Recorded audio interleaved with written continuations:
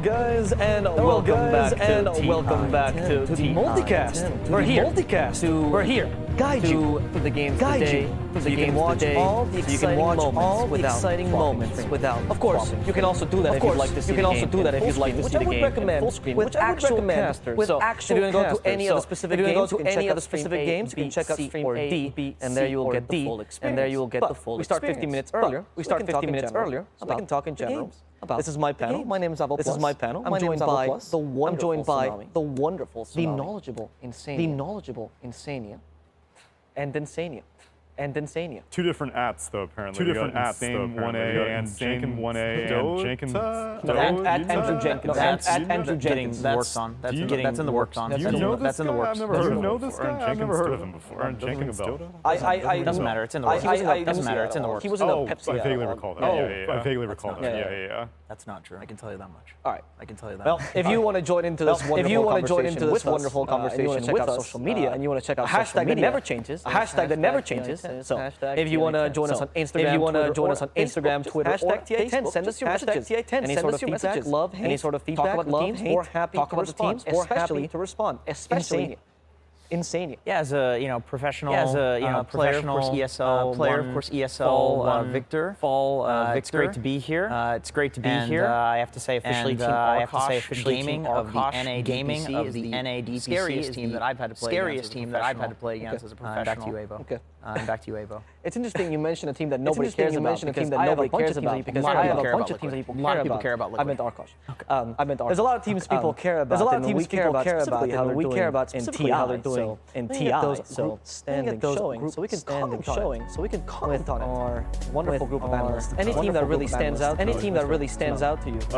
So of the Group A, Invictus Gaming was on. Invictus Gaming was on. They cashed out early on. They got their Singapore major. They got their Singapore major. You know, we have enough points for TI. We have enough points for TI. They narrowly made it through. And then they season 2 and went to Kyiv for fun. Went to Kyiv for fun. Pictures taken at the animation. So I did not have 9-1 expectations for them. That is leaps and bounds above what I was expecting. For me, I think VT really stands out. I didn't expect VT to look. I mean, they've looked good against the Chinese teams in the past, but this degree of 9-1, top 9-1 above PSG, topping their group above PSG, I did not see that coming from them. I did not see that coming. When I generally think of VT, I think of them as like they're going to be good, but they're going to be good, but maybe not. Always top 4, rarely top 2. Rarely top 2. Precisely. I think that's also quite a big surprise. I think that's also quite a big surprise coming out of the group. I know other Insania had a lot of VG.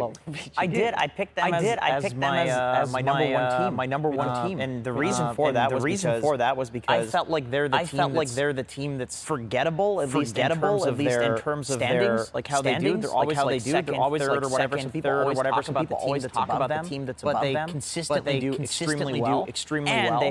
And they have been as well. And I just kind of thought that the way that they played the game was going to work in a non-stacking meta. So I mean, it was kind of a moonshot. That it's working out. I didn't pick them on my Beastcoast, however, I think a lot of Beastcoast fans know that this is the sort of team that you put them up against, like LGD, for example. And they might win. Yeah, no matter how they're doing, no matter if somebody's standing in for Hector, they might win.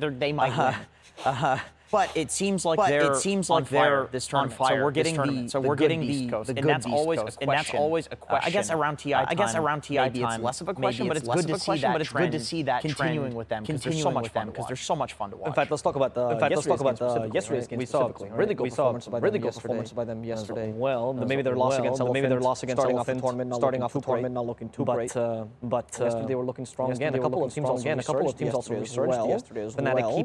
Fnatic keeping another one of the surprises that people were talking about, much better than lots of them expected. You think happened there? SCA experts. I think that maybe similar to VG Gaming, they've been under the radar. Southeast Asia has been under the radar in general, and then T1 started showing up. ESL events, and Animator as well with the top 4 finish, and then people are like, I'll pay attention to Southeast Asia. That's what you're getting.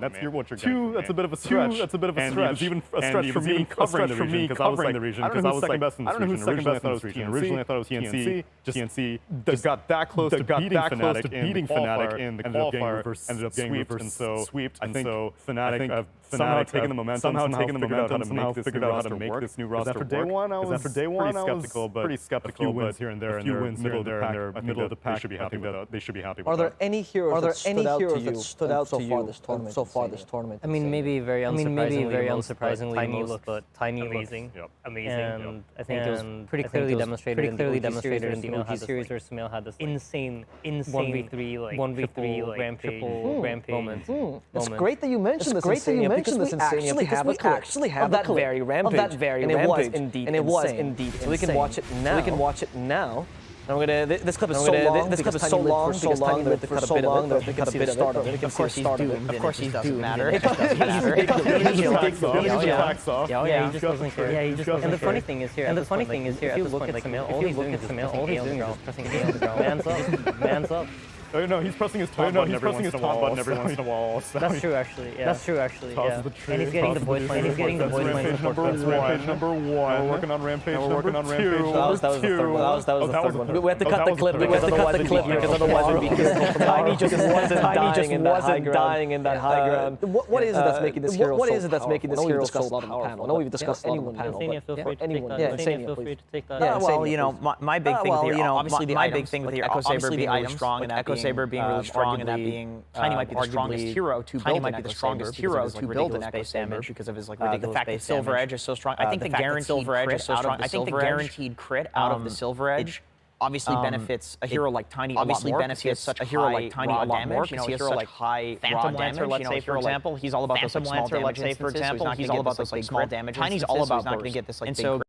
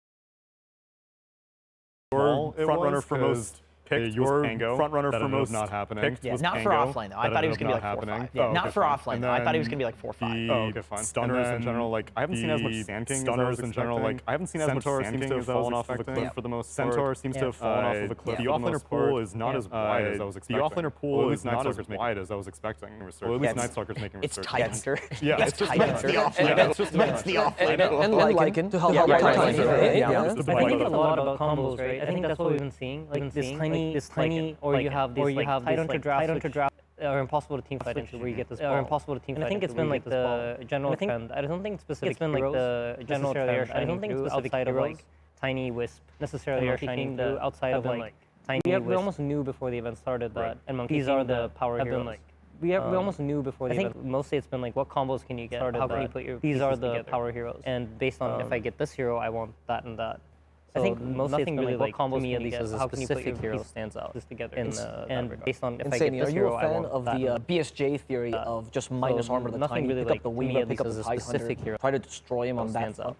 In that regard. I mean, you can. Are you a fan of the, you know, I feel like he's a hero. He's on his team, so be careful. He just minus armor the Tiny. Of course, pick up Team the Liquid, Weema. yes, of course. Yes. Pick up the as a content try to creator, destroy him on that. Of course, right. That's a part of the team as well, right? Yes, of course. You can. But professional content creator. I feel like he's on your team, so very different. What was the question? No. I think players and content creators are Equally respectable content professions. creator. Yes. You should learn something from your player. That's a part of the team as well, right? Yes, of course. Well, But professional Confident. content creators. creators, very different. What was the question? When we beat you, I think players and content creators are Equally respectable equally in a different division. Yes. You should learn something from your better Insani. but the same rank as Insania too. Okay. Insane. I Never think- pull I off think an identity theft, humble, Jenkins. I think confident. I see right This through is it. not I see identity. right It's through it. rebranding. I specifically said that rebranding. There's no theft involved. Legal teams never that have picked been me. communicating to me and saying this is a bad Oh, idea. oh, I There's no like that. theft involved. Teams. That's right. Teams are playing today. And They we are should the know same rank when they're as us. playing.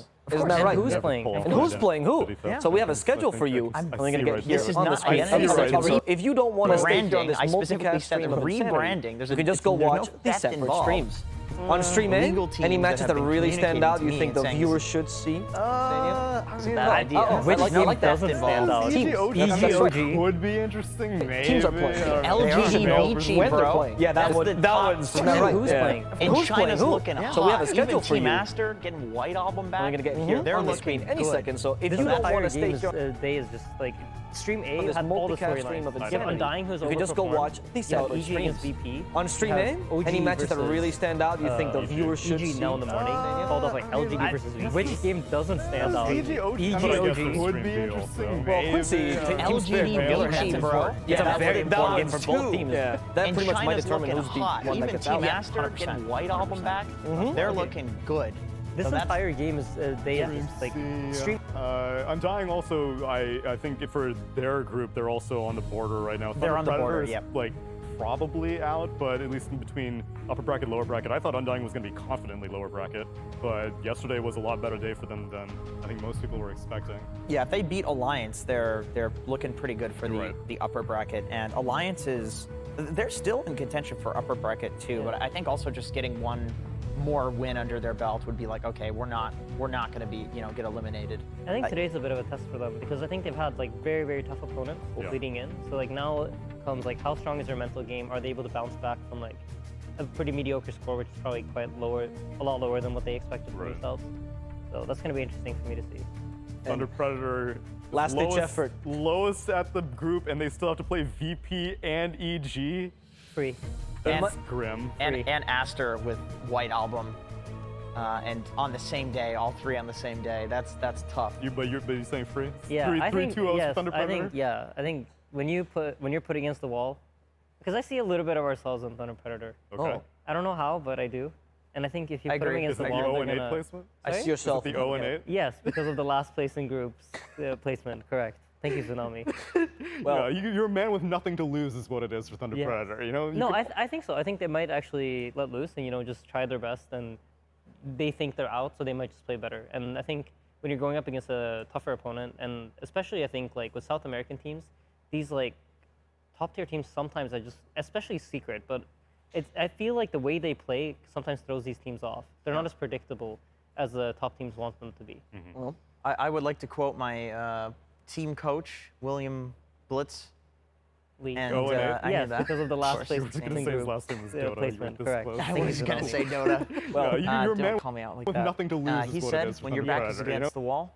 No, I think so. turn I think they might actually and push. let loose and just try their best and That's they awful. think they're Well, out. so that's they what might he play said. I better. mean, he's a coach. He's not. I think He's when you're going up against he's not a writer. He's not opponent, J.K. and Rowling especially or a something like that. things He's like a the coach South for American a teams. Dota team. He's Okay, like we top tier teams. we have a game now. sometimes A are much more especially interesting game than Secret, but Jenkins Rambling. I feel like the in way they play EGOG. sometimes That's throws the game we were all raving about. these teams We could have off. seen They're the not as team's predictable houses, but as we have the to hear top the teams story want them to instead. be. So instead, we're going to go directly. I into would like to EG quote my versus OG.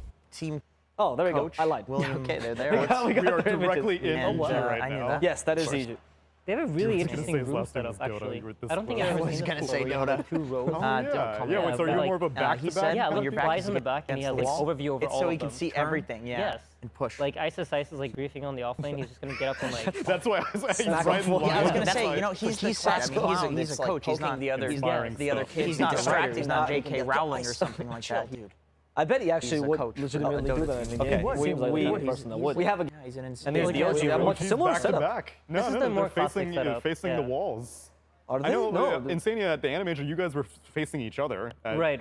So is that your preferred setup? You want to look at your teammates in the eye? Okay, so the good thing about facing each other is whenever something funny happens in a game, like for example, I had Quakefire right in front of me, you could always look up and like he would look at you and then you'd both start laughing. Make eye contact? So yeah, you can share the good vibes. Also the bad ones though. No, bad vibes you just focus on the game. Like when we were in ESL one fall. Yes. So in this timeline you've set up, are you both in the team? No, it's just me. All right. I don't. But then you said we, so who's the other? Yeah, who's the other we? My team. Me and my we. Right. Him and Quakefire. Oxy, The royal Quakefire, we. Who else? Blitz, BSJ, Who else? Name the 5 players. Name the 4 teammates you have. Mickey. Okay. I actually can't believe. He's missing one. I can't believe you forgot Taiga. Poor guy. Yeah. For karaoke though. Wait. Okay. You forgot him for karaoke. Nice. Yeah. So Let's shift away from his shame and let's go right into the draft, which is starting between EG and OG. So has Sumail played EG yet? Because I know he was on that Just Error team. I mean, we played against EG on Liquid, and we drew 1-1. Okay. In our elimination game, we needed to beat them at least one game to have a tiebreaker. Yeah. Oh. And Sumail played Invoker. He said, Aiden, I don't give a shit. Give me Invoker. I'm going to carry this game. Did he carry? Yeah, we won. Oh. And then we lost in the tiebreaker. But he carried that game. But it was a very chatty move. Like, I don't know many players that in an elimination game are like, give me the hardest hero in Dota to play. Yeah. Yeah. And he did it. And he did That's it. impressive. It was like a first phase pick Invoker too. It's not like he wanted it last pick not countered. It was like, It give was me Invoker. first phase? I don't remember, but it was early. He was like, just Damn. give me Invoker. I don't care. That was the Nigma strat in that tournament too, to be fair. That's That true, is but that's because Miracle would get it banned out every time otherwise. Yes, exactly. Yes. That is true. I am very curious to see how this draft will turn out by them. Any picks that you guys are thinking are going to make an appearance here? I think Monkey King might make an appearance. That's a good That's call. a good call. That's a good call. I wouldn't have thought that actually. We're really smart. We are indeed, Tiny Jenkins. Storm I mean, banned it's- out, EG ban out, IO Snapfire. So all the 100% I actually have not updated the 100% contest rate picks. Let's see. Let me check. Who's still on the radar for 100% contesting? 10 seconds remaining. I can tell you who's not contested. CK. 5 seconds remaining. No, he was picked. He was? Okay, Yeah. we've reduced the list by 5 heroes. I don't know which 5 heroes, but Turn to ban. you said CK was picked. What? Really? Wow. Wait, what game? I don't remember, but it was picked. I'm surprised Keeper of the Light is not being picked more. I'm actually quite surprised too. I thought at least, especially when I was thinking of the South American teams, I was thinking Whisper, Coddle Offlane. I thought would definitely yeah. make an appearance. Yep. Yeah. So CK that's a was little actually bit picked by surprising. Beastcoast. I see. It was against SG in their game Played too. by, That's awesome. can you see? It was. Hector, right? K1? I can see them doing It was like. K1. Okay. And he crushed it. Yeah, of course he did. I don't know how he farms on CK. That's what I tell people. Like Hector, they're always impressed by his farming on like Sven, and that's impressive. But I'm impressed by his farming on heroes that don't farm.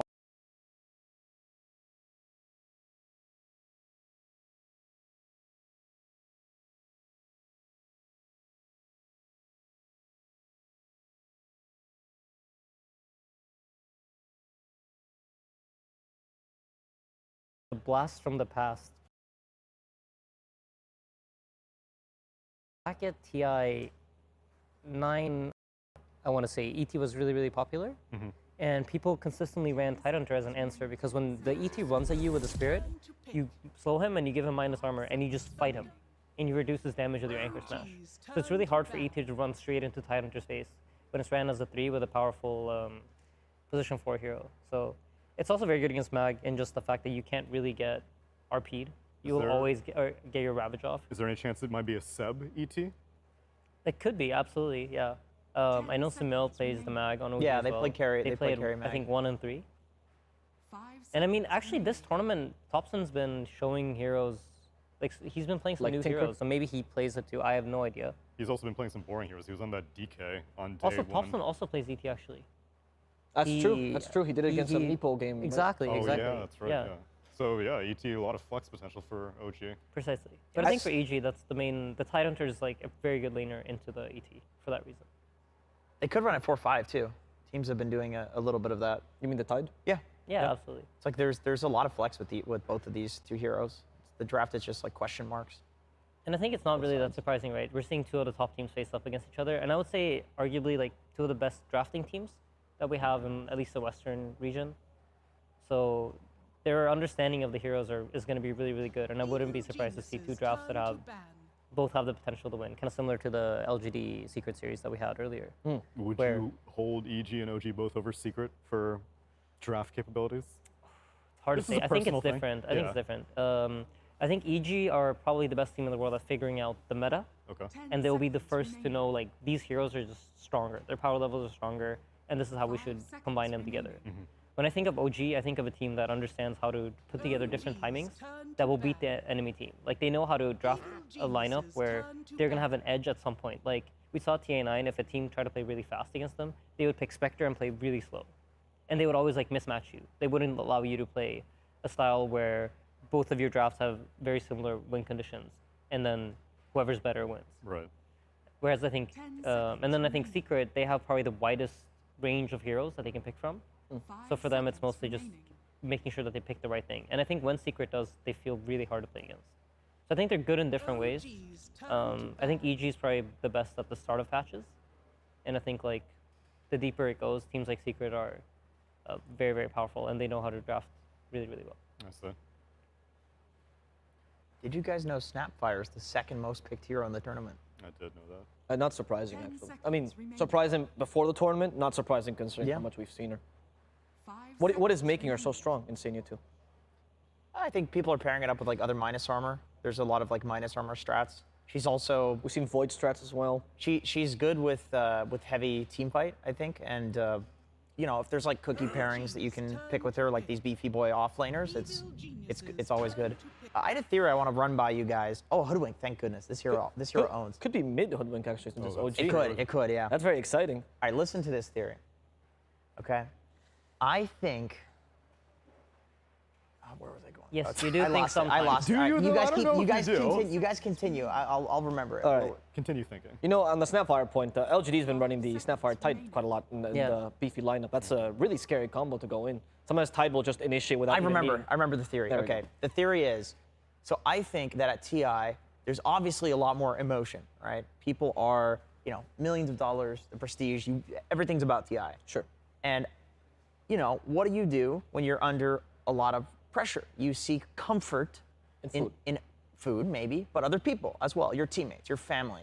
And so I think that because of the emotion surrounding TI, people are a lot more likely to 5-man, because it's like, if you're 5-manning, it's less likely you'll lose, but maybe, you know, you're not farming as much as of the map. But it's like, if the enemy team comes at you, you can just 5v5 fight them. It's like the safest thing to do, right? And I think that's like a big reason why 5-manning always comes back at TI. It's like, a lot of it is the nerves, is the fact that people don't want to. Absolutely, and I think one of the reasons OG is so successful at TI is they don't. They just play the way they're supposed to. I know in an old interview, Samil says this too, where it's like everybody else plays so safe at TI. I just play the way I always do, and it works out. And I think like precisely like you say, when the pressure is high and you know it's intense, you tend to back off a bit more, and you're a bit more scared. You're trying to think like, how do I not lose this game, rather than how do I win? Yeah. And at the end of the day, if you're always thinking how do I win, you're probably going to win more than you do. Yeah, 100%. And like Tide, for example, like his pub win rate is not good. It's like 40-something%. It's like generic bad beefy offlaner, but his win rate in this tournament is 62%. Like I think that there is a distinct meta that's going to work in TI that's not going to work even if you take the exact same players and throw them in a pub, because the emotion is different. I think there's there's other elements to it, but that's a huge element, I think. Absolutely. That is one of the best points we've ever made. We'll give that one to the real insane. I am a professional. Thank you. Yeah, I make a lot of good points, yes. Where do we follow you on Twitter? Feel free to follow me at Jenkins Dota. But yeah, yesterday I was asking about invokers. I don't know if it was on this panel or a different one. It was our panel, yeah. Yeah, and I feel like I've summoned them. They're slowly trickling in. I'm seeing it more and more frequently, but it still is consistently paired with always team fight. Absolutely. And so Ravage, now Static Storm, Wukong's command, I think EG are going to be able to bring this invoker to success, and it may also because probably one of these heroes that OG have selected are going to be mid, probably. Maybe? You don't think so? I think as of right now, I would assume none of them are mid. 10 Okay. seconds But it's just an remaining. assumption, so it could still end up with like a hoodwink mid or so. And I think we didn't really talk about the hoodwink, but I think generally speaking, this TI Tide has been an issue. It's a hero that's hard to answer right now. We saw Viper; it did not look effective. I think like you need some way of getting through the Kraken shell so you can initiate on him, because otherwise he's just gonna sit in front of your towers and you just can't go. He'll zone off your entire team. So having the hoodwink is, I think, in big reason to have the break mechanic to be able to go on the Tide Hunter. So I think most likely Tide. Looking at their heroes, it looks pretty straightforward. It should be, what is it called? Mag, hoodwink in the off lane, and then the Juggernaut ET safe lane. But it's OG, so you never really know. Turn to ban. Yeah, they've like really answered the Tide. I mean, they're banning Faceless Void. Faceless Void is considered a good hero against Mag in lane. It's high base damage, and he can time leap all the nukes. So I'm assuming it's a Mag 3 at least. I think that's Yeah. pretty confirmed just based off the bans. What's up with EG's bans, though? The Pango Razor ban? 10 seconds remaining. Probably, I mean, Evil geniuses turn I mean, to they should be mid heroes. Those are heroes that probably top someplace. So Pangolier, the nice thing about it is he doesn't care about Ravage. It's one of the few heroes in the game that has like a 12-second BKB. So you just start rolling in, and then Tide doesn't really want to Ravage during the time that Pango's rolling, which then also gives them more immunity on the other heroes, because you have Juggernaut spinning and you have Pango 10 rolling. seconds So it's hard for you to use spells to deal with these heroes. And their draft is like pretty heavily reliant on their spells 5 to get kills. seconds remaining. It's a really good Jug game so far. There's like not much to instant stun him before he spins. Like you're gonna have to hit him with like a Ravage or a Monkey King Q. And like, yeah, Static Storm is like, that's a hard thing. That's a hard thing to hit. You're never gonna glimpse. Okay, well there's some stun. There's some guarantees. Well, they also flex the Monkey King, who's pretty decent against Jug at tanking in the Omni Slash if he's in the circle as well. Yeah, true. I think the Monkey King stun into Static Storm, from like Monkey King stun from trees into Static Storm, is actually quite scary to play against. And I know a couple patches 10 ago, seconds RTZ was playing a lot of, back when Naga Disruptor was really popular. We 5 thought RTZ seconds was like the remaining. best Naga, because he kept finding kills for the Disruptor. And I think I could see a similar thing happening here if he's playing the Monkey King, where he's going to be... It is. Thompson Hoodwink mid. Yeah. Yeah. Let's go. Okay. Very where he's nice. going to be setting up Fly with the stun, I think, quite a Right. bit. So this goes back to the point that I think we talked about this on the panel yesterday, that the hero that counters Tide also has to stay away from Tide. That's one of the biggest issues. Like you get caught in the Ravage AoE no matter what. Hoodwink might be one of the better ones at doing that, Yeah, particularly it's in so the mid long position. range. Yeah. And Yep. what was Thompson's Hoodwink build? He would get Scepter like super early on. He would, yeah. He would like rush it. Like but that Ethereal was, like, Blade, Veil, one-shotting people. Yeah. Sanjin Kaya. I don't know I how think good there's the two boomerang styles. is this game. What are the two styles? I think there's two styles. Either you go the magic route, where you're really focusing on your spells, and that's when you go the Aghanims, and you want to like amp up the magic damage of your draft. Or you go the Maelstrom route, where you Gleipnir. just throw this Acorn, and it deals so much damage. Like a Gleipnir kind of build, yeah. Yeah. The more physical, it's still magical heavy, but it's the more like auto attack style build. I think with Thompson, he just enjoys one-shotting people because it's funny. He does, honestly. And, like legitimately, I think he just enjoys doing that, and so that's why that's his build. And you know, I do think the chaos factor of not a lot of people do that build. Most people do the Gleipnir like Acorn build because it's a lot easier.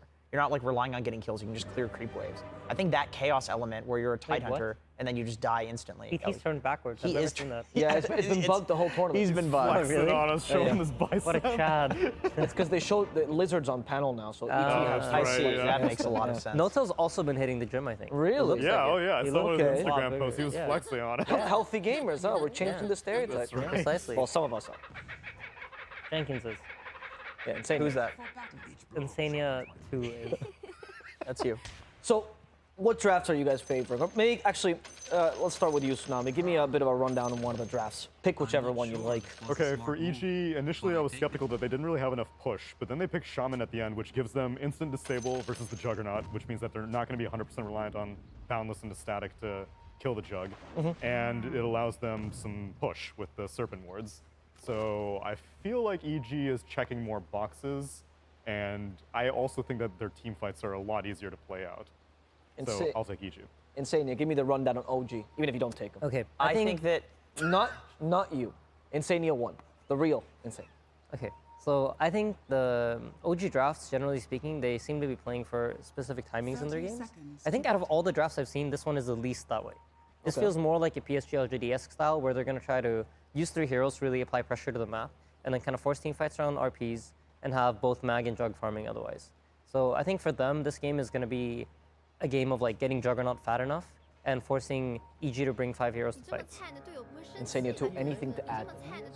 You know, I think both teams have, there's layers to these drafts. Why are you laughing when I'm making a real point? Layers. I Okay. feel like you're memeing me. I can immediately tell what you're... The timings and, you know, that would be me. No, I think... There's a lot of nuance to be had. Of course. And ESL one fall, let me tell you. No, I think Jug Mag is like a late game combo that Jug Mag ET especially is like a late game combo that's very difficult to beat. But then on the other side, you have the amplification of the Invoker, Alacrity onto the Monkey King, plus like ridiculous team fight between the Tidehunter and the Static Storm. Like I think both lineups have a lot in the late game, and so a lot is going to depend on the mid matchup. Like both of these heroes are playing, are fast. Like Abed is going, at least right now, Quas Wex. So it's going to depend a lot on like which one of these mid laners is popping off. How who can is set this their team up matchup? better.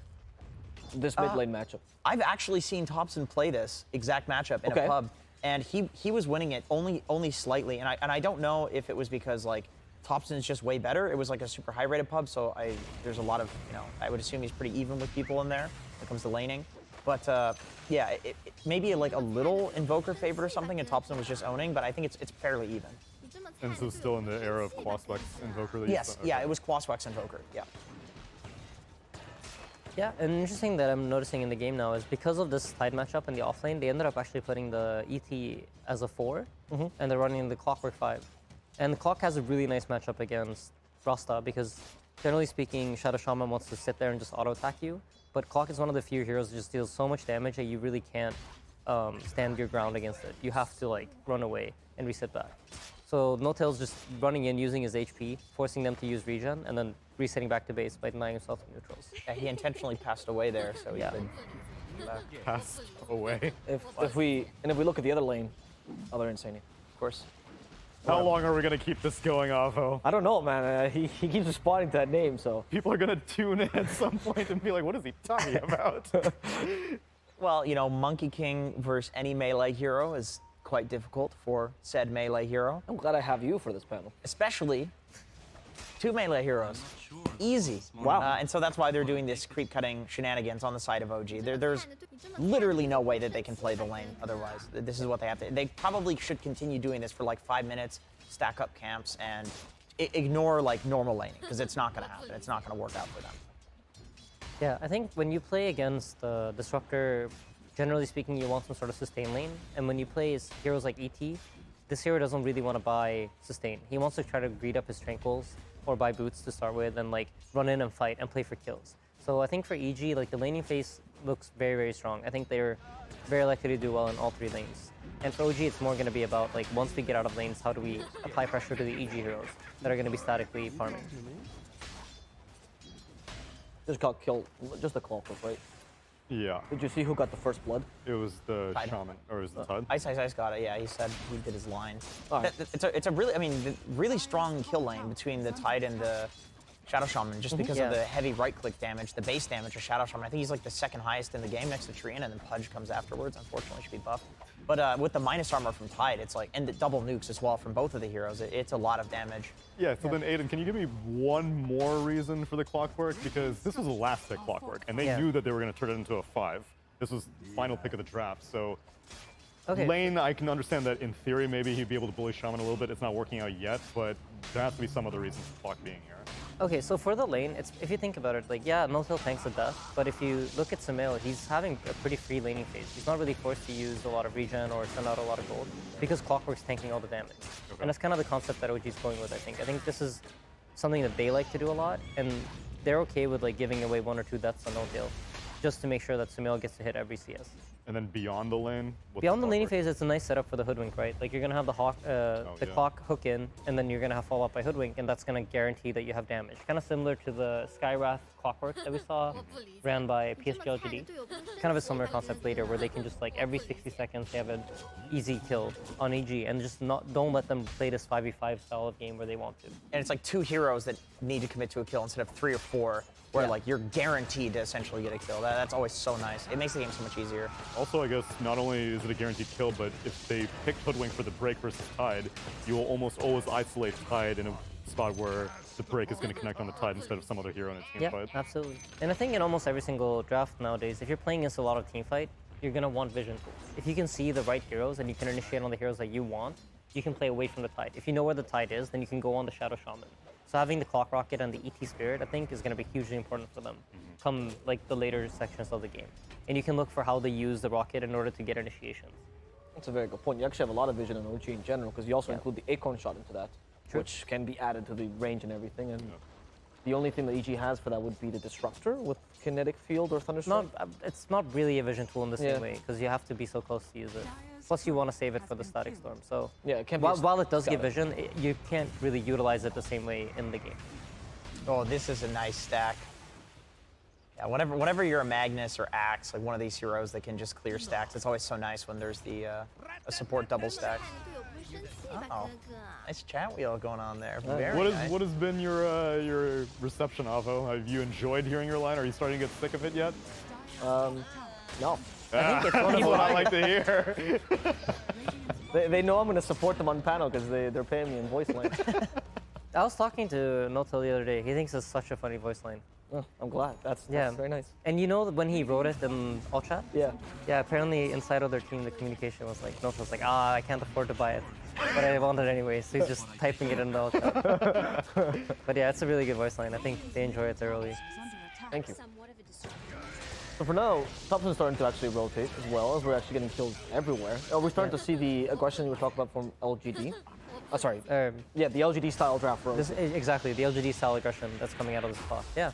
No, I mean, this is kind of how this lane panned out for them. Like, he buys time at the start, he gives away a kill, but he knows that the investment is worth it because he'll have a strong Sumail with him that will also be getting some solo XP at times. Because EG doesn't have the mana to both kill the clock and pressure the Juggernaut afterwards. So it's an interesting style of playing 5. I think Notel is very specifically likes to play this way, where he will give away a kill at some point, but in return, he knows that the trade-off is worth it down the line. So if you are EG, what is your game plan this game looking like? I mean, you have the strong team fight, so are you just going to wait till that mid-game? I think EG, and I think almost every single team that goes up against OG, I need to see that they can contest pacing. I think in every game that I've seen OG play, they're in dominant control of the pace. Whether they're 5k ahead, 10k behind, it doesn't really seem to matter because they're controlling the tempo of the game. They're getting to pick when they want to fight and where they fight. So with EG's heroes, I think they have the potential to upset that, and they can set pace themselves, and they can make the moves on their own. And I think it's going to be important for me to see, like, especially the Monkey King and Disruptor coming together to set up plays here and there. But I think it's going to be a little bit slow until we see the 6s come out from EG's side. Of course. What is your game plan until then, Jenkins? For which team? For EG. Until you're ready to fight. How do you make sure that OG doesn't take over the game? We often talk about how well they control space and economy. So yeah, I mean, I like the rotation that they made with Fly to the mid lane. I think making plays with the Invoker, you know, if you're putting him with like the Shadow Shaman, putting him with the Disruptor, like any hero that can do a little bit of damage and like proc the Cold Snap is going to be enough. It's really a lot on Abed to get things to happen. Maybe not necessarily on him, but he's involved in like every single play until the level 6. Mm-hmm. There we saw that double vision coming into play. The amount of dewarding they have. And the stats that you were talking about from Magnus. A lot of focus on it. EG have been policing it, but they lost their vision, and immediately after dewarding it, OG are like, we need to get rid of this stack before EG steals it. Yeah, and as you guys noticed, I think this is very in line with like OG's playstyle, where, so for EG, Arteezy is going to have to get involved. It's just how the draft works. OG has drafted a draft where Sumail's just allowed to farm. They just want him to not be visible. They don't want him to be playing against heroes, ideally. And we saw this twice in the series against T1 yesterday, where Sumail was just, he wasn't playing the game unless he wanted to. And as a carry player, I think that's the kind of Dota that you want to be playing right now, where you're picking when you want to show up and when you don't have to. Whereas like for EG in this case, like the Monkey King has to be involved or it's going to be difficult for his team to make moves. So then do you think it's OG had to, was OG intending to save those stacks for Jug? I don't think so, no. They're going to have time to stack it up again by the time he makes his way over to that side of the map. So I think the game plan was probably always that Mag is going to have a bit of a hard start and then we'll recover him through stack. Yeah. I feel like Jug is such a dominant laner that like even if you are going Battle Fury or even if you do have a Magnus where there will be stacks, like you don't have to take the stacks because you can just farm your lane for so long compared to other carries. Or farm like aggressive jungle, you know, where other carries would have to like back off to their triangle. Or do something like this, which is like actually siege a tower as a carry hero. That's true. And even early on, when Omnissiah's off cooldown, you're somewhat of a threat. You can't just go gank him with 2 heroes. And yeah, 100%. 100%. He can turn around and kill you. And if you look at it, like, he's not really playing against heroes. And what I mean by that is, like, you don't see, like, this Tidehunter TPing in and chasing after him because he's so hard to kill in this game. And EG then instead have to go to pressure the other 4 heroes of OG. Seb is not looking good. He's picnicking. He is lumberjacking. But if you look at it, there's 5 EG heroes here. Arteezy's forced to be involved in these moves, just in case OG responds. And this is kind of, I think, the advantage that Sumail has in this game over Arteezy, where he's allowed to play a bit more freely. But for OG, I mean, for EG, it just means that, you know, they have the power now, and they have to bring it to them. But since they can't touch Sumail, they really need to punish the other 4 heroes, so that by the time Sumail comes online, dude, the other 4 he heroes solo aren't kills relevant. him. 1v5. Wow. Oh my god. That Wow. level 3 battery assault. Bro, that is hilarious. You do not want that to happen. Can they turn this around? And now OG has shown up, and Arteezy's like, well, I already lost Fly. We have to leave now. So did OG all TP'd from the tier 2 or their outpost or something? Because like they didn't defend the tier 1, No, but it they was still the kind of outpost and took a tier 1 fight almost. Yeah. They even forced the Ravage actually there, which is Yeah. a pretty Yeah, big that's deal. arguably like the most important thing that I would say happened so. there. Yeah. Because now Sumail can just push this, and if they back him up, I mean, I think they could 5-man it pretty easily. Maybe he's gonna force like a Tide TP, and that's what their play is here. Look at his build as well. Timing. We're looking for small items as well. Yasha direct into Diffusal Blade. He's gonna be able to fight early as well if he needs to match Arteezy's playstyle. And generally speaking, building agility or stats when you have Empower is really important because it Base damage. exactly. It amplifies your base damage, so that green plus number doesn't get amplified by Empower, but anything that you're getting from stats, any sort of base damage. Did you know that, Jack? Yeah, of course. That's not my name. So I think for EG, the only little like troublesome thing is I noticed that Fly is not level 6 as Disruptor yet, and I think that hero is like a third of a hero before his ultimate. Alright. Yeah, Thompson in trouble. This is a classic Thompson, dude. He's always looking for solo plays. Yeah, and He's just trying to solo kill Arteezy That's casually. It's perfect for him though. Yeah, it is. It But is. like, I mean, what is EG even doing there? Why was Shaman and Disruptor behind? There's no tier 1 tower there anymore. Do they have any? I think they have a. Do they have a lane ward or something? No, that's actually OG that has the. Yeah. lane ward. So when Thompson plays, I was gonna call it Squirrel Hoodwink, he tends to do all these plays where they force the enemy into the wrong side of the map by cutting lanes constantly in those places, and it's very difficult to deal with that. Because what do you let the lanes push and therefore give him more vision? I feel like he does that on everything. Like we're seeing him on Tiny as well. It's like He dying, does that, yeah. He's dying hilariously on the other side of the map, but he's always going for these like potential solo plays where it's like if you don't respond to it and he kills your carry, the game just ends right there. Like even when it comes to morale, like you've just died solo to a mid laner as a carry. It's like that doesn't feel good. And he finds farm as well, which is crazy. He does find farm, yeah. He does. He's always super high on net worth, like carry level net worth. that was very, very close. Millimeters short. I mean, Shaman's been eager to use the Serpent Wards, but I guess they forced out a glyph at best. I think they're happy with this one during the game. EG's draft has a lot of ways to get kills, so the Wrath Ward's just getting some tower damage out of it. I think Crit is very happy with just forcing Hero's bottom and getting the little bit of damage that he can. It's better to use it than like, because if you look, we're gonna see like in the next 90 seconds, and most likely it's not gonna be a situation where like, oh shit, I don't have Rasta Ward, so I can't do anything. Oh, he got his thing canceled. Yeah, this is. Oh. Oh, Crit, he's what so a hero. dead. Oh, and it's right not gonna back. matter though. Oh, he Oh my really God. wanted to help. That is unfortunate because he was max range, I presume, right? There Yeah. From Unslash. Yeah, that was kind of nuts. I mean, quite lucky to No luck involved. slash like that. Just skill for OG. Tumblr's toy. Yeah, but you see how EG is forced to always keep his support around Arteezy because it's hard for them to make moves without him. They still need his Tidehunter to hit like teamfight point strength, and they're using him to defend towers. And Abed, as aggressive as you can be on the cross-neck Invoker, Yeah, that's a little too far to survive. yeah, he doesn't really have targets in this game. If you think about it, like he can't go for the jug, so he has to be chasing the Hoodwink and the Mag. But they're playing in a way where they're really cornered up to the size of the map. And if EG decides to chase after the OG heroes, then Arteezy has to play safe on the opposite side, which is why you see them grouping up so much. And you see them bringing numbers to fights is because they don't feel safe on the map when they're not grouped up. And this is the nice thing about having this like last bit clockwork, right? Where Clock plus Clock plus Hoodwink kills any of the EG heroes. Sumail showing up to everything too is a problem for EG because like just like what you said, if Sumail's not killable by these heroes currently. Like you need to like chain stun him with Rasta, but if there's anybody behind him, that's just going to get interrupted and then Sumail's going to pop off and kill you. So the fact that he's having such a good game and able to play active means that these heroes that would otherwise be dying to the Invoker, it's like, well, all they need to do is follow Sumail around and press Empower, skewer people out, and he's going to carry the game for them. Yep, here we go. RP. Nope, not even needed. No need. Fly stone. Even the tip from Thompson was just watching. Just peeping from afar. He's just jungling. Thompson went for the Maelstrom build, by the way. He's not going for the full Gleipnir, though. He went Maelstrom into Ag, so kind of like a greedy farming build, but still going for this. Oh, he's going for Gleipnir. Okay, so he changed it. So he is going for Gleipnir? Yeah. Okay. Yeah.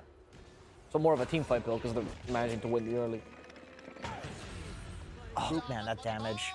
If you have early levels on Hoodwink, it really feels like you one-shot people. Like level 12, at this point in the game, is like 80% of a support's HP. The sharpshooter level 1 to level 2 is a massive It's huge, yeah. The difference between each of the levels is huge. Oh, it looks like no tail. This will be the end for him. It's incredible how much time he's wasting on the clockwork, though, in general. What are his items? Why is he so tanky? I don't know. It's just two pretty low damage heroes, right? Yeah, I guess so. Titan and Invoker don't really have the most burst at this point in the game, especially with Crosswex. That's one of the problems that you can run into as a Crosswex Invoker, where like you're a little bit low on damage if you don't have someone to really play with. Traditionally, it's paired with like these position 4 heroes that together the two of them can apply a lot of pressure. You think the position 4 heroes? Oh, it's a Shadow Shaman Invoker is okay, but it's not like it's not an Earth Spirit. It's not some like quick get in there and kill them and like on a tornado they will die. They both kind of provide a lot of lockdown instead of like damage in that way, and that's why you see them like so intently paired up with Arteezy. They need this Monkey King to set up moves for them almost. And it feels like in this game, it's reflected in the net worth too. If you look at Sumail, like yes, he has Empower, but I think more than anything, the fact that he's pretty hard to kill on the map, and the EG heroes can't really pressure him without the monkey, is giving him a lot of space. He feels free to run around the map and farm as he pleases. And wow, he already has Mantla and Diffusal. He's so strong right now. He's still very versatile though. It needs to be said. Like if he gets stunned into Static Storm from the Monkey King, that can kill him. However, there's a really interesting thing with Manta on Jug against Disruptor, where if you Manta and spin, you can get it off during the invulnerability. Yeah, inside of the Static Storm. Was that after the lag compensation patch that you could do that? I have no idea. I just know Mickey does it really consistently, and I would be surprised if Sumail didn't know about it.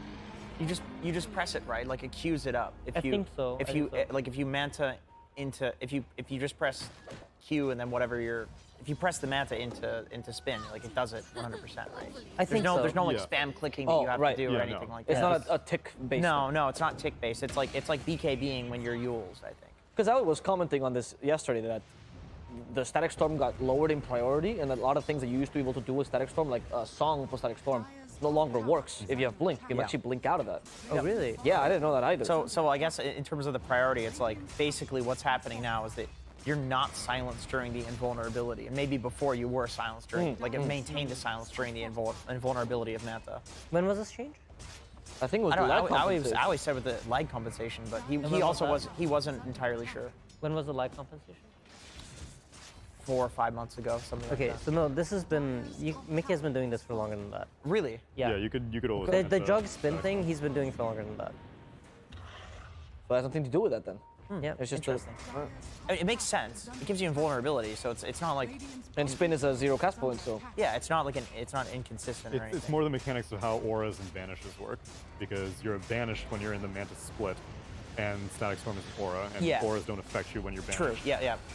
Oh, I see. I didn't realize Static Storm was an aura. Yeah. I see. That's why it's like instant when you Yules. Right. So OG are recognizing that they're really strong right now, and they're just going for it. Ooh. That hookshot connects, you're going to see Hoodwink dropping all his spells on the Tide there. And this is what I was talking about during the draft, where like a lot of teams are having this problem where the Tide Hunter just plays in front and you can't really walk up. But because Ice knows that he's under threat, he could get broken at any time. It gives them an opportunity. That was a defensive force staff, right? No, they forced him in, trying to kill him. Oh, I think Ice has a force. Yeah, he just can't find an opening. Oh, I thought you said defensive. Yeah. Yeah, he forced him in for the shaman, but it's like they don't have damage right now is the problem. Yeah. They just can't kill the Juggernaut twice. And here we go. They found the opening. They have this poke damage that Owie always talks about, where like you can just ET stomp and then hoodwink ult and kill somebody. Oh my god, that Earth Splitter just obliterated them. My god. 2 instant buybacks, but Invoker's not buying back though. He really doesn't want to have to. But then why did the Disruptor and Shaman buy back? Dude, OG's looking insanely good in this game. This is scary. But the damage problems are really starting to show as the game progresses. They are. I just mean like their discipline. The fact that they're running around with Sumail, like you have a mag lineup, it's not an obvious thing to run around with your carry when they should be farming, you know, but it's like Insanity was saying, like there's no kill threat on him, so they've recognized this and they're just being relentless. It's like they're not giving EG a single foothold in this game. Yeah. Here we go, Clockwork Hook in. Find Spit. This is the vision tools coming into play, right? This is like how they're able to find these moves because they have vision. Tide was able to tank the Sox has an sharp- Axe. Oh, wow. Oh my damage. That was ET. Sox has an Axe. Oh my god, GG. Yes. All right. 21 minutes. Dude, what a stomp, man. Yeah, That was- honestly. That was scary. Best series of the day, guys, right? Best EGOG. series of the day.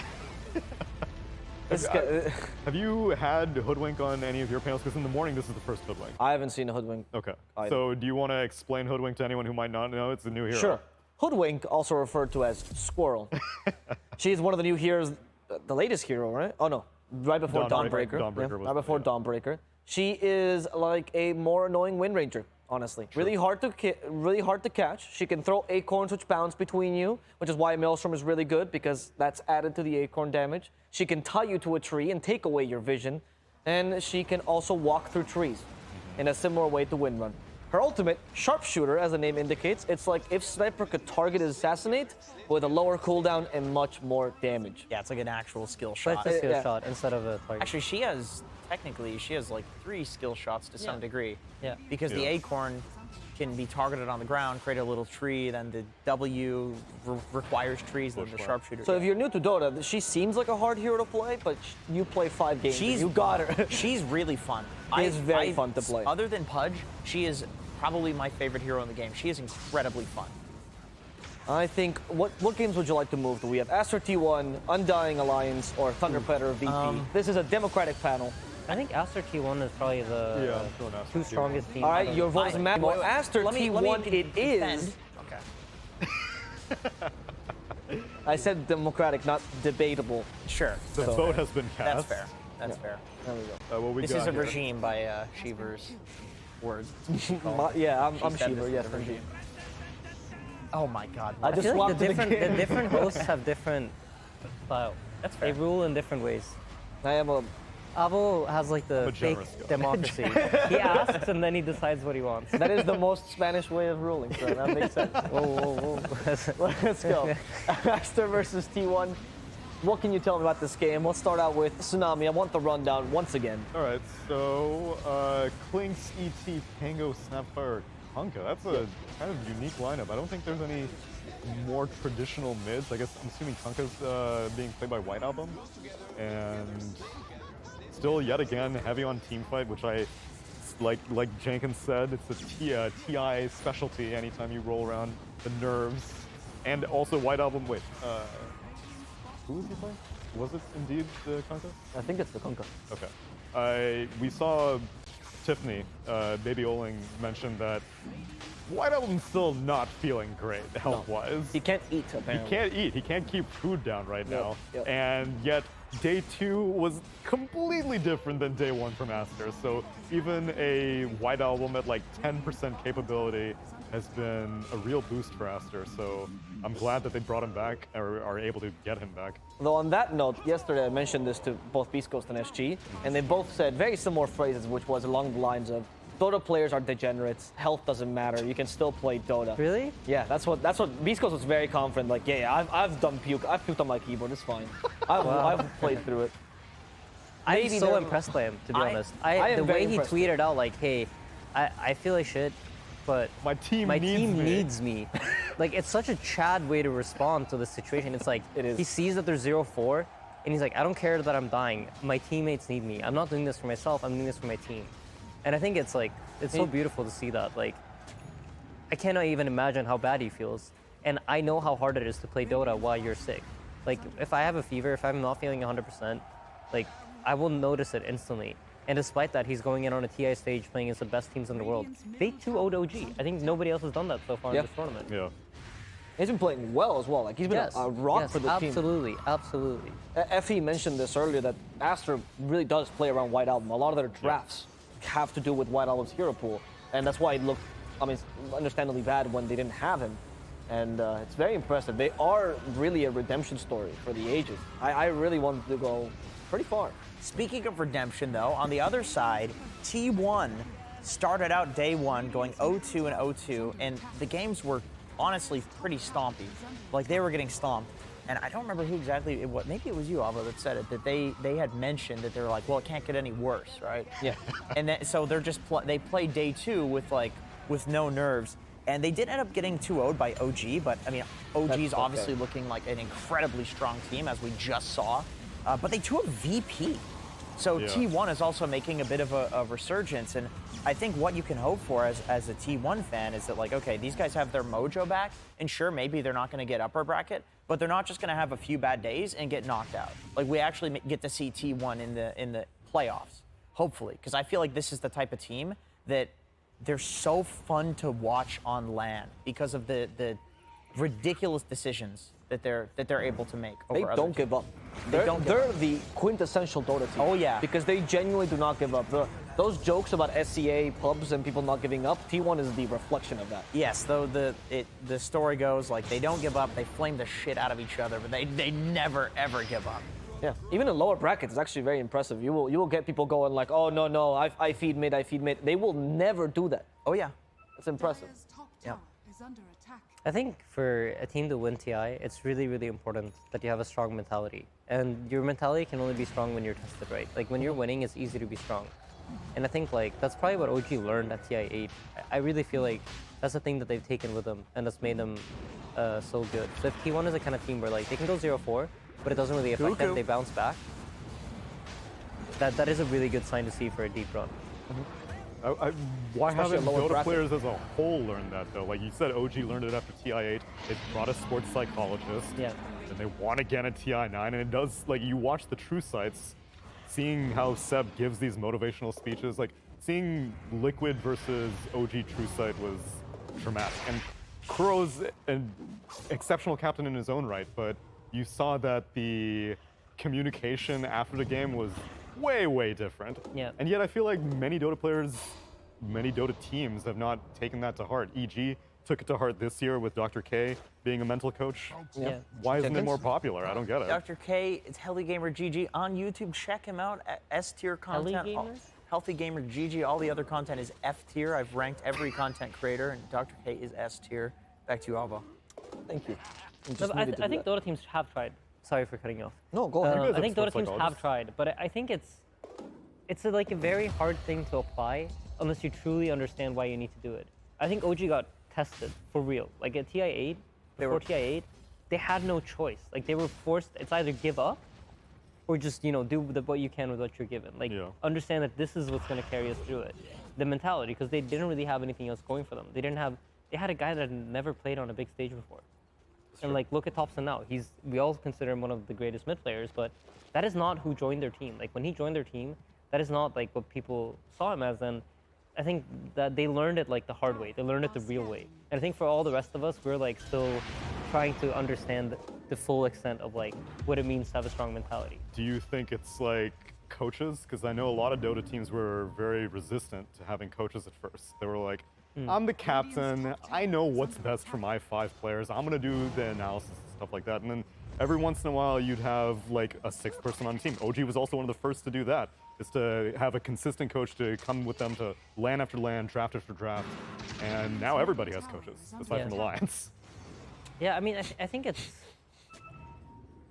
a part that people don't understand. It's like the mental aspect of things. Like, I genuinely think like Dota pros in general don't understand it, and they're not willing, because, for example, like let's say somebody tells you you need to be thinking in this way, and they're like, nah, I don't agree with that, and then they just dismiss it and they move on. Yeah. I think it's a very Dota player kind of thing where like someone who knows more than you is telling you something, but you immediately dismiss it based off the fact that no, I don't agree with that. Well, for whatever reason. Proud people. Yes, I think there's a lot of pride in Dota people in general. You know what I learned? This is not a bit. This is not an Insania bit. What I learned after a long time of being a tier 2 player kicked off of teams is that there are, and this is what a mental coach could tell you, instead of taking years to learn this, they could tell you and just be like, don't do this. Like, there are some arguments not worth having. Like, if somebody tells you that you're doing something wrong for this reason, and then the reason you find it illogical, doesn't mean you're not doing something wrong. Elaborate on that. Like, you shouldn't push the mid lane because the mid lane is the most dangerous lane. It's like, well, I don't believe that the mid lane is the most dangerous lane. Doesn't mean that I should go and push the mid lane and go die. It's like maybe my reasoning behind the thing that the person's saying is different. It doesn't mean you should argue about it. Like, there are very psychological elements to teams, I think, that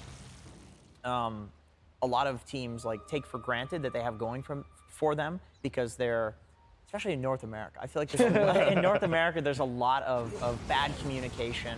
There's a lot of it takes longer to go over, like literally it takes longer to go over replays if you're like arguing about the nuances of things. But the nuance doesn't matter in Dota because it's an instinct game. Like, sometimes it's just best to say like, oh, you said that this thing is good to do, like, I trust you. Yeah, I trust you, exactly. Like, the trust and the emotion is more important than the logic, You don't have to logically figure things out. I think that's a big difference between like analysts and players. A lot of players, like, they feel like something is good. Maybe they don't necessarily know why. I think a captain is more likely to break things down, but they just feel like something is a good play and they do it, and then it is or it isn't, and then they build their feeling. Whereas I think for like a lot of analysts, it's like trying to figure out why something is actually good, and a lot of the time it ends up just being like useless jargon. It's totally like your reasoning is not what the players think, and different players have different reasoning, but it doesn't mean that the thing is not good.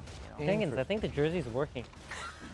He's starting to believe. You're actually making really good points today. He's making good points today. We should put you in the jersey more often. I mean, it says Sumail on the back. It doesn't say. Well, he did just. He said he was going to make me stand up and show it, but I was going to expose him as a fraud later. Stand up. Reveal your sham. We're getting a slow zoom. You need to. Should I bend down? No, you got it. Yeah, that's good. That's good. Sumail. See, he's not me, guys. That's a rare jersey, my friend. That is a rare jersey. It is rare. I asked him to put Sufail on it, but he wouldn't. So, if we elaborate on that point before we, Sure. Is it then that if you're, say, a captain or a Dota player, and is there such a thing as over-explaining yourself? Is the idea that maybe if you logic everything, you will get stuck in that rut? I think so. There's blabbermouths in So there's strength in your own, like, is there strength in what I say go sometimes? Because that's always been a question for captains. I think there's a reason that Insania is a good analyst. He says things without saying too much. Yeah.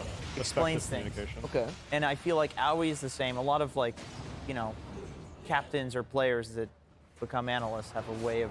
The economy of words. Economy of words, yeah, exactly. Do you feel like you've learned that from in-game experiences? You absolutely learn to, at least because the communication needs to be fairly quick, and it needs to be, like, you need to try to get your point across with as few words as possible.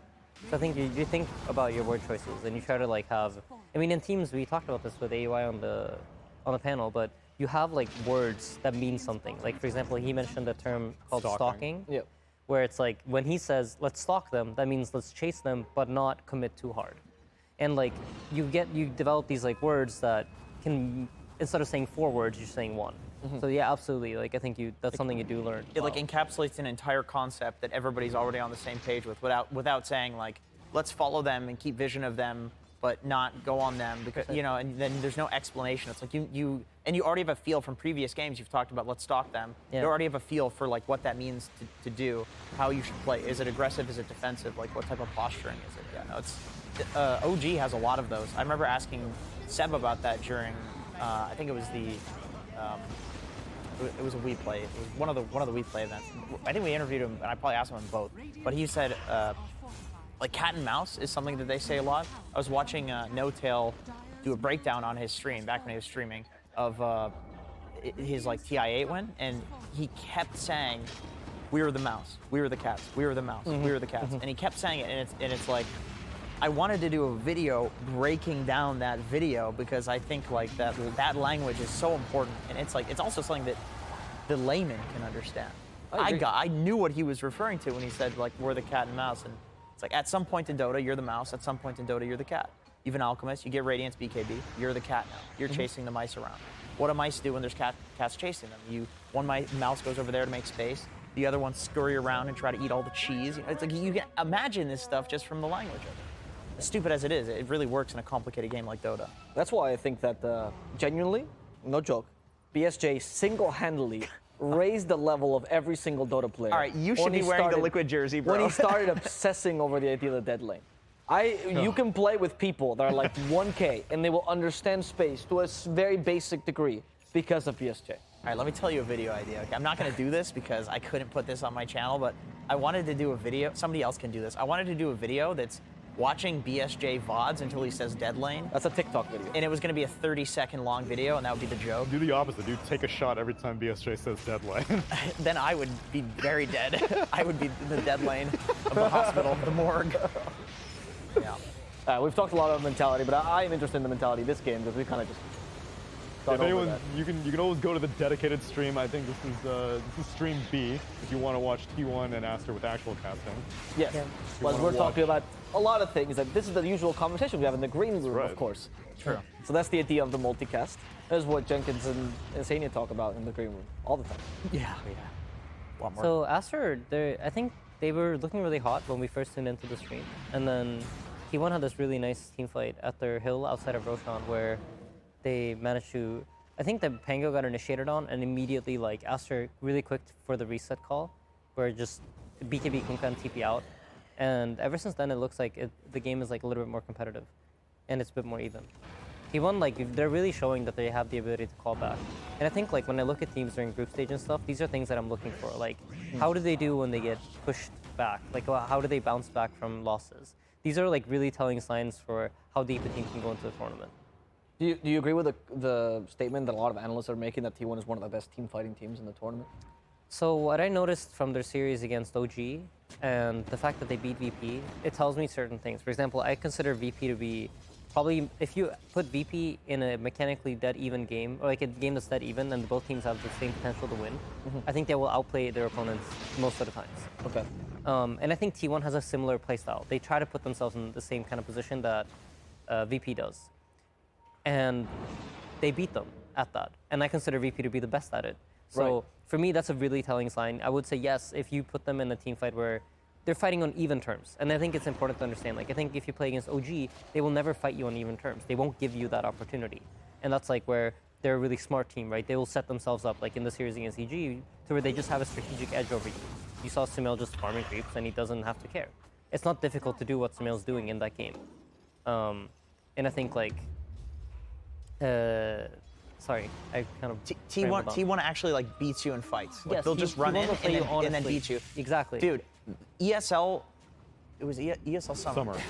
There's so many ESLs. ESL Summer, it was T1 versus VP Grand Finals, and it was so close. It was so close, and it was such an exciting Grand Finals because it was exactly what you're saying. They would just run at each other, and then one team would outplay the other. But it was like, I think the way that we described it, the general consensus was like, it was a dance. It was like one team would bait the other in, the other would bait the other. You'd have a 3-man RP, 4-man Echo Slam, but then BKB's right before, like just the absolute most beautiful team fighting. It was legitimately like watching a dance. So yeah, I think T1 is like, and no matter how the gold deficit is, like they will think of a way, and they have the synergy where they can actually take a fight off of you and then end the entire game. Yeah, it almost feels like choreographed to an Yeah, extent. it does. Even though like it couldn't be, couldn't be. But then again, I do hear that like Cuckoo is very vocal on this team and very important for this team. So maybe they just genuinely do have really good communication, and Cuckoo's just like a dope captain. I mean, they've been together for a while, so they do love each other, right? They're a team of friendship. They're a team that's been through hardship as well. They were also dropped by the org and then continue to succeed, thanks to March partially as well, who they have a lot of trust in. So their storyline is one of friendship as well. Yep. VP just beat Thunder Predator, so that's another loss. 0-9 for 0-9, yes. Who was saying it? I think that Whitemon and Zephyr are the two first Indonesian TI players, Yes, right? correct. Yeah. Yes, And they're together. and they're together. And they're an iconic support duo, one of They the are. best support duos on They the are planet. actually very, really good. They're insane. Yeah, I mean, I feel like when T1 wins, it's when Zephyr and Whitemon are walking around like popping off together, making all the other lanes work. Zephyr's crazy good. That was the man where, for a while, we used to joke on GeekFam. GeekFam would just draft and sometimes mess up in the draft, and they'd give whatever they messed up in to Zephyr. And he'd play it as a 4. Yeah, that sounds about right. We're going to go back to the Aster game now, as we just got the 1-0 confirmation. This is the multicast, so we tell you about everything. If you're not looking for spoilers, do not watch us. This is the spoiler. This is the spoiler. Yeah. Yeah. Yeah. So back into the game. Sorry, you were talking about how great T1 was doing and managing to bring. No, this but I back. think T1 style and the type of team they are, in my opinion, they're like they're brawlers. They want to fight you, and they want to play. They don't want to play Dota where like we're playing smart. We're playing, and I don't mean that in any offensive way. It's just like they want to play mechanically high-skilled Dota, where the micro decision-making is what wins you the game. Like how well you team fight, how well you kite out, how well you know your limits. These factors are what wins you the game. It's not about how well you move around the map on the grand scheme of things. It's not we're gonna force one hero to move top and then we're gonna smoke bottom. Or it's not really that kind of thing that makes them a top-tier team. It's more the micro decision-making rather than the macro. Even when they're smoking, it's smoking like based on team fight decisions. It's like X spell was pressed. We're just gonna go take any fight because we know that this spell being down means that we can fight even like without one hero or without one of our spells. Like they're really good at determining when a fight is good for them. What is actually fascinating about T1, and a couple SEA teams have this mentality, is that they have a very different calculation of the value of like someone being alive versus spells. They are the first team that will see that they'll lose 2 people for a chrono, and it's okay for them because they think they can still carry that. Dude, fight. that's a really hard decision to make. Yeah. I think it's something that's been like it's more and more popularized during this year. Actually, I've seen it more and more teams are like starting to understand how to value that thing. Precisely like you said, like when can I actually fight 3v5 because they don't have spells. Oh. 2-man skewer, the 2-man RP. LSA clipped them? Yeah. This is what T1 is. Carl is just, yeah, they lost the Weaver and they're like, we actually don't need the Ags Town left. Of course. That's the luxury at this point. I will say it's also pretty impressive that Aster was not only White Album that's sick, the whole team, right, is actually managed to go toe-to-toe in these kind of games. We heard that White Album can't keep down solids. Maybe the rest of them can't keep down. He just said food. Not, just food. Yeah, Okay, just I food. see. Just food. Just food. Okay, maybe they did need the Thank you, Ags Town Jenkins. left. You know, I got you.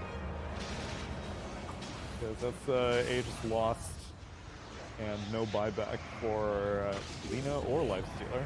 Does this constant brawling style sometimes lead to overzealousness, though, by teams? I think when you're really, really confident in your mechanics, which I think they are, it can lead to you maybe not always thinking like, is this the best fight for us to take? Right. And you will sometimes just be like, hey, we're stronger, our heroes are stronger, and we think we're better, so we'll take any fight they give us. I think a wall that these type of teams sometimes run into is that they get split pushed or they don't get to play the kind of Dota that they want to. They just get like pulled around. And in those situations, I think they probably are overzealous in taking a fight that they maybe is not optimally on their terms or it's not perfect for them. Whereas like a Western team probably you would see be more careful about their fight choices. I think especially like Team Secret, we see this discipline from a lot where they will not take a fight if it's not the right fight for them. They would, even if they have a timing, they would rather use a timing to outfarm their opponents on the map. Funny you mention that because Team Aster, like the most important point that I noted about them in my research was like looking through all of their replays. They're really good at dragging people around and just walking away. It's like it was almost boring to watch because they would just be at a deficit, like 3 or 4K gold deficit, force a few TPs, walk away, and then slowly, without getting any kills, they would have the lead again against a lot of the Chinese teams that they beat. You know, actually, that's a very good point. 'Cause that's one of the reasons why they're partially concerned, the China Slayers. If you think about like Vici, for example, they're a trap team. They're the team that will use your overzealousness against you. Yeah. LGD is a tempo control team. Like their style matches really well against a lot of the Chinese teams specifically. Yeah, for sure. And it does as well against T1. Yeah, it does. It does. It seriously does, because T1 will just like run at anything because they just want to fight you because they're so good at it. I like the Wind Waker on XXS. I think that's super good against the Magnus. That's a crazy strong item in general. It's so good, yeah. The Wind Waker? The Wind Waker, yeah. It's basically, there are not many spells or items in Dota that give you invulnerability, like in that way. It's like it just doesn't matter what it is. You instantly save. On Pango too, you can Wind Waker yourself and then like let it move you back to bounce through again. Does it hit people if you're rolling and you Wind Waker? Yes. Stuff? Yeah, it hits people. Wow, it's crazy. really good. I see Pangos like It's the same as yours. I see Pangos getting early Wind Wakers now, and it's Really? like, even aside from like the fact that it's a great Wind Waker game because of the Magnus and saving from the reverse polarity, it's a good Pango item. Is it a 4 Pango or is it like a 3-2 Pango? I think any role. Really? Yeah, it's one of those things where like it just started trending right before TI, so it's like it's quite possible that if we had like a couple more months of people doing it, everybody would be doing it at TI on Pango, like as the build. So It's really cheesy. I have to talk about Han, because in Han we had our Yules worked on allies. You could use it on allies, just like Wind Waker works. And back in the day when No Tail and Fly and them were still playing, they were on Fnatic, they had this strat where they would farm a hard carry to like ridiculous strength, and then all the other 4 heroes would just buy Yules. And then they would go high ground, and when they're going high ground, you need to stun the guy, right? Or you want to go on him. They just Yule him. And then you're wasting your stuns and they're burning their cooldowns, and they just keep Yuling this guy. So I think this is something that hasn't really been like developed yet in Dota, but I think it's something that we might see in the future where like when teams struggle to go high ground, you're gonna see people starting to buy Wind Wakers to enable cores to walk up the cliff, because they know that if anything initiates on them, they're just gonna get Wind Wakered, and then they can BKB on their way down if they need to. So there's the equivalent of like the X mark the spot strats and stuff like that. Sure, it's similar, but I think it's like in a simpler way. Right. And generally, like the simpler something is to do, then the better it is. It's like sets up for a guaranteed like BKB, Satanic, that sort of thing. Precisely. Do you think Han teams will start doing this first? I'm not sure. OG's going to be on the ground floor event. Although I would like to set the record, that was also never possible in Dota. There's a lot of it until the release of Wind Waker. Yeah. There's a lot of people. Until the release of Wind Waker, right? Yeah, until the release of Wind. But there's a very common misconception. Wait, what is that? I hear it all the time. It's because you were never able to use. I've done exhaustive research on this. It's What are these, because I like, have fake- downloaded old versions. Are these fake Dota 1 players? Yes, or it's people who have conflated their Han information, but you were never able to cast duels on allies. I mean, it was possible in the game Dota 1 was based on. So people would get confused. Maybe that might be it. I didn't play Dota 1, and I still call Nature's Prophet Furion, and I call Lifestealer Nakes. I hate you. Why? Really? Because you take away the one thing I have, which is that I've been playing this game for 8. I'm still bad at it, so people will make fun of me for it. So why do you get to take my name? They'll make fun of you anyway. I don't know. Yeah. What do you call Shadow Blades? Lothars. I don't. Lothar sometimes. No, nobody sometimes. calls it that. Nobody calls it that. I mean, you know, if somebody calls it Lothar, I know what Lothars In means. this game, you haven't heard people call it Lothars? People call it Lothars. I hear it pretty common. Like I never say Bloodseeker, Really? I just say Strigler, obviously. Oh, come on. Come on, pick Strig. Yeah, exactly. Or Dirge. Dirge. That's a good one. There's a lot of good My names. favorite's Morphling. Do you know Morphling's name? Kel'Thas. You don't know Morphling's name? I don't know this one. I Water. actually don't know Morphling. What? It's Morphling. He's Morphling the Morphling. Oh, Is he really? You guys don't know this? yeah. So you're talking about like the title versus the name. Hey, look, yeah. T101. But that's what they are. Like, it's Nate's the Life Stealers. T1 ended up winning, Right, but but wait, we're some of having these are this old like War discussion. 3 holdover names. So now we can go back to the Ichi OG, Furion's which is not about really to begin. his Dota Actually, 2 name. Isn't he Wait. called Furion the Nature's Sorry, No, he's production, called I lied. Takoya. Sorry. Before we go to Ichi OG, could we go to the game on stream C to give a quick check to see what's happening there? This is not a democracy. His Dota 2 name is called Takoya, actually. He has a name. Sorry. in Dota 2? He has a name. It's Takoya Takoya the the Nature's Morphling. Prophet. No. Wait. Oh, Fear. Yeah, Nature's Prophet. is called Yes. Takoya. Of course. No. Of course. Is that actually true? Yeah, it is. All right. But Furion's a War 3 holdover. My mistake. There we go. All right, so what's popping here? Undying versus Alliance. I'm sorry No, you couldn't vote, but I would like to check in on this game, see how it's going. So the Wisp Gyro we saw a lot during the first couple of days. Yep. But it didn't really seem that successful. No. And it doesn't really seem like it's that successful here either. If you look at the draft, again. Ooh, Grimstroke. This may be the first Grimstroke pick, actually. Yeah, I know. I'm the draft guy. I love your rundown. All right, You're just very good at it, Tsunami. Let's see what we got. All right, so yeah, Alliance. Every single time I see Alliance in anything, I feel like their draft roll was outdated. When's the last time we saw Nyx Assassin? I thought the hero used to be amazing. He is 3-0, or 4, well, now no. He's doing well? Well, 3 games, Was doing 100% well. win rate, right? I mean, Can you check, Jenkins, please? 2-3 months ago, he was guaranteed first pick, first ban. He was way too good. And then Vendetta has gotten significantly nerfed ever since. Oh yeah. And Used to break. yeah, that was broken. Even after that, like they reduced the Literally, damage on it. yeah. 100% win rate, 3 picks. And IO Gyro, I feel like people figured out after day 1 group stage, it's like, I mean, it's not that great. I think this is what I think happened. I think during the days before, when there were a lot of scrims, IO Gyro was probably very highly contested, and it was something that was very successful. Because what we don't know, right, for about a month now, these teams have been scrimming each other, and they've been preparing for TI, and there's probably been more than one meta shift that's led to like where we are today. Right. And I think teams really figured out IO Gyro, is what it seems like to me. And it seems like Alliance still are like a little bit behind in the thinking where they're like, all right, we still think IO Gyro is good because we kept winning our scrims with it. IO Gyro was our most successful pairing in scrims, but everybody else has had a game plan for it, it seems. And that may be why Faceless Void is popping up, because we're seeing it on occasion, but it seems very situational. Yeah. And I'm super hyped to see Grimstroke. I think Grimstroke was banned once, but never picked yet. And so this is the first Grimstroke pick that I'm aware of. What do you think he hasn't been picked at all? I think he's also gotten nerfed a lot. Inkswell got... He got changed, right? So you have movement speed for a longer period of time. If you're trying to like get to someone or get away from someone, you have more of that, but it takes 4 seconds for it to pop, which during the laning phase is quite problematic. Later on in the game, like you can still kind of set it up, like you Sanking stun, you're gonna most of the time get the Inkswell stun off. It's not as guaranteed as before, but it's really during the laning phase, the lanes aren't long enough for you to have 4 seconds to like run somebody down with Inkswell. They're too close to their tower by the time that you reach them. So I think that's really the big change to Grimstroke. It just stopped feeling good to play. I thought initially, and this has changed to a large degree, but I thought initially that it was actually a buff to Grimstroke because... More movement. Oh, water chrono. Sorry. No. Beast 25. Oh, you know, Yeah, actually, these are 2 huge bubbles. I asked Aoi this earlier, but now I get to ask the other great Braum pack. Why are they taking the Chrono AoE talent as opposed to the backtrack talent? I think the backtrack is almost exclusively better. The only Most time people I I would talk to say that, so that's why I'm wondering. the only time I'd say you don't take it is if you think there's absolutely no way that you can die. But as demonstrated very clearly by Tomato, He died twice. He has the ability to die. Right. Yeah. Right. But like Nickelbait's been taking the Chrono AoE talent as well, and he, again, it's an avid Void spammer, so.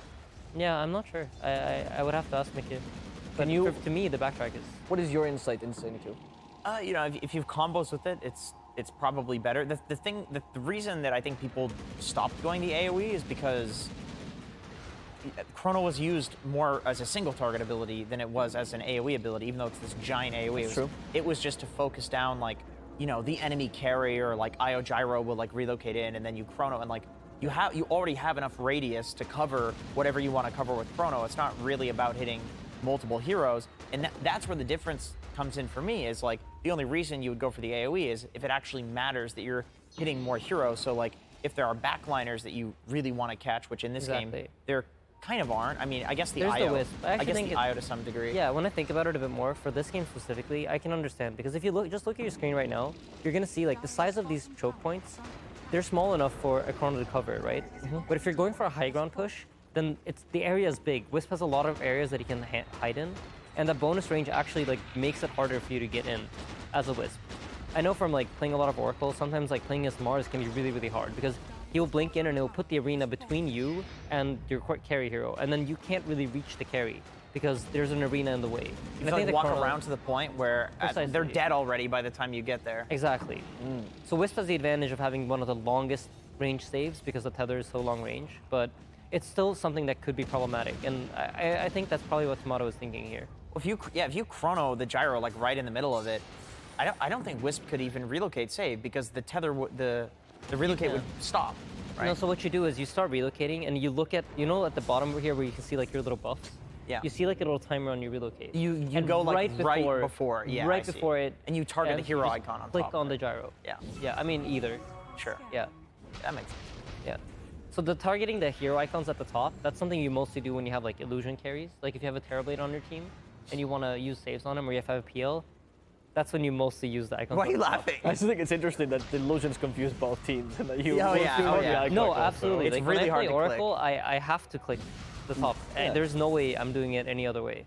Because the risk of misclicking is just way too high, and I have that problem. Like I have done it in the past. Yeah. Yeah. I've heard. It lost me a couple of dollars. Me as well. It's very aggressive. Oh yeah, you had a big bet going on that game. Yeah. Yeah. So Jenkins, you were telling me about the shift in playstyle on the Void, and I actually would like to talk about this a bit more because previous to TI, I mean a month and a half before, where the Void that we were seeing was the fighting Void, where we were taking advantage of the time walk talent or time walk in general, of the great core-to-core matchups. What caused this shift that we're seeing now in TI, that we're back to the team fight, besides the psychological aspect? Other heroes? I mean, like Elder Titan has a 63% win rate, for example, and it's picked a lot. It's like top 6 in the tournament, at least in terms of picks. Maybe pick ban is different. Invoker, top hero, also has like a 60+% win rate. So I think just combos with it make the team fighting style Void better. But you still see some elements to the kind of kiting fighting Void, like for instance, say Satanic, Lincoln Sphere. Like these are items where you want to take these long fights. It's just you see the shift towards like the Chronosphere talent, for example, because of the heroes. But it's not like a complete shift. It's not like you're seeing like Meteor Hammer Void or something like that, where it's all in on the team fighting. Yeah. It's just slightly towards. Yeah, Meteor Hammer Void was a 5 thing, which that was a dope build. That was a really good build. Yeah, this is Undying. We're talking about. Dubu was pioneering that stuff. That is so true. It was a flex Void. Was it Undying that did it first? I don't know if they did it LGD, in I think. I think it was LGD did it first. I swear to God, it was Dubu first. Like the moment that patch got changed, I think Dubu you was guys are spamming. NA players. Do you think that? I think it was Y. Pubs. Who? I thought it was Y sure? too. I thought it was I feel like it was LGD. Y. Bro, I'm telling you. Why did it in competitive games? The moment that got changed, the moment the W got changed, Dubu was fiending it in pubs, and nobody took it seriously. He was. So it's like, But I I don't think think he this is played it in NA any bias, competitive but games. unless I'll Y was accept it. doing it before Faceless Void, I the W remember got back in changed. 2011, Y was playing position 5 Void. Okay, well, Dubu didn't do it back then. No, just kidding. I don't even know why I played in 2011. No. I did it. Back in Han, Yeah, exactly. Y was playing back Void in 5. Dota 1, before time dilation, Yeah, of Y would course. max backtrack In Warcraft and play 2. 5 Best support Void. skill. To be fair, we're talking about support Void. It was always the slasher who did it first. That's so true. we should give credit where credit's due. Chronoing mechanism themselves. Yeah, exactly. Yeah, that was a true support Void. What a Chad. So right now the game is looking pretty good for Undying. But what is this that Alliance can do to make it back into this game? I think it's this is a problem of having a poor high ground draft for Undying, which is why this game is hard to wrap up for Oh, them. that's a big old chrono. That's 5. Yeah. But, oh, the splitter. 5-man splitter, too. Wow. look that's at that probably one afterwards. But no, see, They're so low on one of the damage. arguments that Aoi gave against the chrono AoE is because it makes your team struggle to get in. So Yes. it's as great as it is for catching all the enemies, it also catches all of your allies. Like, how is someone supposed to get the next? Okay, well, the lightning will get the next assassin eventually, but like Sand King, maybe if his blink dagger's down, then he can't put it into the chrono and he needs to wait, and then he They're goes after the actually- chrono and dies. They're defending. It's They're tough. throwing the game. Gyro's one of the better heroes. Like, at least in late game, you're not killing a Gyro on a chrono. Not with the side Alliance gunner. throwing back. No. Radiant's middle tower is under I attack. think, I mean, I want to see more gyro rapiers. I feel like it's, You said this about Luna as well. yeah, I mean, it's like, when you're in your base and just stuck, like, there's no options to win the game for the most part. Like, you have to take these risky smokes, and it just, you need like 5 of them in a row to work. Like, if you just do stuff like this, like sitting in the trees, maybe it does work, actually. What just happened is something that I think a lot of people have a bad idea of, but because we're Team Liquid and we've thrown more games than anybody else, we've done literally this, where you go push the enemy's high ground, and then you use your own buybacks to try to secure the game. But really what you're doing here is like you're setting yourself up for potentially losing the game. Like normally, what would Alliance have to do to get your buybacks out of you? They would first have to wipe you, and they would have to go to your base, and they would have to kill you again, and then you buy back and they're out of position. But when you're buying back and keeping yourself over to their base, you're basically giving them like the most ideal scenario in the game, where you're giving away like your security condition for like a potential comeback, and you're giving them the best fight that they could potentially have in the game. So you agree with the secret approach of just like, if there's any buyback, we just Reset? let you mentally sit with it for a while we like go back and sit on a high ground. Absolutely. Yeah, I think Secret is, like, when it comes to discipline, no team is more disciplined than Secret. When it comes to, like, we'll abuse the small advantage that you gave us, and then we'll take it and we'll extend it as big as we can. Are they even better than LGD at doing that?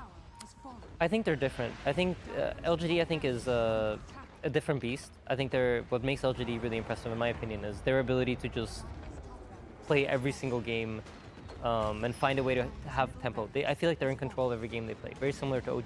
Okay. I think that those two teams, the one thing that I see them have in common is that they almost always feel like they're in control when they play the games. Secret, I think, is like they're okay not having control of the game, but once you give them a tiny edge and they do have control, they will slowly edge that to a bigger win. And they will kind of bait you into false security of like, you feel like you're doing fine, you feel like you have space, you feel like you have the ability to go fight them, but in reality, they're just waiting for you to come. They want you to come to the areas. They're playing in the areas where they feel comfortable fighting you off when you come there. They'll like lure you in more. Yeah. Secret, yeah. But yeah, I mean, I think for this game, it actually got quite exciting now. Alliance has a chance. They do. They have a serious chance. You see the SK build? He's got What do you go? strength blink and the shard as well. Yeah. He deals damage. He does. Yep. So What do you? Oh, actually, I want to talk about this because you went. You made a video where you talked about how this was the worst shard in the game. It was. Has your opinion changed? It got changed. Yeah, because now you don't see it in fog. Yeah, you used to see it in fog No, but I recall that and video. in smokes. The words were not those. Is this shard is already useless, and it actually might be detrimental. How? Why are you quoting me? Because I recall the words This this was shard is 2 already years ago. useless was not changed. They buffed it as well. They made the epicenter AOE get bigger. yeah, and then also there's a talent for it Yeah. earlier for the epicenter. That's what changed it for you. Yeah, Okay. a few things. Well, also if you blink in, it immediately epicenters now. Like Because it counts the distance. It of counts the blinking. distance before. It doesn't just epi while you're walking. So, which was stupid. I mean, that in Vision, I remember getting this and it's like, oh, I can't smoke anymore as the initiator. Like, that's not good. Yeah. So people don't know at home. It used to be that you would see it even though it was through fog of war. Yeah, I mean, it was Through literally smokes, bugged. through fog It of war. was like when shards just got added into the game. So it was literally bugged. And when it got fixed, it was like, it became fine, and then it got buffed even more to the point where it's good. Like, paired with the strength blink, if you blink in, it's just like a 700 damage nuke or something like that. And then on top of Burrow Strike and Sandstorm, it's like, you don't even need to use Epicenter, and you're doing tons of damage in team fights. And it's really cool because once you get the level 25 talent for the blinded slow in Sandstorm, you can walk around in your giant now Sandstorm because of the talent, and you're just a huge problem for the enemies. It's like their attack slow, they're taking tons of damage, move slowed, they've got, they can't hit you. It's a pain. The hero's quite good. I'm surprised it's not getting picked more. So now we're gonna go back to democracy. I'm gonna ask you guys: would you like to stay on this game till it ends, or would you like to go to EGOG to start it again? I think this game is going to be rather uneventful until why. they get buybacks, unless Alliance goes high ground right now. So I think we wait for 10 seconds. If nothing happens, we move. Well, One. I'm down to see this next wave connect. 2. This is hype. This is hype. They just smoke. this is hype. This is hype. Yeah. Oh, that was a Chad move. All right, let's see how Alliance goes high ground here. So the difference between Alliance and Undying is that Alliance has a true hero that can walk up and hit, and they have Wisp to relocate him out if he gets into trouble. But it seems like they're taking the safer approach and Boo. All right. I guess we're swapping. All right, production, please. If you could take us to EGOG, which is also getting started, and we might come back and check this game when they decide to go high ground. I have a stat I wanted to ask you guys about. This is on spectral.gg. Okay. Legendary. Oh, shout out to Lee, one of the Shout out to Lee, analysts, yeah. or one Shout of the statmen. All right, so one Stat people obvious add stat is the average Roshans killed by Radiant or by Dire is 0.82, and then by Radiant is 1.23. Now, imagine I don't understand stats. What does that mean? Well, so that means that in a game, on average, Radiant kills Roche 1.2 times. A little bit over, between 1 and 2. What's Radiant's win rate versus Dire's win rate? Maybe Radiant just wins. High. 57%, and that's true. That's true. Okay, anyway, people understand why that stat exists, right? Because Radiant plays in the Dire jungle for the most part due to a bunch of, random Dota-y things, and that's by the Roche pit. Come on. Well, I don't wanna, this is like a preliminary stat, so I don't want to go too into that. Right. Now, what I found interesting, and I have my theories, is the average couriers killed by Radiant is 1.3, and the average couriers killed by Dire is 1.8. So there's every other stat is dead even, other than these two, between Radiant and Dire. What was the win rate differential? Radiant's win Well, rate? other than that, like. But what is it? Tell me the number. 57% versus 43%. Yeah, 57. That's huge. It's It is. huge. It is. Well, I would consider that like a Radiant total, like aggregation of all of the stats. Right, but also the team that's winning is probably killing Roche more often. Yeah, but what about couriers? I don't think the team that's winning kills But it couriers could be the other more way often. around too, right? Yeah, Could that's be what I'm winning saying. more 'cause you have more Why? access to it. I have a theory on the couriers. Okay, But why yeah. do you guys think that Dire? Okay, this is very. I love how he didn't want to talk about Roche. He wanted to talk about couriers. Well, Roche is the one everybody talks about. I want Yes. to talk about couriers. Yeah, can you talk let's about Roche? talk about couriers. All right, sorry. Go ahead. Couriers it is. So tell me, Jenkins, why every bird can be replaced by 2 Bs, please. Oh, that's. No, I thought that was- three I thought that was it's 3 three Bs also. It's 3 Bs. Birds are not held accountable for their actions. It's All right. unbelievable. Did you know like birds? I believe birds should go extinct, Did you know that if you feed a crow, and they should be replaced by bees. if you feed a crow, you will have a friend for life, and he'll tell other crows Have you're you a good have you person. ever met a bee? They're great people. Dude, this is so weird. In the past, so I went to London with Charles Yang. You guys know Charlie Yang? Yeah. Yeah. The people who don't know him, he used to manage EG back in TI5 when they won. Yeah. And he also dislikes birds. I've never met someone that, I've met It's a 2 thing. people now in the last month. Some people just don't Is like there birds. something in the American water? What is going on? I'm not American. I'm Canadian. close The enough. Canadian birds are worse than the American birds. What is a Canadian We bird? have loons. Is that not your money? Yeah. That's how aggressive they are. Is that we're like, please don't hurt us. We'll put you on our money. I mean, birds just make no sense to me in 2021. All right, let's go back to the couriers. They fly like birds. Okay. so. Okay. Speaking of birds, gyrocopter. Thank you. Please. I don't want to go back to any of the things This that draft Jenkins is likes to talk everything about. we talked about in the Alliance game. There's a Void off lane. Yeah. There's or mid, maybe. No, Thompson Void plays in was, mid. Toronto was Seb? playing Void. Yeah, but in this game. No, I think we have a actually, Seb no Void clue. or we have a Thompson Void. Seb is IO. It's a Seb IO, so it's a Thompson Void. He's actually been spamming this in his pubs. The Yeah, IO yeah, off lane. the What's IO the off build? lane. Is it Yeah. Dom? No, I think you go straight mech into Holy Locket. Locket mech? I see. Yeah, and then you fight around the timing. So we talked about this yesterday. What is it that is making the offlane buffers so strong these days? We talked about combos a bit. Like Lycan's Right. getting picked, IO now as well. So I think in the case of Wisp, it's that you will hit your timings faster. You're attacking creeps from minute 0, and you can skill the balls without taking something away from your draft. I think the problem with Wisp when you run it as a 4 is that you sometimes lack. He's not really traditionally a 4 hero. He doesn't give you gank potential. He doesn't give you a hero that really moves around, and does the kind of thing that a 4 wants to do. And I think the same thing goes for when you play it as a 5. You sometimes lack that extra team fight or that stun or something. So running it as a 3 is a good. 3 seems like the most open role where you can pretty much decide what you want to put there. So running it as a 3, you get farm faster. Plus this Wisp Husk lane, it's strong and it forces your opponents into picking specific lanes against it, which limits their options. So I think these are the primary reasons. You just hit your timings faster, and then with Wisp, one of the biggest problems when you run at 5 is that if you don't get your mech in time, you just suddenly become I'm just giving somebody attack speed, and I'm relocating them out of team fights. But when you have mech, you're suddenly a team fight threat. You're these 2 heroes that you can't go on either, because if you go on the Wisp, then the Thompson Gyro will kill you, and he will have a free team fight because you burned all your cooldowns killing the Wisp. So it's it becomes problematic to fight into. So Undying did win that game against Alliance. Yep. And I was don't no look happy combat. about it though. Moon Meander's giving quite the speech. Yeah, he loves his speeches. Have you guys watched his stream? Back Oh in the yeah, day? Yes. he's got Attack on Titan music playing right now. 100%. Not Speech the theme meander. song. I mean, He given used to be a how hard pro, so he used to give speeches back then too, Oh, yeah. to the audience as well. Yeah, he started there.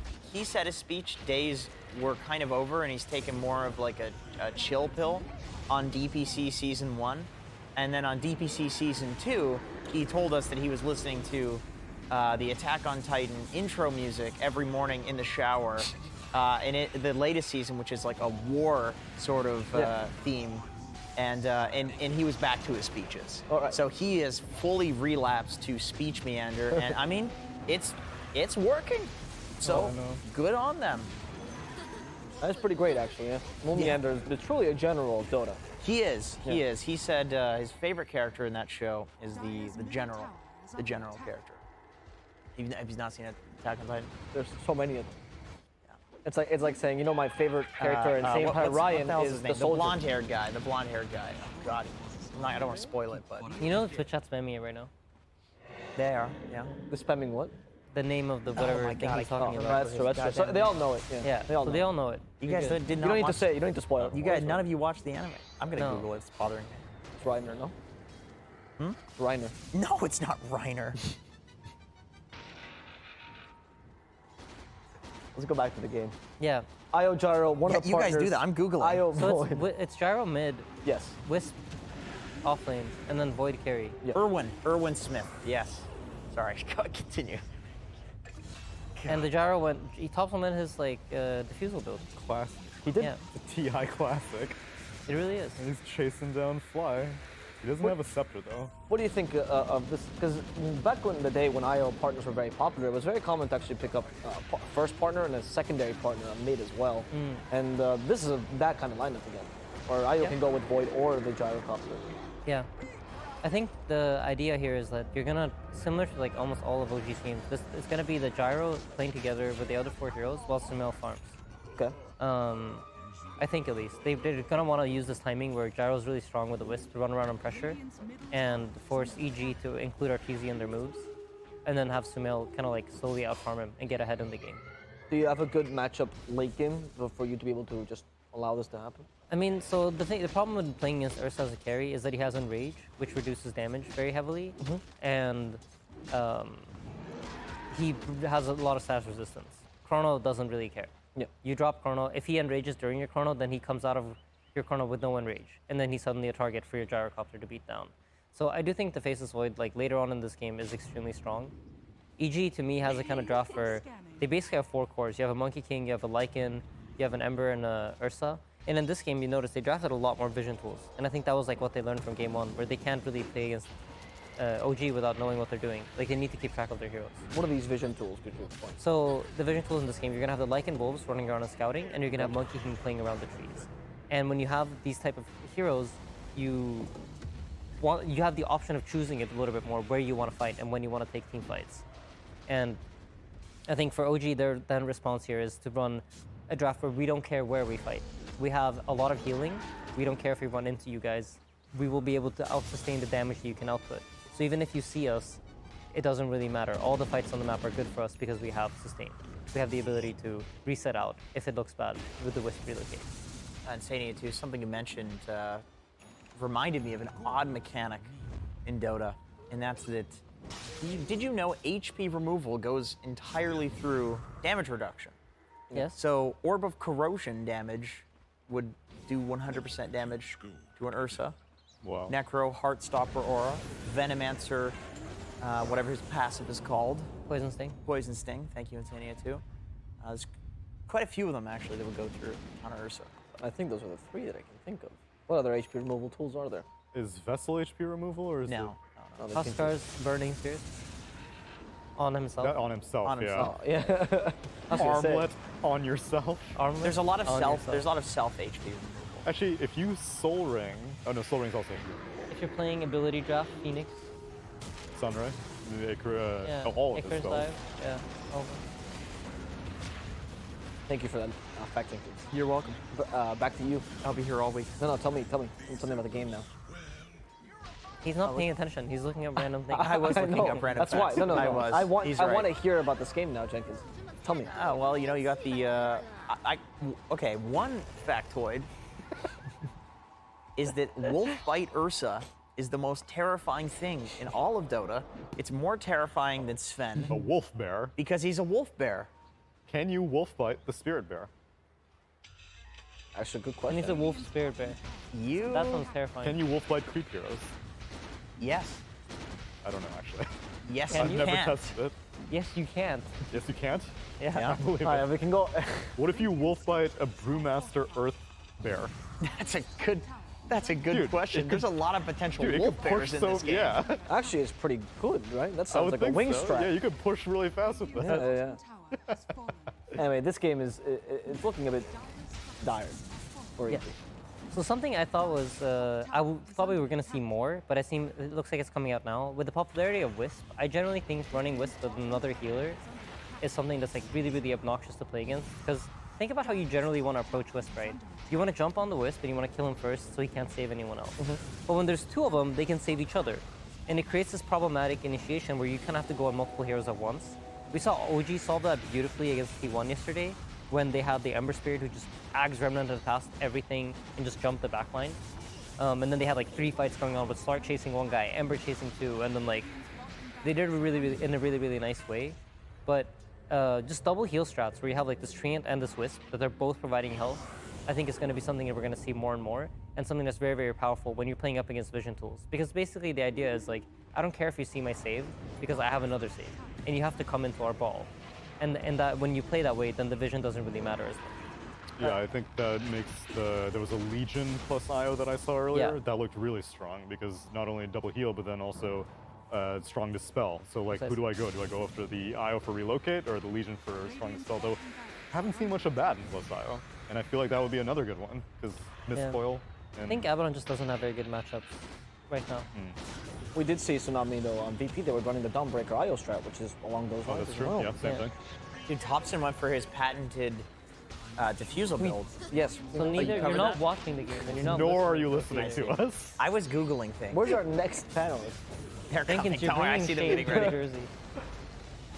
Don't call me that. That's not my name. I'm Sorry, bringing shame to your jersey. Sumail's jersey. True. That's true. So right now, is EG just trying to make the best out of like these racks and trying to get the? I mean, if you look at the game, EG's ahead in gold. And I think, like, to a lot of people, this is Doesn't something look that... that way. Sorry? Doesn't look that way though in the. No, exactly. It's something that I think a lot of people, when they're watching Pro Dota, they confuse, like, gold lead with lead or items. They don't necessarily mean the same thing. Like, let's say you have a 100k net worth advantage, but you can't leave your base. Like, it doesn't really matter at that point. And I think, like, OG, they understand when are we strong, what items make our heroes strong, and when are we peaking in the game. And that's how they can go high ground when they're 1k gold behind. And this is, like, something that's very, very crucial to understand. Just because you're ahead in gold doesn't necessarily mean that you're winning the game. And I think this is something that I wish a lot of the pubs that I play with understood too, that just getting more items doesn't necessarily mean that you're winning more. Right. You have certain points in the game when you're just objectively stronger than the opponent. Like, the gap between their strength and your strength is at its peak. And that's when you want to, like, push the objective. And I think that's what OG are recognizing here, that despite EG having gold on their heroes are not at the level where they can fight us back. Is it at all possible to condense the idea of winning in Dota to something simple that people that are not this high level would understand? I mean, I think at lower level, like, generally speaking, getting more items makes it easier to play. Okay. But for pro games, I think it's important to understand that, like, the gold lead only matters depending on what it's translated into. And just because a team has a gold lead doesn't necessarily mean that they're winning. Actually, a very simple concept that people that might not get this would understand is if you've ever been in a team and you're winning in terms of gold, but you haven't finished an item, for example, that's the kind of situation that he might be talking about as well, in a very simpler state. Where if you don't finish that item, it's not actually useful to you, and all that gold that you have extra not actually helping you to win the game. Yeah, you can have all the BKB components in your inventory, and it doesn't give you magic immunity. Exactly. Like, you have to actually combine them into something. And once you get it, that means press it. And you press it, yes, of course. You have to buy it in the first place. You're a core player. So when we talk about timings, that's what we were talking about. Effectively, a point in the game where your gold translates into more power than it's worth as just gold or as just item pieces. So the way you guys put it is actually quite smart. And the same thing goes with levels. So you have two types of timings, right? You have the item timings and you have level timings. And sometimes it's just synergetic timings where, like, two heroes start coming together more around specific points. And it's quite complex to go into specifically all the details of it. But when we say timings, that's what at least I'm referring to. The timing they hit for this one is Wolf Bear. This was Lycan freshly completing the Scepter and biting the Ursa, and then Ursa just proceeded to go to town on Seb and Treant. Yeah. So this is how they need to approach these team fights. They need to take out both the two sustains, because if they're both alive, then the cores are going to deal too much damage. And between the two of them, I think it's probably easier to get No Tail, but he's the harder one to find. So for EG, that's going to be really, really important to use the vision that they have to try to find them. But again, OG's idea here is that even if you see us, we're still going to be able to fight back. All right, Insania. All right, Insania. No, you don't get to ask a question now. I want to make a point. I want to run a concept by him and him tell me if it's stupid or not. Okay. It probably is. So I had an idea, and this was going to be a video, but I was too lazy to make it. Binary item timings. So I think in Dota there are certain item timings that if you don't get them prior to a certain point, they are no longer. There is something that they go from being able to do to not being able to do. They're just something falls off and they're like much more useless in an instant. So like for example, butterfly MKB interaction? Sure, yeah, that's maybe that's a good example. Versus Yules. Yeah, exactly. Orchid's a good one because you get it at a certain point when there's no Yules, and then like up until that point you're a god, and then after that you're not. So the one that I was thinking of when I thought of this idea was Meteor Hammer. Is like everybody was going Meteor Hammer on offlane, and the reason that stop laughing. Listen, the reason that this was good was because you would run it every tier 1 before anybody wanted to fight, right? And so nobody would group up. This was for pubs, granted. Okay, keep in mind, my YouTube audience, they're not playing. I understand. TI qualifiers. Oh, so this is like old Necros actually. This like is us. This is the theory for old Necro. Yeah, old Necro, exactly. Okay. Where, so, you know, you get the Meteor Hammer, but if you don't get it before a certain point, you can't run around and get all the tier 1s because it's past the point where people want to 5-man. So but if you get it at like 5 or 6 minutes, and this is why people would go Meteor Hammer Rush, no boots, because they wanted to hit that binary item timing where people weren't ready to defend towers yet. It's like Enchantress goes mid with a creep, because people are not ready at like 5 minutes to defend against a creep. A creep is strong at 5 minutes, but at 10 minutes, that's now a pathetic rotation because people will just Midas the creep. I just want to ask about the Meteor Hammer, and I'm curious what Twitch chat thinks too. Do you think, okay, Twitch chat press 1 if you think people rush it because they want the Perseverance, not the item timing, it's not about that, they just want the regen because they're lazy, or press 2 if you think Jenkins is great. I think it's just the Perseverance, dude. Everybody loves having a Perseverance in their inventory. Are you serious? That is true, actually. Because you're saying, I'm talking about my pub audience. And I feel like for your pub audience, they're just buying Perseverance because chill. No, I don't think people are buying it for any reason. I think they should buy it, but only if it's, you know, I think there are other regen items you can buy. What is nicer than... Bottle, okay, I don't know. When you're offlane, you just get a Ring of Health. Vanguard. You're feeling yourself at Ring of Health. And then you're like, I'll get the mana too, and then I don't need to buy it. People are obsessed with Perseverance. You are right about that. Yeah. That's like the most common item that I see in If I was a casual Dota player, I would buy a lot more Perseverance. Oh yeah. If it's just a feel-good item. I have Perseverance now, I'm chill. I legit think people would play Anti-Mage less if Battle Fury did not build Perseverance. I agree. Can you give me a verdict on if that's a stupid idea or not? No, it's not. Okay. I think it is. It is like. It is one of the more core concepts to like high-level Dota and how it works. Okay. Yeah. So it's not a stupid idea at all. But the Meteor Hammer specifically, how do you feel about that one? It was just a funny, because I think there are so many good examples. I know. MKB and Butterfly were like, oh, I'll buy Butterfly if I can get it. I'm just telling you, this is what my MKB. You know. And then you said Meteor Hammer of all items, and I was surprised. Listen. And I thought it was funny. It was a dank item, okay? Everybody was trying to figure out this Meteor Hammer thing, and I was like, it is a dank item. I got it. Binary item timings, guys. Then BSJ told me to get out of his house. Was it like 4 a.m.? Yeah, Were you in the dead lane? I was. That's why he told me to get out. Otherwise, he would have invited me. Oh, geez. Yeah. Let's not start with the BSJ trash talk. By the way, Twitch chat off spammed 1. Yeah, I saw it. Yeah, I saw it. No, you're not wrong. But we have a super exciting game that we're actually not talking about at all, Jenkins. Sorry about that. That was an incredible chrono. I was actually going to mention earlier that with the dual healer combo you're talking about with the Iron Print, something you usually sacrifice is the lockdown that a lot of supports bring. Precisely. But not the case, well, it is the case here to a degree, but the Void Chrono is just making up for all that completely. Right, and it's what they get for running the Wisp as a 3, right? They still have 2 supports. They have 2 heroes that can make plays. True. And they have the healing. They have the double healing. They have Treant, which is probably the only healer teamfight hero. I guess Dawnbreaker now. but not to the same extent. Yeah, exactly. So, yeah, I mean, OG's draft is just juju to be team fighting. Sorry? Maybe I'd consider Dazzle. I'd consider bad juju to be team fight. Well, the yes shard. and no, not in the same way. I think not in the same way as you would consider like a Tidal or Treant. Yeah. But yeah, it is still a good team fight spell for sure. Because then I guess that also answers my question about why Abaddon would be very popular as a +1, because no stun, whereas the Legion, you have duel at least. Yeah. You have control, you have the threat in a different way. I do think Abaddon generally is pretty good in these ball drafts though, so I mean, we could see it. I just think he's getting outshined by other heroes primarily. Like what? Like what's like Legion, for example, like Treants. Like I think down the line, these are heroes that you're probably going to see more in main event potentially once people start banning out heroes like Legion. When Legion's no longer an option, but you want to run a similar strategy, Abaddon still like kind of does the same thing. So you do think Legion 5 is a smart thing? Absolutely. All the heroes that are picked right now really utilize the attack speed as well as the purge, and you have the free BKB, which is really what tips it over the edge. Wolfbear's struggling. Yes, if you look at OG, like they're not really running from the fight. They're just standing their ground. And this is like the key thing against Lycan and Ember and Monkey. Like these heroes, they want to chase you down. They draft a VG, that's like the kind of draft the game they want to play. They want to play the game where they're the aggressors and you're trying to run away from them. But OG's drafted a draft where they can just sit. They'll just stand there and be like, come to us, please. We want you running at us. Because then we don't need to struggle with the lack of lockdown or needing to catch you guys. Turn up in 1 second. Yeah. Wukong's can't come out. He still has Chrono. Yeah. I love that Thompson went for the shard on Yeah, the did he pick Oh my it up god, in it's the doing a second lot round? of damage. Yeah, It's so Silence good. is getting obliterated. Beautiful Chrono. Oh, wow. He even caught him on the edge. On the outside of it, so he's dealing damage.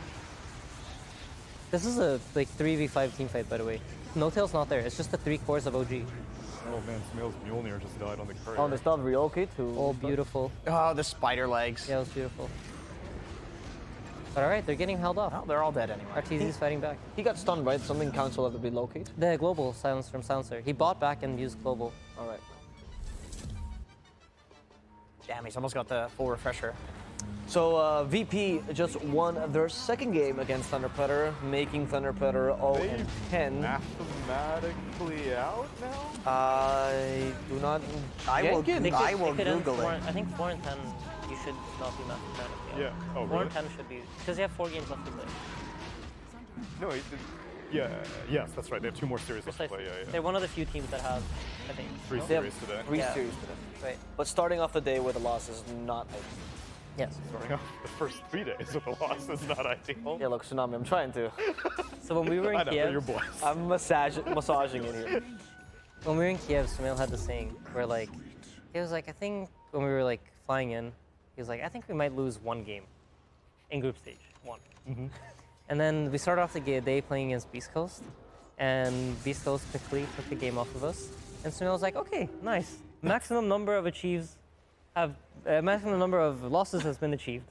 And we're like, all right, great. All our losses are out of the way. We just have wins to look forward to. What a great ride we're going to have. And then we won game 2 against Beast Coast. And then I think we played Vici or something, and we lost. And so I was like, okay, 2 losses. Maximum number of losses has been achieved. And then for the upcoming about 3 or 4 days, all I was hearing was, okay, 4 losses. Maximum number of losses has been achieved. And this kept going on until at some point Smell was like, I don't think I've ever had this bad of a group stage in my entire life. Oh my god. Please tell, did he say that at least after the group stage was over? He was saying it with, no, he was saying With it like banter. halfway through with a smile and we were laughing about Oh, it. okay. To be fair, this does happen whenever, like, yes, if you talk to Beast Coast or somewhere where in that same group stage where they were also, Hector kept saying, this never happened to me. Stinger knows he had this 2 tournaments in a row, and Stinger's like, I don't know, I was playing off about it. He did this. How did you deal? How did you not just cry? And he's just bullying him. It was a wonderful conversation. That's funny. But yeah, no, I mean, Samil probably right now feels like maximum number of losses has been achieved. How many losses does OG have? I think they're 7 and 3. 7 and 3. I So think they're 7 looking and good 7. for upper bracket then. Yeah. They're looking good for upper bracket, but EG are fighting back now. This is getting competitive. I think for most of the games OG's been holding pace, and I think right now, finally EG's found their footing in this game. They're reaching a point where like maybe they're able to kill them when they're balled up. Is the Ursa strong enough now? Is that the idea? So I think with heal drafts, it kind of goes like this, where you have a really, really strong timing around maybe 15 to 20 minutes when you finish those healing items, but then they fade off. Oh, what a chrono. So here we see the Ursa has already popped the Enrage. So once his Enrage is out and the chrono ends, Arteezy is going to be really, really vulnerable to the gyro. We'll see as he had a second life. Nice Monkey King ultra crit. Oh, they gave him Wolf Bite, right? Yep. Now's the counter initiation. Yeah. Wow, I was not expecting his second life to be so effective. But... You know, they've swapped the way they're using Wolf Bite in these team fights. At first they were initiating with it. Now they're doing it in the middle of the fight to bait out that chrono. Damn, they're all. I mean, there's no buyback on these heroes. This having to actually be. Ichi's playing really well. Yeah, EG's weathering the storm, which is like something that not a lot of teams have managed to do here during TI. Especially against OG. Exactly. So I think, yeah, when it comes to heal drafts, you run into this eventual, just like you mentioned, problem of like you lack lockdown. And if you think about healing items in Dota, there's basically two of them, and it's Healing Locket and Mech, and they're both pretty cheap items. So you hit those timings fairly early on into the game. I feel like this is going to work. I mean, they know there's no buybacks now, right? We'll see. I've seen 2v5 base defense before. Not this not here. Okay, they did it. Very impressive. Very nice. That escalated extremely quickly. You know why this happened. You know why they weathered the storm so well. Dr. K. Dr. K? They didn't lose their mentality? Yeah, genuinely. I'm not even memeing this time. I wanted to say that after game one, I was like, oh, this is where Dr. K is going to come in. Seriously. I think EG is looking super strong, partially because their mental fortitude must be through the roof. Yeah. I think this was a good test. I'm not completely convinced, though. I think peak EG will be able to control the game and set pace themselves. And I think in both games, OG had pacing and control over them. But they managed to claw their way back, which is equally important to see in a team that you want to see go deep in a tournament. Because you're not going to always be in control. Let's go back to T1 Aster, if we could, as we're starting to get into the depth of the second game. Why do you think Arteezy has to sit next to Fly, or gets to sit next to Fly? I don't know what a carry player would like. I think it's the latter. Because he refuses. He's like, listen, nobody on this team is above me, okay? He refuses to let the captain be in the captain seat. He needs to be in the pram next to him. He's like, you're my equal. Yes. It's like how, like how flags have to be held at like the same height or something like that. Yeah, it's a carry player thing, almost I think it's actually about looking at monitors. If you pay attention, usually me and Mickey are always seated next to each other. I know Mickey likes to look at my screen to know where I'm going and what I'm doing. Oh, because you lane together. Yeah, exactly. Oh, okay. So Fly and Artur are next to each other. He's just out here revealing inside information. That's good. I mean, this is not like You could reveal this too. Yeah. Tell me how you sit with Mickey. Oh, yes, of course. Back to back. I like to feel the warmth of his. He's a very I press sweaty his keyboard, he controls my say that. mouse. You press his keyboard, he controls Oh, your yes. mouse. We yeah, he's better at mouse movement in general, so he controls both mice. Yeah. And I use both keyboards because I'm quicker with my fingers. That's very reasonable, yeah. So if we look at this Aster T1 game, Yeah. I can't see it, so could you read the draft for me? Sure, we So you have Tsunami, 5 please. heroes on T1 side, and you have 5 heroes on Aster side. And those heroes are as follows. I'm trying to stall for the game to come up on our camera. Tsunami, The could you Legion read it? Commander and Zeus. I think Monkey King? you have a Wisp Ursa on Aster. I see a Shadow there's Demon. Lion ET Jug And then a Legion Shadow Commander. Fiend. I don't know who the second hero is. Shadow Fiend. For T1. Earthshaker. For T1. Is it Spectre? Is it The Spectre Arcana? Yeah. I think it's the Spectre Arcana. I think it's SD, Shadow Fiend, Earthshaker, That's Aster. Yeah. Jan Aster. SD Shadow Fiend. Wisp. No, wait, it can't be Spectre. They have Juggernaut. IO. Oh, yeah. That's true. I don't know. It looks Wait, a before little you bit come like a Flex, Slacks. tell me what the heroes are. Yeah, Slacks, what are the heroes? Yeah. What are the Second heroes? Oh, I got it. On T1. That's Queen of Pain. Queen of Pain, Oh, it's Queen of Pain. Commander, Good call. Lion, I haven't seen the second EP, style and yet. Monkey King. Okay. I haven't seen the Quap second style Thank you, yet. Flex. Get out. Oh no. Is it Thank Insania? This has It's to be the Insania. Too many He leaves. Insanias on the panel at once. Out you go. I had to Right. flip a coin to see which Insania left. one of the biggest So I'm back on the downgrades. Jenkins Slacks panel. Did I win or lose? You know, you'll never know. Let's see. I had to take someone to go have a delicious lunch. I figure, you know, he's an insane narcissist. He'll stay. I need all the camera time. This guy's already lost. We need one person to still have a brain. I mean, his brain's been fried long It's ago. been years of this. Yeah. Yes, I thought I would. I am a content creator for Arkosh Gaming. It's terrible to work It is with. terrible, honestly. I heard that environment was really good. No. No? Where'd you hear that? I heard that every morning you wake up, you chant, you know, you... Blood rituals. Yeah. Sacrifice a goat. The content team is different than the actual team, but we should not bring that up. I mean, this is the International 10, for goodness sakes. This is not simply a platform for us to advertise, much like our talent line's on sale right now. 99 cents. Oh no, you could have one yourself. Anyway. Keep it PMA, keep it BSJ. Why did I come here? How are the games going? Can you guys believe EG-OG is a 1-1, right? That was a really good comeback by EG, to be honest. Oh, That was an man. exciting game of Dota 2. That is like Sumail. Has he fought against them before? Insania said that on Liquid, they played in the group stage at the Animator. Yeah, but it wasn't like, Not you with know. It was OG. TI. Let me remind you, I know it's been a really long time, but last TI, that was like the drama. That was the moment, the handshake, the everything. And this is the, wait, that was TI-8.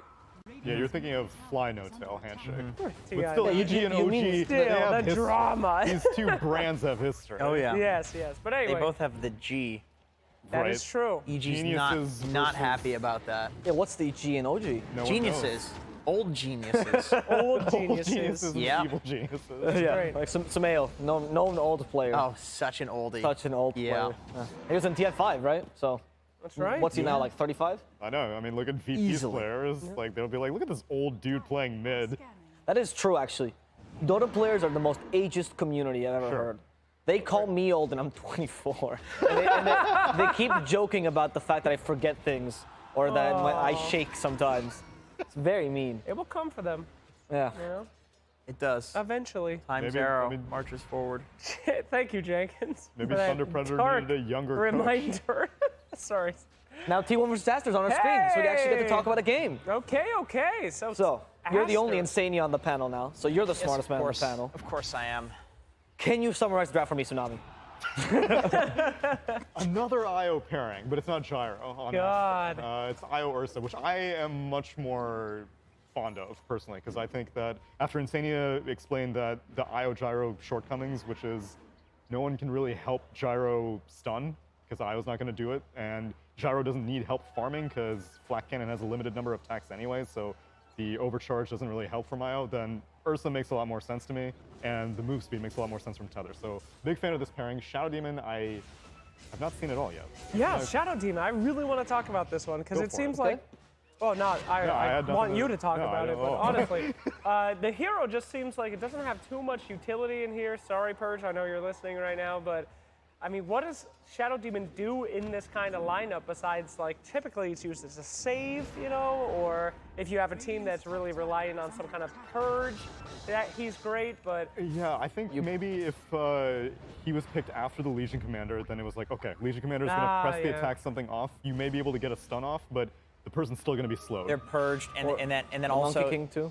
also you save Okay, from the you okay. save from the Legion Commander duel, the Lion, like single Right, that makes single sense. target. SD is always really good against, but also you can get an illusion of the ET and get his auras as well, which is always really nice. That's very good, actually. okay. It all makes a lot more sense. Thank you, analyst. I'm assuming Smart. the Monkey King is the carry here, right?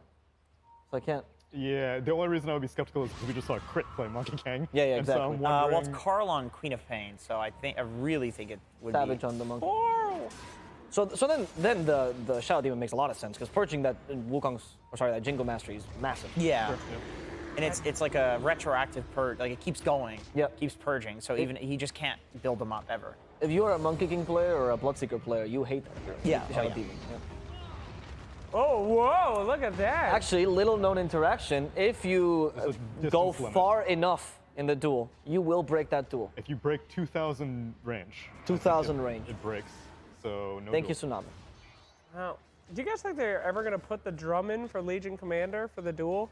Dude, The they haven't made drumming? an immortal for duel. Maybe. Yeah, you see? I could see it. Ah, the Maymays could be live That might have been one of the best posts ever. in history. Yeah. Absolutely. Yeah. In case you guys don't know, you non-Dota folk that Oh, don't yeah, read non-Dota Reddit, players. there was a very confused new player asking why there was someone that chases them playing the drums. No, makes them play. Makes them play Forces the them drums. to play the drums true. randomly. The man.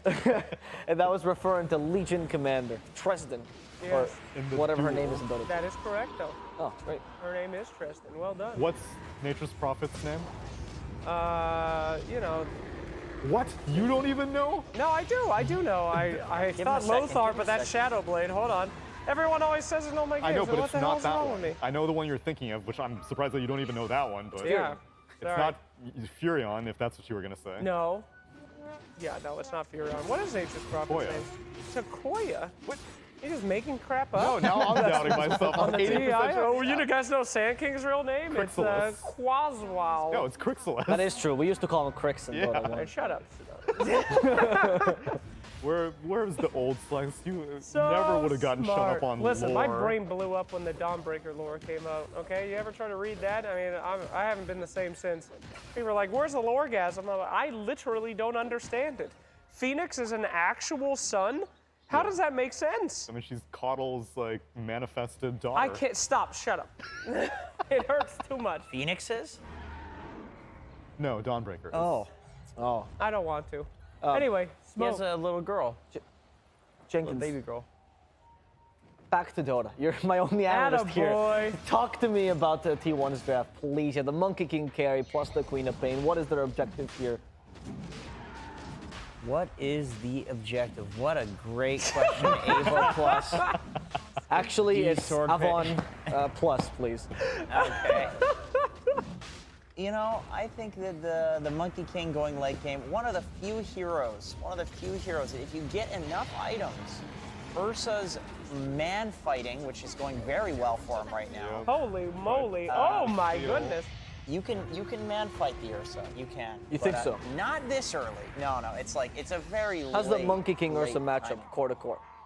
I think Ursa very much so dumpsters that for like 45 minutes, and then there's a 5-minute window where Monkey King's fine. And then Ursa wins again? And then Ursa wins. Wow. But that Again. 45 to 50, oh It's man. strong. It's strong. Hey, games are ending at 38 minutes on average, so we that true? might get there. Yeah, Okay. 38 minutes.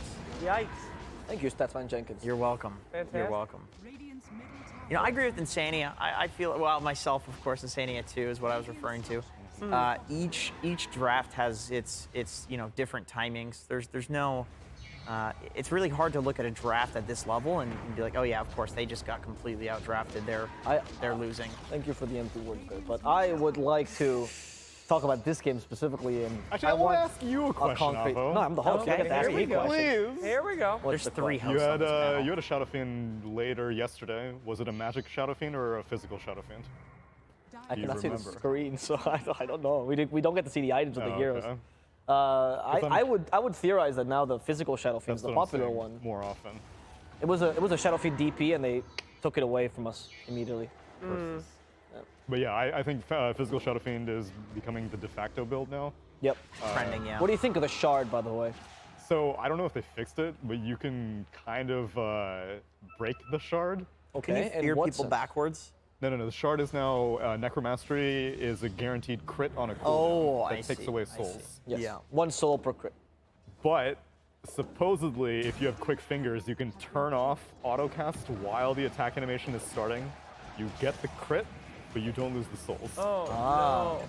You know, that's actually similar to how split shot works. If you actually toggle split shot, as the arrows are in the air, Yeah. you're capable of getting full damage with a split shot. Really? But it's so hard to That's do really hard. that it's not worth doing. I think they should keep that stuff. That's like some Gears of War tactical reload shit. That's hype as Frame hell. perfect, I know yeah. Frame perfect Shadow Fiend. Yeah, let's Some go. carries do it to farm on Dusa. I've seen it happen. Yeah, They because toggle on your off. attack speed is lower, so you can get away with it Yep, probably. I'm exactly. intrigued. Wow. Yep. All right, the old fabled double damage rune. Yeah, Legion Roche is hungry down, now. though, unfortunately. Yep. My goodness gracious. And now, we were talking also yesterday, Armlet on LC. That's the only thing I'm seeing. I'm not seeing Drum a single time. It's always Armlet first. Drums no. are dead. Drums are dead. I think just in general, like some item before Blink Dagger makes sense now because of the 10 talent for the extended range. You don't, and also the fact That's a that she's ridiculous talent. it's such a good talent, yeah. Because I mean, like that's like the primary weakness of Duel in the early game is that you needed a blink because otherwise there's literally no way of getting on top of somebody. But you can just like come out of trees like quelling a tree and you duel somebody like basically from the tree that you cut. Why do you think the shift? Because when that first came out, it was drums on Legion very often. Why do you think they shifted to Armlet? Well, Armlet is in a good spot. It's been in a good spot for a long time. On any hero that has some sort of sustain or in like built-in attack speed. It gives a ton of like raw damage and strength. And I also feel like Legion is the type of hero that she can feel unkillable if you just get like a little bit more HP. It puts you above that threshold, but you don't necessarily want to get like, I don't know, Bracer, like maybe like a Hood would be good for the same reason, but it wouldn't give you the offensive potential as well. So it's like the middle ground. Oh wow, that is definitely physical damage. For sure. Homies did not need to raise a single time. And I don't know if you heard Slacks, but White Album, did you see the tweet that, like, how he felt after yesterday? No. Homie can't even keep food down right now. But Yeah. he said, my team needs me. Wow. Yeah. That's wild. He should probably eat. That's not a good. That's not good. I gotta say the discipline that you see from the Chinese players, particularly. Oh, yeah. I mean, IG aside. Discipline. I believe that's an eating disorder. He really should eat. No, but he can't though, because he's sick. But he's doing it for the love of his team. Oh. Oh. I forgot he was sick. Yeah, I guess I should poor have explained kid. that part as well. Oh no. He literally, his team makes him sick. That's why he can't keep the food down. Okay. Is it my time? It's your time, It's boy. my time. Armlet, your man. What a time. messed up item. I need to get some food down myself. I'll Look see you at guys you. later. It's interesting. I see that we have a Liquid battle in general today. What player from Liquid are you? Sorry, sir. Good to see you. Who am I? Yeah. I am Insania with double ones. Okay, that makes Why sense. is this beginning. happening? That doesn't overlap with my brand. It does not. No, I'm Insania with no numbers. Your normal. I have two Insania. numbers. You have two numbers. Exactly. That's Nice really to meet cool. you, Insania, with two ones. I was Very told glad not to meet to you as wear well. logos on the panel for advertising, so this is a news to me, Mr. Evo Plus. It's actually Ava. Ave Maria! Let's get this game going. I love your jacket, Ab. Thank you. Did they say that? They did, right? No, not yet. You're Wait, the first no one person. complimented your jacket. What's wrong with you? I did it off Slacks, air what because is I'm not wrong an with you? egotistical narcissist psychopath who has to prove that he's nice on air so people are fooled. Okay, actually, don't go too deep into my psyche. This guy walked right next to Ava for the entire day. like Didn't you've even called- make eye contact with him until a You've called camera two was people on. narcissists so far. Like, I feel like that makes, That's I why feel we like that work makes you here. the that's narcissist. that's the narcissist chair. I would ask Dr. K. That's projecting, I'm pretty sure. That's true. That's Dr. true. K. I Thank wish we you. could get him on Dr. panel. K's a narcissist. Let me tell you. No, he is. Thank you, Insania. No, he is not. We You too, cannot. Insania. We cannot mention that man's name with ill will. We can't. He's such a that great that healthy man gamer. is literally helping the Healthy, NAC. be quiet. Healthy Gamer GG host. I need to speak. I'm shilling. HealthyGamerGG.com. Dr. K, what a great guy. Anyway, back to you, Dakota. This guy's work cut out for him after that last series, I'm sure. He did a great job. They won it. He did a Yeah. good job. Yeah. Did great. So they won the second game? Yeah, I feel like okay. On an actual note with Dr. K, I feel like what Insanio 2 was saying, not Insanio 3. I hate you. He was saying that OG had to learn the mental game because they were forced to do it, and I feel like EG being forced to mentally recoup after a game and then winning, it gets easier in the future to do that because it's like, well, we did it before, guys. Yeah, know- that's, you know. Especially when you have no-till spamming Slacks' voice line. Oh, yeah, shame. that is- Shame. That's every actually time, the Arkosh every naming single voice time you line, die. Yeah. I'm pretty sure it's something very difficult to get over with. It's good that they got a certified doctor to help It's out with it. it's a low skill. There's no point in buying the Arkosh one now. You just go It's fi- straight to me. Straight now. to Slacks, 50% right? off. I mean, I'm wearing the logo. You're straight up selling out here. What's happening? Oh, you guys are representing different brands than yourself. I'm just begging people to buy my line. But back to the game, though, if I may.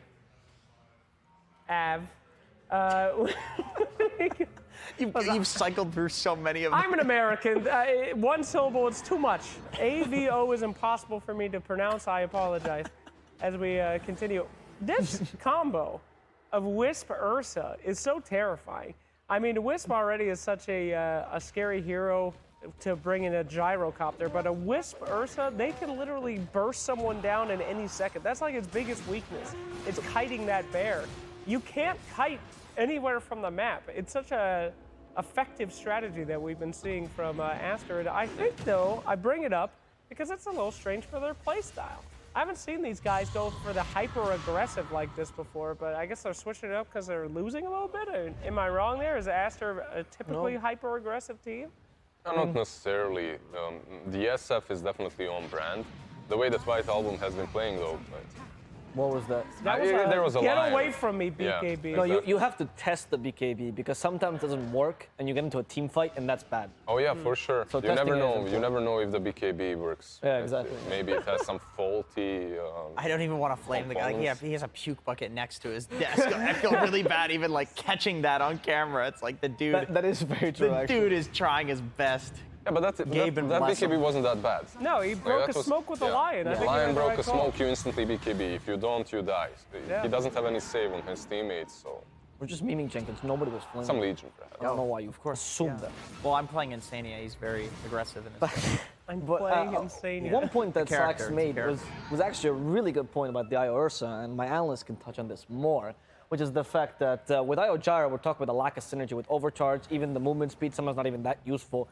But Ursa, he counters one of the basic strats against IO Gyro, or IO +1, which is stun and ignore the carry and go and kill the IO. Right. Because of his status resistance.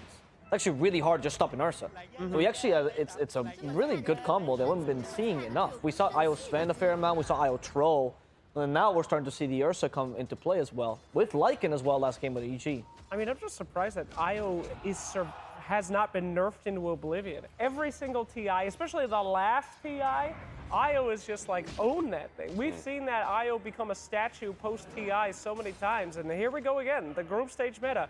Aya Gyro, Aya Ursa. When will it end? Lizard, tell me about this. Sure.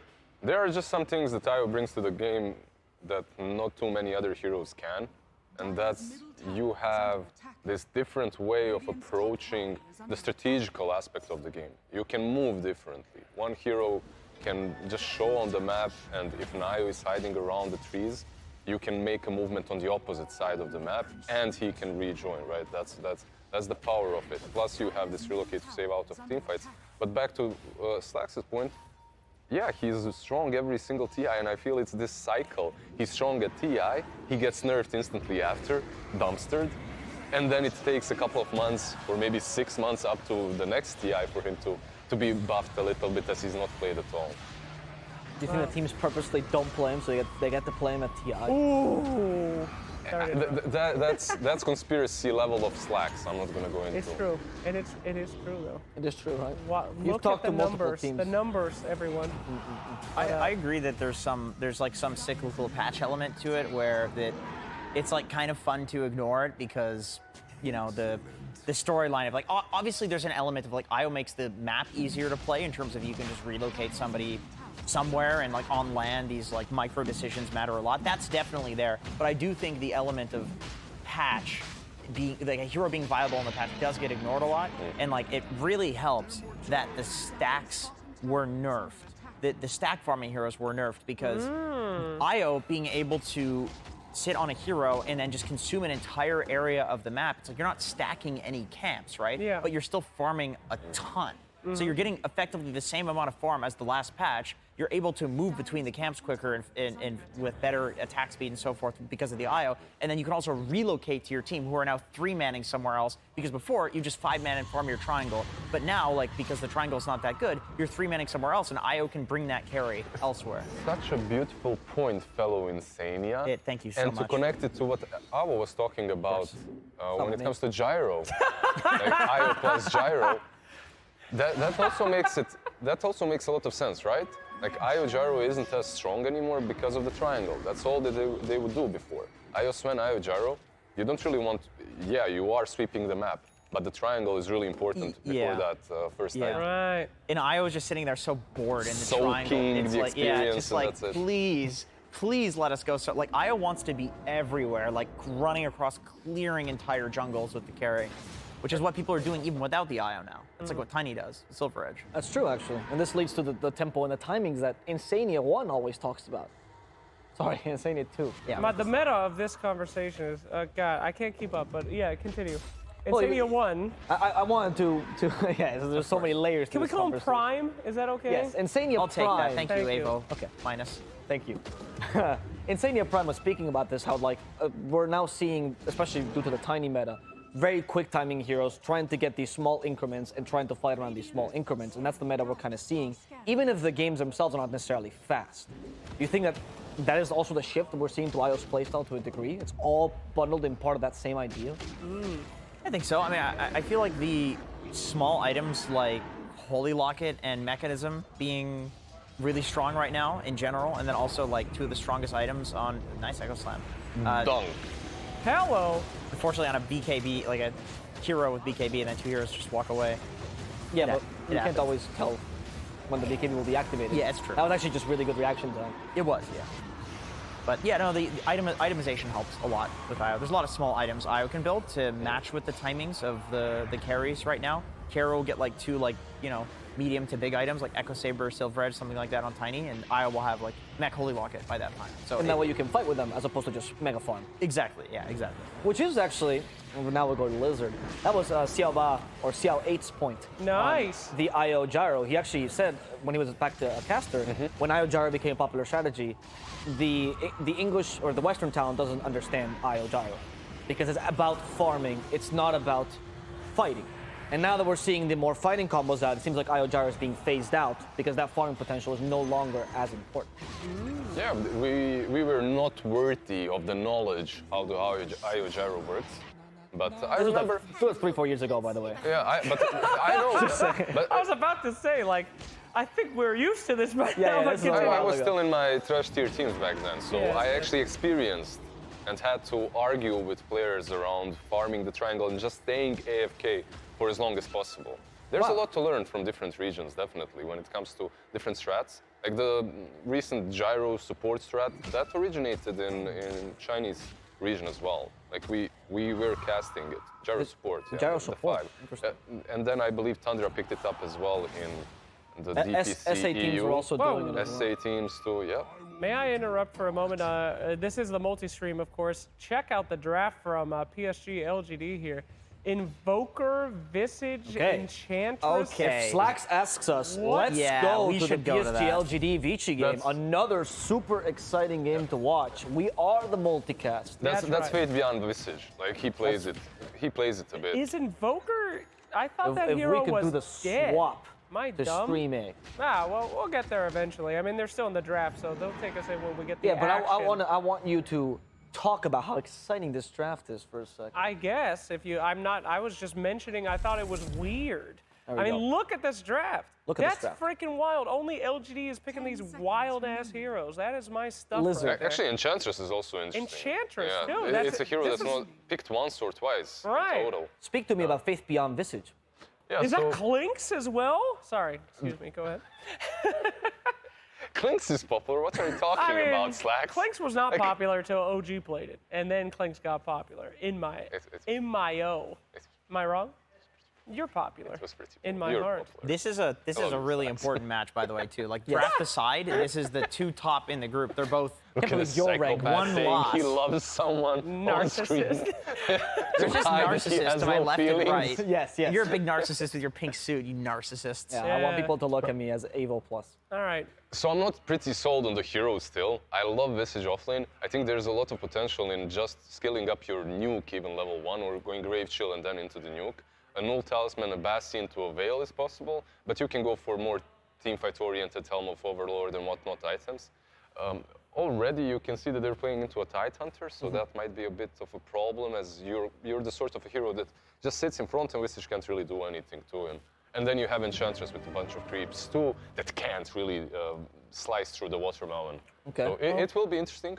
Jenkins, tell me about the importance of this match. You're a big Vici fanatic. I am. You're a big Vici fan.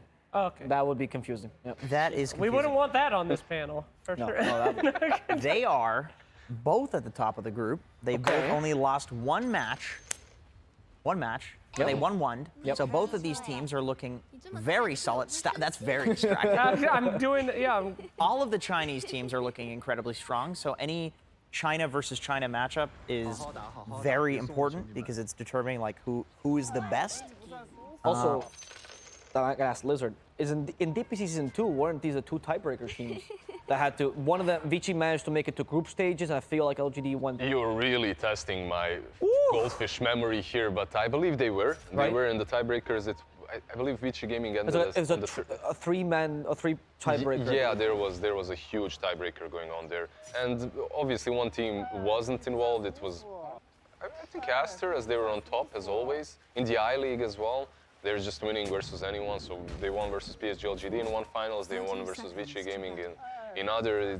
But Vici won that tiebreaker against LGD, if I recall correctly. Yeah. They have a history of taking games off of each other. I'm not really certain. I think it was like I League Season 1 that Vici beat LGD in the groups or something, and then later on LGD like 2-0 shellacked them in the actual playoffs. Yeah. And so these teams have a history of like figuring each other out, beating them, and then the next game it's like the other one has figured the other out, and then they beat them. So, you know, that question will be answered today. But then again, maybe the team that wins today loses in the playoffs because of the history. Wow.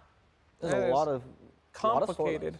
Complicated journey through your neurons in your brain right there. But I think a lot of people just look at this, they're like, oh, of course, LGD. It's not so simple. Whoa. It really is not so simple. I would say that, yeah. I mean, they know them like the back of their hand, these two teams. I actually, LGD, see that Visage? I'm instantly turned off. I mean, you have no idea how many ranked games I'm in with a level 30 Visage. He's the only guy left that plays Visage, and he loses every time. How many of your ranked games had Luna to combo with it, where you get the damage, or Invoker, where you have Alacrity for the birds? Like 0. These are, like, this is a Visage draft, is the thing. That's what makes this interesting. Look, and look at that, he has the level 1 nuke, he's just dominating the UI. It's really good against like Elder Titan who wants to sit there and trade with you. It's like, okay, you punch me, I'm gonna do more damage to you than you're gonna do to me. It's like, I think it might be the highest damage nuke in the game at level 1. It's like 250 damage. So I played the offlane Visage, a lot, and basically what I would do is just null talisman and a bunch of mangoes. Hit me, please. Yeah, exactly. I have no region, please hit me. And you always win that level 1 trade. There's no trading with it. The question just is mana. Like, how do you have mana? Exactly. That's why the mangoes idea. That's mangoes, null talismans, Basilius is good. You just want to like max out on that. I even seen people go like null talisman, Basilius, and then Oblivion staff components. Well, they'll just go 2 Sages masks. So I've even seen an inventory of like 4 Sages masks. Back when it was like Necrobook was the thing. It'd be like Necro Orchid. So Basilius, for the people that don't call it that, is the ring. It's a little ring that gives mana in the area. I started buying those. Listen, scrubs out there, don't go to lane with 5 clarities anymore. I've learned. No. The Ring of Basilius. It's actually very good as well because they improved it so that now it gives you a lot of mana regen to yourself. So it's actually a huge improvement for over the Sage mask. This panel is way too on point with each other. There's too much agreement happening. Yeah, that's What's right. happening? I'll start How being... is Slacks here and he's not disagreeing with everything? I mean, what do you want from me? Look, you look like the black and white picture of the Giga Chad. I'm not gonna disagree with you. Look at that jawline. Look at that hair. You're a spitting image. I'm not gonna argue with a Sigma male, for Christ's sakes. You're right about many things. Jenkins, there's no point. It's like arguing with a dog. He's gonna look at you. Right. Don't hurt Jenkins' feelings. Marcus Aurelius said... Insaniac here, what the hell's that? What did Marcus Aurelius say? He said that you wouldn't, engage with a dog that's barking on the street. And so if people are giving you a problem in life, it's just nature. Just be one with nature. And accept Be one with nature? Was that Marcus Aurelius? That was Marcus Aurelius. What is Marcus Aurelius? Meditations. Of meditation. Page 57. My wife listens to all that headspace stuff on Netflix. It drives me crazy. It makes me crazy. Stop telling me to be calm! Sorry. But yes, as we look in the game again. Now, okay, a pro player once said to me, when I asked them why they didn't play Invoker anymore, he said, Invoker is worthless after BKB. And everyone buys BKB now that's serious about Dota. Who said that? I don't remember. I don't think that's Maybe true it was Kyle anymore. But at any point, is this hero actually viable? Because it seems like such a rare occurrence to see an Invoker these days in these pro games. You have Ags now, Slacks, and that pierces BKB. Well, yeah, but you'll see like, the Invoker Faceless Void combo, of course, but just like this straight up matchup here. It has a 33% win rate so far over Exactly. How many games? 13 picks. So Exactly. So it's quite a chunk of games. it's getting picked enough. It's getting picked enough. Yeah, it's pretty bad. 33% win. Yeah, actually, it's 30%. It just lost one. And it's going to lose this one, too. Yeah, it's gonna be in the 20s. You know, Jenkins, we were discussing this before in the previous Invoker game we actually saw. Yeah. One of the issues that we're seeing with the hero is that they sometimes pick it where they just don't have enough kill potential. And the quas-wex speed that we're used to seeing just kind of falls to the wayside. How are you supposed to be drafting Invoker these days? When is it a good Invoker game? With Visage, I mean, I love the Invoker Visage pairing because you're going to perma-proc the Cold Snap with the birds. Good. You can also Alacrity one of the birds, and it sounds really stupid, but it's actually not. The birds attack so quickly, it does a ton of damage, and probably the best thing about it, actually, I would say, is that, like, you can siege towers and poke by Alacritying the birds, and you're not committing a hero in there, and the cooldown on the Visage Familiars has been lowered. So if you want to throw them at towers, you can do that now, to a degree. To a degree. Yeah. I would really love to agree with my friend, but I'm looking at Luna on one side, Visage Bird on the other. Which one will I? Which one do will I I? You're right. Who do I You're right. That's why I said for poking. All right, I was very clear. I see. Tiny baby bird. Poke it a little bit. Yeah. Listen, don't get me started about birds. I'm with you there. Yeah, I don't birds think you are should. definitely not real. I don't think you should enable them in any way. They're horrible creatures. They could be replaced by 3Ds easily. I'm telling Government you, surveillance drones, you mean? Crows No, they- are great. If you give bread to a crow, they'll talk to other crows and tell them that you're a good person. That's not great. That's greedy. They just want to eat. Narcissists. Yes. Crows. A bunch of crows are called a murderer, actually. Yeah. Yeah. A murderer of crows. feel BSJ that. told me that actually. Oh, he's so dead. He was petting his crow? Yeah. Well, actually, he had one crow and he was saying something about murder. I don't know. Makes sense. Yeah, but we'll see how this one works out. The stream that we're watching earlier, Aster versus T1, it's a GG. It's T1 who took the second game. Hold up. Wow. They turned that one around? Then Aster had the bear, right? The bear in the wisp.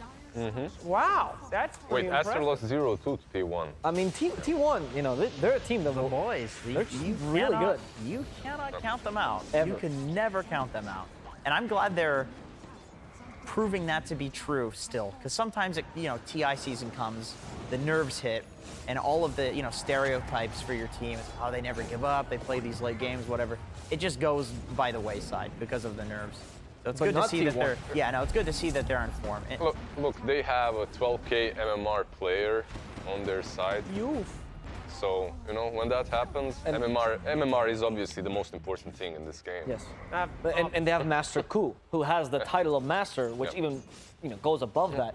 In fact, to talk about his confidence, that man will analyze games on his stream in Tagalog all the time.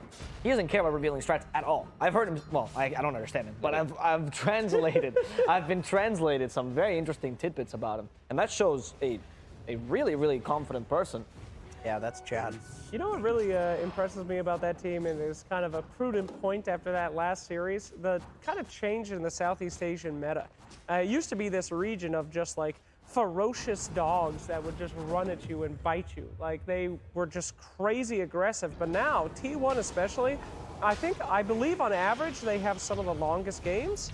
And they like that late game, they like that patience. There's such a change in that kind of meta. Yeah, the pubs are still the same, but they realized eventually that they need to switch up the strategies that they're using. Yeah, the pubs are exactly the same. You just well, need, yeah. You just Sea need pubs. I mean, you just need a couple of players that get some sort of experience from international lands and these puppies and these boomers that have been around forever, and then it slowly but surely changes. Yeah, I would agree. Now we'll see. We're moving from C, go up a bit, and we get to China. And that's the match we're watching right now. BT versus PSG LGD.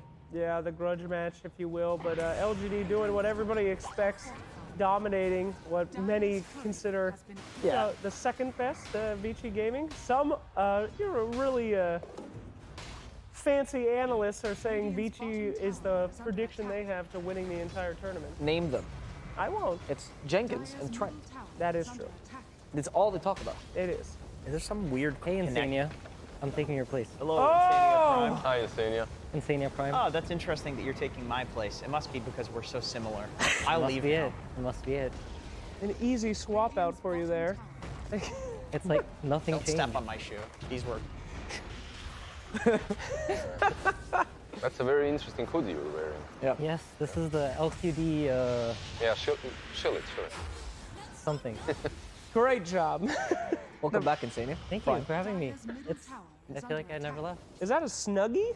No, it's like a. Can I show it? Yeah, It's a please. blanket. It's like a Jedi like hood kind of thing. Look, I feel like a Jedi when I wear it. Wow. I just need the sword. So that is now Darth Insania. Yes. That is very good. Can I you do love me it. a favor? Can you do this? No, that'll look stupid. Go Why do you want for me the to look blankie stupid? memes. Why do you want me to look stupid? Slacks is looking at me like, what is wrong with you? I know what you're talking about, but I really just wanted to leave you hanging there because I thought it'd be funny. Oh, wow. Look at that damage that we were talking about with the Visage. As you said, big boom boy. Even taking out the watermelon. I'm actually surprised they're taking him down. The birds are dealing absolutely no damage, but It's they're just just the magic, just the fissure plus the soul assumption that's able to actually deal with the Tide Hunter. Insania Prime. Tell us what your thoughts on Visage. What do you think of the hero right now? You think he's actually viable? So we play a little bit of Visage in Liquid. Quickfell likes that hero quite a bit. I'm aware. I think the key thing to making it work is you need to have spells that give soul assumption damage in the laning phase, and that's usually when it shines. So I didn't see this. For us, that's like usually when we think it's good. If you can get soul assumption to deal like a heavy amount of damage, then we like drafting the hero. And it seems like in this game, like they don't really have any great ways of getting on top of him and killing him. So I could see it being pretty strong. Yeah. Is it played as a 3? Yes. Okay. Did they try lane? No, right? Just dueling? No, just dueling. And they were discussing that. 1 second, please. They were discussing that Invoker and Visage was a nice little killing combo that we were lacking a bit when we saw the earlier Invoker game. Hey-o. I think the Shaker Invoker is like pretty nice together. Yeah? Because you get like the stun into Invoker spells. He did exactly that. Like, the thing, you want to give Visage as many experience you're a points as Visage possible. spammer. I forgot. Thank you for Why are you asking me? remembers. Well, because I already asked him. Oh, I see. Blizzard gave me a whole. I'm a filthy Visage spammer who used to be. That makes at a lot least. of sense now. I don't think there's anything filthy about that hero. That's a very wholesome hero. Is it? If you get to play Visage, it's nice. You're not No, going to carry games like okay, Meeple, so but it's hard to play. Look, Visage used to be a decent hero, like not a hero for people that are, I don't know how to describe them, just hate everyone around them. But the moment Visage became a hero that just stands in front of the tower and takes it with like a hood and Vlads and you can't do anything to him, he became, you see a Visage picker and you don't want to play with him. Right. Is that how you lost your I think there's a pretty Exactly. easy definition of what makes a hero filthy or not. Yeah. And it does quickfell play it. And if the answer is yes, then it's filthy. So the Lone Druid is filthy as well? Of course. It's really good to have one of these players on your team though, right? Yes, it's great. It's Thank you so awesome. much, Max. I love having you on my team. Great. Ooh, that was a good prediction there. He's alive? Nani? Yeah, that's the other Titan right there. Gracious. Good Echo Stomp. Oh, also another point, Mr. China expert here, from the Chinese DPC, Mr. Lizard here. Vici Gaming is one of the best teams I've seen at losing.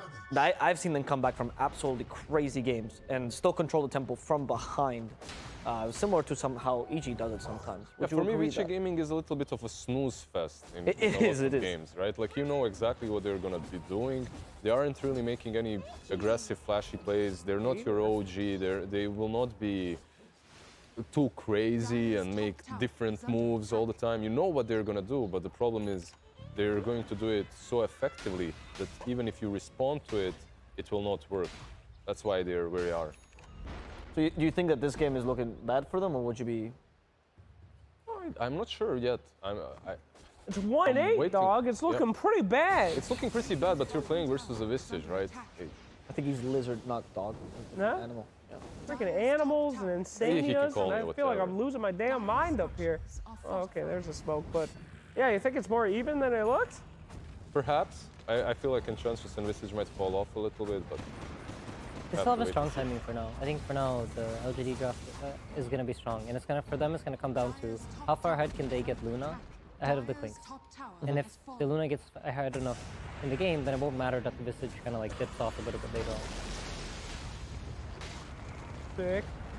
So they got a free Ravage. This is actually pretty good timing for them to reset back and then look to re-engage. They're fighting. In a better fight. Yeah. That's a fantastic ice wall. Holy moly. Well, again, both these teams know each other so well, so. Do you think it's right, Insania #1, that they are... Prime? Prime, sorry. That they're involving Luna so much in these fights? I mean, they probably, so I would say this is probably like a stylistic thing, because Alma usually is very good about just leaving his team alone and farming. But they probably know how Vici plays so well, and this is because they play so much against each other, that they feel the need to bring him. They know that like if he's there, then they will have damage to do all these things. So they're feeling maybe Ember isn't there, Titan isn't there. If Luna was farming somewhere else, she might get picked off. But I think it's also the fact that Visage Birds with Luna Aura have like crazy, you've already talked about this. Yeah, the synergy there. So like, even if Luna's not actually outputting damage in fights, she just needs to be present and just give that aura to the birds. It's already having like massive amounts of impact. I think it's almost double damage at level 12, right? Yeah. It's ridiculously strong. Yeah. There were a couple of things there that really worked well with mass units. I remember the Sven, when he gave the ulti to everyone, you had Meepo around. Oh, with the old bags. That was ridiculous. Yeah, those were the days. That was the days when people started experimenting with support span again, Yep. which I hadn't seen since Dota 1. And speaking of which, multi-stream after all, I did want to ask you two big brains about Team Alliance. How are you feeling about that right now? They're in a series right now against Undying. I believe Undying took the first game, and it's... Could we get a quick checkup on that series so we can talk about it? Oh, if you want to, I was just bringing it up. I mean, go to stream C for Undying versus Alliance, just to see how they're doing. Thank you, Slacks, for I'm not trying to take the essence of the multicast. Okay, well, you know, I mean... you ask and you shall receive. Okay, wow, very kind of you, but yeah. This Undying game with Alliance in it, it looks like they're wrapping it up here. Or at least they look like it until they started throwing. Holy sweet Jesus. It's the Ag Spectre build, huh? Yep. And that's a Timado Spectre as well. He loves that hero. Yeah, Luna and Spectre wow, that's very are the two heroes that come to mind. Bloodthorn and Moonshard. So he probably wanted to get on top of that Lifestealer, right? And pick him off instantly before the Rage. I would assume it has to do with how the hero works, right? So Lifestealer is fairly tanky, and so is Tidehunter, and so is Sanking. So overall, these heroes are like, they're not really gonna die to auto attack damage that easily. However, true damage, that's great for burst getting, like you just eat these heroes. So the attack speed, I would assume it works on the Manta Illusions as well, right? And also not Yes, bad. it does. Yeah, so you're actually just eating people up with the Desolate, and you have the mini haunt, right? So you're going for people that are alone. Don't! So Orchid plus Aghanim's, that's like the ultimate pick-off for a Spectre. Yeah. And you're playing versus Invoker too. Before he gets any defensive items, if you get on top of him, he's just gone. Yeah. It's actually crazy DPS. Yeah, I don't know. I still don't understand why people are picking Invoker in this tourney. Oh, really? You don't like it? I think it's pretty strong. And the right It game. has a 30% win rate right now. Does it really? Yeah. Yeah, I think Wow. it's strong on paper, but in practice, the momentum in the team fights in the current meta are just like too strong. It seems like people are just running at your base and getting everybody together in these very clump up battle heroes before Invoker is able to get off the ground from what I've seen so far. Yeah. But you're the guy, you know, who's on a pro team, so you tell me. For now. I'm just a genius, but you tell me. I mean, Jenkins is taking your spot. Is Yeah. that? Oh He's my. attempting. There's a hostile takeover right now. I've seen going it. on, yeah. Yeah. I can't search for your name anymore on Twitter. I can't find you. Jenkins' face shows up. Yeah, really? Yeah. Painful. You know, there was some stupid tweet aimed at me by a guy with the Insania nickname. I was confused last night. Oh dear. Then I realized who it was, I just keep getting DMs right? with pictures. This Undying is really showing up in this group stage, Yes. though. And I think that they're like, for me, this game was important because I think it's a test for Alliance to see how hot are they, how good are they in this tournament. Because I think Undying's like maybe not the strongest opponent here, but they're playing well. Yeah. They seem to understand the game pretty well, and they seem to know what ideas they want to go in with. So this was like a test for me at least to judge like how good I think Alliance is, and I think a 0-2 is a pretty bad sign for them. for sure. For the rest of the tournament, But, I just mean, more than the two. As you said, though, Undying is this really hot team right now, and I'm really surprised with how they've been doing in comparison to Quincy Crew. I mean, Yes. people were saying Quincy was like EG. I mean, they were right up there. In fact, they took several spots from EG in the season. And man, I don't know what's going on with the group stage, but Undying is like replacing. Look at Centaur getting the greatest stomp of his life. Sometimes, you know, a team needs to bow out for a new force to come in, much like I will be doing exactly like that. No. As we get a new host to come in, a wonderful host. My name is Sumichu. Okay. Yes, and we're also going to be putting the game on full screen so you can enjoy this wonderful game in its full glory. You don't even have to go to the actual stream and listen to the casters. What are even the casters for this game? My goodness, I'll never forget you, Ayo. Yeah. All right. Thank you so much, Siraxian Sleeks. Thank you so much, appreciate my friend. Goodbye. Bye-bye. Bye-bye. All right, but at any rate, yeah, this Undying game, I think it is the test for Alliance, as you said. Any chance they come back in this game, though? This is looking pretty rough with their draft for a comeback. It's very difficult now that you expanded that buyback on Invoker as well. But to the Undying point, I feel like they were maybe flying a little bit under the radar. Other teams from NA took the spotlight, the Quincy Crew and EG. And I also think that they adapted way better to the current state of the meta. Maybe it comes down to a little bit of luck to who they scrimmed and what strategies they actually saw in those scrims. Ooh! All right. But in comparison to Alliance, like when you look at them, their drafts don't really look way too inspiring. No. You know what they're gonna pick. If you pick a puck, I can guarantee there's going to be a DK picked by or 4-limb. Yeah. Not a lot of creativity coming out from that team, you're right. I think the issue that they have in their games, based on the few games, I haven't actually seen them play that much, I've only seen the results, but based on the games that I have seen, I feel like they end up, when I look at like, compare them to other European teams that are doing really well, they don't end up getting Nico Baby ahead the way they need to. Their games seem like everybody's farming okay, and they're like playing pretty safe, whereas I see like, the teams that are doing really, really well are playing extremely aggressive.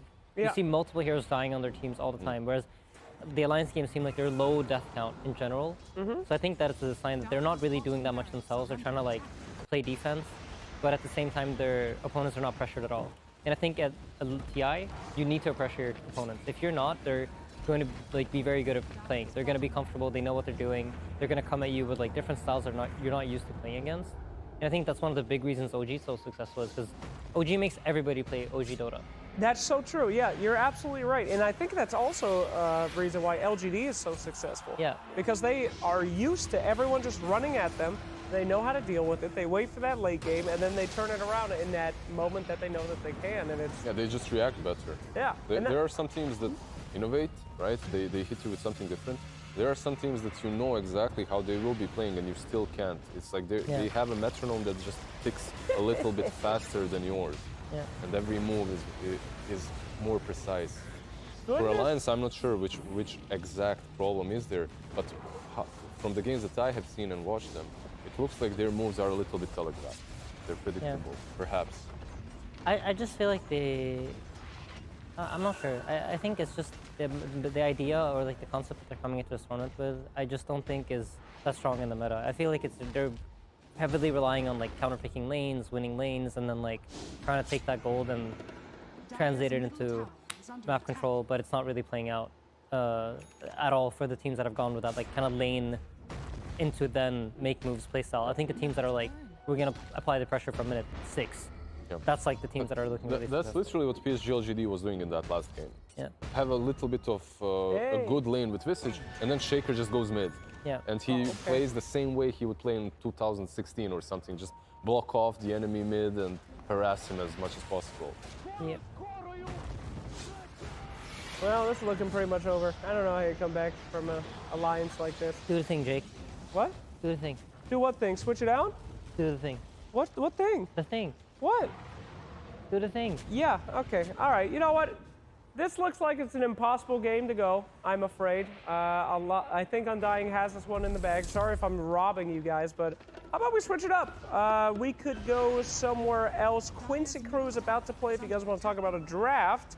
Drafts are boring. Drafts are boring. Draft? What the? I'll tell you what, how about we head back to LGD? LGD and Invictus Gaming. That is the grudge match, and things have probably started to get a little bit spicier in that game, as I'm sure this is going to be the GG push out of Undying and Alliance with those Mega Creeps, so it should probably be seeing that one and moving back over to LGD. Of course, this is the multi-stream, so if you're looking to watch these guys mercilessly fountain camp, feel free to head on over to that stream. And if you want to hear these hype casters, that is okay too. But we'll go ahead and watch this one. There you go, GGWP.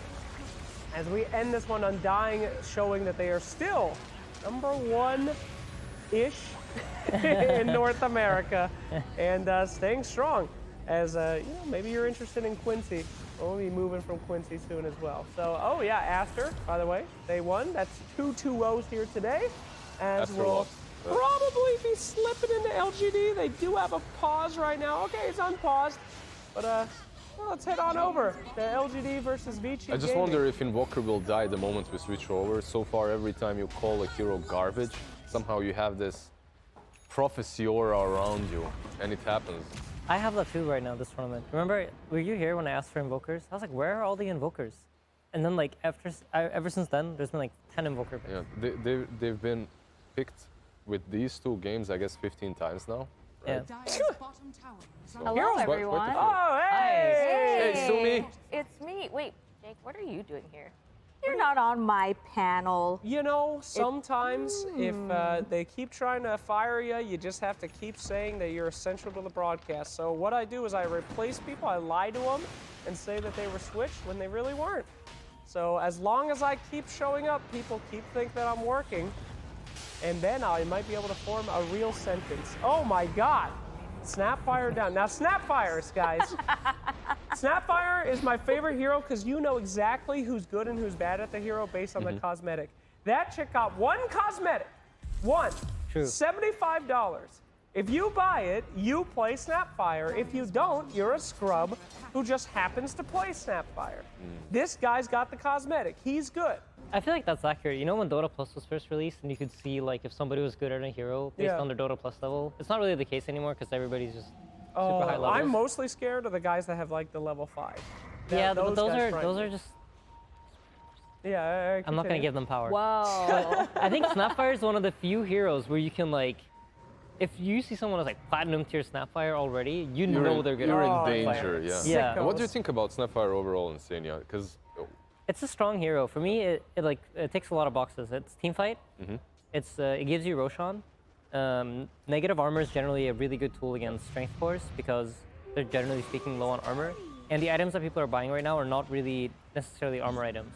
If you think about it, there's not really that many solar crests. There is one in this game, but it's not like a core item you see in every single game right now. It's a lot more force staffs and stuff like that. And like we've talked about 10 times now, Echo Saber, Shadowblade.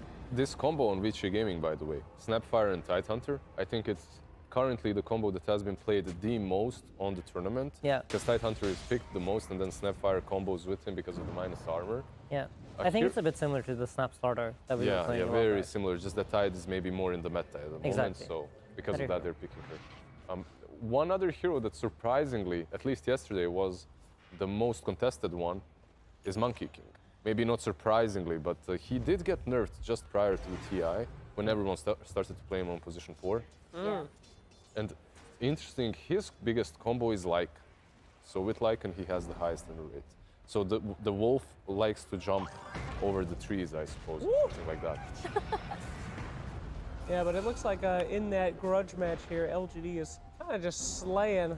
Dota Plus just gave it a win rate of, what was that, like almost 85% at this point. Oh, well. You guys agree with that? No, I don't think so at all. I think this is a pretty defining moment at Roche. I think the LGD has an edge, but based on what I remember, their gold lead hasn't really grown. So they're like kind of staying at the same level that they were before. But I think generally speaking, Dota Plus gives pretty high win percentages to certain heroes and combos. I think Invoker Luna is one of those combos. Because you have the Alacrity Luna that's just like blaving down everyone. This smoke is crucial, by the way. Yeah. Right? Like they're trying to prevent the rush from happening. Yeah. Okay, these guys are hacking. They just literally ran away from a spirit through smoke. That's come on, guys. I'm not gonna sit here on the TI10 panel and accuse people of cheating, but that was crazy. These guys are cheating. No, I'm kidding. That was a joke. Jake? Jake? All right. Yeah, some players, Slacks, actually get so good that they can predict some movements across the map. Dude, that actually break some blew my mind. smokes. Can you believe it? I played with a pro player accidentally one time. I think it was Arteezy, I don't remember, but we were in a pub, and it was like one of those groups that they invite 50 people, and then you just happen to sneak in, and they're like, it's not worth kicking them kind of situations. But that guy was like, yo, we should go kill this guy. He's farming this camp. Yep. And I said, how'd you know that? And then he's like, I watched him farm this other camp. That was like on the other side of the map. Like, you just know that the amount of time that it took for him to travel in fog? Insania will probably agree with me. In general, you know where the enemy team's heroes are at like 90% of the game, unless the smokes happen and whatnot. You have a general idea where they should be, because you know the movements. You played this game 10,000 times, so you can kind of predict. So if you think about high-level Dota, when it comes to this particular thing, there's like a standard way to play that's figured out. This is like the optimal way to play. And when you're playing like pubs, if you do the optimal, you're gonna win more than you're gonna lose. And that's generally like how pro players have such high rating and stuff, is just because they understand like the baseline that will work with 95% of all players. So you have a general understanding of where everybody is on the map if they follow those lines. So for example, when we talk about OG and say they're very aggressive, that's because they're deviating from those lines, or they're doing something that's unexpected from what you would think that they should be doing. And the same thing about like LGD, for example, why they're so successful is because you will assume you know where they are, and then they'll be somewhere else because they know what you're assuming. And then there's like this mental game going on where you have to think like, oh, should I play not optimal so they don't find me, or should I follow the optimal line because I'm in my own head, or stuff like that. I would compare this the most with chess, but not normal one, but a bullet. Like you get 1 minute to play the whole game. Quick chess. You have to move constantly, instantly. You can't really be thinking about your moves way too long, because if you play optimally and you have too much time to think, eventually the one that just has the biggest brain power and all this thing doesn't matter, like mixing things up. However, if you play bullet, if you play in 1 minute, if you mix things up a little bit, you put the enemy off guard. He doesn't really know what he's supposed to do there. His time is ticking, emotions kick in, and then it pulls the game in your favor. Sumi, this is such great news. Now, when we play like garbage, we can say, we could be playing optimally, but I'm choosing not to play optimally to throw the other carry off their game. Exactly. I know I have 27 deaths, but the enemy carry doesn't know why, and he's going to lose because of it. That's it. That's what. Very smart. Literally what I've been doing my whole life. That was exactly the point we were trying to get across. Thank you so much. Being position 5 players. Here. Yeah. People have been making fun of my 5 boots Veno build all panel, but that's suboptimal. The enemy carry's trying to figure out what I'm doing. He's spending all that time instead of last game. Jake, you understood this perfectly. Your 5 boots Venomancer build is called the report build. No, it's not exactly what's going to happen. It's the forbidden build. All right? You never have to go back to base. Anyway. So when you're talking about like playing optimally, that also includes the fourth, right? Like when you're farming camps, there's an optimal route for it. Precisely, and that's exactly what I mean. Where the pro players have figured out like, this is the way that I want to be playing my hero. This is how many camps I can farm in a minute and still push out the waves, etc., etc. And like, you know that for each hero, like it varies, and you know where they're going to be at different times, depending on where you last saw them. Or all right. I'm freaking out right now. Holy Macarena. Do you guys see that defense from VT Gaming? That was a perfect Ravage and a perfect everything. Luna's just ditching like a typical carry with an Aegis. What are you guys doing? Pushing uphill?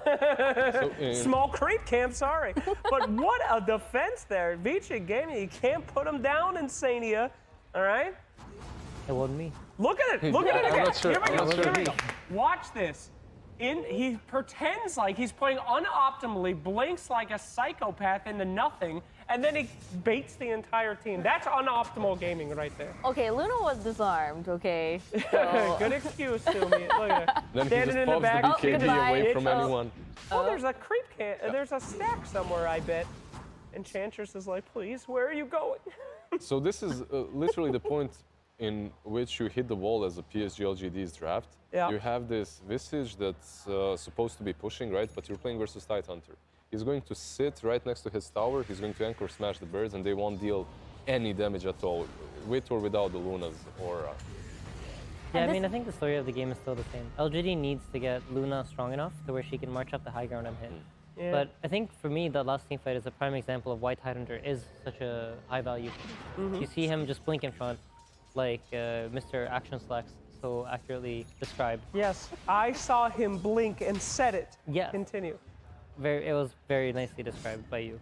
And then he just goes in front, and then you use all your stuns on him, but he just doesn't get stunned. And it's a very hard tool to deal with. So, and I think teams have been trying to like figure it out in different ways. I saw OG ran the Hoodwink. We've seen Viper before. I don't think the Viper has been very successful. The most successful hero at the moment at the tournament played into the Tidehunter is, I believe, Doom, and after him, Disruptor. So yeah, these two those are heroes. Traditionally considered counters to Tide as well. Very well. Yeah, but LGD has none of them. LGD doesn't really have like a traditional answer to the Tide. I think their idea is more so that they're just going to try to overwhelm them with the Luna alacrity. I would even say that they actually have heroes that aren't that great versus them. Yeah. Like the Visage. Right, let's not get too insane here. Sorry. Quick question here. Yeah? Because of this awful pun, who here wants to vote Slacks off the panel? I would like Slacks. Please, Whoa, get him out. Okay. First, say I. Oh, I think can't. you should leave. Do you want to keep my chair Slacks? I'll chill. The invoker comments. Thanks, Jake. Bye. Thanks for joining Bye. us. Bye. I feel awful. I don't. I may feel awful for stealing his phone, though. You can. I'll come back. Have it. You can have it. Oh no, he's coming back. Bye. Bye. Bye. Welcome back, Tsunami. Thank you for so joining much. us. How was your break? Oh my God, we got quesadillas for lunch today. Romanian delicious. quesadillas. Slacks, can you change me?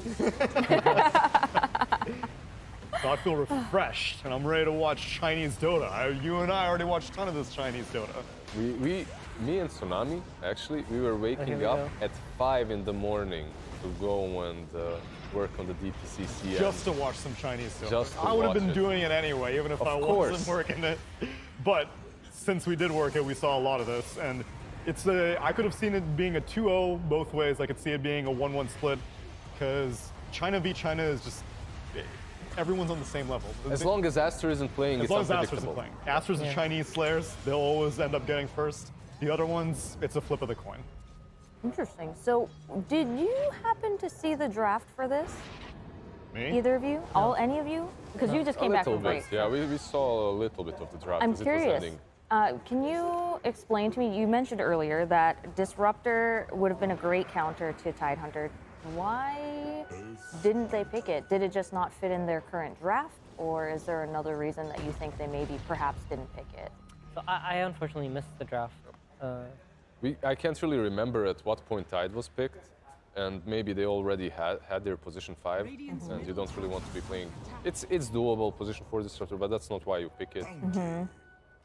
It's so hard because we're jumping back and forth between games, and I feel like I'm asking you questions that are so difficult to answer because it's so based on the order of the picks and the bans. And so far, I really saw the Doom being picked as the direct counter the most. Yeah, I think especially in SEA, they play a lot of Doom Yeah. as an answer to Tide. Kuku, Midas. Yeah. I think T1 also played it. Fnatic also played it. Can you tell me about this Faithian Visage, though? Is this the first series that we've seen Visage?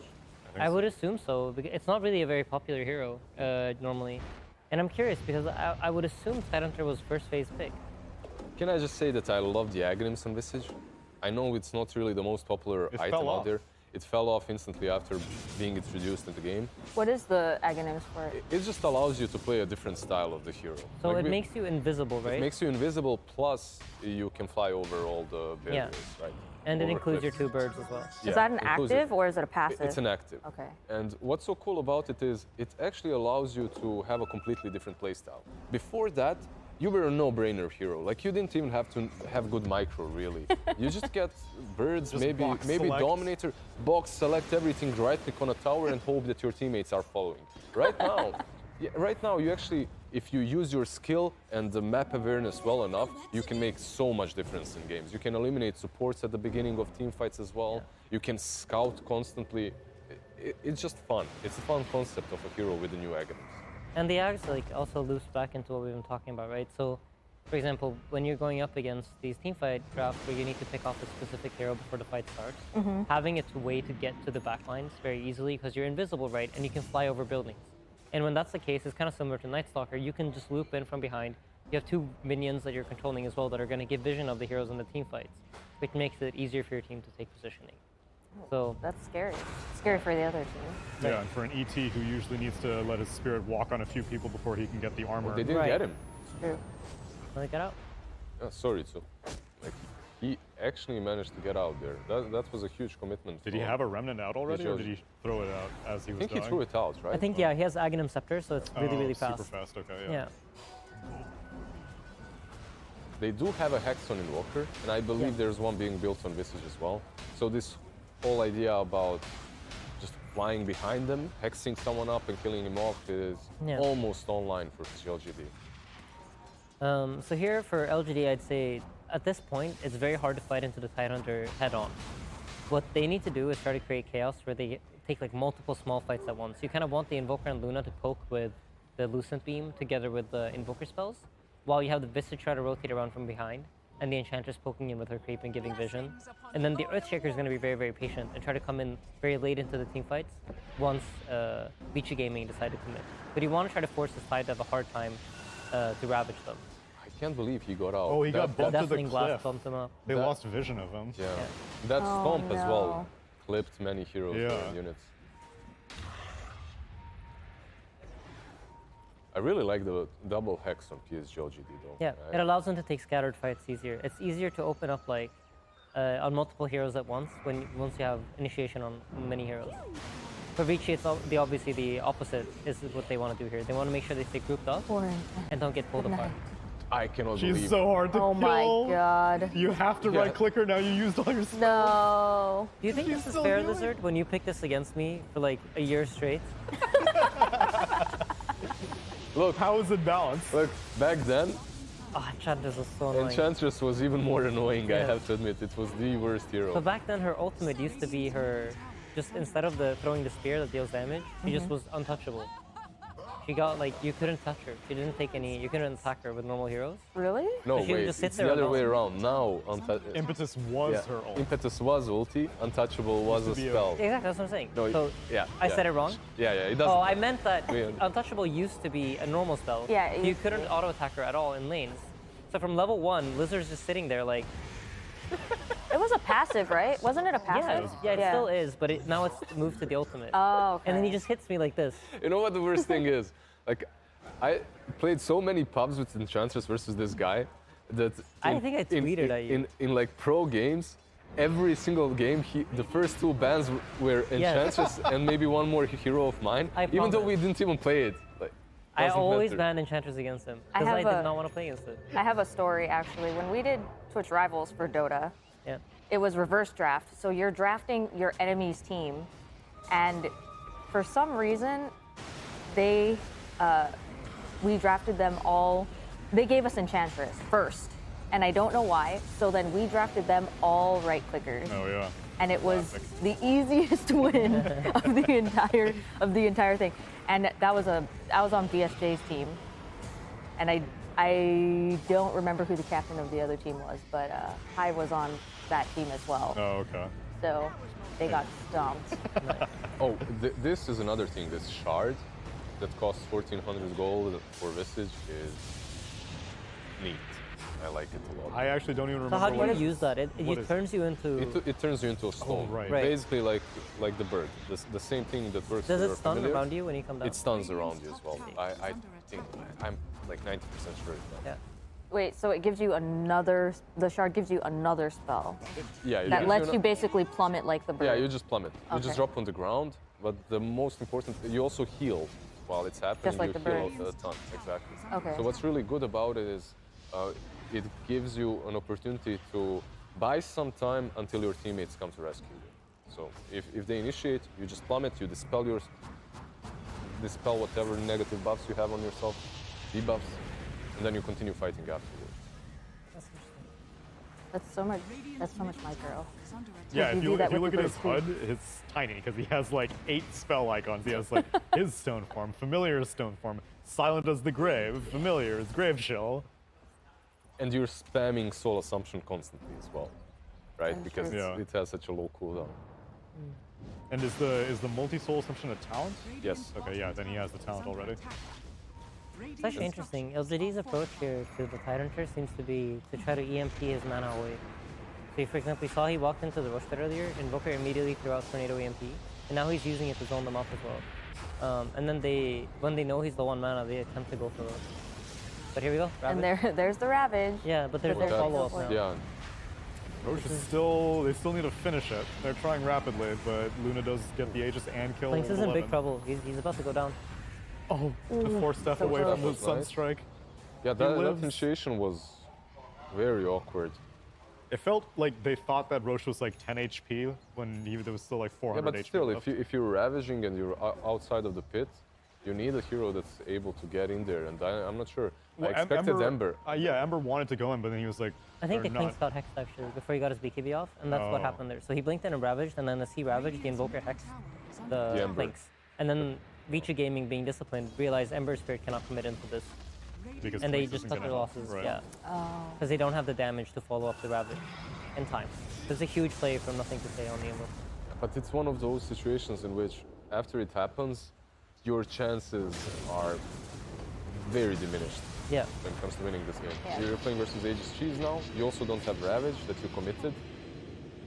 Dota Plus put it at an 81% for PSG LGD now, but what can VG do to try to hold on to that 18%? Isn't that lower than before?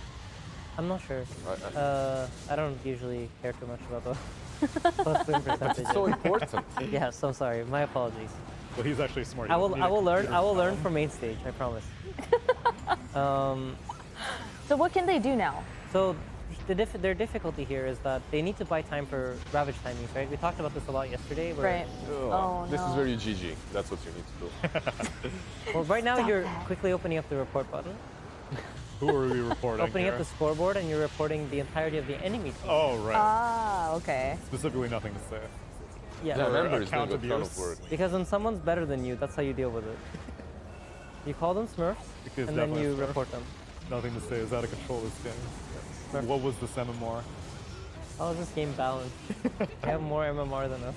I have massive respect for Vici really just sticking it out to the end, though. Yeah. Like, instead of, like you said, that was a GG, but you still see him trying. I love It's it. just that they needed a good team fight a little bit earlier. They got that one defense on the bottom tier 3, but by that time Luna was already quite ahead, and they couldn't find the right openings to take fights. They had a nice smoke attempt to defend the second Roshan, which failed.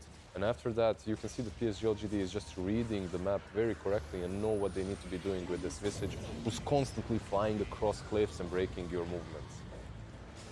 Got it. All right, team. We have 2 streams that are currently available to watch. We have Quincy Cringy Q. Cringy No, Crew. I did not say that. That Wow. was all Tsunami. And we have Quincy Crew and Team Spirit, and then we also have Elephant and SG Esports. I want D. I think D? Quincy Crew. No, okay. Oh. laning. Wait, phase, Lizard, you're the man. I don't care tiebreaker. about laning. You're the phase. What did tiebreaker. Tsunami want? I want. D has an actual game going on. Quincy Crew is laning phase right now. Give me Quincy Crew. What? All right, let's go to stream B, if you don't I mean, mind. this is hype. Quincy Crew is on the verge of elimination, right? If I'm not wrong. That's true.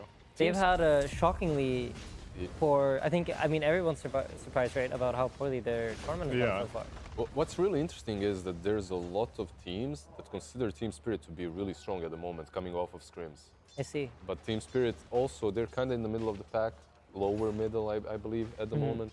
They aren't looking too hot as well. Yeah.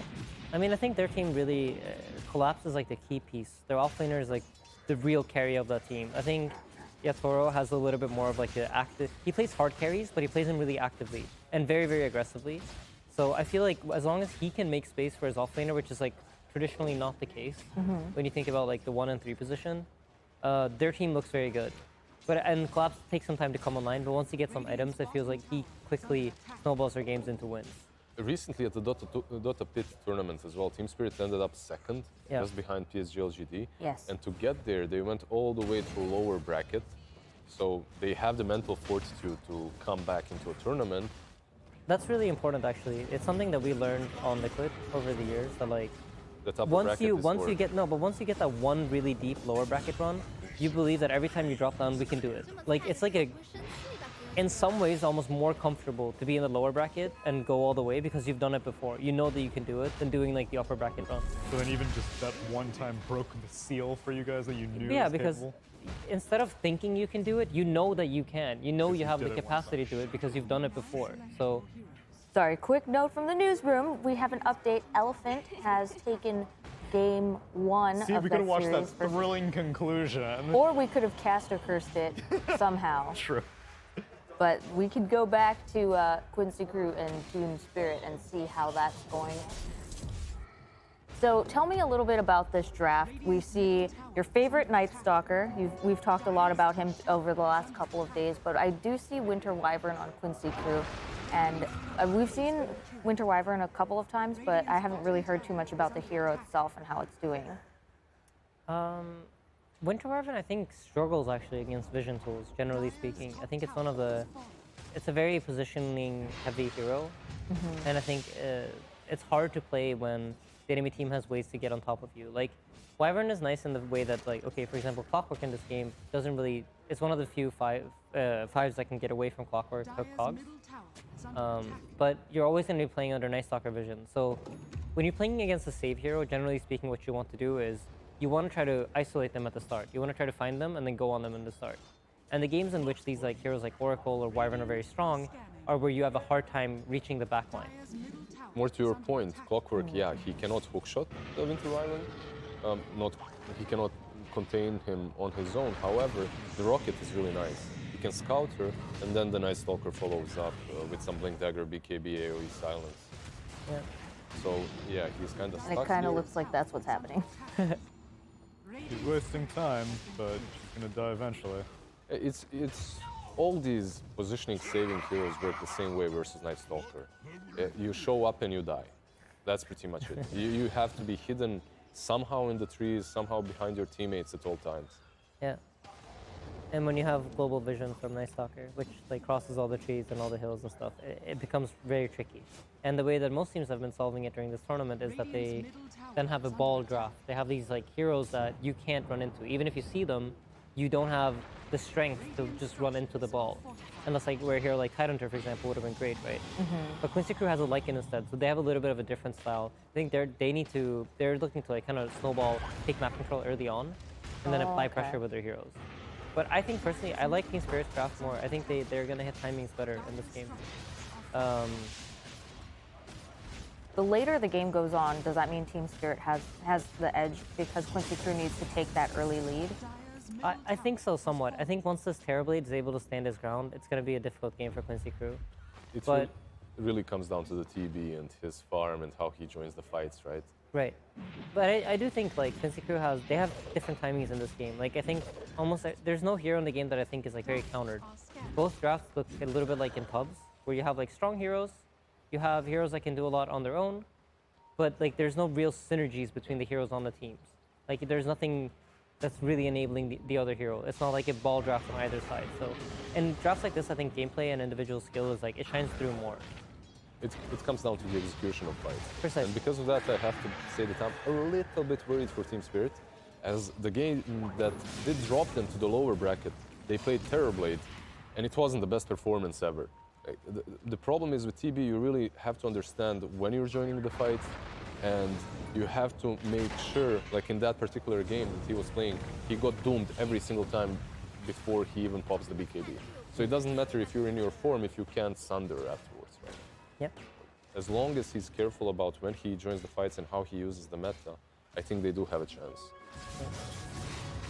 So what are the standings like? Are they pretty close in the standings? The standings, let me check that right now. It looks like... At the end of day 2, Quincy was definitely at the bottom, and I think Spirit had maybe 2 more wins than them. I think Quincy was like 1.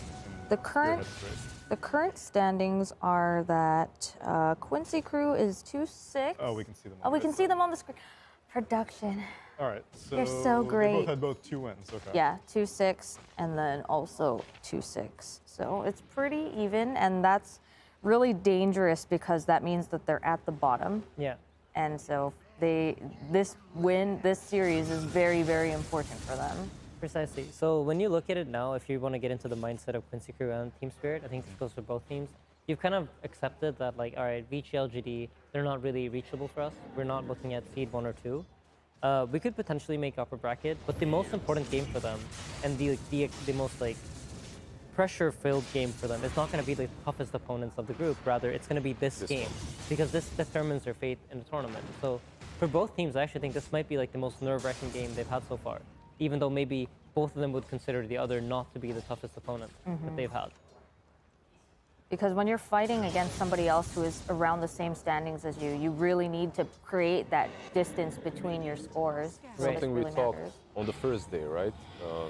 If you're playing, you usually want to be playing versus the best at the beginning, unless it really shatters your confidence. Because you just get that out of your way, and then it becomes a little bit easier.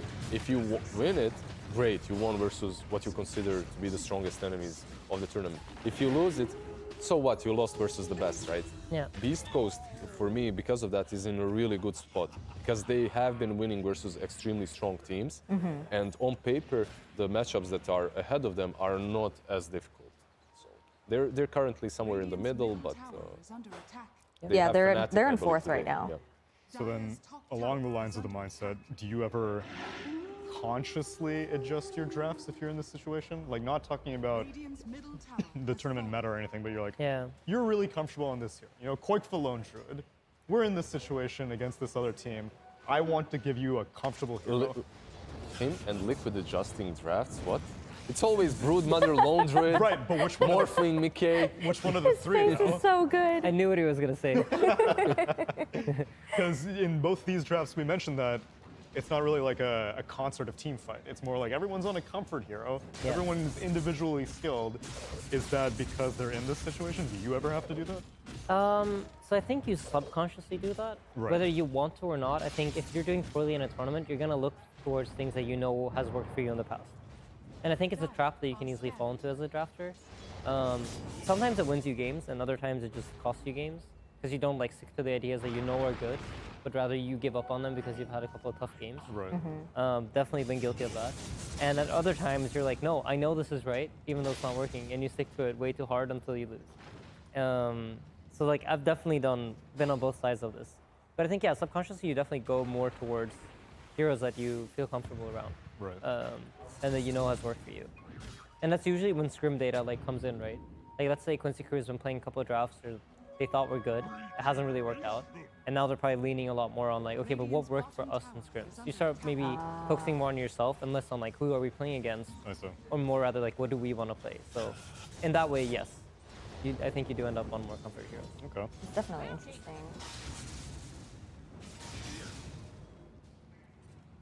Or you just sometimes miss like a hero, that happens.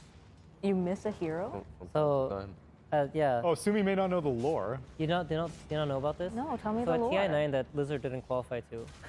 Not even as talent he didn't qualify to. He started it. I'm just fighting back. I deserve it. It's fine. No, It's but fine. look at the Continue. sweater he's wearing. Do you really want to? I'm just kidding. At TI9 He's just trying to put the spotlight on the sweater. Ah, That's- okay. That's what he's doing. It's You're welcome, Victor, if you're watching. hit me up. No, but yeah, at TI9, my team had the unfortunate event of me misclicking a hero in the draft. And I picked the wrong hero instead of banning it. And that ended up eliminating us from TI9. What did you pick? Gyrocopter. I was very comfortable in my chair at home watching that game, and You gave us bad vibes. Well, you're not going to be comfortable in this chair for much longer. yeah, I assume so. Is someone going to replace me? Maybe? You've said one too many bad things about Mercedes. Sorry. He's my bro. He gave me the shirt. I love you. Love you all. Bye bye. Have fun. Bye. Bye, Lizard. I love this ban interface that we have on the multicast at the top right. We have picked Ava, we've banned I love Lizard. it. Before it was I wonder if stomps up or production down. Oh, okay. What? It'll be interesting if a production misclicks it at some point. You That's just see a true. black box and it's just like, let's pick Salvo. There's just 5 of us up here. Oh my god. You're in a new chair. Yeah, I know. I mean, Now I know you it's need to this be time. smart. Yeah. It's the tougher role, really. You think so? Being an analyst is a tougher role. I think it's the easier role. Yeah, unless you have Slacks or Jenkins on the panel. Good job, Sumi. That's very impressive. You had him on your panel too. Oh, he's giving himself credit too. That's true. That's true. Both. I You guys mean, did a he great deserves job it. hosting, both of you. He knows how to Abo get was a jobs. great host. I loved watching him in the TI qualifiers. Very, very good host. Likewise. Big so. fan. Likewise, you're a big fan of yourself. I thoroughly enjoyed myself. He's a great I meant Sumi, obviously, I'm just because she did the kidding. same TI qualifier I'm just as me, kidding. but I I am love a you. narcissist according to Slacks. So, you know. Can you guys fill me in on what the discussion was about with Quincy Crew? Yeah, they're same spot right now in the group. They're both 2 and 6, and Insania was talking about how when you're fighting against an opponent in the group stage, after you've had a few bad games, and then you're like, okay, now it's an opponent that we should be on the same tier as, then what's the strategy that you go for? And it seems that the strategy for both these teams is comfort-oriented. You know, maybe you had some not so great debuts, but Yeah. I know what I'm good at, and I'm going to focus more on myself rather than worrying about what Spirit or Quincy Crew are up to. It's going to be more internal. I think like at this point you kind of know where you rank among the teams, right, in your group. You know that you're not a top dog. So like you understand this at this point, and your battle it's a different battle. Like maybe between Vici and PSG LGD, their battle's for first seed, right? And that's what they're really fighting for, or upper bracket. But for these two teams, the mindset is like you're not even thinking about upper bracket anymore. You're focused on like, okay, how do we get out of this group stage? You're trying to make it out. Precisely. Yeah. So for them, this might be like the most intense game of the tournament, despite it not being like the toughest opponent for either of them. They've had tougher opponents before, probably, but the intensity level in this game and like your nerves and the way you're thinking and like you feel what's on the line here. This is where it starts becoming TI in a different way, where like the pressure of the situation is like starting to like weigh on you a little bit more. So I think whoever wins the first game here has a pretty big edge. It's going to alleviate a little bit of that pressure because you know no matter what happens, the other team won't cross you in points. Oh yeah. At least not based off this series. So this game one is like, you can tell, right? It's 6-4. I don't think we've seen a game this passive so far in the tournament. And I heavily credit that to the fact that I think both teams are feeling the pressure of the situation that they've been put in. It must be really hard to like keep the mental like just at a good level. Yeah. Especially when you're basically every mistake here probably feels like a game losing mistake, even if it's not. Yeah. What do you guys do to combat that? Like, do you tell jokes or do you meme or do you I think spam every voice team lines? has a different way of doing it. All right, I won't ask you to reveal strategies here. I know Team Spirit in the anime were looking, when they were in difficult positions, they looked a bit nervous, but backs against the wall, they kind of pulled it through. Actually, I was talking to you about this in the anime. How they're like a really solid team, but inexperience sometimes weighs on them. And I mean, we play a lot of tiebreakers in Team Liquid. Yeah. And I think... Yes, you do. Yeah, and as far as I can remember, right now, they're the only team to beat us in a full round of tiebreakers. I think, yeah. Yeah? I'm gonna stand by that opinion, that statement. I said it with confidence, so I believe it's true. You said it so confidently, and you're so smart and so good at the game, so not a single one of us is going to say otherwise. I'm not going to consult Wikipedia after this just to verify the claim. Of course not. Does Jenkins' method not work for me? I can't just say something and getting believe it, there. and then it's true? No, I think you need to be a certain level of delusional to be Jenkins level. You're a little too self-aware here, Aiden. I think most things Jenkins says are entirely true, especially about birds. 100% about Oh birds. my gosh. Did he commentate the Visage game? No, but that would have been good. Wait, did He did a bit, and he was talking about how, it was a very interesting conversation about how you can alacrity the bird, and it's great, right? Right. When there was a Luna in that game. And then Lizard made fun of him because why would you alacrity the bird if you can alacrity the Luna instead? That's true. I mean, there are advantages, right? I agree. He was talking about the poking. Look at this. Precisely. Even off panel, Lizard's just getting demolished. He started it. I'm gonna resort to the childish. He started it. Okay. I feel like for this game, I agree not just in the playstyle, but also in both drafts are like quite safe. I was looking at Quincy's and I'm like, okay, Troll, you know, to a degree, maybe a bit more of a tempo hero, but then you have the Tiny as a secondary carry with a Lycan as well to buff both your carries. For Team Spirit, you have a Terrorblade. I can't imagine something safer than that, honestly. It really is a game where, at least in the late game, I can imagine it's just decisions. I can't really see one team having a huge edge. No, I think this game is going to be dead even, and then it's going to come down to a Roche fight. And I think it's going to be a very, very nervous Roche fight. Yes. And I think the key things to look out for, if you guys are going to switch over to the mainstream, is Clockwork hooking Earthshaker is going to be very important for Team Spirit, and Night Stalker providing vision for that to happen. And for the Winter Wyvern. What happens to Winter Wyvern? It's like almost battle of the supports. For Quincy Crew, it's they need to get their spells off. And for Team Spirit, it's how do we make sure that we initiate on them first so they can't do that. I think it's going to be the story of the game, especially at the Roche Pit, whenever they decide to go there. Not this one, but probably like the second one. But for now, it seems like they're just kind of avoiding each other. Is that to be safe, or is there another reason for that? I think it's probably nerves. They're not really willing to take risks. Like, I think the more aggressive teams, they recognize that, like, hey, if we die here but they blow Ravage, then we get an opportunity to get a fight back. Right. Like, that kind of thinking is very, very core to the way you play Dota. But I think when you're in this kind of position, you resort to, like, I just don't want to make a mistake. I don't want to be... Is that like, that's like the difference between playing to win versus playing to not lose? Precisely. I see, okay. Yeah, so I think here it's like more like, I would assume the teams are more on edge to not make mistakes. You're not thinking about what makes me win here, you're rather thinking about what makes me not lose. And that slightly scares me for Quincy Group particularly, because if you look at their style until now, I think Team Spirit, I've seen a lot of matches where just they give Sven to Gatoro and go farm away. And then Sven comes in 40 minutes, cleaves everyone, wins the game. Like, they're used to that. Usually it's like they play very 4-protect 1-knee kind of class, but very space creating mid. But for Quincy, they're the lane dominating team. They're the I'm gonna pressure you and I'm gonna kill you. They're the team that will make mistakes, and it's okay because they've done so well beforehand and they got such a lead that these mistakes are acceptable. Right. Because they play really hard Dota. So this is a Dota that I'm not used to seeing from them. Well, now this is the Quincy I'm used to seeing. Look at the cheering for Quincy Crew. NA has woken up. It was a very small cheer.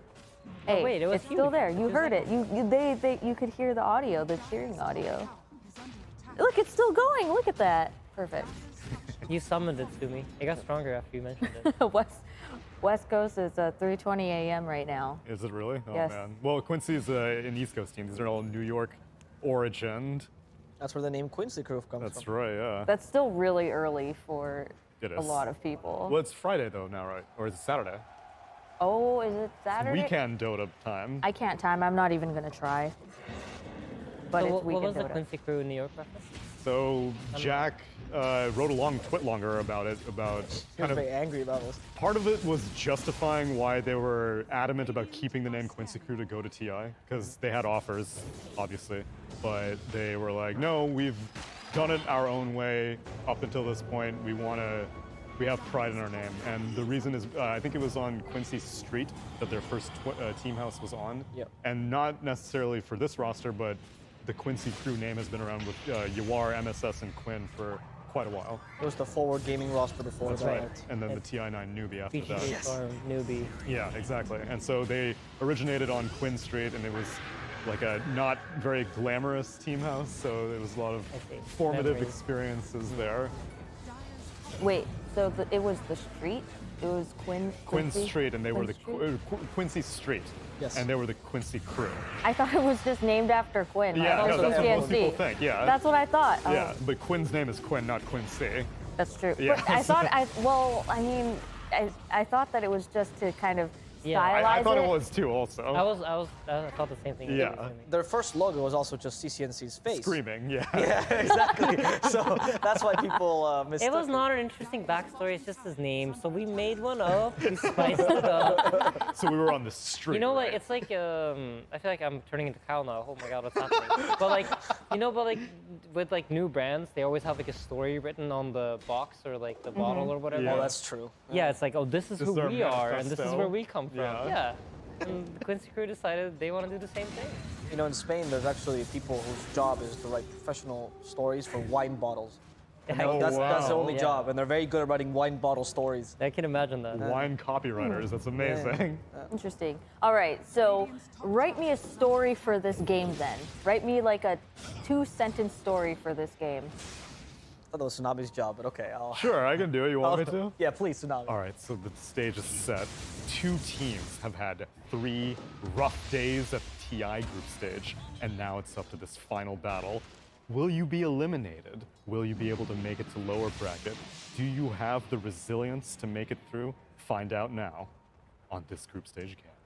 On stream B, because we're switching to a different game. JK. Oh, we're switching? I'll just kidding. Well, you want to see this Beastcoast Fnatic game pop off? I'm very curious about this one. I think there's a lot of writing on this one. I can feel the tension.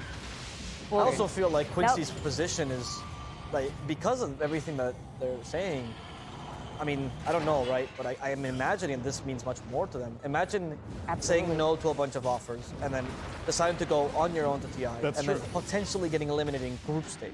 Because you have to have a lot of faith in your team that are like, if we take a sponsor, what if they wanted like a 50% cut or something like that? Like, we know we're good. We know we're going to get top 4 TI. I don't need any sponsors. Exactly. And then they get last place and they're like, ooh, we should have taken the money. Yeah, that's the issue. When you're getting close to last place, the doubts start rolling in you. That's why I think the teams that are in that position have had recent changes. Like, I imagine Thunder is similar with the whole idea of deciding Fear to coaching. Like, not as a diss to Fear, but because it's the last choice they made, it's something you think about when you're next to elimination. Was that the choice that broke it? Maybe it wasn't. It had nothing to do with that, but that's how humans work. I think that is a trap they can easily fall into, where you start thinking about like the consequence before you're even there. Like right now, if you're a Thunder Predator, all you should be thinking about is, all right, what is it we need to do? How do we play the best Dota we can? Forget about the money, forget about all this stuff doesn't matter. Now you're in the position you're in, and all you need to do is like focus on what's the task ahead of us. And it's very hard to do. It's very easy for me to sit here and say like, oh yeah, that's what they should be doing. But when you're in that moment and you're there, it's really hard to do that. And I think that's usually where coaches come in clutch, right? Yeah. They try to help you steer your mindset into the right area.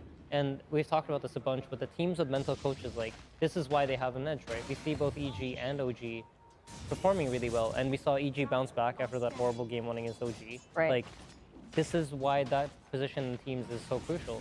And I think for upcoming TIs, we're going to see it much, much more commonly used among the teams, because it's an important part. And this is where, if Jenkins were here, he would start talking about Dr. K. But there's also, some players also fulfill that role, like Seb fulfilled that role to a large degree, and someone in this tournament who we actually saw him giving a speech earlier, which was Moon Meander. Yeah, that's right. And we also know he put Attack on Titan music as he was giving that speech as well. Wait, did he really? Apparently so. Oh my gosh, that's so amazing. But I think that's a valuable trait in a player, even if you're not a captain, being able to hype your team. Absolutely. When That's why I love your voice line, Sanya. I know we've probably lost this. I agree.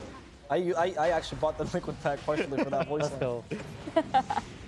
One of the things that really stood out to me, what you mentioned earlier, is just the way Moon Meander talks. Like when we did the winning interview with Undying when they won, we were like, the way he talked about how happy he was to win and his determination to do well at TI, that was like, somebody sponsor this man. Yep. Like, he's just really inspirational. I like that. Did he have the Never Ever? I didn't see this interview. He's toned it down since then. Otherwise, that was his go-to that was song. so funny. I mean, Twitch chat will always be Never Ever, Never Ever. Yeah. Get on my level. Yeah. That kid on my level.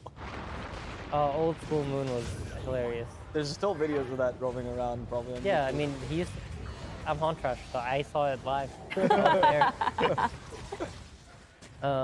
No, but I was thinking about this too, because Quincy Crew traditionally has always done well at TI group stages. The past 2 years, I think they've actually topped their group. Yes, and they went down to upper bracket and then They've got an dropped OG immediately. twice, which is like, well, tough luck, right? You played a tournament winner 2 years in a row in first round. Maybe that's their plan this time. Maybe you go to lowers and they were trying to like Just really, dodge OG. yeah, dodge OG. Yeah. All right, quick question. We have a little bit of a liquid representation here with Insania, but who wants to vote on changing it out for a different Insania? Yeah, I want to keep it fresh. Oh, I guess so. I guess so. Yeah. All right, we're gonna go with it. You know, you're super like calm and quiet. We need a little bit of chaos in here, so let's I'll bring in my other personality. Let's bring in the other personality. Mask off. Hello. Jenkins. I'm Jenkins, not Insania. We meet again. Don't be absurd. Actually, you're Sumail. I am Sumail. Show him You the are shirt. Show him the Sumail. shirt. You are indeed Sumail. Rare. Can I sit down Rare now? jersey. All right, have a Sit down seat, now. gentlemen. I have very soft legs, which means they can't What? stand Like very long. jelly. Oh, I was like, Yeah, what? he actually has no bones in his legs. It's a condition. I don't. Oh. It's only muscle. Soft muscle. What are we watching? Talking about your boys in North America. The Quincy Crew versus Spirit. They're neck and neck right now. Ah, they're losing. I see. That's too bad. Yeah. But, I mean, I will have extra depression tonight. So for the people at home, tell me how they are losing Tsunami. well, for the layman, it's net worth. And that's probably how Jenkins figured it out real quick. Also, Yeah. Also TB. Like it's just. As I look at the draft, yeah, it should be even at any point, but the TB still just overpowers Okay, you. I have a BSJ argument here. Oh no. TB, he says, is the best hero for standing there and fighting you because you get Scotty. That's good for that. You can't say Tanic against it. You're kind of slow. You can't run away from him. You're super slow. He spawns another version of you, so Right. that helps. So he just duplicates the enemy carry. And then obviously, Sunder. He's going to Sunder you. So Troll, being a very man-fight sort of carry, I would assume TB is very good in this matchup. And then Lycan as well. You steal the Lycan aura as TB. So Yeah. you get extra base damage with a hero who has like the, I don't know, second highest base damage in the game, maybe even the highest. The only other hero is like Tiny in the late game. So it seems like a really good TB game. So, a little bit of a slight on Lycan, right? One of the strategies that people used to use, well, strategies still used against TB is ignore him, right? Go around him. Sure, That's why yeah, the PL's popular. That's why some teams believe Spectre's really good against them. Yeah. Lycan, I mean, obviously you're an offlane, right? But you have that option, and Wolfbite does give Troll that option. I think that's what Quincy is looking for as the win condition. Ignore TB, kill him at the end. That's fair, and they have good kiting for him too. You're right. Like Ember is Exactly. constant chain, so he's gonna have to press Manta, BKB, whatever he gets. Earthshaker Fissure. Yeah, Earthshaker Fissure, which will like, you know, you can't even BKB that. And then there's Cold Embrace, Winter's Curse. There is good kiting for the TB, but although it doesn't, you know, when you're just hitting Yeah, your but base. towers can't move. That's the They big can't weakness move. Yeah, of you towers. unfortunately cannot Cold Embrace towers. Yeah, really. Is that through backdoor protection? Yeah, Yes, it TB is. quite large. He just Demon Zealed himself, if I'm not mistaken. No, I don't. Yeah. Yeah, He Demon Zealed himself. he did it against the tier 2 tower. Well, what does it do in ranged form? It gives you the same. just a bit Yeah, less. attack speed, move speed, cost of HP. So with Satanic and Sunder, it's basically no cost. Yep. It's looking a little rough for Quincy Crew, but what can they do to turn this around? Because the game's not over yet. There is Terrorblade. So you have good lane cutting, or decent lane cutting with Ember particularly. Ideally, the plan would be start cutting lanes and force him out of your area. Because TB's really good when you're trying to defend objectives, right? Because he just stands there, and you either let your objective die or you die. Like there's not really a good option for you. But if you try to fight an open field with TB, and the best thing you can do is what they're doing right now, right? Don't stay in your base, open up the map, try to push out the lanes as much as possible. Ideally put some, not defensive wards, but like around your area of the map to recover that. And if you can find an open field, hopefully do what we were talking about, which is kite the TB out, kill the Evo around him, and pray that you have enough damage to kill him 5v1. And we saw in, I think it was SG versus Fnatic, that SG had Costabile. Okay, you're not going to correct me. Costabile. Costabile. How would his name be Costabile? Bio? Please, Avo minus. That Costabile was on a troll, and he 1v5 from behind, and then they ended up winning the game with a deficit against Fnatic. So like troll is a 1v5 carry. You don't even need to go for a rapier. There was a period in Dota where like any rapier was so good because it gave True Strike that any hero could just get a rapier at some point, and like there was never no win condition. But it's good for Quincy in this situation because at least they have the troll. Like if they didn't have a carry that is capable of 1v5ing, it would be kind of like they're just holding out until they lose, effectively. Because there's no rapier. Like rapier's not in the same place that it was before, where you could just get it and then still have this win condition. It's like you can fall far enough behind it. There's basically no winning other than like a miracle. Stats Crew said earlier that there were 2 Divine Rapiers that were purchased throughout TI so far, and both of them lost. So definitely a different story with buying Divine Rapier as a last hope. That's good. I mean, it was too good. It makes sense, right? Like, if you're buying Divine Rapier, you're not in a good position. So I would assume that it's a last-ditch effort. Yeah. See, the theory is good at this fight. I don't think... well, they're starting out well. A lot of effort to kill that Snapfire, though. And TB was just peppering them with Scotty. He has MKB now, so he actually deals damage to TB. Oh, Sunder. Yep. Or he'll just kill. He sunders the Night Stalker. What a friend. A friend in need. And he demon seals himself. What got cursed there? Oh, that's Earthshaker. Oh my God, Quinn is or bouncing Tiny. around. Tiny. God, the strategy that you said is just so hard because even if they push out the lanes, there's still like the clockwork that they have to deal with, and then it becomes such a problem. Night Stalker as well. Like it's not even necessarily like he has blink, so his jump is pretty good on Night Stalker, but it's more so like he just presses R, and then whatever trees you were hiding in are just pathetic and laughable. It just sees you. Dude, you've said the word pathetic in every single panel that I've hosted with you. Just be thankful that's the word that he's been obsessed about this. Usually, there's been words festering inside of me for oh no, a long usually time. the All right, goes for. I'll keep pathetic. We'll stick with pathetic. Like, look at them. Quinn, I think pinballs around like at least 6. Okay, so he went right. Now he goes left. He goes right. Walks away a little bit. He's gonna get silenced for a while, so he's not going anywhere. Meanwhile, TB is just narrowly surviving. Oh man, it's so close between those two carries. Like any tiny amount of damage would have been the difference either way there. And for Yawar, he made the calculation in his head that if he tried to run away and keep doing what he was doing, he would die there. Because the TB had too much damage. Yep. And that's why he forced the battle trance instead. I don't think that's what he wanted to do ideally, but he just couldn't tank the TB enough. Do you think it was a smart idea for Quinn to run away? Yeah, well, in the middle of it, he was keeping Night Stalker busy because Night Stalker has to just sit on Ember, keeping the keeping the silence on him. They're both sitting there thinking like, I'm keeping the other one busy. Yeah, I'm so good. I'm so smart. Like two dogs playing with each other in like a dog park. What kind of I don't know. is that? I'm thinking like the adults are like talking, they're chatting, and the dogs are just like violently attacking each other. Yeah, playfully, the adults playfully, of course. Are the adults TB and troll? Yes, they are. Well, they were okay. They're in this scenario. They're violently attacking each other too. Yeah. There's a lot of violence in this game. Yeah. This is like a deathmatch dog park. I don't know. Oh, gee. They should have those.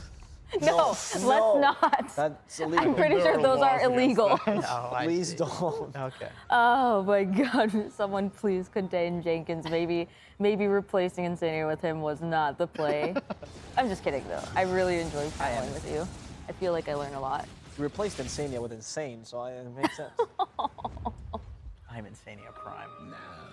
It's a late Roche respawn. I think Spirit are hoping to get a pick and then be able to go into the pit, but it's going to take a while, so even if they do manage to kill somebody, they're probably going to respawn in time. Are they trying to? Oh, okay, they're wrapping around now. Oh, they're in. I was gonna say even just taking over the high ground with the ult on Night Stalker is not that bad. Yeah. Which it looks like that's kind of what they're gonna get because Quincy's like, all right, he popped ult, let's just back off. Yeah, but Quinn popped BKB, so maybe Spirit was like, okay, he popped BKB, let's back off. Yeah, for sure. I think even them leaving the high ground is good for you. In a scenario like this, it's like you just want to take the high ground, so that way when Roche spawns, it's for free. Yeah, Quincy. Sorry. No, it's just, they pop Dark Ascension and it's natural night. Did he have an arcane? It's natural daytime right now. No, I think he may be 25, and he has the. Oh, but he has an arcane. Oh no, he's not 25. You're right. And he has a gem, so he dewarded like a bunch of wards. Oh, this is a cool wraparound. This is really cool. They don't know that Roche isn't up yet. Wait, explain why it's cool. Well, because Dark Ascension is down for like just a brief period with the arcane rune, and they just lost that area, so smoking back into it. Going through a low ground and up the high ground, like this path, you have to go all the way around, which takes so long. It's kind of a Hail Mary. But also, if you're Spirit, you're never gonna expect Quincy to be here if they just sit here. That is true. Which it doesn't look like they're going to do it. I don't. Oh, they are doing it. Yeah, they're chilling. Like you would just never expect this because it's such a long path. They double smoke. Wow. Okay. Cool. This is the right play, I think. They're gonna get the backlines here. This is really good. Although that's not the hero you want to run into. The tankiest boy. Yes, the tankiest boy with the BKB. Toro's waiting in the trees. He could sunder the Tiny, but he doesn't care. And Tiny's gonna buy back, and now enter Terrorblade has awoken. Wow, I can't believe Dark Ascension was up again. That Arcane Rune was definitely... Oh, this fight. Oh my God. The adults are fighting again. It's the dog park all over again. Yeah, this is a full Hail Mary. Like, they're all buying back on both sides. This is the fight that ends. I think this is ending for Quincy, though. It looks that way. Somebody has a Bloodthorn. Is that Night Stalker? No, he doesn't have one. Oh, yeah, he has the overwhelming blink, though. He does, yeah. And the Stormcrafter, I think he has. Nighttime runs out, but they've won so much of the fight that Tiny is ready to join in. Oof. Oh, those toss charges are so hard to deal with. That's scam. Ember's dead for 2 minutes. They don't even need Roche. Yeah, Troll has no ult, nothing like that. There's no fighting this, really. That is looking a little rough for Quincy Crew's score overall in the tournament. That does put them at 1-7. They can still split, so it's not like it's going to be a huge gap between the two 2-6s, but yeah, if they... And plus, like Insania was saying, the real Insania, this is more of a mental series, and so you lose game one, then the real Insania I specified. All right, team, where do you want to go? We have 3 streams to watch. Okay, Vici LGD on A. Oh, Vici LGD, please. I just want to know, if Vici LGD is just another stomp of LGD popping off, then I'd rather go to one that's closer. That's true. Can we do a quick check? Can we do a quick check of Stream A, please? Let's see how that match is going. It looks like they're in the middle of fighting as well. LGD has a significantly higher kill score, and they just won the team fight, so yeah. All right, I feel like Fnatic Beastcoast is one that could be close. Like, what was the last one? Elephant SG was D, I believe. That's another good one, too. That is another good one. Yes, it is. Although yes. I think Elephant stomped the and first SG. game, and I could see Fnatic Beastcoast going either way, just due to the nature of both of the teams. They're so wacky. They're both so wacky. That game is going to be wacky for sure. So yeah, could we take a quick inventory look, net worth look at Stream D with Elephant versus SG and see where we're at on that one? Sure, let's take a quick look.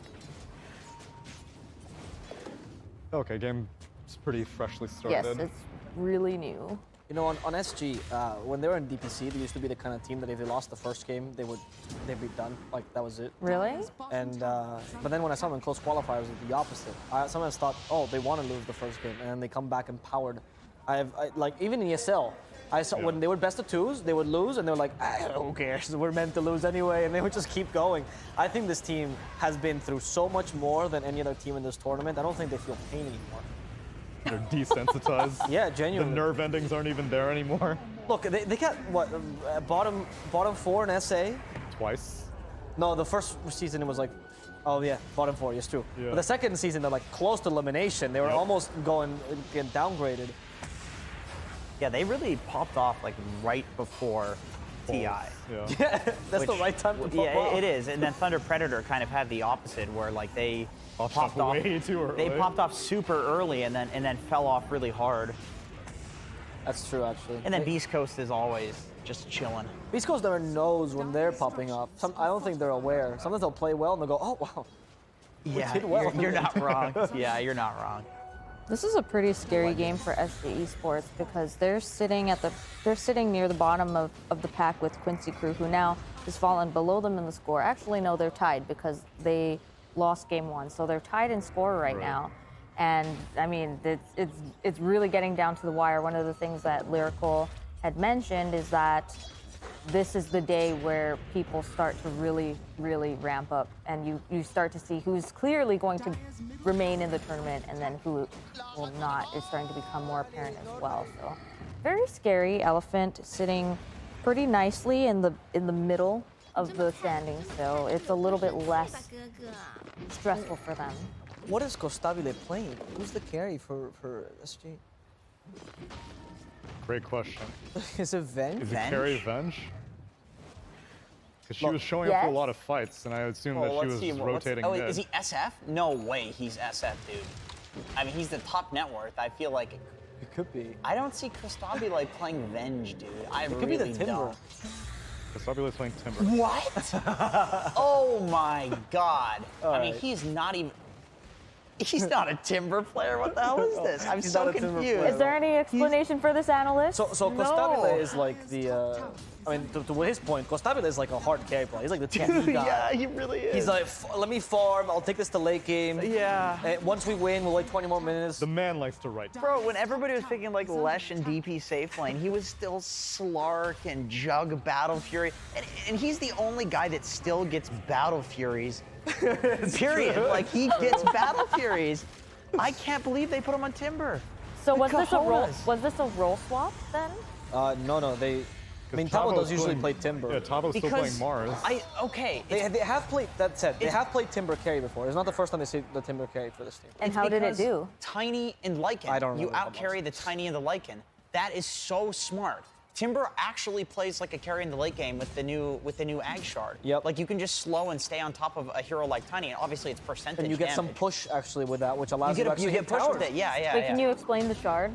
The Shard is it's a flamethrower. It's a flamethrower, and it slows. It slows by a certain amount, but then the ult slows based on how much HP you have missing. And so basically, what happens now is you Timber chain in, you use the Q, which on Tiny, because he's a strength hero, it takes a ton of damage. And then between the slow of the fire, the flamethrower, and the slow of the ult, now you can actually stay on top of people forever as Timber Saw. So instead of being this one and done, I'm bursting you type hero, you can build Sanj and Kaya, Bloodstone, you can build all of these like amplification items and actually DPS people in the late game, which is how it's been going from like the offlane perspective. Is people would stack Ancients for Timbersaw and he'd farm and be like a late game carry, just because that slow was all that you needed to like stick on people and keep doing DPS. But against Tiny and it makes so much sense. They're strength heroes. They have so much HP. Timber's like, okay, that's dinner. Like, he's happy. He's so happy. That's so cool. So dude. this was like, so what you're saying is that this was like a 50,000 MMR pick. Yeah, this is a sick pick. If it works. It's a sick pick. And like, Kostabile doesn't play these. You saw it, I assume, in like DPC? I think I saw one DPC. I'm assuming it lost because it's DPC, so. Bro, I've played with this guy in pubs for like 7 years now, and he is such a hard carry. He is. Anti-mage 1v5, ignores his team, he just mutes them and just plays the game. And like Timber is the polar opposite of that. I think he has SG muted too. Maybe, yeah. I love that they're doing this in TI. I love that. Yeah, I agree. One of the things you were saying is if it works. What would make it not work? The non-traditional factor that you need to be a Timber player. I don't think you can just casually stroll up to the hero and be like, oh, it's meta right now, I guess I'll take it, especially as a one position. And I would assume that ideally they were going for like an armor strat. You have Venge and you have SF. Which means that right-clicks hurt if you can manage to pull them off, but Timbersaw never right-clicks anyone all game long. And so I would have had to see the draft to know when they picked this Timbersaw. Right. And was it just like a contingency thing where it's like, oh, we don't want to put Tavo on Timber, let's give him Mars instead. He's going Kaya, Mana Boots, Aghanim. He's gonna farm with 2 chakrams because now it does way more pure damage. It did get buffed. He's actually doing Kostabile things on Timbersaw. But that's what I was worried about. Dude, I love SG. This is so dope. They're probably gonna lose this, but this is dope. Okay, but on the other point, you also have a potential win condition on the SF as well, so it's a good hero to pair the carry. Yeah, sure, for sure. It's not like all-inning on the Timber. No, it's genuinely, and even the Mars is actually like a pseudo carry off lane. He does build up for the late game. For sure. And he'd offer some physical damage. Like, this draft is wacky, but the more you look at it, the more you realize it's actually pretty smart. And you know what? On other teams, like Tavo has played like carry from the off lane sort of style. He does it so much. Like, this is the first team to me where I've seen Tavo where it's like he's not just... Like, let's be real. Usually Tavo's the best player on his team, and he's just carrying them on his back, and like literally carrying with like Necrobook, Beastmaster. Pango. He got like 3 items on. Yeah, Pango got like Diffusal, Aghanims, Basher, or something like that. So putting him in a situation where it's like, okay, Tavo, now you're Mars. Like maybe get an AC, get a Deso, because like Kostabile's not doing so hot on the Timber. Tavo's like, oh yeah, this is good. Yeah, that's awesome. That's good. Sorry to interrupt your amazing explanation, but we do have elimination time coming up. Let's bring on to the show Lizard. Oh, it's Lizard. Who is it though? You wouldn't It's not you. You Wrong wouldn't be side. cheering Yeah, if for you sure. knew. Oh, is it? Radiant's bottom tower is under What? I'm waiting with bated breath. What do you mean? I just got here. Plot twist. Oh, what a shocker. Why do you do this to me? My family has a heart Oh, condition. Alva, watch out. Here you go. There you go. Oh, thank you. things tend to fall out from the pants. You know? Avo was too fashionable for our panel, so we have to balance it out a little bit. He's with a little bit darker colors. Too. We have. I don't know if we're balancing it out with double Insania now on the panel. We just need to Welcome switch back, out. Insania. Thank you, Insania. Good to see you again, Insania. No, wait, he's not Insania. You're Insania. He is. I'm Insania He's just with no numbers. He's Insania with a 2? With two eyes. Two eyes. Two ones. Two ones. Two ones. Insane 11, yeah? Yeah. Oh, okay, I gotcha. No, No, the first eye. The first one. That's not how he does his tag. That's the point. But then why would you need to add 2 copyrighted ones? All right, back to the match, everybody. So we are in the middle really of matter. Radiant's bottom tower is under Looking at the nuances of a... Oh, can you guys explain me what's up with the Timber carry? Oh my God! You guys weren't talking about it. You just missed Jenkins No, I'm talking kidding. about I was it for listening to like it. 20 years. I could hear him outside. He was so enthusiastic about I'm it. genuinely and very that's why I excited love about this guy. this. Like, he gets so excited about these small little things that some teams change. And I think that SG is a team that definitely needed to adapt a little bit differently to the tournament, because the first few days weren't really perfect for them. And you can either kind of accept that what you're doing is not that great, or you can have the courage to completely switch it up, and that's what they did. That's a great word, courage. That's how I see it. It's just impressive. Like, win or lose, I don't even care. I'm just glad that they came to TI, felt all of this pressure, and then they're like, this is the time to go Timber carry. And they're not losing. It's like an actual viable strat. There are other teams, not at TI, that will do these crazy strats and they just don't work and they lose in 10 minutes. And it's like, that's different from doing something that's actually very interesting and having it work. Well, Lizard, what do you think about Timber carry? Do you think that this was a good choice, or is there another choice that Costabile could have picked? No, when I look at their whole draft, I actually wasn't even checking it. It does make a lot of sense, because the true right click will probably come from the SF. You have Venge to complement him. Well, if he's dead, he won't be right clicking, but eventually, I guess. And eventually. Can I stop naming heroes? They're just dying. And then so the Mars will also... Yeah, the Mars synergy is so good. I'm not gonna lie, I literally wanted to say Mars later with some Dezo, so they have a lot of minus armor there, but... Yeah. That's the caster curse right there. All right, I can say some things about Elephant as well. Sure. Because I've been popping off about SG. I like watching Elephant a lot.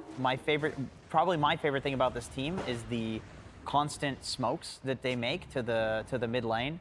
It's very high risk, very high reward. I think that's cool. I think that's interesting. Anything that diverts from what people are normally doing in Dota is scary, and people are, everybody copies the Tortellini builds and watching what pros do. So when people actually do different things, that's always what's super interesting. In Yang, or is it Yang? How does he like it? Yang? That's how we are. Yang has some of the most interesting builds to me from the offlane position.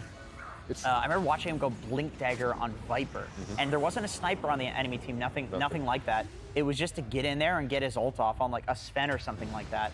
And he went Blink Dagger Orchid, and it was sick. It was super sick, and it's just not a normal thing. Like, Yang almost never does like a normal build from the offlane. I love it. Tsunami will probably remember in the seasons, Elephant, they tended to buy a various amount of different items. Experiment a little bit here and there. Yeah, but it didn't always work. No, I mean, even their drafts in general were rarely like consistent. It felt like they were just kind of like feeling around in the dark half the time, because they have a lot of good role models in the region. You had, at the end of Singapore Major, IG was like, okay, this Lion support is like something that you should look at. And Elephant was like, like FY Lion, I'd rather put him on something more interesting. And then Season 2, they also had Aster, who could be a role model within China. They wouldn't really follow it. So they go to the beat of their own drum, and in China it doesn't work. And so far, at least in this group stage, it's working enough to be middle of the pack.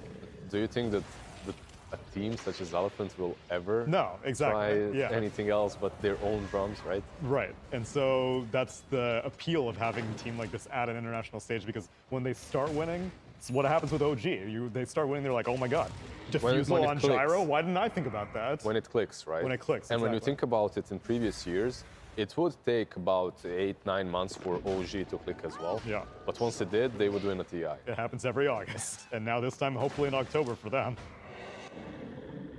The first game of OG versus EG, sorry.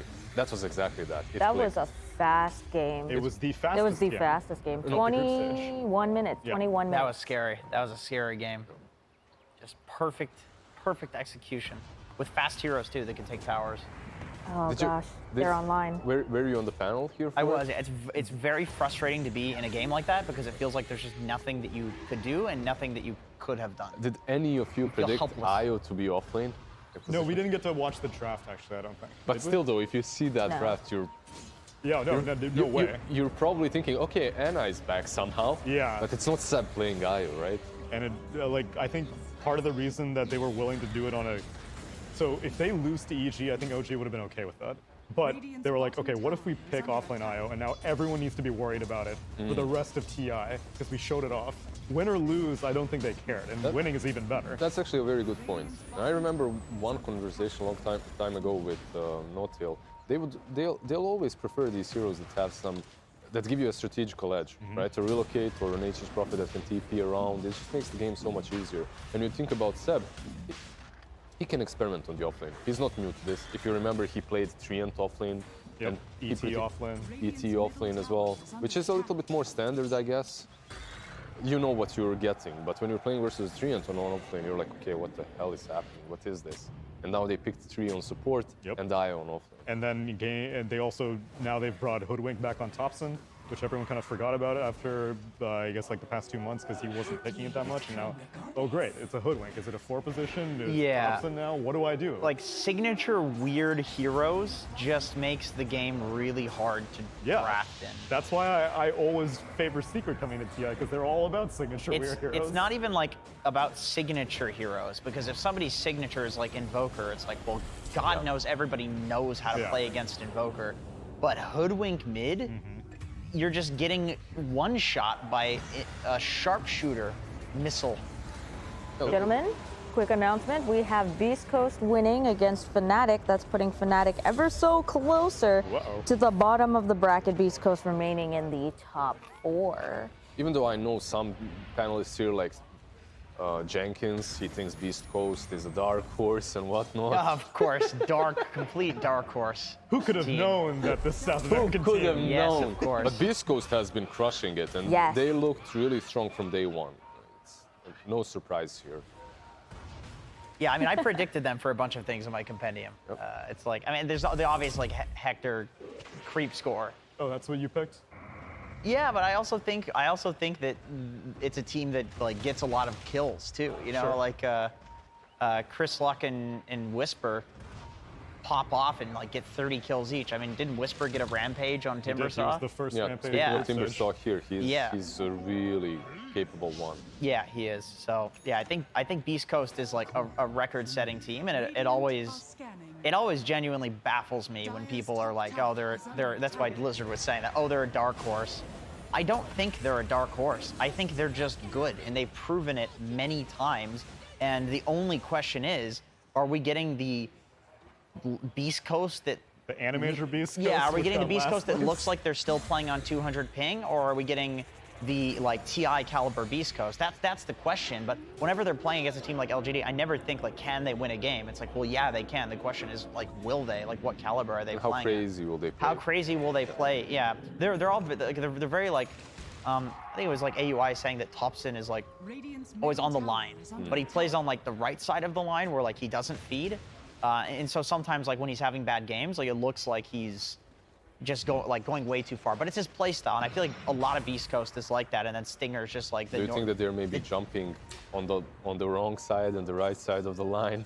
Sometimes in the same they're back game? and forth. Yeah. They're back and forth, and Avo is even saying like he thinks Chris Luck doesn't even care about the line. He just goes in always, and it makes people question, like, what is this guy doing? Are there people behind him? And then everybody else plays really well around Chris Luck, knowing that he does that. But it's like he puts himself in too deep, but he's got the mechanical skill to get himself out, which is hilarious. It's so fun to watch. It's so fun to watch. Anyway, Beast Coast, not a dark horse, just a good team. All right, proving it well, again. if any of you are also fans of Not a Dark Horse Beastcoast, remember that while we are watching the Elephant and SG Esports stream, on this stream, on stream 1, you can go ahead and head to stream, I believe it is C. You can head to stream C, and you can watch the match yourself, casted by OD Pixel and Fog. So for you fans who are interested in seeing if your compendium was filled out properly, mine was empty, unfortunately. Oh yeah, that's right. Check it out for yourself, and we have 4 streams going on throughout the day, and on this stream, on stream 1, since we're not A, B, C, or D, on stream 1. We don't even have a 1. We're just Dota 2 TI, right? Yeah. Hell yeah. Hell yeah. We'll be going through the stream throughout the day and picking out some cool ones to cover with. Yeah, I recommend you stay here and definitely not spam full screen in the chat. I would like to spam ! watch stream. I don't even know which one we're not on, but not the one that we're on, because just go to it. You can't tell us what to do. Sumi tells us what to do. What are we doing, Sumi? Well, right now we are currently watching SG Esports and Elephant, but you know, we're a team here, so if there's ever a stream that you guys want to check out, we can switch, but not right now because they are currently still getting into their future games. That's cool. I can wait. Yeah, this game is actually very interesting as well. It's action-packed. We see a lot of interesting moves. Somnus, just a few minutes ago, he kind of hugged the wall on the bottom lane until he got picked off, which was interesting, but they did manage to get that rush. And I'm surprised that SG, after picking off Invoker, didn't go straight into the pit. Like, look at these heroes. You have SF, you have Bench, you have heroes that can tank it with Timbersaw, and Invoker was dead. Like, yeah, you're playing versus Elder Titan, but some of these movements might have been maybe done a little bit faster by them. I think the reason SG is losing is because there's no Ogre Arcana. He was dropping eggs all over the place. Do you think that they would be winning? I think so. Dude, I love this. Like, I love the egg dropping, and I like the sound it makes too. It's just oh my god, the sound drives me insane. I can't take it. I enjoy it so much. It's too high fidelity. That's exactly what I would imagine an egg plopping out of a bird sounds like. Can I also say that I'm really enjoying the obsing in this match? Like, I feel like a lot of things are being pointed out and explained to us, like the arrows, the circles on the creeps, and I think it's BSJ obsing actually. Really? Keep it PMA, keep it BSJ. Okay, now I don't believe you. That was just an opportunity to shill. But yeah, seriously, one of the things that we don't really shout out a lot is just the obs, because they're always behind the scenes. But I mean, some of these casters are actually obsing for themselves. Yeah. Which is amazing. Don't know how they do it. And this just turns into a slaughter. Like, you got into this point in the game in which you have SF who's supposed to be right-clicking, but there's no way in hell that he can stand and hit anyone. He just gets so converged on by the Lycan and all his summons that he needs to run. So you pop that BKB only to run. And you don't hit hard enough to actually kill anyone off, as you have just the BKB, Dragonlance, and Crystallis.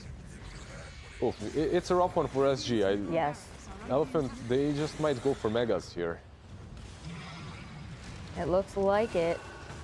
They do have Tiny to slap the buildings. Tiny with alacrity, well. Yeah. And for, this is a lot of drafts have these like buffing lineups. It's like Tiny with some buffs. It's like, obviously there's the Wolf Bite plus Tiny, which we've been seeing a lot, but we're also seeing like Alacrity plus Tiny, and we're also seeing ET plus Tiny to just like minus the armor to 0. There and are drums on Lycan one-shot them. Yeah, drums. All of these things help out. And then Silencer to like cover. It's not a buff hero, but it does like help with Tiny's playstyle, where it's like running around trying to one-shot people, and like you can get cover for taking those ganks. Have you seen many solar quests? I feel like I'm not seeing as many solar quests. We just saw it in the last game, right? Yeah, that was Visage, though. Yeah. Visage always is going to buy it for himself. And I just talked to Aoi, even he doesn't like it that much. Really? Visage. Even on Visage, he doesn't? So how did solar fall off the face of the earth? Because that's one of my, if I'm a support and I'm like, okay, I have a Tiny on my team. I have someone, I have a right clicker on my team. What's the cheapest thing that I can buy? It's really good with Tiny, for sure. Like, I definitely think the fact that Tiny, it's like, we've talked about it before on the panel, like, the way attack speed scales is that, like, if you're a slow right-clicking guy and you give like a little bit of attack speed, it's a lot better than giving it to a hero that's already attacking quicker. Right. And so, or quickly. And so, yeah, it's really good with Tiny, which I think is why we're seeing it more, is because of the Tiny. Are you seeing it more? Because I feel like I've seen it. Okay.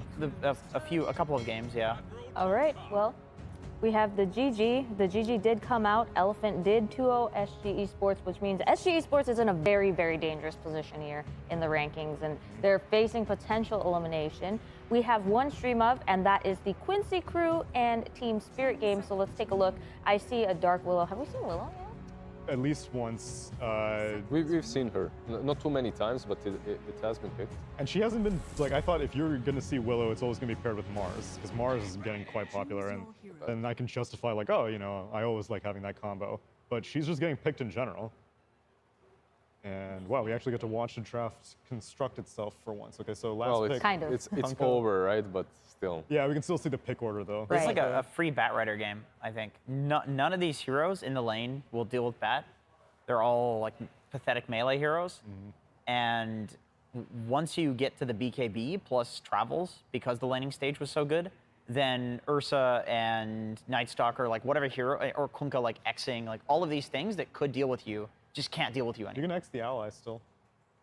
That's true. That's right. I mean, they have the IO relocate, but I think the way like Bat Rider plays when you're playing mid with the BKB is like you're actually more of like a damage dealer. You're like a Leshrac instead of like this blink initiator. People aren't even going blink. They'll go like you go drums travels and you just abuse your movement speed. Yeah, they'll go travels, BKB, Octarine Core after that, and like sometimes completely ignore the blink dagger and just play as like a DPS hero. And I think it's a free bat game. I agree. It looks like a good bat game. They also have this Magnus plus Wraith King that's going to allow him to farm a bit faster.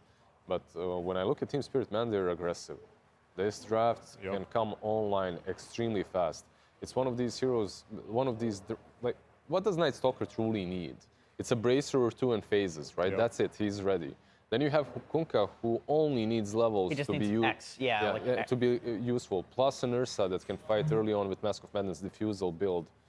I really think that Spirit could break them early on with hyper aggression. Like after the bat travels, but before the BKB, they could, or maybe even like just before the bat travels, Kunkka could definitely run around and then own before Wraith King and Magnus are ready to fight. I totally agree with that. So on paper, which draft do you like better, just without any like team influence? I think maybe it's a bit more on brand for Team Spirit, but the draft itself, I would go with Quincy Crew. Jenkins? Well, I'm almost thinking like after what you said, I feel like that window that we talked about is. We can just. I think I want to say the same thing. I'll say Spirit actually. Lizard convinced me. I think that window where they can fight early is enough to, like, sure, Bat's gonna dumpster the laning phase, but I do actually think that window has proven to be like the 15, 25-minute window is important, and it's been proven in this TI so far that that's an important window. It's not all about lanes. Like Dota, there have been patches where you lose the lanes, you lose the game. I don't think that's how it is anymore. I love how you just took one sentence that I said and it convinced you. We're so gullible, both of us. Like you listen to me, I listen to Insania. He's selling us his merch. Well, you listened to me as well. Why did you let me convince you? I was just saying we're both gullible fools. That's what's happening. It's because we're not ourselves is the problem. It's because we're Insania. And he holds power over us. He is like that. He will believe what. He just sits there. He's very calm. I told him he's very professional. I told him that Mario was real, and he believed me. Yeah, it's Chris Pratt. I said it's based on a real person, and he said really, and I said yeah. Luigi's my uncle, and he didn't realize that would also mean Mario is my uncle. He's very gullible. All right, Tsunami, what draft do you like better? Oh, is that what we're still talking about? Yes, we're still talking about that. We talked a lot of video games, but remember, we are still talking about Dota 2.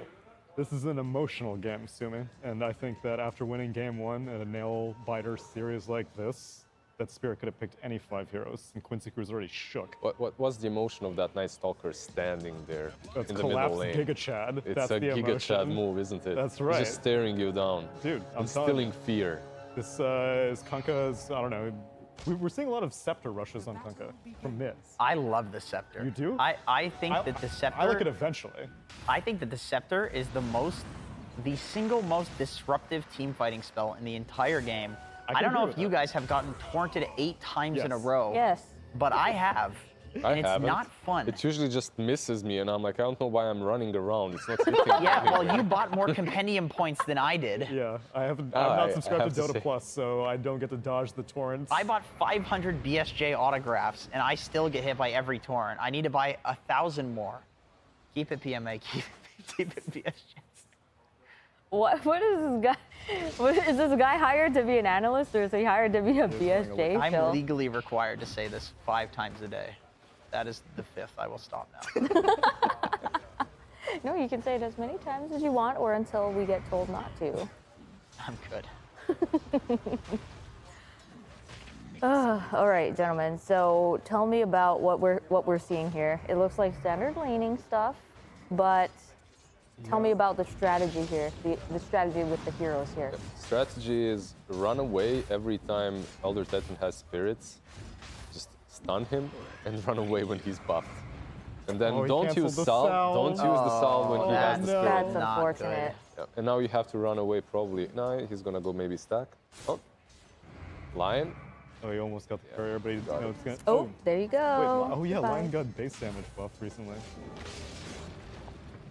At this point, nice if you're a save. stalker, you even want to die. I was going to say the exact same Right? thing. It's like you don't want to be just sitting there. This is like the worst threshold to be sitting at, because any good players, which obviously at, you know, literally TI, you just sit there and punch them if they come up, and they stay at the threshold, and one spell and they're dead. And so you can just keep them from not farming, and anytime you want to kill them, you just press a stun on them, they die. It's worse to be in that situation, because then even if a salve comes in, you use the salve and then they just kill it. They just go on you and then bring you down to the same threshold. And you're waiting for that salve to come from the Yeah, in that base time for you're so losing. long. You're Yeah. losing. You're just not contesting. You're not hitting creeps. It's awful to be in. And it's funny because it's such a small mistake, right? You're thinking, it doesn't matter. I didn't go back a little bit to use the salve. It's such a small mistake. It completely loses the lane. I think he's gonna die. He's getting. Oh, those are nice body blocks. Lion has been putting in so much work in this lane. Yes. Let him die already. Unfortunately, it's not really This resulting. man wants to die. It's not resulting in much, but Lion is definitely putting in work. Lion also got the courier. Yeah, that's true. That's pretty big. And he's dancing in the lane. He's dancing. Yeah. You know, the lane equilibrium is in a good place though. It's like Lion is preventing the pull from happening. And so it's right in front of the tower where Night Stalker could farm if he wasn't at. I was looking at the stream that's far away this whole time, and there's one right here. There is, yeah, that's right. Suddenly I can actually see stuff. Oh gosh, Lizard, you're wearing glasses. Yep. That's okay. I'm wearing contacts. I can't really see anything either. You know, Insania wears glasses too. Yeah, I know. So I wasn't talking to you. just a general statement. No, okay, that's fair. Sorry about that. That was actually the meanest thing I've ever heard Jenkins say, like ever. Everyone says Jenkins so nice, and then Nobody says that. he just trashed on. They say he smells. Why is he here? He doesn't own any shoes. I think you say that about yourself. That's fair. A lot of people say you're very nice and very unpredictable. I just post mean things about myself so I can get up votes. It's the only way. Does it work? Wait, you too? I'm doing that also. About you. Wow. It's a good strat. All right, so tell me about we just went away from middle lane, but can you tell me about the middle lane matchup? Yeah, I thought that Batrider would be winning it harder. Well, Bat starts winning this. Like, Bat early levels is just so garbage now because Napalm? Napalm is just not what it used to be. They did buff Firefly so that it does double the damage at level 1, which is quite significant, but it's still very pathetic. So what you usually do is you push out the lane and you go stack the small camp, you farm it up, get the bounty rune, come back into the lane, push it out, farm the small camp, and you don't really dominate too many heroes anymore. Ah, okay. But he's not even like getting stacks, and He's not even winning the lane. Yeah, so he's like. He will. The hero. I mean, unless there's like rotations happening, which I'm sure will happen. We haven't seen any rotations yet, though. It is feel pretty early. Depends on I feel like runes. Jenkins has some NA copium over here. No, it's going not on. NA My copium. boy Quinn's fine. He's fine. Ooh, he's so fine. Bro, I feel like this is Batrider, just Batrider MSS stuff. is gonna gank soon. No, I'm saying on the other end. It's fine. At least less Sao is farming. NA copium. 3 hits. That's just like, never mind. Raid King is safe. Listen, I He's put in the them in my. jungle. Okay, I will admit, I put them in my compendium to win the whole thing. It's You really. did, actually, yeah, you said that. Wait, you did? Yeah, he did. Wow. I like that. I didn't. That I don't know what he's You talking said about. you did on the first panel, because you said it was either T1, Quincy, or Vici. Those No, were- I did not say that. Yes, you did. T1, OG, or Vici. Oh, okay. Did I really not put LGD up there? Are you doubting yourself? You didn't put LGD. Am I an because you were being a idiot? hipster. Yes. What is wrong with me? Why didn't I pick LGD? You know what's interesting? Like after the season 1 and 2, most of us from the CN region expected Vici Gaming and Aster maybe to do better, but we were pretty wrong to expect that. Those two teams generally live in the bubble. And also, IG fell off a cliff, and so after after they cashed out at Singapore and was like, we got to go to TI, and they were doing just barely enough. That's an understatement. If there was a hint that they're losing a game, they would be like, GG okay, out GG. Immediately. Let's go next. It was like tier 2 tower goes down, it's like, we're not coming back from this. You just see Kaka, suddenly his hero stops, and after 5-10 seconds, GG. Let's go break for lunch. That's dumb. That's like, cool.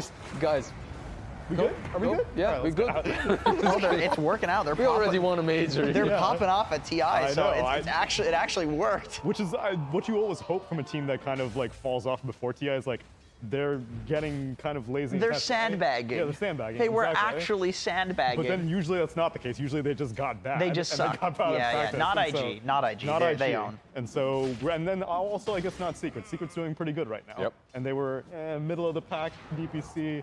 But last place Secret kind of is like this exemption that proves the rule, I suppose, so far. Before, when they were playing every tournament and when they were winning everything, I don't want to go down this rabbit hole of Slax's conspiracy theories. No, I still think it's true. It's a good one. It's true. I'm with it's it. believable. It's believable. Yeah. That's why because their 2020 period, they got it out of their system. They were like, we want everything.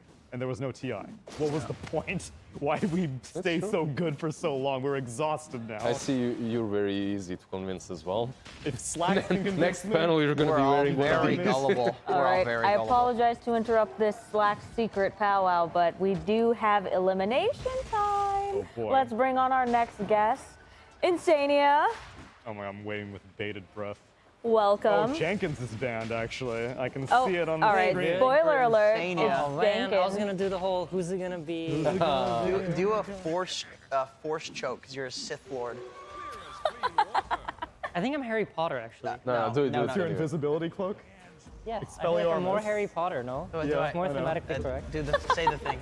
Avada Kedavra. All right. Leviosa. Yeah, Leviosa. Leviosa. Off the stage. Well, he didn't say the word. All right, I'm just leaving this way. Sorry. Bye, Jenkins. Bye, Jenkins. Bye, Jenkins. Spicy Mail. Thank you for joining us. Hello. What's up? What are you guys Welcome doing? back. Dude, how were the quesadillas? Pretty good. You know, I know, I was impressed. you know what we actually need? We actually need Jenkins to give his shirt to you. I don't want to strip on camera. Sorry. I don't, no one wants to see Just my it. hairy They chest. You guys didn't have the bean stew, right? Because Bean you're stew? vegetarian. Oh, yeah. there was a bowl. Yeah, I didn't touch the have bowl. it. Okay, so when I saw that, I'm like, man, I'm back home. This is literally what your mom makes like 5 days a week. Oh, yeah, it's Really? Bosnian cuisine? Yeah. Oh, okay. But Your mom makes you quesadillas? No. There was a stew the next to soup. it. The soup. Oh, I see. Like a soup with beans inside. We call it grach. It's the Balkan people will laugh at this for sure. They'll like They'll it. enjoy it. Yeah. Yeah. But doesn't that feel heartwarming? It's like reminds you of home. Yeah, for sure. If you liked it. If you like it, I love Otherwise, you're like, Mom, balk again. No. You know, you start fourth missing time. it when you're on the road for a while and you didn't okay. have it. It just warms you up. So you joined us, Insania, last time you were here. We were on game one of Quincy Crew and Team Spirit, and we were talking a lot about how that mentality is very important here. And now that Quincy Crew is down yet another game, Team Spirit's stonks are going up.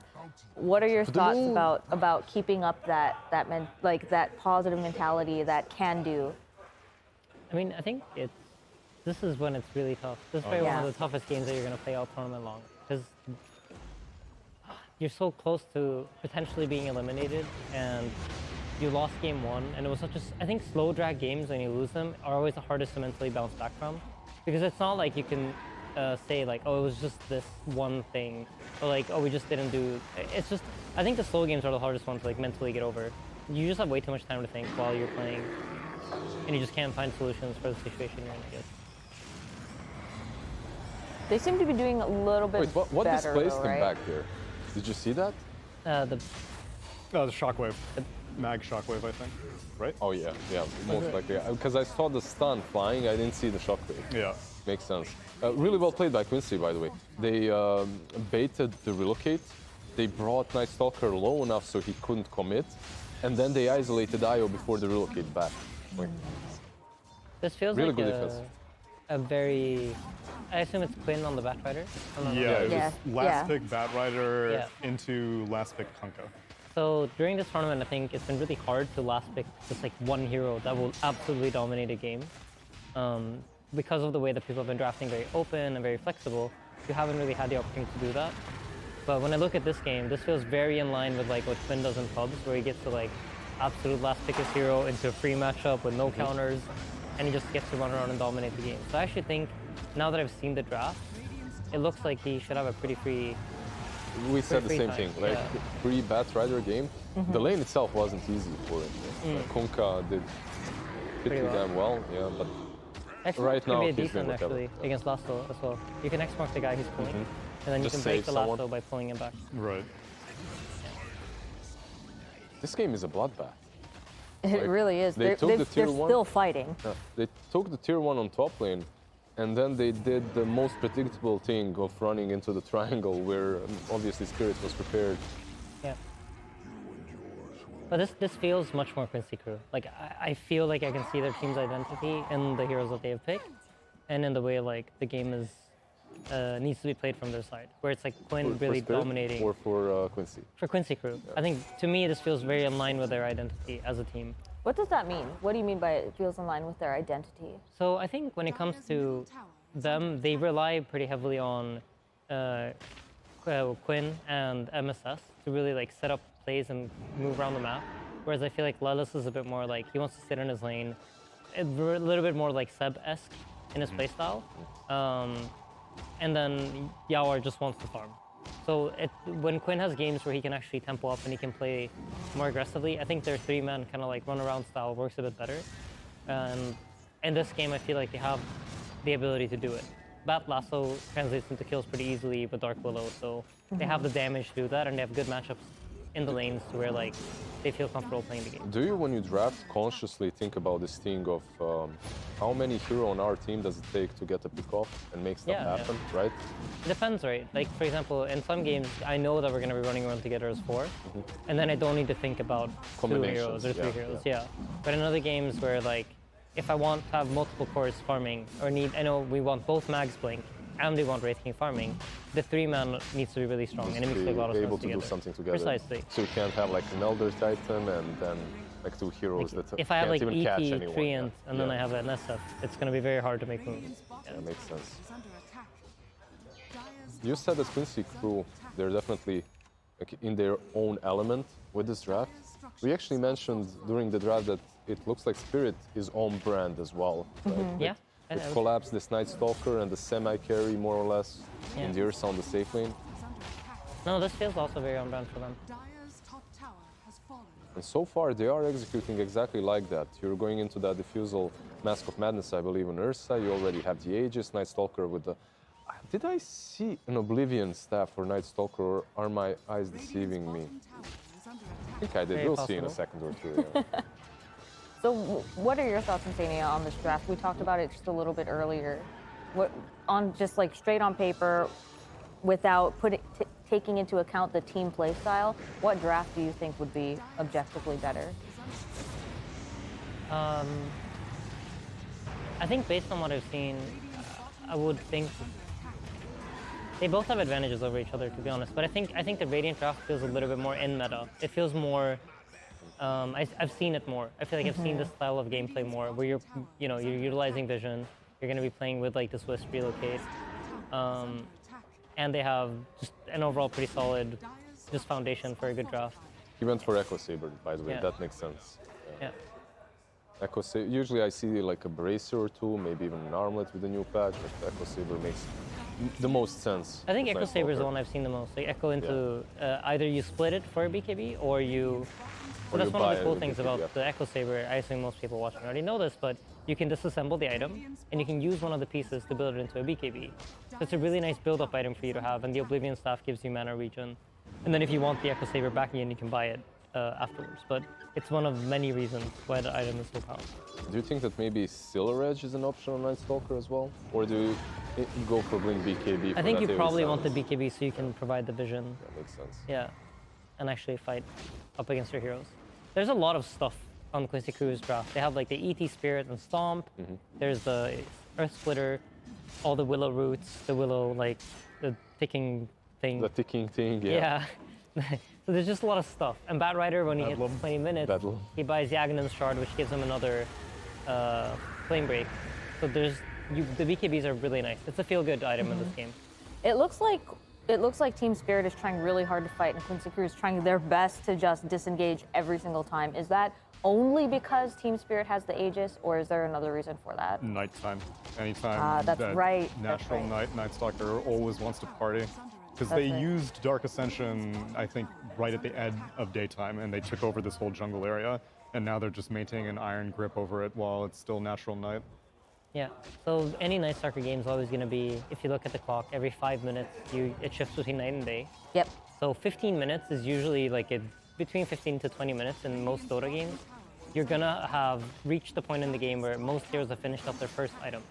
So you're going to look for fights anyway. And this is why Night Stalker is so nice, because it's naturally night then. So this is the timing in a game where Team Spirit, they want to really dominate because they know that they have a weak 5 minutes coming up at minute 20. So for Quincy Crew, which is also interesting, Bat Rider hits this big power spike with his Shard and BKB. You would ideally want to hit that somewhere around the timing where this nighttime ends, so you can start fighting back and putting pressure your own way as soon as daytime begins. Got it. I apologize in advance. Nice Stalker. That's what I heard. Nice. Nice Stalker. When I said it, Stalker. You didn't. My brain just heard that. Oh my The god. synapses fired. From 15 to 20 minute mark. Yeah. nice. Okay. What You don't is have to happening support here? this. It's down. fine. I'm a support player, that's what I do. That's true. Wait, The panel's aren't way you a too support nice. player too? Slacks would just stare me down at this point. He is also a support player. Wait, what do you?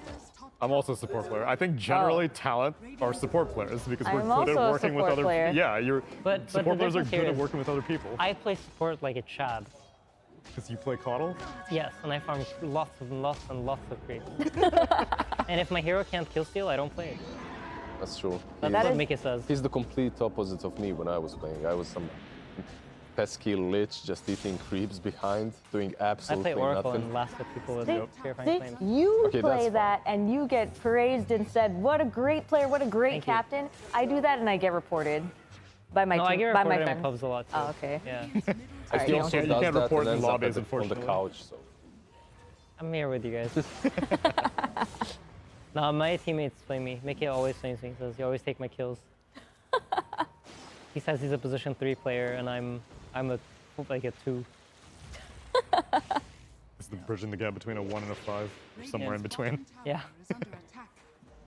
Together we make the same number, somewhat. You even each other out.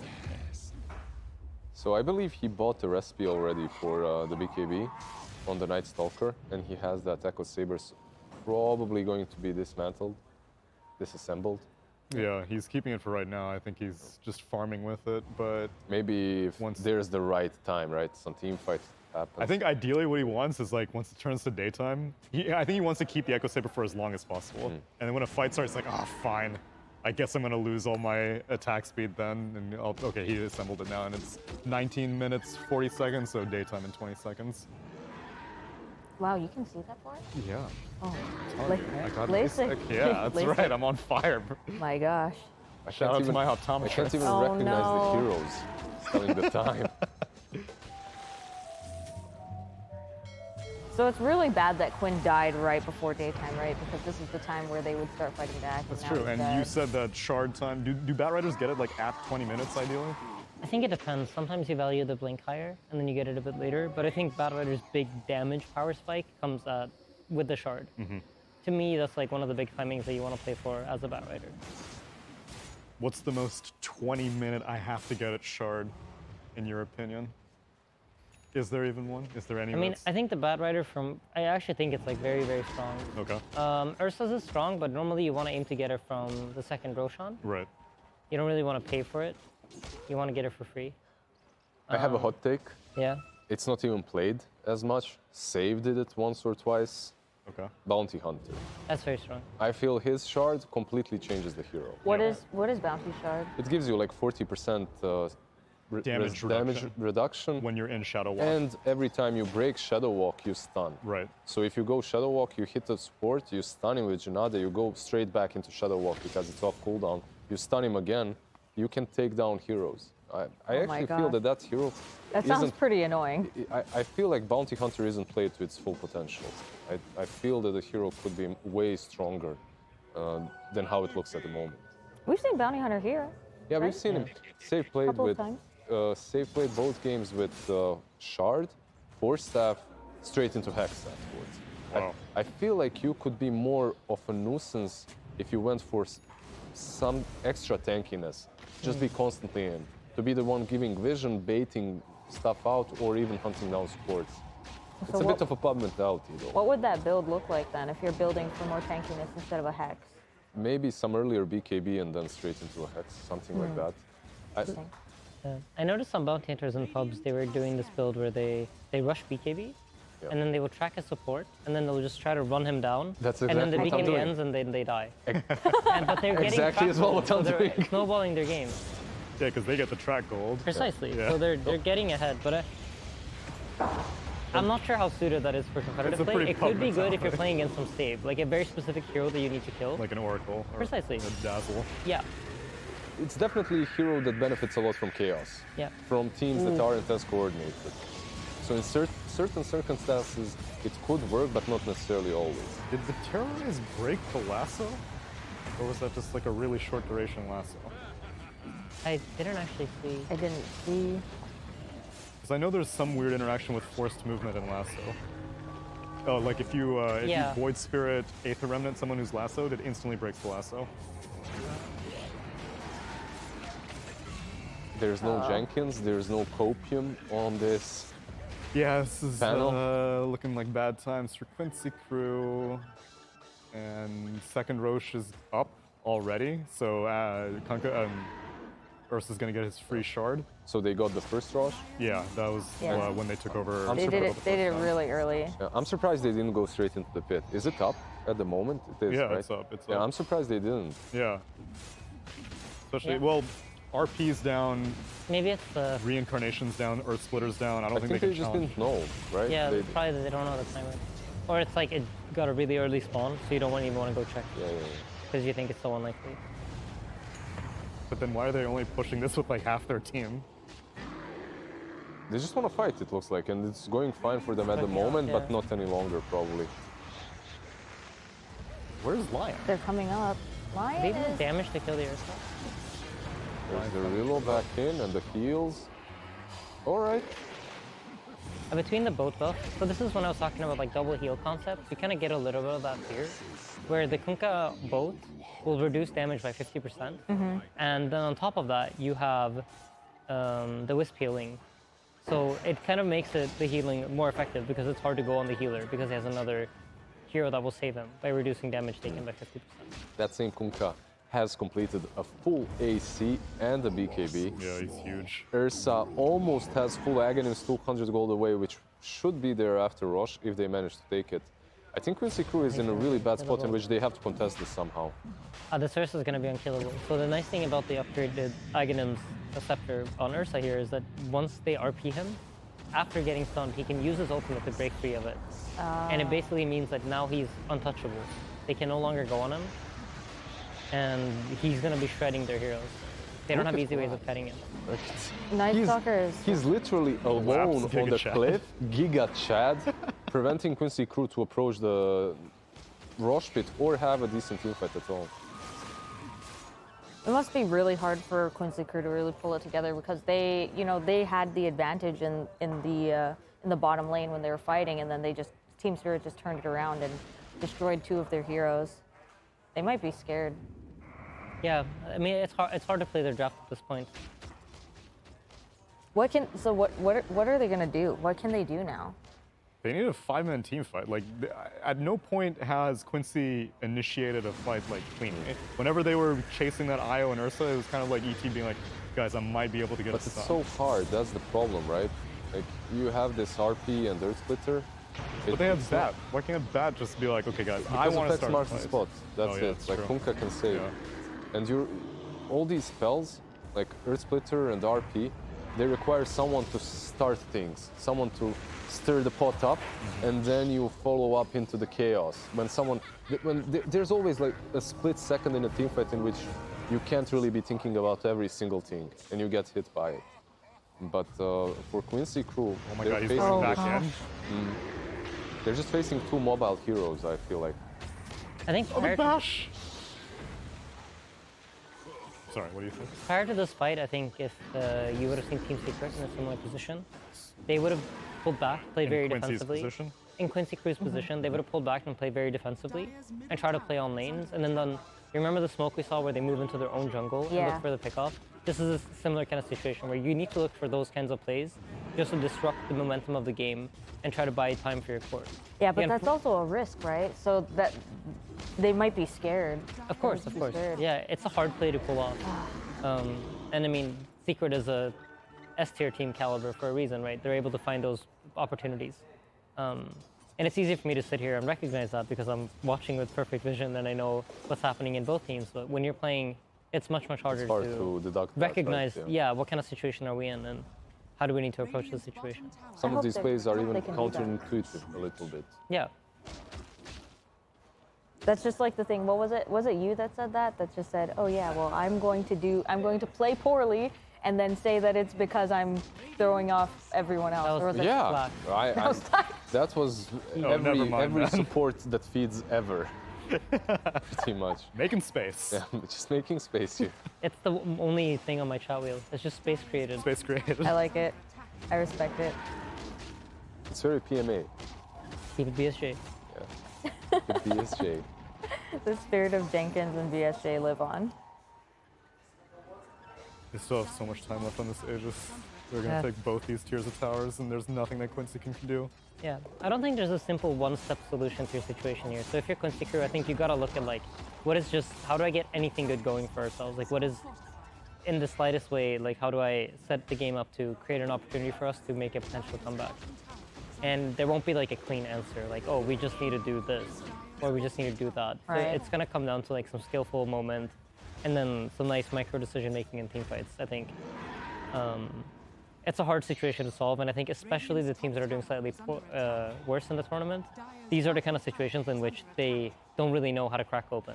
Whereas you'll see the teams that are in the top, they know how to like bring it back from here. Yep. When you think about it, they do have this Bat Rider, and they do have some heroes that could easily destroy the waves if they manage to creep, skip around the tier 2s and whatnot. Go into the enemy jungle, farm it up a little bit over there. Yeah, so the difficulty is still like, for what timing are we farming? What is the turning point for that? And for me, it's hard for me to see like a set answer.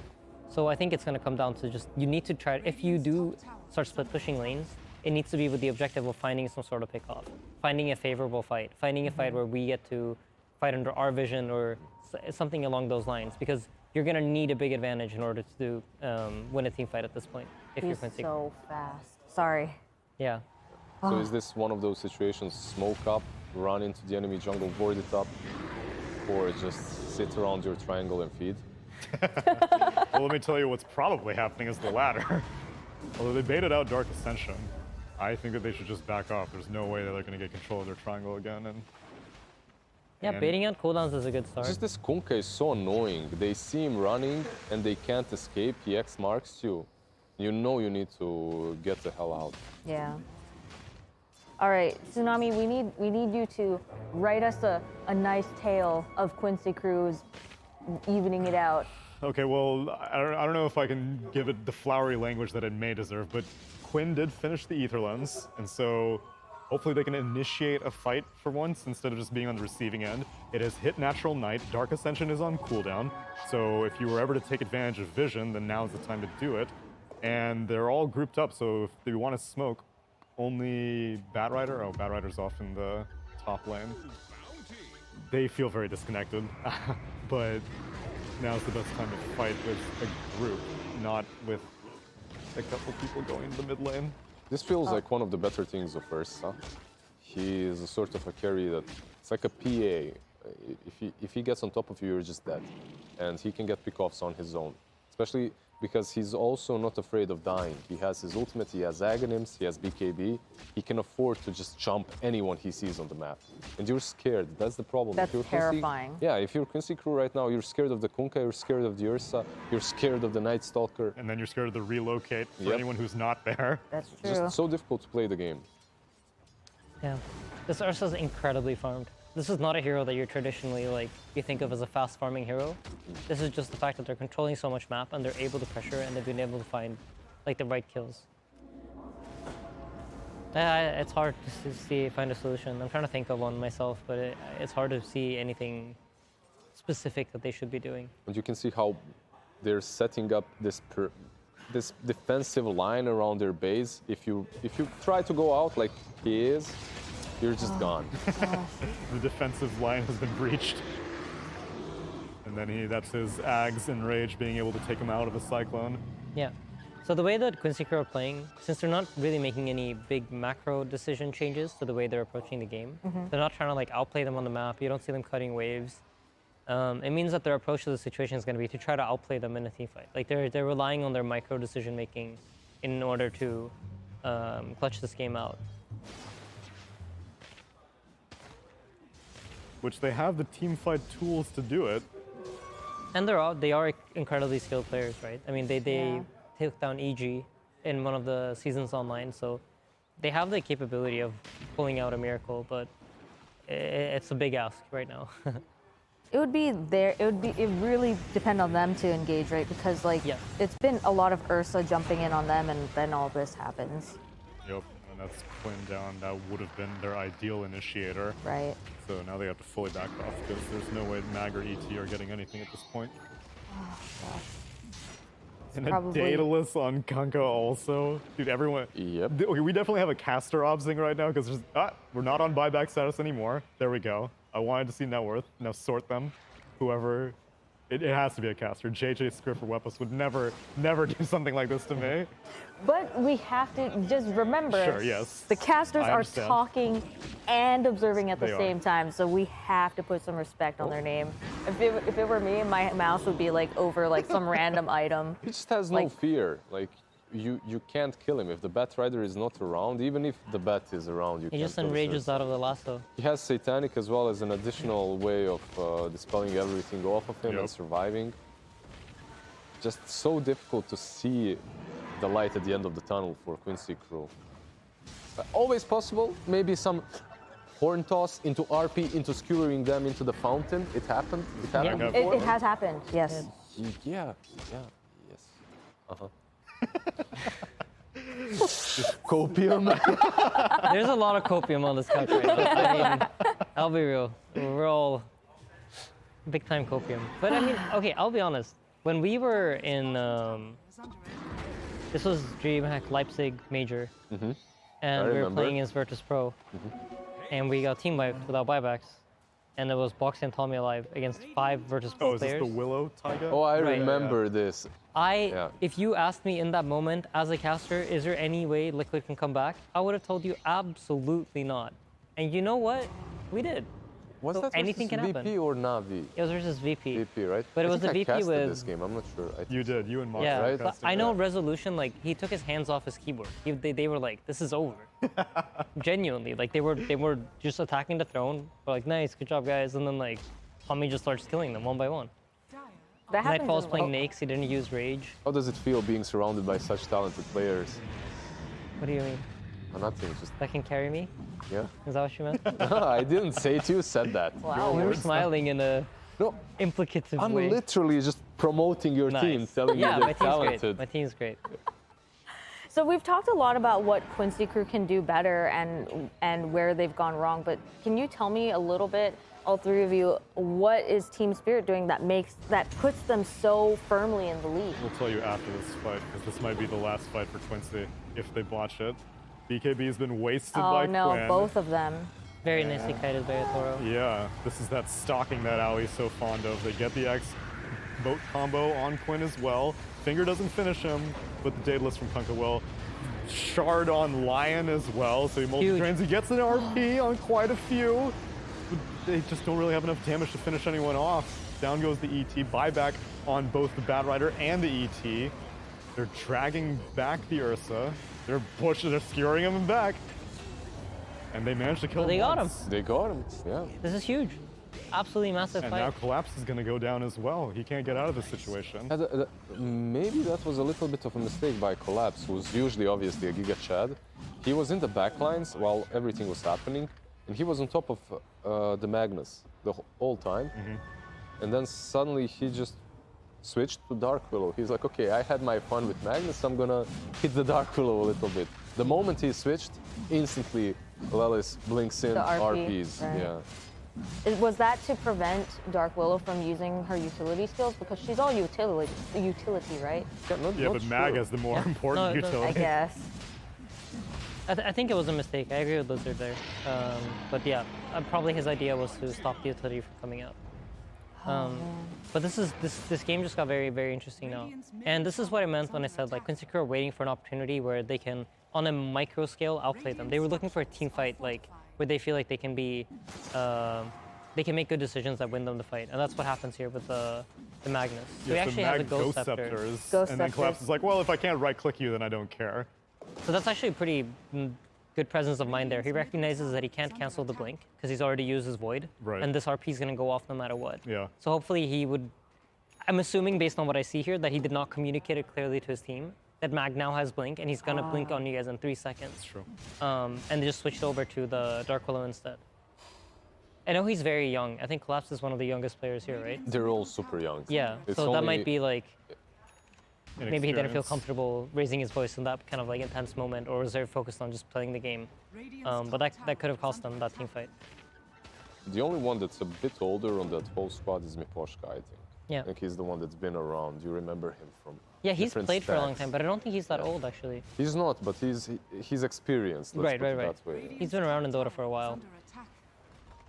That's wild, just how many factors come into playing Dota. It's not just the game, it's not just the build, it's not just the draft, it's actually everything. Your mentality, your age, your experience.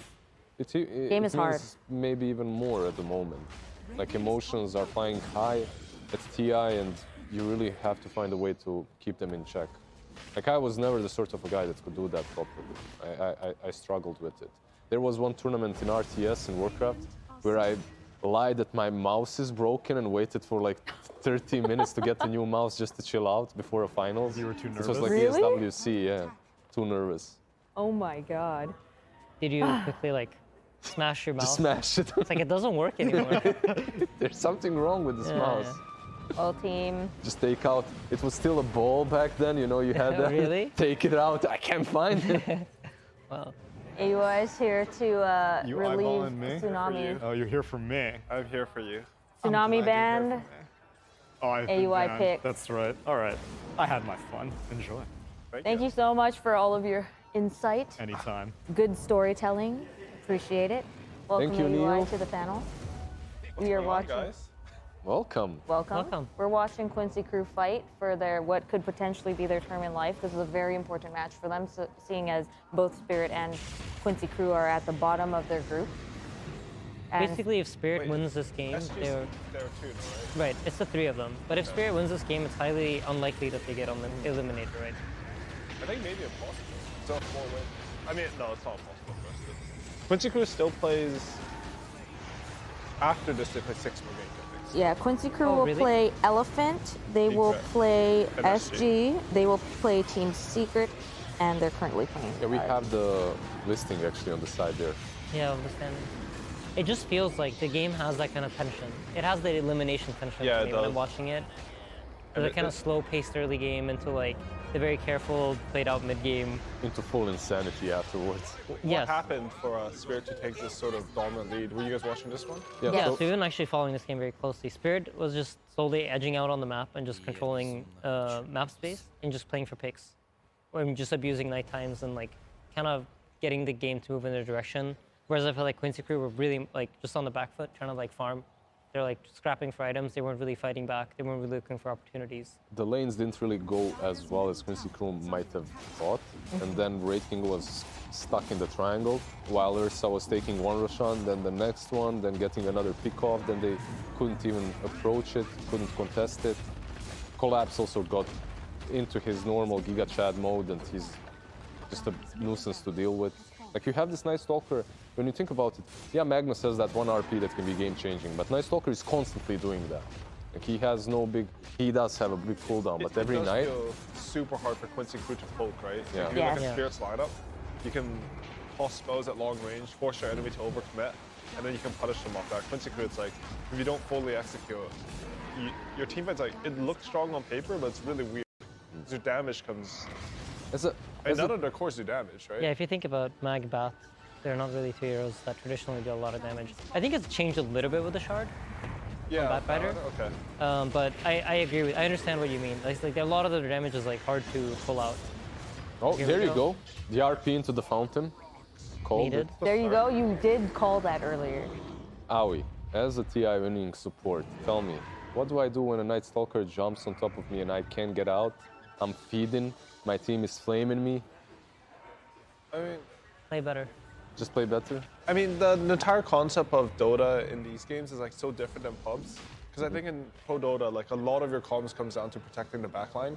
Like if Night Stalker jumps in, the counter to Night Stalker in professional Dota is like a hard stun. Like Beastmaster's good versus Night Stalker because the way he jumps in, you just roar him and kill him.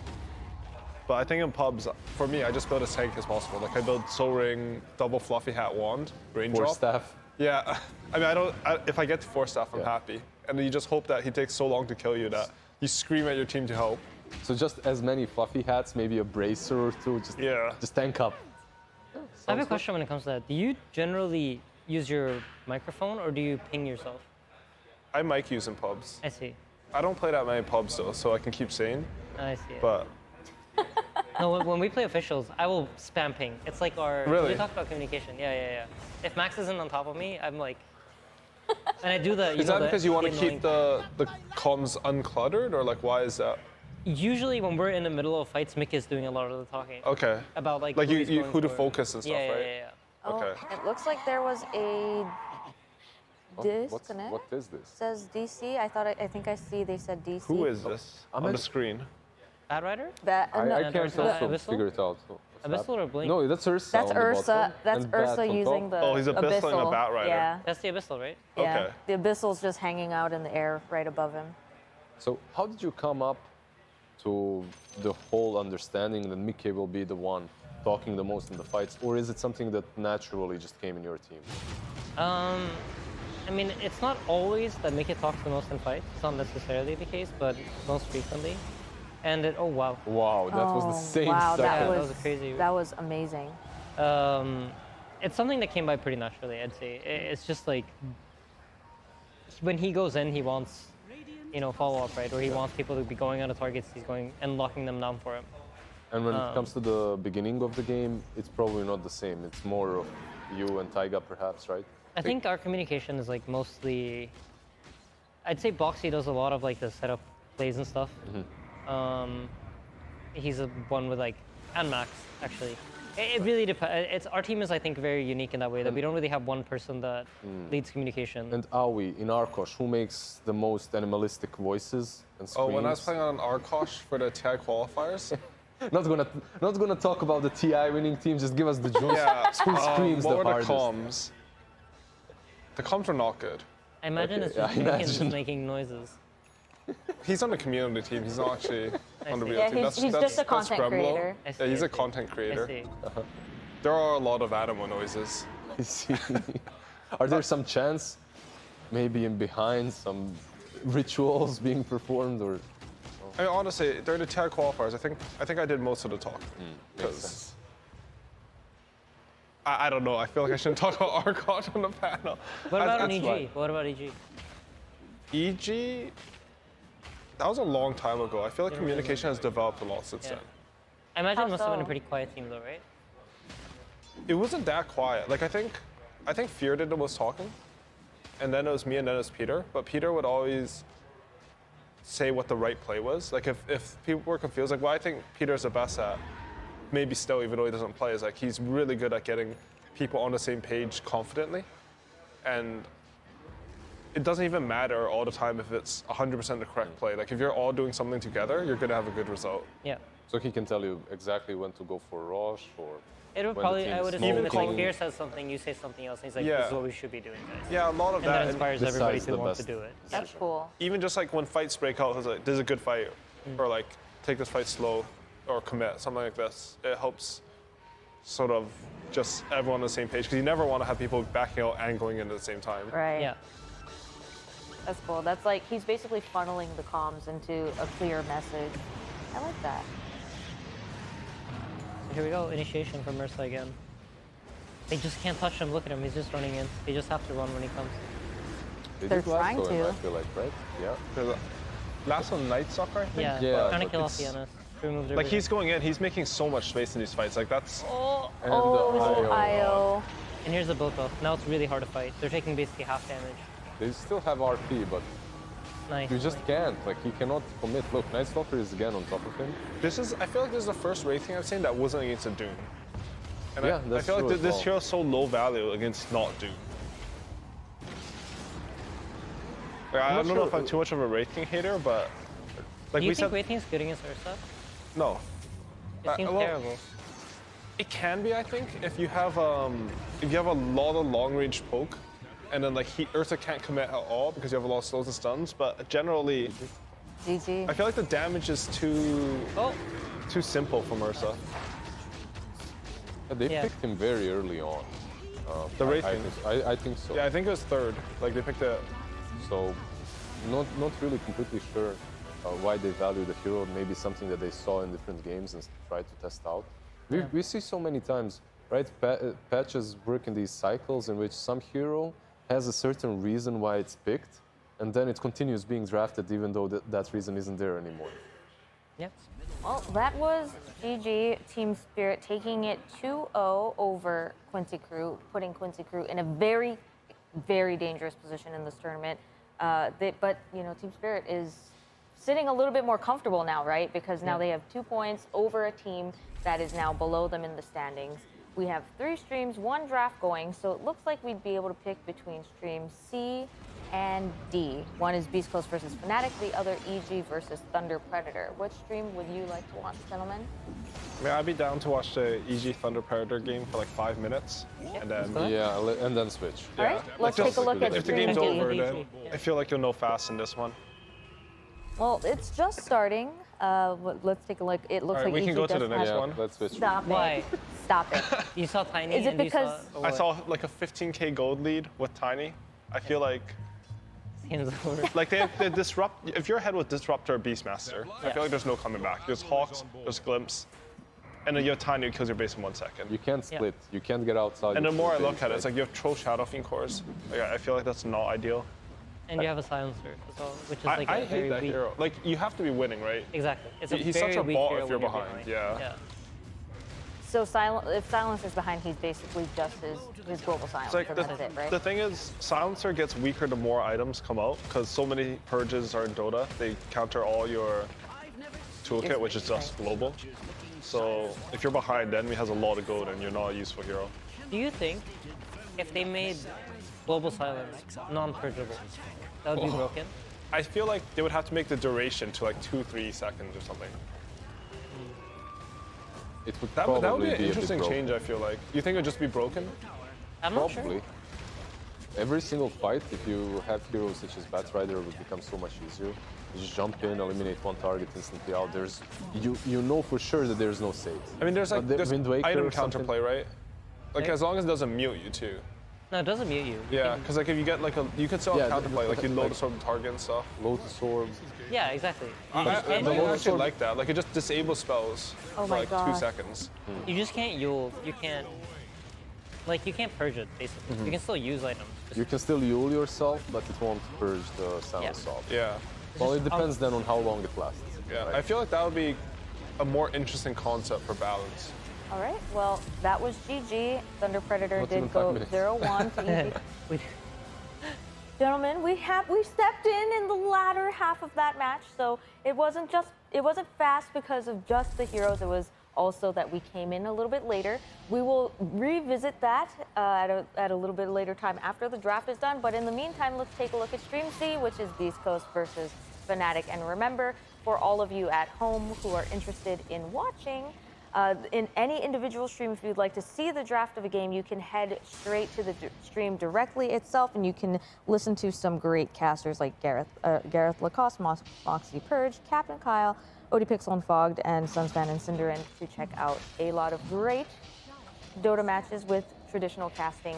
We are here to switch between the 4 streams to just get a little smattering of everything. And now we're looking at Fnatic and Beastcoast, 37-19. But on the other hand, while they are below in kills, they are up in net worth. So tell me a little bit about that for new Dota fans who are just tuning in for TI. Lizard. It's an interesting game at the moment. My main hero that I'm watching is this Weaver. We've seen the carry Weaver yesterday versus Secret work out well versus Matu's PA. And I think I had Weaver as my most picked hero. And so far it hasn't been. It's like Tidehunter is #1. Shaker now. Is it Shaker really? now? Shaker passed him, yeah. Shaker passed him, yeah. Damn. I actually did. Maybe Tide passed him with this skill. I expected Shaker to be good, but not that good. One hero that I didn't expect to be the most contested one at this TI is Monkey King. I knew that he was strong, but the amount of bans that he's getting, it's insane. I guess because there are some teams that can play him anywhere. Right? He's just so easy to draft around. Like, he gives you stun. He's flexed to literally all 5 roles, I think, by players at this tournament. And he's just really annoying, honestly. Like, inside, like, playing against the 4 Monkey Kings. Yes, they're very strong in lane. Like, he has a lot. He's a very well-rounded kid. He has a stun. He has a teamfight tool, gives you vision, and you can play it on all 5 positions. It's a really, really nice kit to have. I think it's about not having to buy both. Yeah, I agree. That one is actually quite big. Like, your timings are just really good for support. You just have Orb of Corrosion, instant Mage Slayer afterwards. Yeah. All these small you little can items. you can buy whatever you want too, right? Like, I saw Orb of Corrosion into Atos, and it looked really good. Yeah. Just have a lot of setup. You know what's interesting as well with Monkey? The highest win rate pairing with him is like the 2 of them do very well together. Can you explain that? What makes They're them such a both great animals, I guess. One is a wolf, okay. the other is a monkey. I have no idea. It works. You get a lot of practice with animals in Euro pubs, so.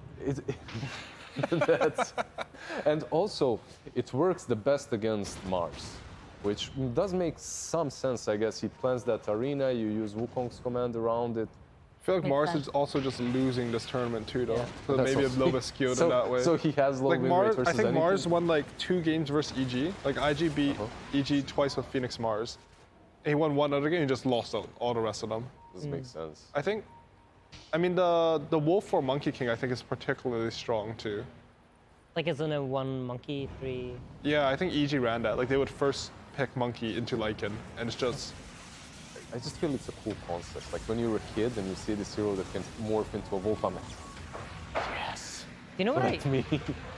You know the whole wolf fight thing? Apparently Slacks mentioned this at some TI like a bunch of years ago. Yeah. Like, imagine if this was like in Zach. And nowadays. I feel like even, like, the weirdest ideas, oftentimes they can have merit if implemented correctly in a game like Dota, because the game is so, I don't know, it's so wide-ranging. Like, there's just so much random stuff in it that doesn't deserve to be in a video game, but works really well in Dota. Yeah. What if Flash was like secretly Ice Frog? That'd be really funny, actually. By the way, Raven is destroying these fights, but it seems like it's not really enough. Like, he did a ton of damage. It still seems like they're losing the full team fight. Storm's here, though. Was that Crazy buyback on hit. Storm? Where did he come No, from? he TP'd base. He TP'd base, so he okay. TP'd and came back into the fight. Yeah, Weaver is no joke late game. Like, he used to be one of the carries that sort of fell off. I love the fact that he went for the triple Geminate attack. Yeah, that one's better. Talent. That was really good. You go for that when you're a carry, plus you have your shard. It's just so much damage. I played a game where I got a quiver. Oh, and then man, I got know the exactly triple what you mean. Geminate. I know exactly what you mean. I built 2 Daedalus, and it felt like I was... You just killed someone from distance super instantly. fun. Yeah. Have you guys seen any games that went to tier 5 items? There were 2 games, I think. At least one game we saw. Yeah. One of the first games. The longest was SG Fnatic, I believe. I think it was an hour, 5 minutes. And then the other one was 62 minutes that we watched, I think, on a coach. There was one game in which they didn't even collect all the tier 5 items. Yeah. So they tried to go high ground instead of farming both ancients. They had a Luna, and then they lost a fight. I can't remember who played it. Same. We were together watching. Yeah. Looks like this game looks... Man, Fnatic are really like... I remember when we, on day one, because I didn't really know much about Fnatic, you guys were like pretty skeptical for them. But they're really like... I think they're winning all of these like, you know, like middle of the pack games, it feels like. I mean, this is like their 4th win. So they're in the same situation as Spirit, but I think this is actually a really important win for them. I see. Because it's the same as Spirit, right? Like, you're scared of Quincy Crew and SG. They both have 2 wins. You get to the 4 mark, you feel a lot more comfortable. Yeah. And DJ has Aghanis. I love this man on Clockwork so much. He's my spirit animal, right there. Just DJ specifically on Clockwork. There are other players as well, but DJ on Clockwork, I think he always takes it. Like, DJ is very good with items. Do you know why they switched the roles? Do you, any of you know? I'm pretty sure Jabs didn't want to play 5, so they made DJ play 5. Yeah. And DJ, he's like a solid 5, but I legitimately thought he was like a top 3, 4 in the world when he was playing. That's what it looked. I mean, from the years previous, like prior to COVID, because I haven't had that much. I haven't kept track that much with the CA scene. It really seemed like he was like one of the best 4s in the world. Yeah. They still switch every now and then. They do. If like 1 out of 10 games, if the hero is important to switch, but... Because even on Ice's C tier list, like he put DJ in the SSS, position 4, and he put Jabs under him on 4, the DJ which is... special, right? You remember in the Leipzig Major, I think it was Leipzig Major, wasn't it? And there were many tournaments in which he did well. I mean, his Enigma, I remember from some event in, I think it was some Manila event or something, where the crowd was going absolutely crazy. Very good Enigma, very good Wind Ranger. Like, he just plays these heroes to their maximum potential. Yeah. How do you guys feel about, well, I'll tell you instantly how I feel. I love it. Falcon Blade on Clockwork early on. I think it's good. I think... Falcon Blade seems like a good item in general, though. Yeah, it's just so casually nice. The build-up is good, which I think is very important for Clockwork. And he's a hero where you do want to stay off map, and a little bit of mana region, like battery selling neutral creeps does not feel that bad, you know? Like you want levels and items on this hero. He's one of the best like gold efficiency heroes, I think. This is a little bit of an upset, no? Fnatic taking over Beastcoast? Beastcoast has been very strong. 1-1. Yeah, Beastcoast has been looking really good. I think. Are they top 4 right now? They're in just 5th right now. They're fifth. just under. 6 and 4 Oh after this. yeah, so it's PSG, LGD, and Vici Gaming tied for 1st. Elephant and Team Secret tied for 3rd, and then Beast Coast right under. Okay. Yeah, it's Fnatic for me is this team that I didn't expect them to bomb out or anything like that. I know that they're really strong. That's why they did well in the SCA region. But at the same time, I wasn't sure what to expect from them because of all the changes in the roster. Yeah. You have these 5 players, anyone can play anything. They don't even have a true position 4. Their offlane was mid, but put to offlane, and then he's now back on mid, and they got a true offlaner. It's just a mess, but the mess is working, it seems like, at least. I'd actually forgotten about this. They have Sunbee as their coach. Exactly. Who used to coach Team Secret before, during their, was it last year? Before the year before that. Prior to Year him. before? Prior to him, yeah. Year I think before, I after believe. TI9 they switched. So that was like 2 years ago.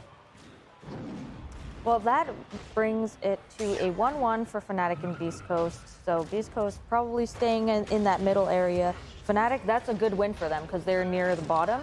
But now let's take a look at Stream A, which is just starting with OG and Undying. Undying is one of those teams that when I was talking with some other analysts, you know, maybe they were considered on the lower end, but they're actually doing quite well in their group. And this group has a lot of great teams. Is this a in it as well. mag carry or Dead Prophet safe lane? What's happening here for OG? Because The Mag carry. Sumail played Meg the yeah. other game too. Yeah. Another game. Who was the first one that started it? Was it PSG, LGD? Not sure. At TI. I think Sumail's been playing it a bit here, actually. I've seen it more than once. Yeah. There were a couple. He of played it teams. earlier in the tournament. I think it's Yeah. it's like relatively popular in pubs. As far as it's just maybe a bit less popular with the Echo Saber nerf. Yeah. But before that, I think it was quite strong. The Silver Edge and Bloodthorn build is pretty popular. It seems to be laning quite well into Tidehunter. It's really scary in lane, honestly. Like Shockwave is an underrated laning spell, and he just has such good stats. Was it picked in EU? As a As a 3 carry? a bit. Not, I didn't really see it much as a 1. In China, like in the second season, it had a small period in which, like a week, in which every team tried it. Like every team tried it once, lost with it, and then just forgot about it. Like, okay, it doesn't work. Yeah.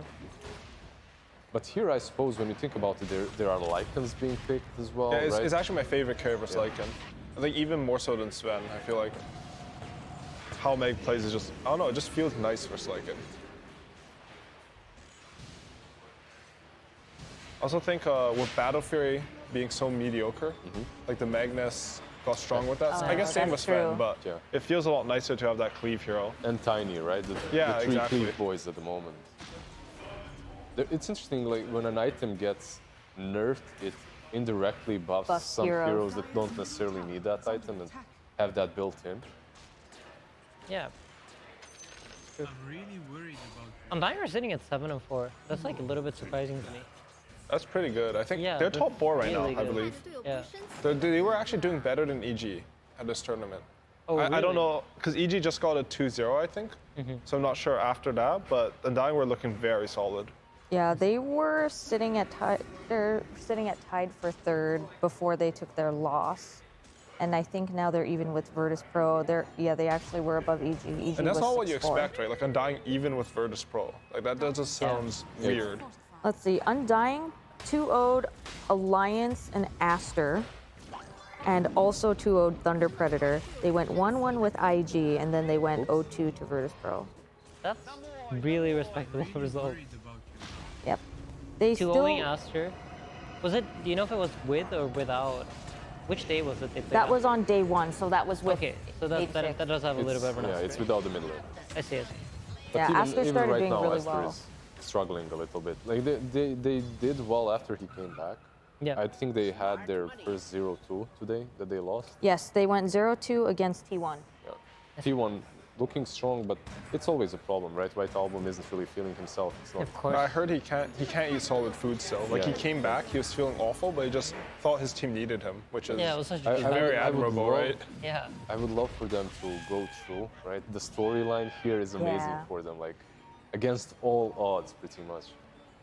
Well, they started with 3-7, and Thunder Predator is still quite far below them at 0-10, and Thunder Predator still has to play Team Aster. They have to play EG, which is happening right now, and they also have to play T1. So it's a little bit of an uphill battle for Thunder Predator, but they've pulled some amazing things out of their hat, especially like at Singapore Major. So definitely will not count them out, especially in that match against Aster. That is key for them right now.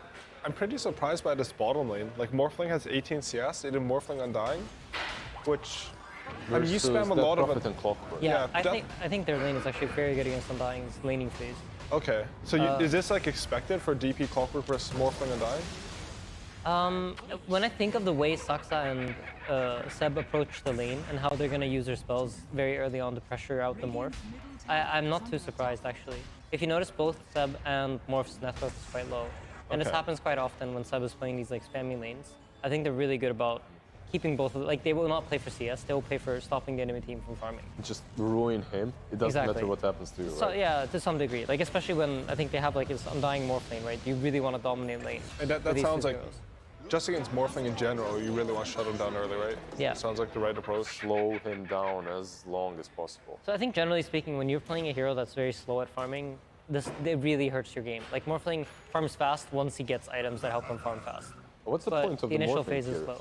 What's the point? Usually we see him with some shakers and whatnot. I know the hero is very popular at the moment, in pubs at least. It's one of those highly contested carries. I see. They might have picked it when they saw the mag. Yeah, I was thinking the same thing. Like, I think Meg is a 3, right? Like, okay, Morphling can have free lane. He'll be unkillable because Meg does no damage. And Clockwork you don't really care about as Morphling. It's the easiest position for probably to play into. Like, there's not a lot of... It's hard to say when we didn't see the draft order, but it does look a little bit out of place. I agree with you. Tell me a little bit about Mirana. I know that Moon Meander plays Mirana, a lot of Mirana, but how does that fit into the current meta that's been forming over the last 3 days? UI? I was hoping you wouldn't call me because I wasn't sure. Like, I feel like Mirana's one of the heroes I thought was picked more. What were you going to say? I was going to say, I was really hoping you didn't pick me because I wasn't sure. I mean, all right. So we're going down the line. We have a TI winner. Yeah. We have a TI attendee. We have a guy that didn't even manage to qualify. Okay, I'll tell you, scrubs. This is how it works. Mirana, right click, hits hard. And you have this Tidehunter on the lane. He gushes you. You're slow. You can't run away. She's hitting you. Then she goes, she kills your Carti with the arrow as well. It helps. Is it the most popular position for it? Isn't. But there are some teams that feel very natural at playing her. One thing that I think is underestimated or understated is the fact that she can easily go into the triangle, ward it up to get out. She can scout. Throughout the mid game, she can be anywhere on the map without caring. Right? You can't pick her off. That's pretty interesting versus OG in specific, right? Because I think earlier on, I'm not too sure about their day 2, but day 1, they got a lot of stacks. They're playing only for their carries timing. If you have a hero like Mirana, you know, you come in, you arrow the big creature in the stacks, you make it a bit sadder for them, get some good vision. Like that might be a specific team counterpick. That being said, I know Moon just really likes Mirana. Just really like I Mirana. think keep it simple. They just love to play the heroes. I mean, It's also the Clockwork, right? Notel played out as a 5 earlier today, so they might have thought that it's Clockwork 5. So honestly, this might have been meant to be Clockwork 5 until this might have meant to be Clockwork 5 until because most teams have been playing Snapfire 4 as well, right? But they're like, we see the heroes, we just want to switch the positions. I think you would rather play the Clock with DP though, right? When you have the Mag safe lane, you want to play the Mag Snapfire lane. And Saxa plays a lot of Clock too, right? Yeah. Ravage. So what you're saying is that it was probably just the perfect storm for them to pick Mirana. Moon Meander can play it. It's good against OG's current tactics, and it's also pretty decent against that draft as well. Yeah. Another team that really likes to draft it too, team that's very similar, I would say, to Undying is Spirit. Oh. Well, hello. Hello. How are you Yeah. doing? Sir? Who are you tagging out? Who's going? Wherever you prefer. What seat do you like more? I'd like this seat more, All right. sorry. No worries. It's super comfy. Thank it you, makes me Zadia. look slightly taller. Wait, your that's why. phone. My phone. Bye-bye, All right, Zadia. Thank Bye-bye. you so much for Bye-bye. joining us. Yeah, I enjoyed it. We'll Bye-bye. see you soon. We brought some color to this panel. Oh, that's true. That's true. I won't lie, I panicked in the moment. I forgot who I was meant to replace. Are you sure it wasn't me? No, it's insane. No, the overlay says picked Tiga. Yeah, but Tom banned Senior as Insane. well, just with Oh, ones. that's true. That is true. Yeah, we were replacing Senior. What's happening? Sorry, Blizzard was actually just in the middle of explaining something, and I interrupted him very rudely. Explaining? I Look at these two fine gentlemen, smart gentlemen. I think I can throw the ball to them. I deflect this attack. So what was the attack? I have no idea. I forgot what Lizard was talking about. Anything you want to talk about? Welcome to the panel. T came on and we all lost our chain of thought. Exactly, You know, you're just too dapper. I love playing with and against Tinker, and also I'll even throw in their techies, for example, as well. I think there's a lot of, stigma against these heroes, and I think they get a lot of, techies? Yeah, like Tinker and techies these heroes are hated by the community, but I actually enjoy the mind games playing with and against them. I think it brings. It is really fun when you walk into mines and die. Yeah, It's really entertaining. And I love it's just really fun. Why are you complaining? What is I this hate sarcasm? It won you the TI. He played Techies Let me show you the at TI. timeline, okay? Techies has been broken for like 18 years before Dota came out, okay? And then no one was playing it, so I made a petition to remove him, and they didn't remove him, so I had to play it and win with it to show that it should get removed, and they still didn't remove So it. that was your plan. Honestly, I still don't think Techies is played really, like in my eyes, is not played correctly right now. Wait, wasn't Techies a stretch goal to be added to the game in the first place in the compendium? Yeah. It was, right? It's like a hero that everyone thinks they want in the game, and when then they you get play it? against it, you're just like, But like the only reason you're frustrated is because you're not playing against it correctly. If you're on autopilot, you're probably going to lose this hero because the good techies will punish the walking into the mines, you know? So that's why it's fun. Because you see the hero, you're like, turn off the music, you need to hear the mines. 50% of the map.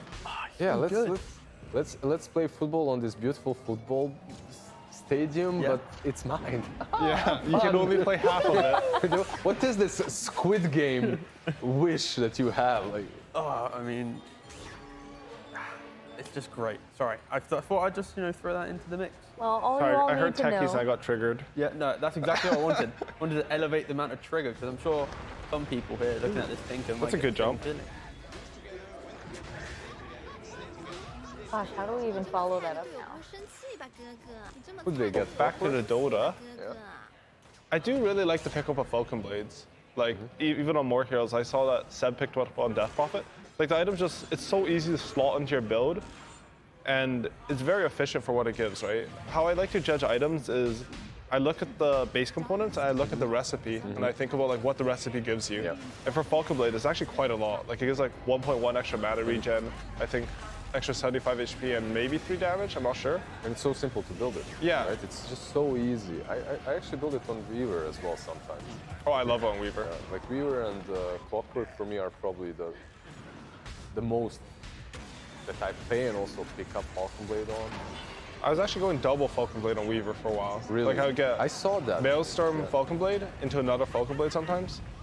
But in But- DPT, Yapsor would do it on like Tusk, right? He'd do Yeah. like 2 Falcon Blades. Like, I think this item, in concept, it Even just enables Morphling. the cheap fights, right? Like you buy it and you feel good using your spells, getting into like the mix of the kind of 9 to 10 minute engagement. It also just allows you to cast spells when farming, because clarities feel still Not pretty as good, expensive. yeah. But it's not the clarity peak performance days where you didn't need any mana regen items. They're expensive now and they don't give you that much mana.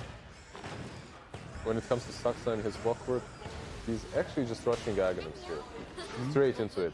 And this is usually what I get if it's Falcon Blade, it's instantly Aghanims afterwards. Unless something is super necessary, like you're playing versus a Necro and no one else can buy a Vessel or something similar. Aghanims, I'm 100% sure is the best item that you can get on that hero. One of the best eggs in the game, I think. Yeah. Like it's just double potential and you actually right click a lot when you use the overcharge. attack speed Yeah, is it's low-key pretty kinda good. good, If you practice it a bit, and if you get a good item, like the double cogs are insane. Like you can gog them between you each can other? cog them between them. If you practice it a bit, you can actually do that consistently. Just to clarify, like the cog, it's like if you get hit by a cog, you can't get hit by the same cog. Yeah. But like you can hit it, so it's like cog, cog, cog, and yeah, I tried. It's usually like 1, 2, 3, Yeah, it's and like that's Okay, it. so it's but like it's- 2 hooks, 3, 4 cog hits. Yeah. That's probably like 8 It's a lot seconds of of them. stun, right? It's very, very good. And the talent, the BKB one, in That the, one's very good if you Still get 25. The only reason I say it is because when I saw Pro started doing the double cogging like you mentioned, I tried going in the lobby with Refresher and Refresher Shard to see if you could do the 4 cogging. So you basically box them in? Yeah. I tried doing that, but oh my, that was hard. That was If you impossible. have a shard, I feel like it would be possible, right? Like Maybe. with the shard, they also improved the turn rate on it, so you would be able to fly out, maybe Oh yeah, jetpack. put one. Can I ask a Oh, question jetpack real is quick? great. Yeah. Sorry to interrupt, but specifically to this game, Undying, can you tell me a little bit about their playstyle? Because Undying has engaged on OG under their tower like twice in a row already, and this is the second time that Tidehunter just walked in under the tower, ravaged and died, and I'm not sure if that's a good payoff here. So I think Undying, they play a very hyper-aggressive style where they care more about kills than objectives.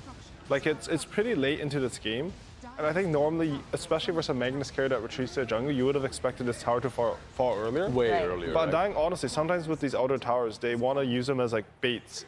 So you force the enemy team to come there, and then you overwhelm them. However, OG, like they're a next level team, right? So they know that Undying's trying to force them there. So they bring the entire family. Yeah. And Saberlight, he comes in, he ravages, he crew. expects 3 heroes. There's 5 heroes there. Like Sumel, he's not farming in the jungle with Magnus. Like he's ready to fight there already. I think It looked like he ravaged one single hero though, and it was above the tower, and then below the tower was everyone else. Was Yeah. that because he was like expecting all of them to be there, or I'm having a little Maybe bit you're of just difficulty satisfied with understanding. ravaging that one guy. He pissed you off at dinner, Oh, he didn't- okay. wasn't And nice. honestly, I don't last think he big slice or expected. something, it's like, Yeah, what are you took the doing, last bro? pizza. But jokes aside, like in this early portion of the game, using big spells to get the start the key kill, that's pretty much very instrumental in these early engagements. And I think right now, Undying OG, the early playstyle of aggression is somewhat even, but you can see how OG has perfected it a bit more because game after game, they're taking these fights, they feel like they work for the numbers, but Sumo, he's always top net worth, or some of the cores have found that extra 2-3k on the map, and I think you can't just simply copy a team that's aggressive and go, yeah, we'll just take the same fight, because it's not just taking the fights that's winning you the game, it's taking the fights, but whilst you get there, you're farming the extra jungle camp, you're pushing out the extra wave, and OG is one of the most efficient, aggressive teams, and even if Undying tries to replicate that, at TI right now, it feels like they're missing a couple little things to be able to go truly toe-to-toe in net worth. Do you think that they're on a timer, like Undying that is? Do you feel this Tinker and Magnus, once they get a couple of good items, it's just very difficult to play into? I feel like it's really hard to catch Tinker this game, specifically. Yeah. I mean, I don't know Tinker that well, but in my head, the scale on OG is very hard to deal with. Okay, well, gentlemen, I appreciate all of your wonderful explanations and analysis. Unfortunately, it is time for me to tag out, but you guys are lucky because we will have the beautiful and talented Shiver subbing in. So I will see you all later, maybe tomorrow, perhaps. I don't know, maybe. But we will see how these games go when Shiver returns. I will be back. You guys go ahead and have a free chat. I really enjoyed the 3.5 minutes I had working with you today. Was amazing, Sumi. Oh. All right, but okay, real talk, lads. Tinker.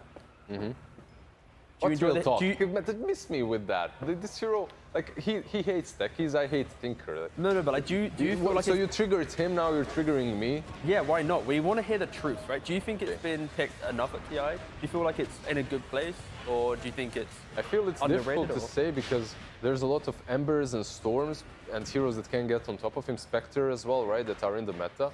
So I feel he's not a hero for every single game, but he is a strong hero. Do you remember the game where I think LGD picked it into Storm and Pangolier? Did they win that game, or is that like their only loss? I'm pretty sure they did. It's nothing to say, Tinker.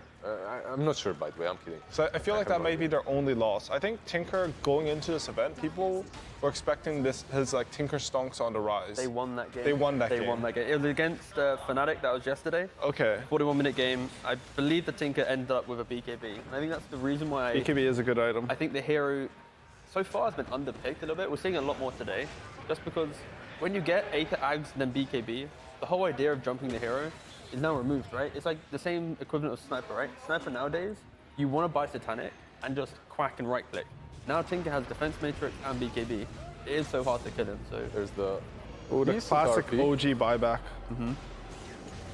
Bait out no-tail on the 5, and then you can take a fight. Like the thing with Undying's draft right now, I think maybe why we had some concern, or you mentioned it, is the idea that when they enter a fight, they don't have multiple ways to like take fight B. You know, Tiny jumping in, that's him committed to that area. Tide's committed to an area, Morph's waveforming. And if there's not heroes like Ember, Storm, these spirits, that can like start in one location and then suddenly pivot to the new area of the fight. And that is a type of like lineup that is very weak against Magnus, even DP and Tinker. Because Tinker has Blink. Are they giving up on this? I mean, OG's kind of half baiting it, right? Like they don't want to commit to this. Yeah, but they used all their ultis. I feel like this smoke will be to run out and just chill. Yeah.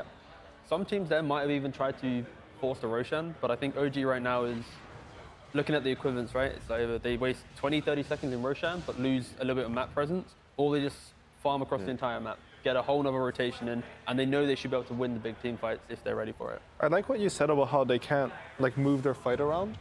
Because I was thinking about how Undying want to take these fights. Like something I like to do in Dota, like when I watch and when I play, is I just imagine how the ideal team fight goes. And for Undyings, it's pretty complex. I was actually going to say it like this. You need to jump with the Tiny, and then you follow up with Mirana and some poke, and then you wait with the Ravage. I think the majority of the TI10 games that we've seen at this tournament, the team fight is very simple. But because of how OG's lineup is, it's not that easy to jump one target with a Ravage and just blow it up. There's too much through BKB counter initiation, you know, some DP runs in with Exo. But if you can do that, where you poke someone, get a double Ravage, like you'll feel very good. And that's the type of jump that Undying needed, that specific pickoff to then go Roshan. If OG was able to like kite that out, that's completely different. That's just look at Thompson. Right, he's just he just knew, like he's just pushing his limits. He knew that the Rear would come out, Tiny already uses spells, times out the blink perfectly, and now Undying. Is this fight going well for them? It's looking good for OG, right? Wait, isn't? Well, they don't have the Aegis was taken by Undying, so Morphling is safe, but everyone else is kind of done. I think OG's happy with that though. They kind of broke down. Hello. Hello, Shiva. I just noticed that Lizard's also wearing a Liquid jersey. Yeah, we have a bias panel. I wonder what's going on here. It's just very easy when you're talking to a salesperson such as Aiden. It's very easy to be convinced. Yeah, Aiden. That's how you say it? Aiden? Oh, actually, in my country, it's a very popular name, and it's Aiden. Ah. So is it spelled the same? It's spelled the same, yeah. Okay, okay. I'll forgive you. I'm sure Aiden forgives you as well. Yeah, I'm pretty sure it's Aiden as well. I think he's saying his name wrong. Yeah, you're right. So. We have to change. Flex the muscle with it next to him. Yeah. Oh, I'm sorry. Guys, what are we watching? Undying OG?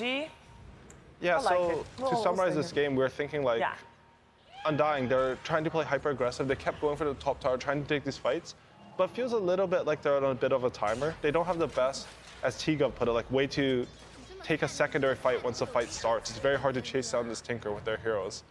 And I think OG, they're playing sort of similar goals in Dota, but OG are just doing it slightly better. You know, Sumail always has that top network of farm, because I think it comes down to communication. Like, can Magnus be farming in this area, and is he ready to TP? Like, do you have the confidence that Sumail's ready to TP, and does he want you to like try to stall the fight a bit so he can finish this Angel stack, then TP in?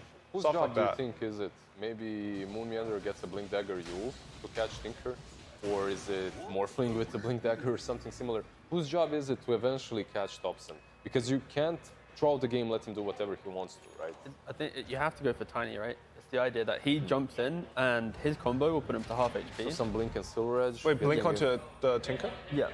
How I feel like do that's it? very the problem. optimistic, Yeah. though, right? Yeah. I don't feel that that's possible. That's why I'm saying I like your part of Yo's plan, Lizard, because I think T-Gov, you're in the right direction. Like, Tiny has to be the first one to jump, but honestly, you can't expect to jump Tinker. So Tiny jumps in, you follow up a little bit with some more poke-nated Tombstone, and then Tinker will reveal himself, and then you get some like Blink Eels on Mirana.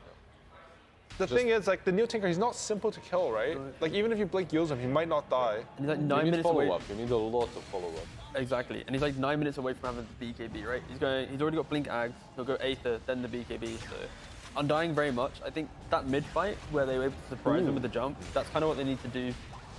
By the way, how are you feeling, Shiver? I'm feeling good. I'm liking this poke and prodding of this game, and I'm willing to wait for another like fight and a half, because I think it's been a while since you guys checked in on the other streams. We just waited for you to do that. Okay, cool. Well, this fight and a half that we're waiting for is happening right now. It actually looks to be going quite okay for OG, which seems to be the name of the series in general. Ooh, they got Sumail, though. He sort of overcommitted a bit there. Yeah. Bro, very he has to patient. reset. He's coming back in with like a third mana. Oh, look at Thompson. He just blinks into all the heroes. Okay. He just chats in mode. I thought that maybe Mirana will lead him to Morphling. Yeah, no. Okay. He had a third mana. And of Okay. course, I'm making an executive decision then. New game. Yeah, let's check in with all of them. I only see a little bit of this game. It's EG versus Thunder Predator, and I was not wanting to check it out, but it looks like Thunder Predator is ahead on net worth. The game only just started though, but I am very curious. Of course, there's 4 games going on at the same time, and Thunder Predator is the only team so far without a single win to their name. They are not yet mathematically eliminated. They still have a shot to be making it through to the lower brackets, but they need to take some wins. And I want to see Stream D, because, I mean, it is unlikely on paper that they're able to take a game off EG, but again, okay, it's less than 1K. I can't see the number from here, guys. I saw it here and I was like, Shiva, you're selling this really well. I am. Well, it's, you know, I want to talk about the draft, because in a lot of the Thunder Predator games, Lizard, it's been the draft that has been their hindrance, where they just didn't have a favorable one. Do you like this one? They switched things up, definitely, but this is Invoker mid. TA carry. TA carry, yeah. And then EG picked Razor to deal with TA, I think. Yeah. And then he got thrown to off lane because TA is also in safe lane. That's sort of interesting. It's a very interesting draft and a different approach. We've seen the TA carry before, right? Yeah, it's a lot of SA carries actually play a lot of TA carry in pods. It's been a little bit less common recently, just because the nerf she got. But honestly, the lane is still pretty strong. Like Meld is still some 50 mana, 8 or 5 minus armor spell. Well, good. Yeah, I mean, you know, they're holding their own. Support Joe survives and they get the silencer. That's always a win. You feel so relieved when you kill the silencer just before you might die as Yeah. well. You won't lose that precious int. Yeah. They could take this game, but it doesn't feel like it's a simple draft to execute. I feel like it's really hard for them to win this, to be honest. I think Luna is actually one of the best heroes versus TA. It is. The glaive bouncing, it just destroys the refraction. It's you're the naturally armor high as well, armor. like, Yeah, you you're have high so much armor. And even like the shard, it takes a lot of refraction charges out, and maybe you can do it. Like we've seen TA carries do a lot, particularly during TA qualifiers, but that was a long time ago. I think it was actually you, Awi, when was it any major or Singapore major? Luna wasn't popular. Oh, that's Animajor, yeah. Animajor. That hero Luna was wasn't picked. completely broken. Yeah, and you were saying, why aren't people picking it because of TA at least? If nothing else, TA is drafted all the time. He got picked more. Yeah. I called a lot of wrong heroes, but I was right on Luna. As long as you call like That is 15 heroes at all That's the times. best thing. Like I see Kyle on Twitter, he's just making these outrageous claims. But I'm just waiting. When he gets one right, like he's gonna go ham, and no one's gonna One remember the out other of 10, ones. yeah. So You have 120 That's also, wrong. he did create his brand on being wrong. Yeah. So he's got the goal. Like, it was if a he very is good right, mind game. That's what's obviously good it's for him. bonus, but if he's wrong, it's expected. So Yeah. it's fine. So he has the benefit of that. He can claim anything he wants. I think he might have said Undying will do better than EG. Probably. I think probably he- I think I that did read EG that. would do better than Undying in another tweet. Yeah. And also that think, Quincy would win TI. So. Yeah, I think a lot of people were thinking that Quincy was going to do better than Undying, and that's not been the case. So, yeah, Undying definitely having a good run after maybe a little bit of a slow. Maybe flying a Ramp little up bit time. under the radar there, not being as interesting Saving to other strat. teams that Hey. are. It's the same thing as what Alliance is doing. Their first day wasn't hot, but ever since they've been slowly climbing as well. I think that's probably the best way to win TI then. No target on your back. EG has got a target on their backs. This is the reason why this game's kind of spooky on the Predator is because the heroes are very like kind of jump orientated, and then you have this silencer on top, and you have like, these heroes that want to be up front anyway, like Luna, Razor. They itemize really well to naturally frontline. Like, when you say frontline, you often look at like these melee heroes that are frontline through just having levels, right? But these heroes they buy these cheaper items so quickly that they want to look for these engagements, and then when you have this kind of out of nowhere presence of global post storm zipping in to instantly help whatever cause jump, like it is so devastating if you don't have it like explosive damage. And on the Predator, they lean on kind of a blink deso Maelstrom of TA, and other than that, that's kind of it. So there's a lot of leniency for EG just to go, oh, you're jumping this guy? Let's kind of pause that for a second, and eventually we won't even see like an Ags and Earth Spirit to also then blink in, save the guy from duel going into late game. Did I see right? But that's a Legion Commander without boots and Helm of Dominator. That's it. Yes, correct, yeah. So right now the flavor on... Is this the jungle Legion Commander coming back? Yeah, if you use 3 branches and cliff yourself and then aggro the camp with elbow, yeah. No, that's a meme. Please, no. That's a meme. No, I'm just memeing. But the interesting build on Legion, right? It's not something that you see very often. Yeah. Faith Beyond did it earlier today as well when he played Legion. Did he? It's just Because I saw him quelling build into Armlet all the time. Yeah, exactly. So that's what I meant. Sorry.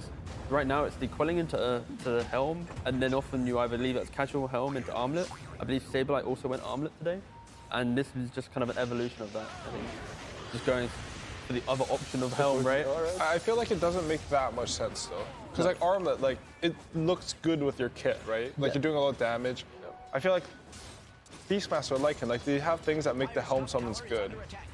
I'm not too sure like why you want Legion Commander. Maybe there is like some decent reasoning, right? Like his team doesn't have any push, so maybe they felt like they really needed that because if you try to trade towers against Luna, you have no push of your own. They're gonna get your tower like twice as fast and then defend their own tower.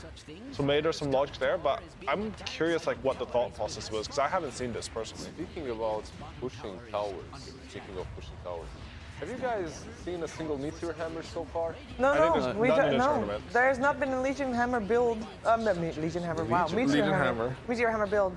The entire group stage. Imagine if you could duel and use items at the same time. You duel someone and then you Meteor Hammer. Just stuff, yeah. Then I think we will have it. By the way, the exact situation that you talked about, Curtis, happened. They took the tier 1 top and then came back mid to attempt to defend. I say attempt because they still lost their tower and they lost their Razor. Yeah, good collapse by Thunder Predator, honestly. They understood that even though EG took the tower first, like maybe the TPs would come in too slow. They had the full wraparound. I think a lot of the difference in pubs and pro games is that when you're going for towers, there's like a few different ways of actually going for the tower. It's a commitment. You make a plan. There's not a lot of like, you know, you push from the front, oh, here's what's sort of dive them. No, you have to wrap around, take control behind it, get vision, or you just push it from the front and you don't dive at all. Does it usually mean taking tier 1 on the bottom lane and then moving, okay, I'm just jungling here, suddenly you're hitting the tower?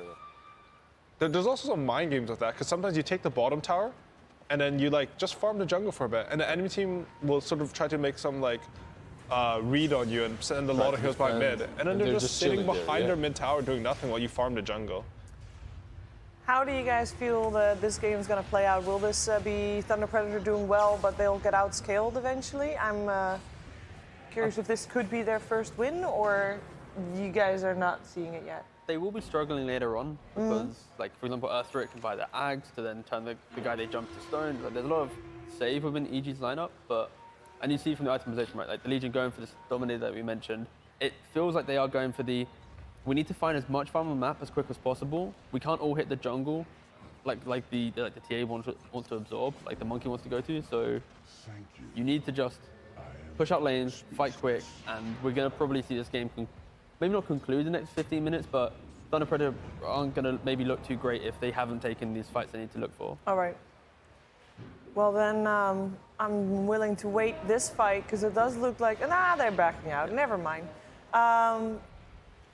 I'm thinking this might be a good time to then switch because I just wanted to check in on this one, see how it goes. But if you're saying, well, it will probably be decided in like 10 minutes or so, we can check back in then. But in the meantime, there are 4 games live at this very moment. And I just want to just see everything a little bit. I am curious about the IG Aster, so let's go over to stream B for now. Of course, on stream A, you can still catch OG versus Undying. OG was constantly edging ahead. We see them also doing well and pressuring Undying on the top lane. On stream C, just begun, is actually in the first 5 minutes, T1 versus Alliance. That's a really interesting one as well. It really is. I am totally down to check that one out after the laning stage is a little bit concluded, but I want to see IG Aster stream B because that is where the laning stage has concluded. We are 15 minutes into the game. Aster coming from the Dire side, IG on the Radiant side. We got another TA. This one was in the middle lane. And I mean, IG is ahead, but Aster is not looking hopeless. Yeah, they never look hopeless versus Chinese team. True, that is true. Traditionally, Aster has been doing very well in their region, right, Lizard? Yeah, they've been dominating the I-League. I'm watching Aster IG since January in Bucharest. Like, I've been here since January watching the Chinese region. It never stops. But it's definitely a high-quality game, even with White Album maybe not being his best self. I can only imagine he feels a little bit better than yesterday. Hopefully. Hopefully. We don't have the information on that, but we know that he felt really bad yesterday, but still wanted to make sure that he helps his team out with playing. You can see the meta developing as well here. Rubik being picked up. You're playing versus a Weaver. You steal that Sukuchi, and you just have so much value from it in fights. It's also one of those games on Troll where I'm looking at the Troll and going, it's actually not too bad of a Troll game. Like, it's actually really nice. Like, into Ursa going late game, Welling actually has value when he doesn't have his BKB up. And TA, again, it's not too bad. Like, Aster first? This is, no. It's later on, Shiva, not right now. This is the hard part, you know? Like, IG's lineup is so beautifully constructed for Blink plus Deso TA, Blink plus, let's say, Diffuse on Ursa, and then just go fight relentlessly, right? Like, Ogre wants to do this, Rubik wants to do this, Mars can do it with Arena. And, like, Aster's lineup is a little bit more, we need a Vessel on the Weave, or maybe an Ags, Tree to be in position, Monk, Troll to have 2-3 items. Everyone needs something, and Night Stalker's locked into day or night, right? So Aster's lineup has so many more factors that you need to tick before taking a fight, whilst IG doesn't. So I expect IG to be winning right now, but I will never count this Troll out. This could be the Troll that could win a game. So after yesterday, 3 top teams were all Chinese. Yeah. Howie, do you think they figured out the meta the best? Like, position 4 Weaver is probably picked by them the most as well. They have a solid grasp? I don't even feel like the Chinese teams pick that similarly to each other. I think they might just be a bit better this tournament on average. I think, honestly, I agree with what T said about this lineup though. Like IG's lineup, I feel like they sort of have to snowball. Like if you have Ursa TA cores, you're very single target physical. At some point, Aster's lineup probably will scout him. I don't know for sure. Depends a lot about the game state. You have Treant as well, right? Yeah, I saw this game. I was like, this might be the best Treant game. You know, their armor's so effective. Overgrowth looks good. Everything looks nice. There's one big difference actually between the Chinese region and the rest of the world when it comes to the DPC League, is that all the top teams, I mean, you know this, they play everything. They play the I-Leagues. They don't just do DPC. Well, for the rest, they play only DPC. Yeah, they had way more Dota in that region than anywhere else. Like, there were 2 seasons of I-League, I believe, played. Between the major, right? Yeah, and it was actually a LAN, I believe, as well. So they've just got more practice. Yeah, they get more practice for sure. This, however, reminds me so much of Singapore major from IG. Like Fly Ursa, there's even there was a meme picture with Fly being this angry bear carrying Emo and on his shoulders, and Emo is question marking behind, like, get him, get him. So, would you like a really an obscure stat for Aster? They are the team with the least amount of average map pings, with 59 per game. Like, but that means literally pinging the map. You know? Is that a good thing or a bad thing? Because okay. Before we answer that, would you like to know what team has the most?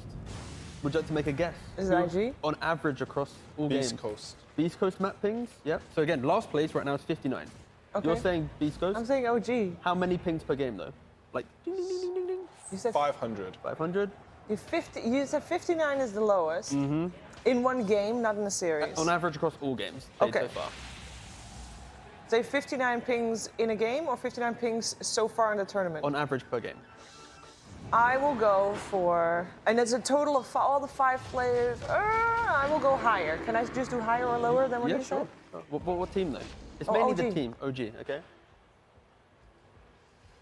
Ooh, I'll go 59 pings because they're gentlemen. They're not really worried. You know, they're just pinging every now and then.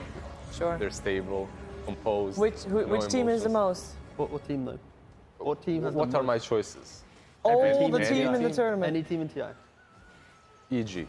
No, it's actually Virtus.pro. That was my second. They average 440 pings per game. Actually, you know, Epileptic Kid has the most pings in pubs of all the players. It's like in the world. But are they good pings?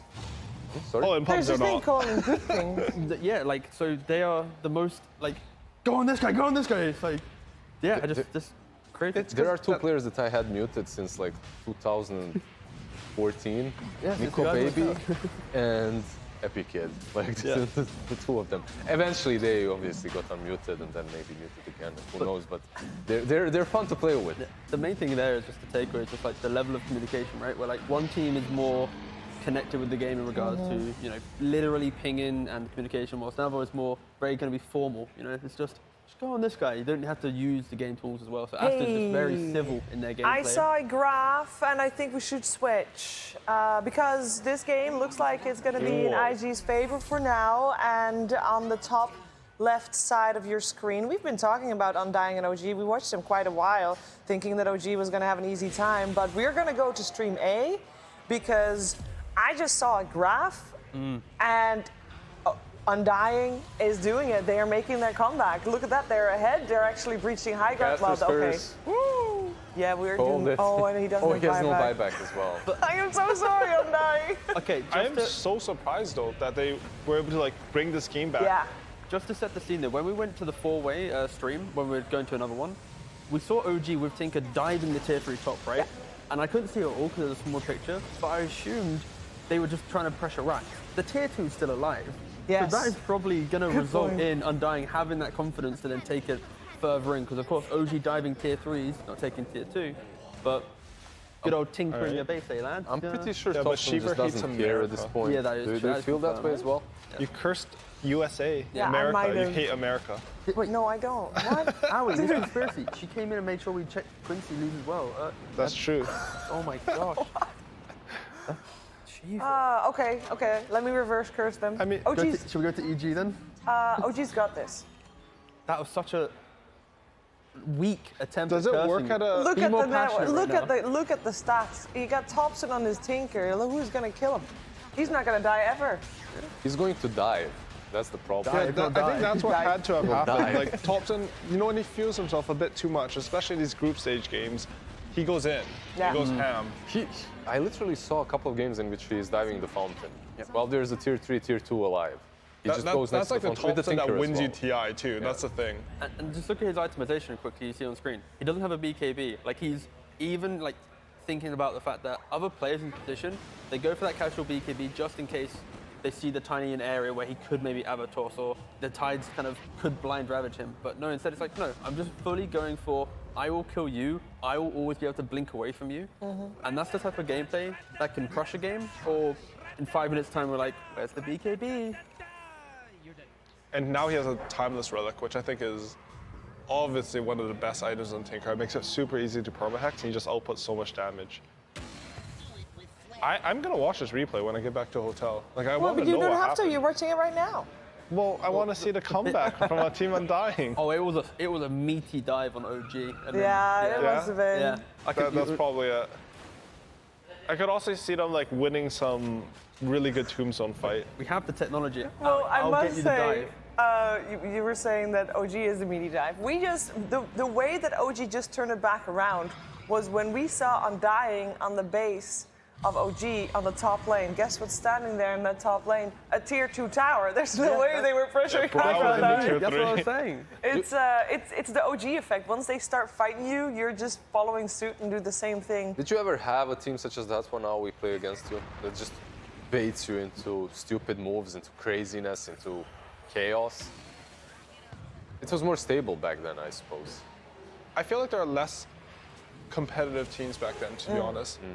Like, during that era, it was like, when I was on C9, there was like Vici, EG, Secret, C9. Like, those were the top 4 teams. And then on EG, it was like, Secret was just winning everything. And then there was us. Harry, I got you a treat. Oh, only one TI. It's not that competitive.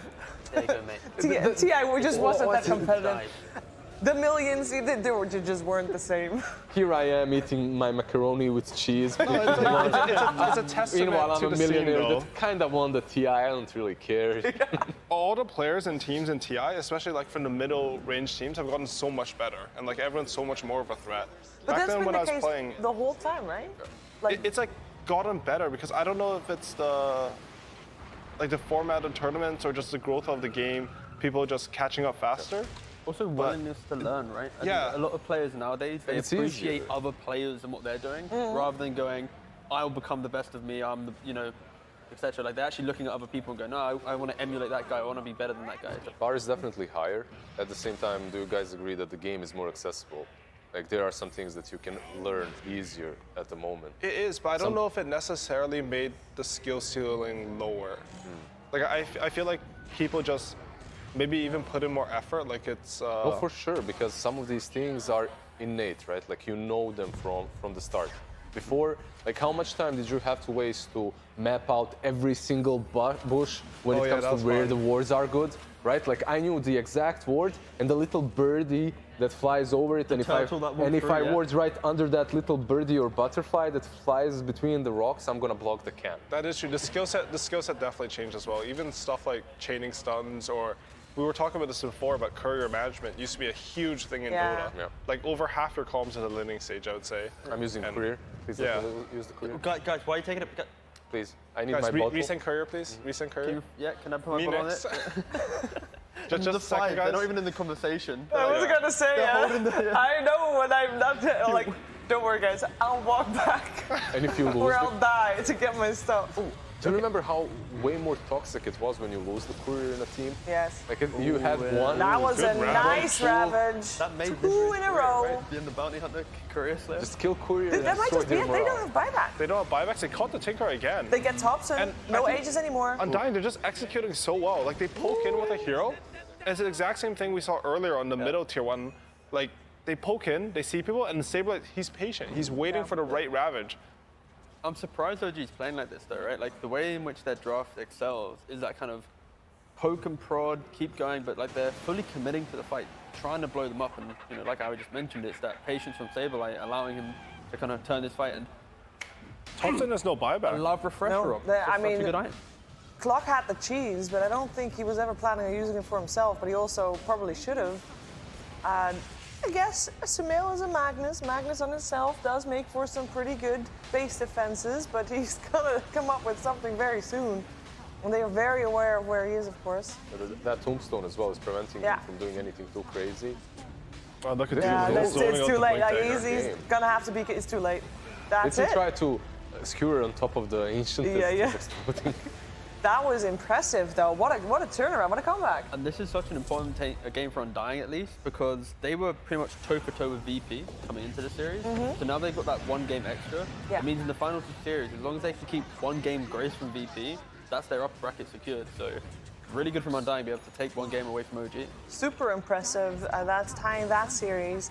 Of all the 4 games on your screen, I think we have not checked in yet with T1 and Alliance, and we said we would do that right after the laning stage was done. It should be around now, so let's check in with Stream C and see how they're doing, because T1 and Alliance, they both, this game is very important for both of them because they both still have a chance, I believe, of making it to upper bracket. Mathematically? Yeah, technically can. And they can also still go to elimination, technically. Because Thunder Predator, they have 5 games left. Therefore, the maximum Thunder Predator can get is obviously 5 if they lose. The EG maximum is 4. So right now, both teams sitting on 4. Oh, here we go. So right now, if both Alliance or T1 like draw this and get to 5 game wins, that's then pretty much confirmed not last place, right? And there is still the potential, because there's 3 series left, 6 wins, they can somehow get way to the top. So yeah, a lot of chances. They're definitely playing a hero that's on brand for both of these teams. If you remember, what was the team they played in before Alliance? Like Nico Baby, one of those first teams. Mineski? No, when he came back to Europe from Mineski. Didn't he just go straight to Fara and Nico Baby. That was Alliance. That was Alliance. No, as well. it's 5 straight into Alliance, right? 5 Jones. Yeah, it's just Fada and 33 were just... Were they called 5 Jones or? No, 5 Jones was Team before, Liquid before. Oh, okay, like, my bad. So that they was roster were then, straight. remember? They were straight. They're straight to Alliance. Straight to Alliance. Alliance formed that roster. They played a lot of Morphling, a lot of Flash, a lot of Medusa, in which Nico Baby would just completely dominate the games on his own. What I really like is they realize, okay, we're playing versus T1, we also need to protect this Medusa as much as possible. And I like the fact that they snatched that. I hope that's Nixon, that my eyes aren't deceiving me. Is that Nixon? That's a Nix Assassin on the side of Alliance. I can tell you the drafts. They have double bugs. Double bugs, the Beatles. Double bugs draft. Okay, they just took Nix Assassin away from T1 because that's one of the main answers to Medusa in SCA. Like if you're playing against her, you just pick Nix, you mana burn her every single fight, and then it's much easier to play around that. Also, is there a reason besides that I'm not seeing? There's a snap, so that's kind of decent, right? Yeah. To have a Nix. You get the Mortimer Kisses interrupt. How do you like the double bugs? Is it too much? Wait, is this double bug support? I think it is, I think right? it is, yeah. This is, yeah, Hounding FNG, yeah. Very on theme, very cool. Wait, I feel like it should Why be is it good on together. theme? who is 5? Just bugs. Yeah, but there's only 2. Why was there the theme? You only need 2 bugs. Yeah, 2's a theme. They could have had Broodmother. There's 2 bugs and they play like sharks. And Trying to play They needed the Brood. Vichy Gaming, Dream League Leipzig actually won it. Not Leipzig, it was other Stockholm. They won with Brood, Nix, and Weaver. They had the full bug family. we don't have more bugs, right? Thank God Dota doesn't have any of these mechanics. They attempted it with like Brewmaster, right? With Yeah, more the fire. damage. If you have 3 bugs, everybody gets increased stats. Ooh, it's Strength like an plus Underlords. 5. Yeah. What do they call them in Underlords? What? Bugs. Didn't really No play one played it. No. I like that game, but It's a good game. I think are T1 doing better now? Because they had a rough start, right? Yeah, they're Like, doing much I feel better. like they're playing much more at their caliber of what was expected to come to this event. I mean, they won ESL, they got third in the Animajor, and I'm glad they're I feel like they're sort of finding their footing with support heroes. This is the second time I've seen CM. I'm not sure if they played it more. So But I think that hero suits how they want to play a lot. yeah, so T1 had a really rough start. They lost their first 2 series. Then they were able to 2-0 Virtus.pro. And then they lost again to OG. And actually this morning they were able to 2-0 Aster. So they are having a good day right now. And they need these wins because as I just mentioned, you just heard me say 3 0-2s, which is pretty painful, 6 losses. It doesn't necessarily put you out of contention yet for upper bracket. But it's just not where you want to be. That We've was seen, of course. such a sweet play from FNG, by the way. Just breaking that smoke, sitting on the hill. 2 invisible bugs. Yeah. This is like a nightmare playing versus Nyx and Weaver. If you're some Crystal Maiden, just suddenly you're gone. I'd actually be so happy though. Counterplay. Just buy 5 sentries. And then you're like, your biggest defense is now your threat. Because you're always going to have vision on them. I do feel like you run out of sentries this patch though. Yeah, you do. I don't know if you guys have felt the same. This is, however, a good gem game, and they do have at least 2 gem carriers. Like, you can put it on Mag, you can put it on Necro. Yeah, actually, an early gem looks pretty good this game. I think, like, we mentioned earlier about the couriers. I think we haven't really seen it too much recently, but having an early gem and the courier with you the entire time, like, your 5 position holding the gem, like, you just tell someone else, here, buy the ward, it's literally free. Their courier brings it out, right? And it just means if you do die, because you're using this gem, you instantly can bring the courier out and collect it. And why it's actually a kind of somewhat broken strat is you can pass the gem off to the courier while stunned and everything's going wrong for you. And you, you can move the gem. Yep, you can. Yeah, you can. And I foresee a lot of microing. It is. I mean, it's better that's for, cool. like, yeah, it's a good high ceiling potential thing. I've been called stream snipers multiple times because I do it against, just I'm doing it in my pubs, right? And it's like, these streamers like, oh, you're cheating. It's like, no, I just have a gem and a courier, bro. It's like pretty cool. And then you always have the courier check high grounds, and it's one of those things where Dota is a game where you kind of have to break it down into like quadrants, right? And you only play like a quadrant that you know you want to play. If you know the teams on the other side, etc. So if you have this courier with you and you have this gem, it's literally impossible to ever be under a ward, right? Because the mannerisms of enter the jungle, check, move forward, and go. So that's a cool idea. I'd I love like to that a see lot. gems and couriers be used more. My Just TED need talk the is good over. old Thank you. Dagon gems as well, Dagon couriers as well, flying around. Do you remember the Crow army flying over? That was good times. Remember the courier circle around the ancient? Yep. That would just parade. Just buy a bunch of couriers and press follow. And it was Tundra actually that started again with the courier wave manipulation, quick wave manipulation. They actually were able to turn the game around because the creeps were just chasing around some stupid couriers. Yeah, it gives you backdoor protection, even if it buys you like 10 seconds. The late game, that's everything. Oh, like you're for me one of the guys that I always watch for efficiency when it comes to farming as a support and finding these small little, like your Kotl literally, I copied that to get Agrims early on. We talked about that. Did you ever do anything with couriers like dazzling couriers? I never did a farming? dazzle one, but when I play like gyrocopter PA and pubs, like I always use the courier to give me vision for flat cannon. And like blink strike and Wraithing stuff. as well. Yeah, Wraithing, you can guide your skeletons with it. It's actually If you play quite Spirit important. Breaker, put the courier always on It's one the same side, for, charge if to you it. play Chen right now, you use your courier to scout for an Ice Ogre. Like you just scout all the camps with it. And then same for Enchantress. Like right now, it's like there's a big war over the small camp in laning, right? Yeah. So oftentimes you don't have time to go check it with your hero. So when I deliver my first items, I always send my courier to a small camp to check if it's up or not. Do you feel, continuing the courier talk, finally we get to our support things, it's amazing. You can't obviously put your items onto your allies' courier. I think you can.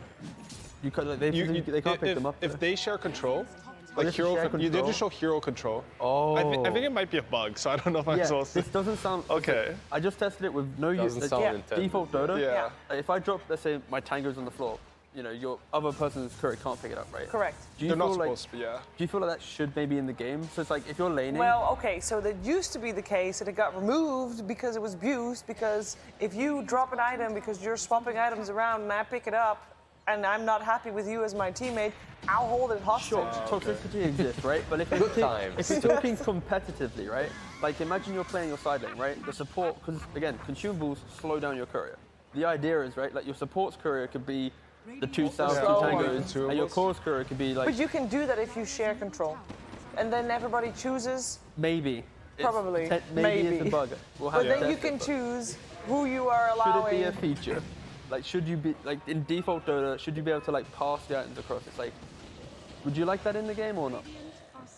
I think we went so down the rabbit hole of couriers that no one is following any. I'm having a great time. Good. I mean, the courier talk, it's one of those things when you're talking about having a very high ceiling to the game, like that's still there. There are so many things you can do. Yeah, that's true.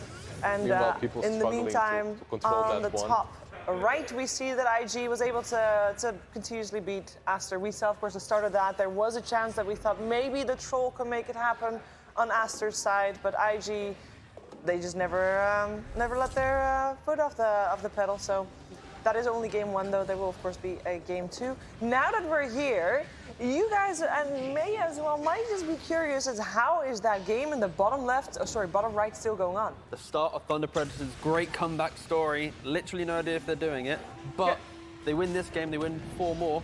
Should we check? We should check. Wait, big RP. That's a big fight. The other that's a side, really big fight. We switched. We switched.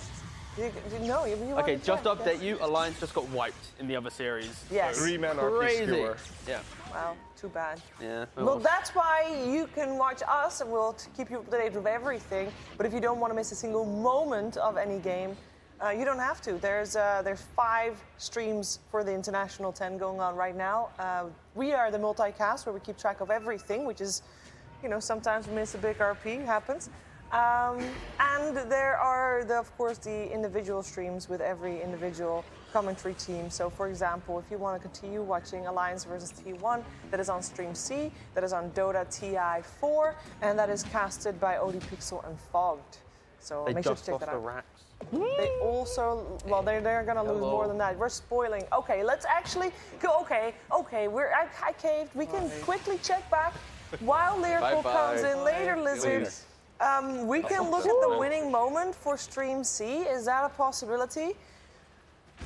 Stream C will be great. Hey, Lyrical, you're just coming in as we have just requested Stream C for the final moments because it got out of control real fast. That was really, it was even, right? Yeah, it was 100% even. That's why we switched about. That was insane. Wait, how did they do that quick? You literally, you got your money. I was watching this game a second ago, and it was not like this. I saw Morphling get a pick off on Nyx with E-Blade combo, and then Magnus got a 3-man RP. That's it. That's game. That's why. Oh man, that one hurts. Okay, we'll fall back on. Maybe we get the GG in the next game. You have go the back power to the other there. one You have the power.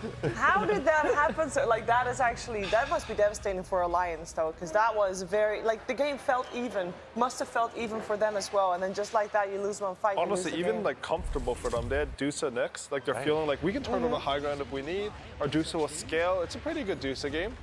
And then boom, like, 1 E-Blade into 1 RP combo, and literally your throne dies. Yeah. On the bright side, Stream C was actually very behind on the games in terms of number of games, and that game with 26 minutes victory definitely pulled them a little bit more even. Let's zone in on Stream D, though. That's the only game going on right now. Of course, there will be a lot more games. And they're trying to sneak Roshan here. They're pretty far behind, and this is like a desperation move because they know if EG get this Roshan, the game is over. This is a really good move coming out from Thunder Predator. As long as they get out now, it's all good.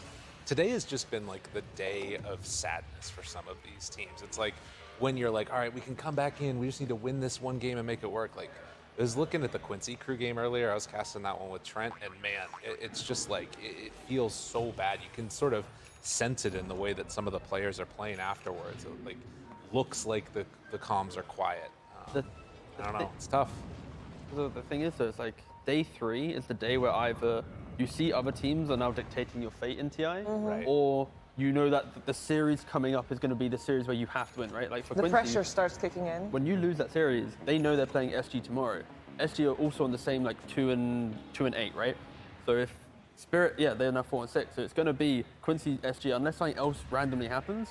Tomorrow is going to be the deciding game. Whoever loses that 2-0, boom, they're gone. That's it. But SG have another one too, don't they? Before today, they both have one more series, correct? Yeah. Right. So if they win that, like then you'd also have to play tiebreakers potentially. Exactly. For So Quincy Crew. Quincy has to play Secret, I believe. Yes. Who does SG need to play? So SG still needs to play PSG and Spirit and Quincy. Wait, it's Spirit not are looking good. I think they actually might make a run at upper bracket. I think that's still possible. They can still get to upper bracket? I think so. Because they basically just won back out through the past 2 days after a really disappointing day number 1. And I think that the teams that they played were like Vici and Secret, if I'm not mistaken. So those are games you're supposed to lose anyways. Yeah, Spirit's day 1 was OGD Secret, I believe. Right, yeah, So it was. So a pretty rough start. And looking at this game, EG, they had sort of full map control and everything, but Thunder Predator managed to sneak this Aegis. Looking back a little bit, I thought EG were like sort of on cruise control, ready to take this game. They clicked on Razor, who already has his refresher orb, or even from the offlane. But there's still a glimmer of hope because as long as the enemy doesn't have Aegis, breaking base becomes really hard. You can easily bait them into with buybacks, and honestly, Thunder Predator are taking map control. It's not like they're sitting in base with Aegis or anything. That's EG that are stuck up in there. I mean, can you imagine if that is the first game that Thunder Predator wins? It's against EG. That'd be crazy. That's the turning Honestly, point. if they win a game like that, I feel like their confidence will just go up so much. They might win They out. might make a run back. Yeah. I mean, it's still looking a little bit hard for them. I think Luna Storm going to the late game is a pretty strong support duo.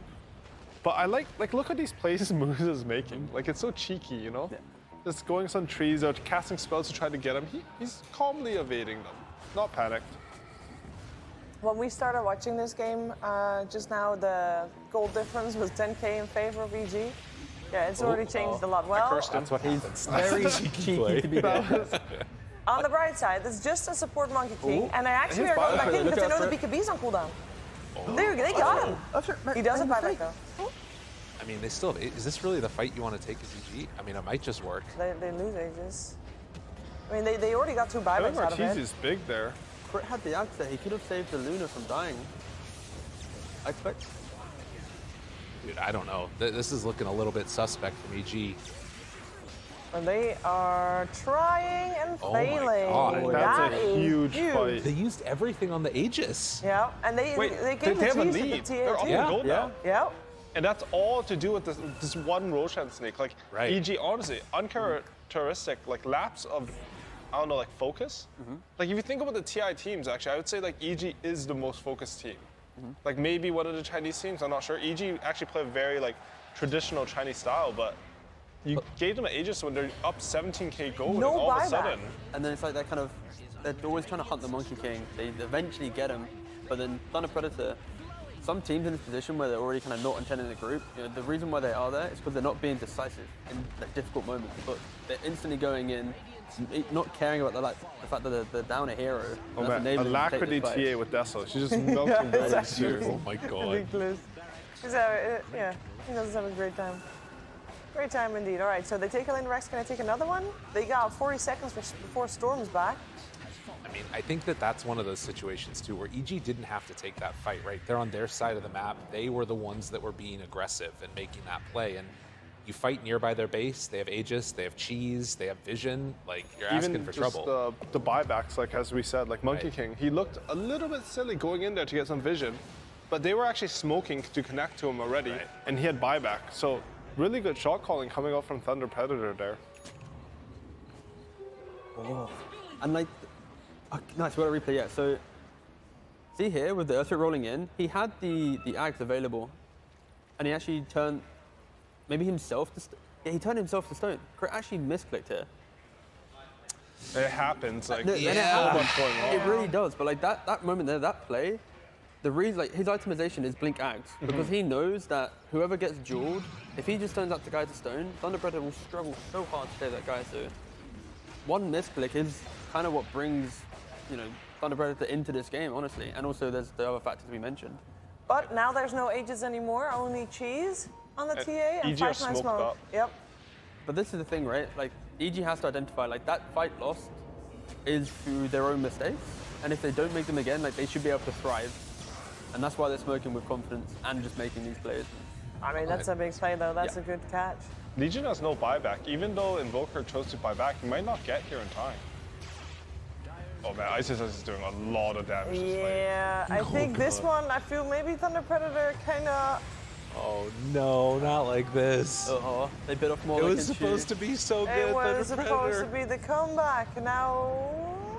This is the major difficulty, though, in games which are very close. If you're in your base winning a fight, that false confidence of we can now cross the river and make things happen it can destroy a team, right? Because, like, you get this ranked, but this doesn't mean that Thunder Predator can win any fight now in any jungle environment. Like, they still need the cushioning of playing it behind their base with some vision on the high ground, getting that correct jump, you know, et cetera, and EG identify that and it's like, well, if they want to play in this middle portion of the map where we can come from every angle, divide up their ranks, then it's going to work out. So I think, yeah, for sure, it is a very hard thing to read when are you truly winning the game to be able to play like this. Cut some waves. They're out there with the Monkey King, so they can hold it off at least. I don't think this is the end, but...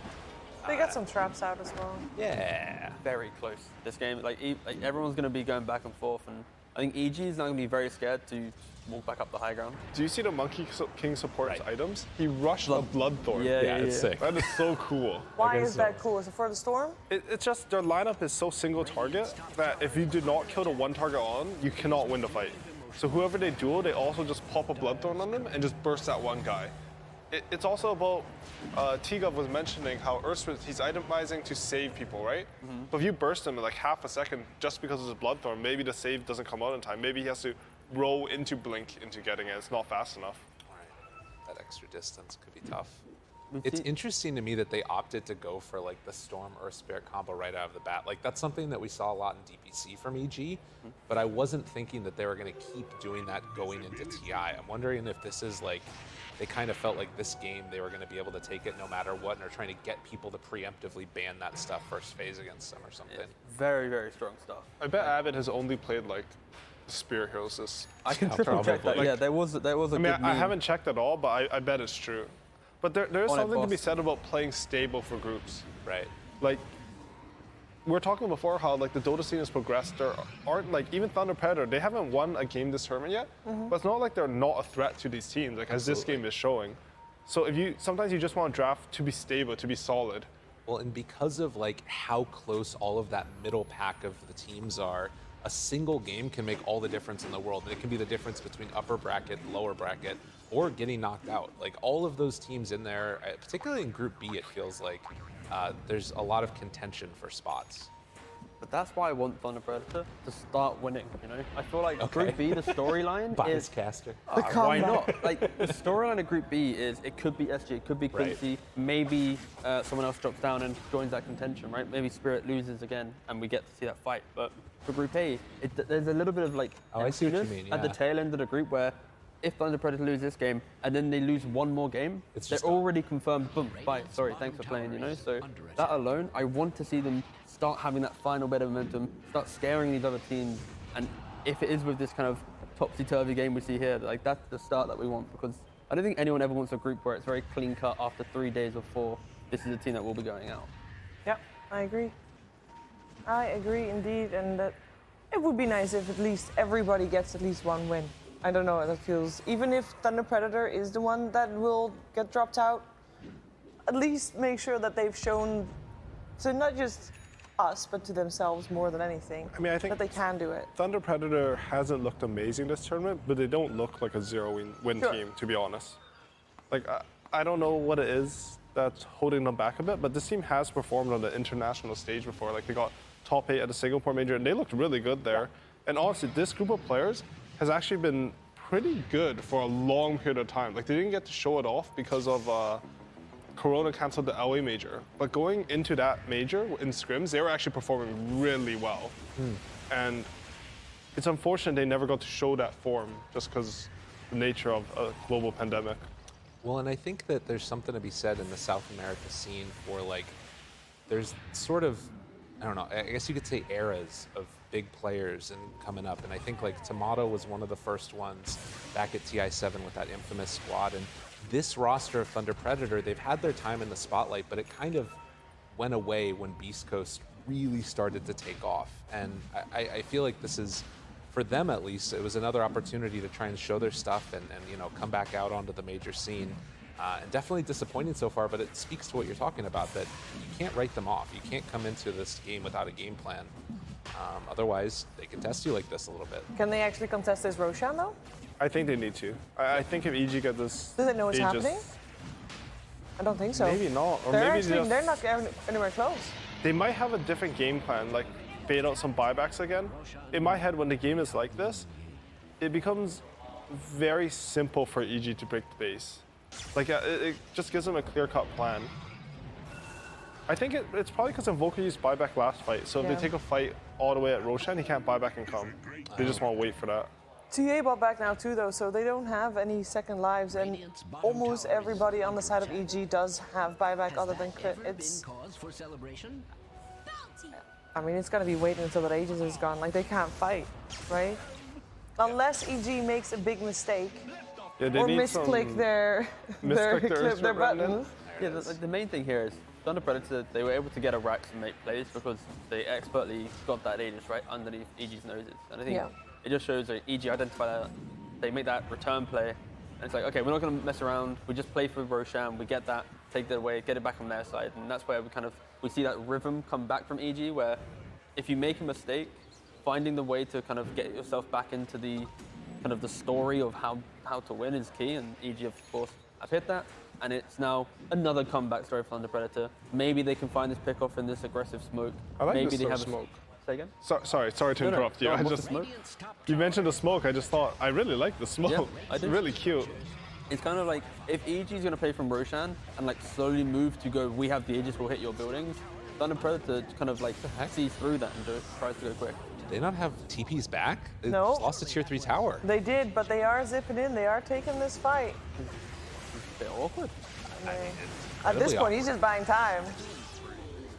Frank is just waiting for the rest of his team to back out, but they did get the tier 3, yeah. That's a solid minute though of an Aegis wasted on EG, right? Well, and they got a tier 3 tower during it on Thunder Predator. And the fortify. And instantly, look, this TP is like, okay, run to the waves now. Like, I like this is some very enthusiastic, we haven't lost this game yet style of Dota. It's very much that they can still see a way to win the game. And I think having that sight in these difficult games, it's very hard to get. I'm assuming Minos has the Ags on TA, yeah? Maybe not yet. I don't think Actually, he probably does. He had Swift Blink, I saw. Right. Yeah, He I might. assume so. I assume he's eaten it. His active inventory right now, he doesn't have one, but I assume that he's eaten one. That is a big deal in a game like this. I was actually thinking it's sort of unfortunate that Thunder Predator got mid-racks, because I think it's sort of the worst racks to take, just because forcing your enemy towards the middle of the map is not really that beneficial compared to the side lanes. Oh, is this an Aghanim Jakiro? Nope, he doesn't have it. He just has Lotus Hex on Jakiro. Lotus Hex. Yeah. Oh, I bet. But this, go in. Actually not damage though on those cores, but that is. And Frank, 2 seconds. Those are heroes with buybacks though. Yeah. Right. Frank has it up as well when he respawns. Razor OTs are sort of running out now. And these ice paths are on point as well. They like do with the sunstrikes, cataclysm. They're holding for now, but it looks like EG wants to also continue for the buybacks with this one, as we have the. They're just slowly walking in. Their buyback. I mean, at this appears. point, the diebacks are starting to kick in, and that might be just hold up. painful. He might be able to do that. That was nice. Excuse me, MNZ coming through. You're a little bit too deep, RTZ. He still has Aegis. Yeah, but he's alone. Storm's No? coming He has back refresher. in. So Storm is coming. Yeah, it's fine. We're chill.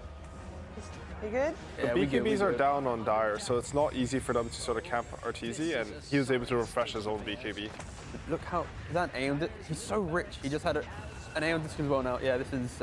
Ooh. This is a rough one. But if they can kill crit first, then they don't have to save to worry about anymore. TA is halberded though, and yeah, Razor's still very good versus TA. She has buyback. I mean, at this Luna point hitting the also, base. RTZ is just like ending it. That's all she wrote. It's all she wrote. I mean, it was very close, so I am happy that, like, you know, it's very easy to, at the end of the day, look at the scoreboard and see, oh yeah, EG 2-0 Thunder Predator as expected. But this game definitely showed a lot of fight from Thunder Predator, even though they didn't end up with a W. I honestly think this game shook EG a bit. Yeah. Like, they were a bit on autopilot. It seems like you giving can that see Roshan. it too. Oh. Yeah, The angle of that water sip was very, you know. Yeah, Abed's quaking. Abed's quaking. Quaking in his boots. Much better form than Fada, though, for sure, with the water. Yeah, he was able to open it. That is very good. All right, so that is that series done on Stream D. Of course, there'll be another series on Stream D as well. Don't you worry. And there's 3 drafts going on. Oh, it's very pretty, actually. It is. Like, I've never seen them lined up like this, really. Very colorful. You want to continue watching drafts like this and then choose them based on the drafts? Yeah, right. I can't see the heroes. What? That would well, be that's nice, a problem, but- Curtis. Sorry. I can help you out, Chief. Here you go. It's not the heroes, it's like the bands. Because I feel like the bands tell you a lot about. I'll show you the bands, Chief. Sorry. Well, Okay. I will tell you that at the moment, the draft for Quincy Gaming and Beastcoast is the furthest along. They're only 1 pick needed to go. Actually, they're Same for tied IG. with the IG Aster. Another Tusker coming out. I feel like this hero was sort of not seen at all, and then he started to pick up. I saw OG run it with the IO and the offlane. That lane looked very cool. I did see a few offlane Is that Tuskers. a drow? No, someone beat a Sven with Draw Ranger. Okay. Someone beat VP. I can't remember who it was. Maybe Vici Gaming? Are they even in the same group? Checking on. Okay, Don't worry, someone lads. beat VP with the Draw Rangers. VP Sven, and the Draw Ranger looked really good in that game versus Sven. So you want to check out the Drow Ranger? We can just start with the laning stage Yeah, of I mean, it's also the front. Ooh, of Stream Nature's A. Prophet last pick. Is that Nature's Prophet Yeah, carry? it is. Oh, carry? It is JT. It's offlane. JT's is offlane. Yeah. Wait, who's their carry? Oh, of course, Tiny. I couldn't see. Okay, let's start with Stream A and check out their laning stage, see how they do, and then we'll check in with the rest of the streams. Of course, if you want to watch a different stream, that's fine too. There's loads of it's streams live Vici's right draw now. as well. I think it was Yes. Vici versus VP. It was IG versus It was VP. IG, yep. okay. It was yesterday, and the Drow. So maybe something that they've been playing in scrims. I remember when Sven was really popular, around when his eggs made him a flying Superman. Before that, Drow Ranger actually had one of the highest win rates against him. He was just really good at cutting out Sven, and like as long as you have stuff to stop the Drow from getting bursted, oftentimes Sven only gets like 2 hits off with his Blink BKB and nothing else. Also, I really enjoy the level 15 talent. On Drow. Gust Whip. Gust what? Yeah. So It's so girthy. It does so much. It is. It's very wide. It's so good. it's very wide. Wide, Okay, thank let's go with That's, that. I was trying to save you there Thank a little bit. you. No problem. Much Sure, what, appreciated. hey, it's the same word, but sure. It's so good. It's actually surprisingly, you just clip everyone with it. You don't think he's going to take the multi-shot cooldown? Probably. I think he'll probably take that one. The Gus one is probably underrated. Something I saw in pubs, or I tried actually, was a Silencer 5 with Drow carry. Yeah, we did that we tried together. that. Yeah, but you kept dying. Yeah, you're not wrong. No, but it's really funny because you just extend the Arcane Curse duration with the Drow Silencer and it does a ton of damage. Stun. It's interesting too because I feel like everybody came in thinking Silencer was going to be the bee's knees and that's what we're going to be seeing everywhere. But the one that I've been seeing a lot recently is actually this ET5. And Aster ran it earlier, or it might have been T1, I don't remember which one, but they ran and like running out of damage and everything was falling apart. And then they managed to get the ET into an Aghanim Scepter Mask of Madness. Level 20 with the cleave talent. hype. It just started bopping. It was great. Yeah, I think ET might have the highest win rate of the very picked heroes right now. Okay. Maybe Monkey King's higher, but he has like a lot less picks. The heroes look good. It's been played not only just as 5, but even as some 4 and 3. He's really gold efficient with items, and honestly, they made a pretty nice buff where your spirit can stay out for 2 seconds more, which means that you can have engagements where you have another spirit ready to go as soon as your first one buff finishes. T, for Beastcoast and Quincy Gaming, what's their status? How important is this series for them? Very important for Beastcoast. Very Currently, important. They're 6-4, Secret 6-4, Elephant is 6-6. All of these teams, of course, 3, 4, and 5, right?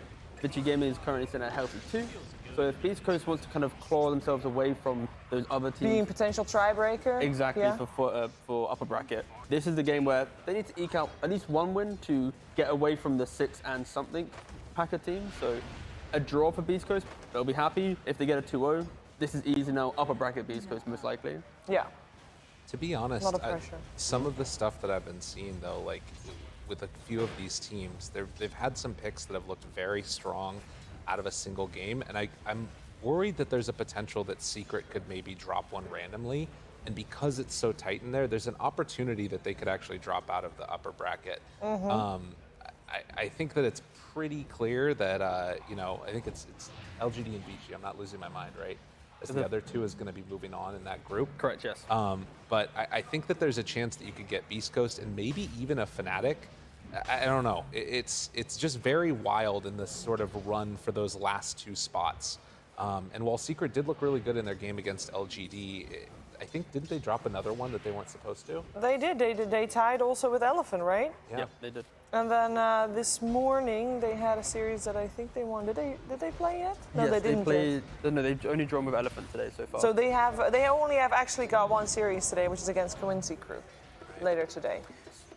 Yeah, I misread. Yeah, they haven't played today, sorry. And Yeah, Elephant yesterday lost 2-0 to Spirit, and they looked really shaken after that Vici series. It was the type of thing where, like, normally they would have been completely owning, but Spirit came in hot, and, you know, Elephant was just really demoralized after that Vici loss, and it's going to be tough for them now. Absolutely. This game itself, I mean, do we favor anyone in particular based on drafts? Do we think we need to see a certain draft spiraling ahead based on what they got?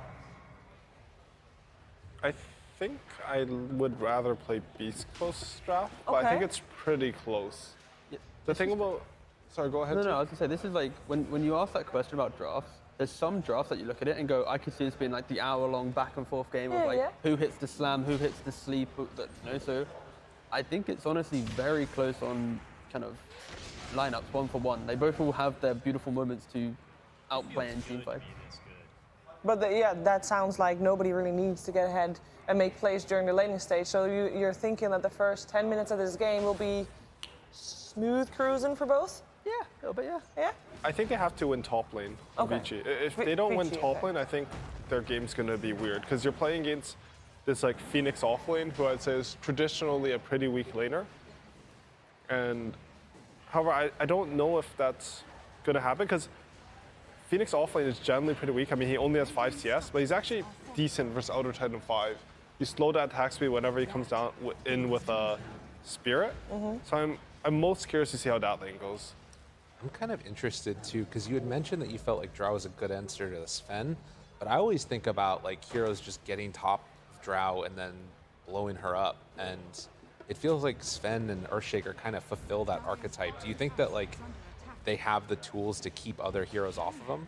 I'm really worried about that, because in the IG game I saw, I believe they had some BKB piercing stuns, and what happened is Sven tried to jump Drow. You could stun him, create some distance, and slow him with frost arrows. I think there's even some Doom, so you could remove Warcry, which is Sven's primary counter to Drow. In this game, like if you have a TA, it doesn't seem simple to fight. That's why I prefer Beastcoast lineup. I can see like Hector getting a pretty decent start and just like jumping people and killing them. There's not that much counterplay. At the same time, like Vici's lineup, they still have a lot of damage between ET, Drow, and TA. You can always make things happen when you have damage plus instant stun for coming from a Lion. It's kind of like, it's good that they have the backline jump, but if you're killing Drow, there's a TA clicking you. If you're jumping the TA, there's a Drow clicking you. So if they can find the farm on the map, for both of them to have like the Hurricane Pike for a little bit of kite, maybe some damage out from Drow, a Deso on TA, like that type of gameplay, it's going to be very clear that for Beastcoast, if they make that, you know, very clean jump that they have, they need to make sure that they also can take the following fight after, because like I mentioned in that previous game, this is kind of the same thing. Because if they all in on a Drow, there is going to be that ET reset or a Lion and a TA. And Sven is dying in the bot lane.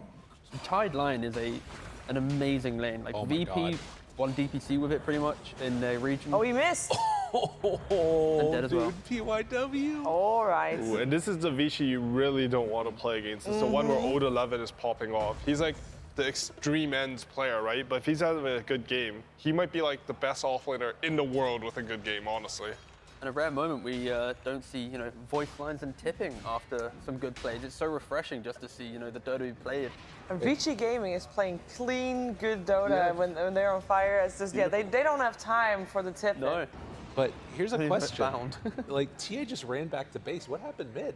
Isn't, like, TA supposed to dominate Lina? Well, I guess that's more in the later stages that you can blow her up, but... Yeah, I feel like TA's matchup is good versus Lina in the game, sort of, but with all the nerfs and everything, I feel like TA doesn't really win any lanes anymore. Got it. And Lina's still a dominator. I'm actually surprised that it's going this poorly, though, for TA, because usually when I see Linas do well versus TA, they go 2-0-1, especially with the LSA nerfs. Like, it's 13-second cooldown at level 1 now.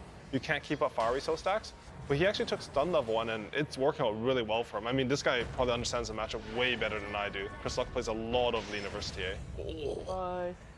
All right, this might be a Chris Luck game, guys. This guy's nice. good. Chris Luck versus Old 11. Yeah. Exactly that. Although I will say, I think at this tournament, Lina has looked like the best Tide counter. Because early on in the tournament, Tidehunter was just popping off every game. It's like almost 70% win rate, most picked.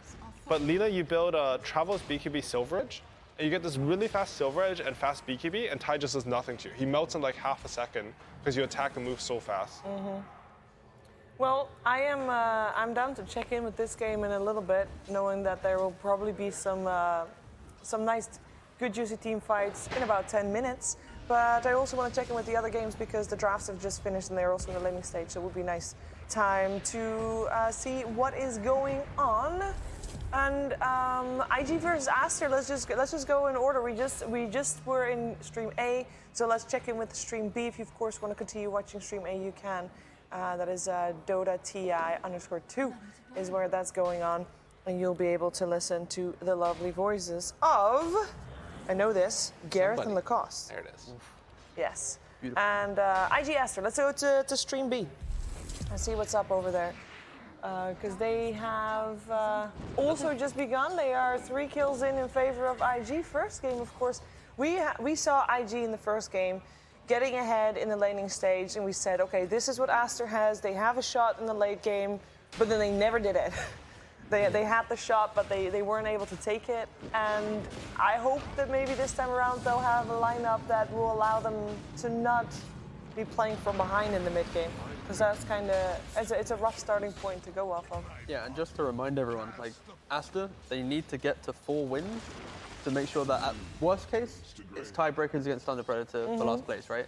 If they don't get to 4 and somehow they lose everything and Thunder suddenly turn it around, like, getting a win is pretty key here. And of course, IG are #1 in the group stage right now. This is very much like the top versus the bottom pretty much in regards to group stage. Wait a second. With IG winning game 1 of this, they are 10-1. Hey. Does that mean they're the first team locked into upper bracket? What? Why are you shaking your head? Yesterday you told me 10 games is enough. T, come on, what's going on? Somebody's lying. Because, like, maths is so hard. Okay, so basically, VP is currently sitting at 5th with 7 wins, right? And they play 2 more series, which is 4. If they win 4, that's 11. Therefore, 11 is the magical number. Yeah, but no, the VP is already top 4, so you got to look at EG, surely. They're not. Undying's there with 8, EG's with 8. Yeah, but they're all also upper brackets. Surely you got to look at what EG is as a possibility. No? Does EG have less games? EG is now 8-4. All these teams have 2 series remaining. So of the 5 teams, the bottom team has 7 I don't wins. think it's good. Therefore, 7 plus 4 is 11. Sorry, I didn't update my... I had to click refresh.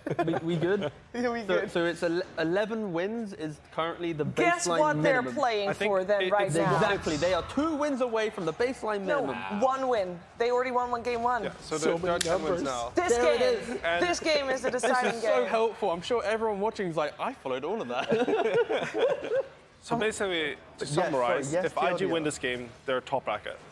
Guaranteed. Correct. And if they don't, they'll probably still be top bracket. And if we're wrong, to win another game. And if we're wrong, someone's already tweeting or doing something. It's like, actually, by the way, it's the People next can series. actually read. They're just amazing humans. It's not us, though. I think the easiest thing to say is IG has played so well that it would be a pleasant surprise. Actually, no, it wouldn't be pleasant. It'd be an unfortunate surprise if they don't didn't. make it up. Exactly. They are pretty much they're to be... pretty much locked in, but this game will lock them in, most likely mathematically. So yes, ish, smidge. Asterisk. something that I think everyone who's been following TI so far has seen in group stage is we've seen a lot of Tiny. Yeah. And when heroes are that popular and strong, what often happens is a lot of games in a group stage are dedicated to seeing if you can beat the best heroes of the patch. And the meta sort of revolves around this hero. I'm sort of interested in this game a lot because in pubs, people were actually picking a lot of Lifestealer to counter Tiny specifically. You know, Lifestealer, classic good percent against these high strength heroes that are tanky. And so far, it's I'm not too sure if it's working. We'll see a bit more. I feel like that was an Undying thing that they were doing a lot as well. We saw Tomato playing a lot of Lifestealer, getting on top of people. And I think also with the rise of BT, you're kind of looking for a couple of those heroes that get armor from areas that are not Agi. And she's definitely one that likes to build into the AC, armlet, all that fun stuff. Also, I'm just a big armlet fan, so if any hero can actually pick it up and play with the item, Enchantress? Very good. There you go. Armlet Jam. It's actually good. Okay. Oh, I remember. Yeah, I remember that during DPC. There was see Roger did it. Yeah. Trent and I were watching some of the pubs beforehand. Armlet PL too. That was the other Armlet one. PL. It was hype. Wait, who's doing that? It was some Smurf. We didn't know who it was. It was a top player. I'm checking right now. I'm on it, boss. Okay. Sounds Armlet good. PL. So Aster, I'm pretty sure I'm remembering this right. My brain turned to mush a little bit with all the games going on, but I'm pretty sure that they were the team that was playing T1 earlier and had an incredibly heartbreaking loss where it felt like they were going to be able to pull it back and get 1-1, and then just one missed fight and everything fell apart. So I want to see if they can recover from that. If they can sort of make at least tie this up 1-1, I think it'd be a big morale boost, particularly for a team that's already, struggled through so much here. Yeah. And against IG, it would be huge if they could make it happen. They're already up a little bit right now. Yeah, and generally Aster is doing well against their Chinese counterparts, so they know this opponent through and through. The game's still fairly even. This Tiny is looking pretty good, but yeah, this Lifestealer, I'm looking forward to seeing it because so far I think I've only seen Tomato play it. Good setup from Monkey King there. I think as well, like Lifestealer is a hero that just does so well against Tiny, right? We've already mentioned like the idea that you can buy Skadi as well, and then just buy AC, Halberd. Like there's so many nice things that you want to buy against the hero that you can just go toe for toe. As long as you don't get kind of blind jumped where it's like a Tusk jump into a Tiny jump and you don't get any rage off and there's like the triple toss or whatever. But conceptually, Lifestealer should just be able to at least kite out and play. If you purely do just right clicks, Tiny will win, right? But like if you're able to use your infest, use your items, it's a Dota game. It should be a pretty good matchup for sure. Tusk is kind of like this Tusk or a Clockwork or anything like that against the Tide. We're starting to see more of those answers, but it wasn't enough. That hero is still too good. This is also kind of a difficult Furion game. So there's not, when you play Furion early on, you want to pressure your lane, which you somewhat can do against Lifestealer to a degree, but you want to be able to like collapse on towers and make things happen. But when you're moving to a Tide lane, that's near impossible. When you go into a Quap, you can out the Quap by hitting tower, but often they bring heroes and you die to the ult, right? So this is very much a Furion locked into just playing the lane. And when they bring the Shaman down here and just take the towers they're doing, it's suddenly just you're losing the impact of that frontlining-esque off-lane hero, and you're not really hitting towers to kind of mitigate that lack of what you have normally. Yeah, JT definitely struggling a little bit on the Nature's Prophet at the moment, which is Furion, of course. One thing about the Tiny Lifestealer matchup I wanted to add though is that Tiny does outfarm Lifestealer at some point. But what you can do to minimize that is Lifestealer is the type of hero where you can go in very deep and aggressive to farm just because this game, it's only really the Tuskar that will stop him from rage TPing out. So I think this game will come down to whether Aster can take these early towers, which they have started to do. Taking that ball tower is a good start, access to the triangle, and how far in Lifestealer can farm. It doesn't matter if your hero farms faster, if you just, like the enemy hero farms faster, you just take away his space to farm. I think that's what we'll see this game. I think the thing that's also going to be interesting, though, is how we see the Quap play and how White Album builds the Queen of Pain. Because one of the things that I've been noticing a lot is a lot of these Lifestealers have been like little bubbles that you throw out in front, draw a lot of attention, and then it's really the mid that sometimes will carry it. Usually it's like a Lina or something like that. But I could sort of see Quap inhabiting that role too. He saw it, yeah? Okay. Yeah, that was close. Yeah. Almost got there. I like what you're saying, actually, because Lifestealer, he's really tanky with the feast, the rage, everything. But his toolkit has sort of also been changed. He doesn't do as much damage as you'd expect from most carries, which, as you said, it comes down to your other core to deal a lot of the damage. I think White Album, he's going to go for the Orchid, and then he's going to start like amping up the damage. Maybe some, I mean, he'll probably get BKB this game because he sort of needs it, but then some Sanjin Kaya, even like a Dagon, I wouldn't mind this game. Okay. So you guys are all talking about all the items that Aster needs to get. Yeah. And that's great. But that does mean that they are taking towers, so that's good, but should they try to avoid fights until they get those items? No, they need to play aggressive, for sure. They need to be pressuring to get the gold from the kills. Off of the corpses of their enemies. Okay. That's what needs to happen. Honestly, even like the enemy neutral creeps. You need to steal all the neutral creeps. But they're playing really nicely right now. Like every time they have serpent wards, they're moving to a tower, slowly taking down the map. Right? They're taking all tier 1s by like, what was it, minute 14. Yep. As soon as they're also smoking up, you know, WoW is going to have his Orchid soon, so like everything's syncing up to have that, you know, clean game. They find the Phoenix. Dude, I think Aster's going to do it. This is looking good. That was like just a very fluid few minutes of play. With that said, Dire has been like farming pretty well, right? Yeah. Like Tiny, he hasn't really been interrupted. He's still top net worth. Even though JT sort of had a rough game, he's honestly keeping up in farm. And they took 2 towers, they got some kills, they took map control, but the gold lead is still in favor of IG. His Shadowblade's about to run out. He's gonna see him. Hello. Oh, Orchid though. Ooh, that was really nice. That timing. That Orchid didn't come to early. Oh. He didn't have the quelling. He didn't have the quelling up to get out to a rate. He's fine. He's dead. Yeah, he's fine. It was a flesh. That's a really important pickup for IG because Aster's lot, they need to take map control and they need to. Like, Leicester doesn't farm that fast, but oftentimes why you see him in high net worths in the game is because he just constantly farms at this decent speed and no one can touch him. And anytime you die like that, it ruins your mentality as a Leicester. Sorry, what were you saying, T? No, I was going to say, like, the way Aster's playing, like, moving objective to objective, Emo just picked up a Midas on Void Spirit. Like, he'd just gone, all right, you're about to get BKB on Tiny, you're killing with the Fury, and you've already found, like, 2 pickoffs. I'm just going to get myself a game real quick, because you 2 cores will be able to play for the next 5-10 minutes together and make things happen. We won't lose the game without me being here. So this is kind of those things where IG, it looks like they've accepted that they're going to give up a lot of map control. They're going to probably give up some farm. They might be giving up some kills. Wait, that's a Midas. That's a Midas Void Spirit, yeah. I feel like that's a. It could be a grief, or it could like. I mean, they're ahead of net worth. Like if you money. Tiny's the carry that basically farms the fastest, right? Yeah. And Fear's the offlaner that also takes up the most of the map. Yeah. So this is his way of kind of ensuring a game, right? I feel like it's sort of greedy. Like he's saying, like, okay, there aren't going to be enough creeps on the map for me, so my Midas will give me gold despite not having any creeps on the map. But I feel like he's the one who needs to start stuff for his team this game. Like, he can go around with his Tusker and his Phoenix, you know? Void Spirit jumps in, you have a Phoenix beam behind it, he has a yield so he can't die, or whatever he wants to buy, fast eggs. It feels a little awkward to me. He does have 3k gold, though, currently, in his inventory. Like, he's packing a lot of gold. So he would have eggs, and he would be the one making that move then. Here's the thing, it's the difference in the mentality.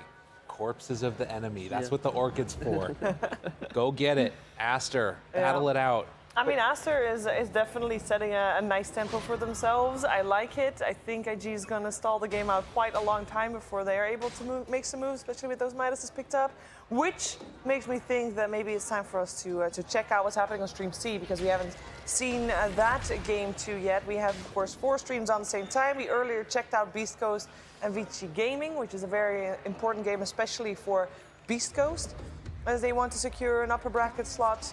IG and Aster will, of course, continue on Stream B, but let's narrow in on Stream C. We got T1, we got ourselves Alliance. First game was taken by T1. This series, just want to reiterate, also very important. Both of these teams are middle of the pack teams, but both still have a chance of making upper bracket, and I believe both still have a chance of getting eliminated as well. T, am I saying that right?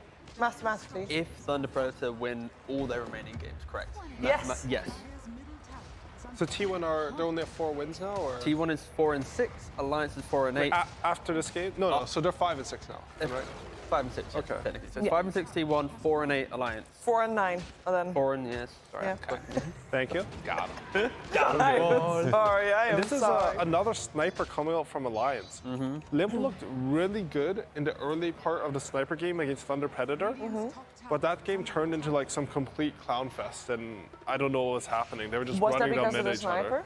You I think? mean, a bit, because the hero, like, you can sort of lie to yourself and like the hero's like some man fighter tanking with Satanic, but he's still a sniper. He still doesn't have the mobility or the burst damage to counteract getting jumped.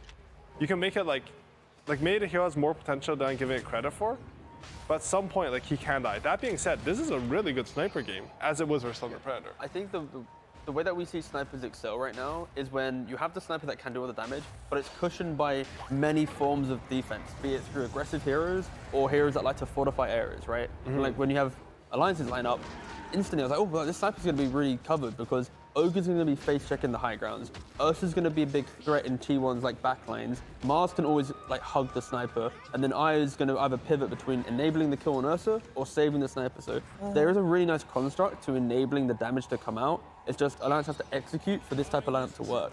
If it doesn't work, sniper's dead. The Razor to me seems like it could be a really cool like eventual Blink build or something like that, right? Yeah. Just get right on top of them, and then that can sort of spell a ton of damage. But if Alliance are the ones that sort of are starting the fight, I see that going really well. And this sort of gets back to the big thing that I'm seeing that's super important in these fights is vision. You kind of have a little bit of an advantage with that with the ET Spirit to some extent, but there isn't really a vision hero outside of that. So warding, smokes, all that stuff is going to become pretty vitally important. It seems like Alliance is able to put on a lot of pressure at the moment. I mean, this is the sniper effect that you mentioned at the start of the game. Definitely seems like they got this map on lock. Honestly, I think Alliance's draft is just better this game, in my opinion. I mean, I don't like Wisp Mars that much, but I think, especially think about what T and Lyrical both said, like how they can execute their team fights seems so nice. You can poke at them from really far range, you know, some Ignite, Mars Arena Spear, and Sniper just peeping. And Ursa, he gets to choose whether he commits or not, you know? Right. There'll be a point in the game where maybe Razor, he does pick up that Blink Dagger, but Ursa's job will be when Razor blinks on Sniper, you BKB Abyssal him and kill the Razor, get your Sniper out, and once that's over, like, I don't see them getting on top of the Sniper. It's not like some insane draft win by any means, but I think Alliance look at least decent in this game. I will say, like, going back on Lyrical's point, the Blink Dagger, one of the best things to happen in Dota is the upgradable blinks.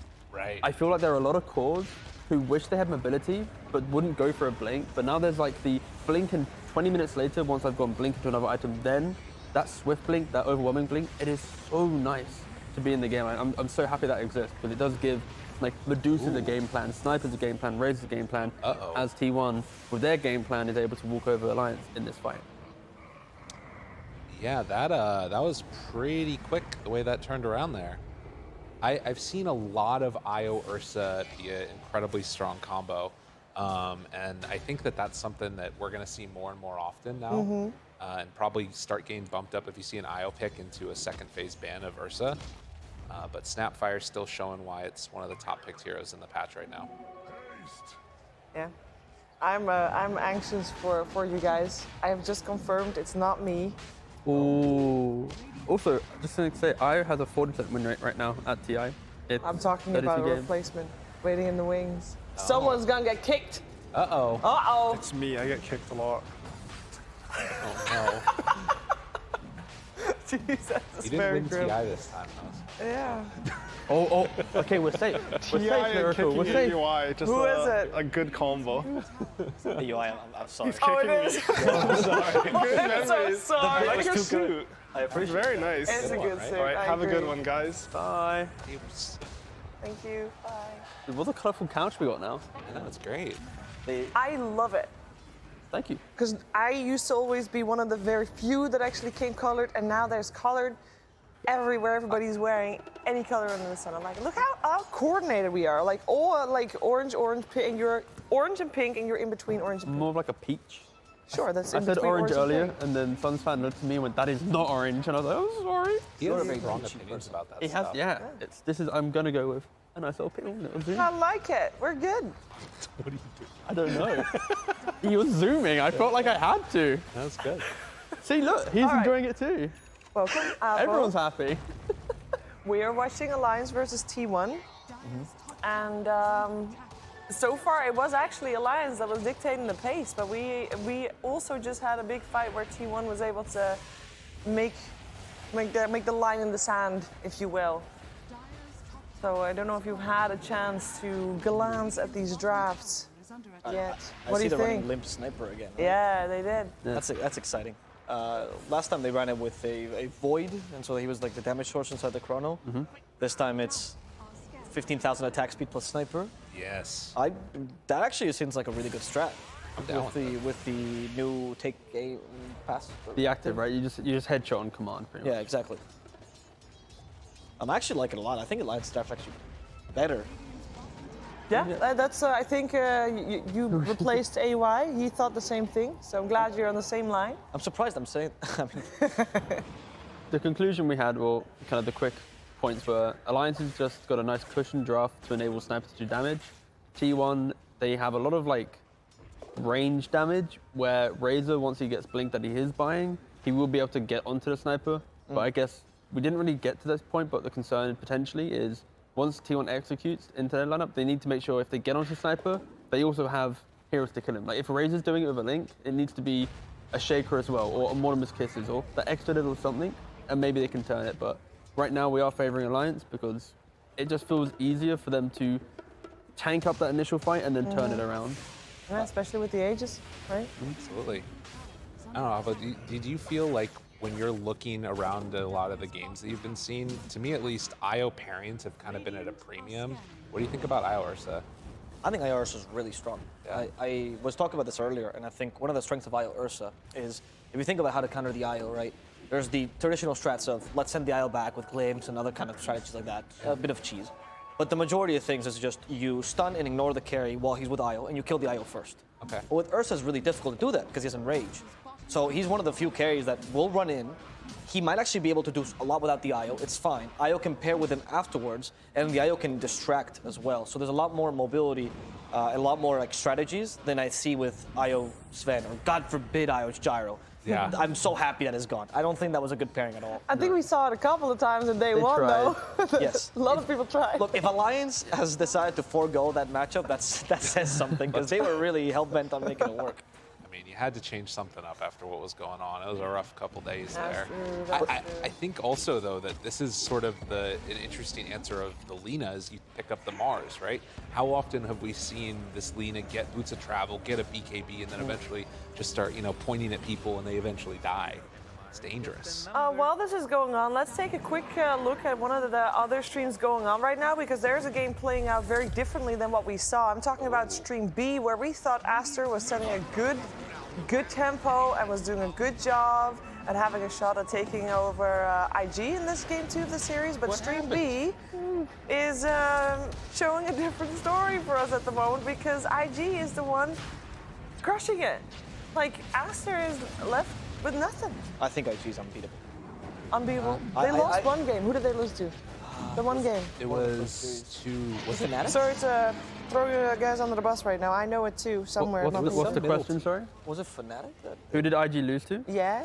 IG has only lost a Undying. single game to Undying. Yeah. It was the the other team in the world. A surprise team. Yeah. I think IG is incredible.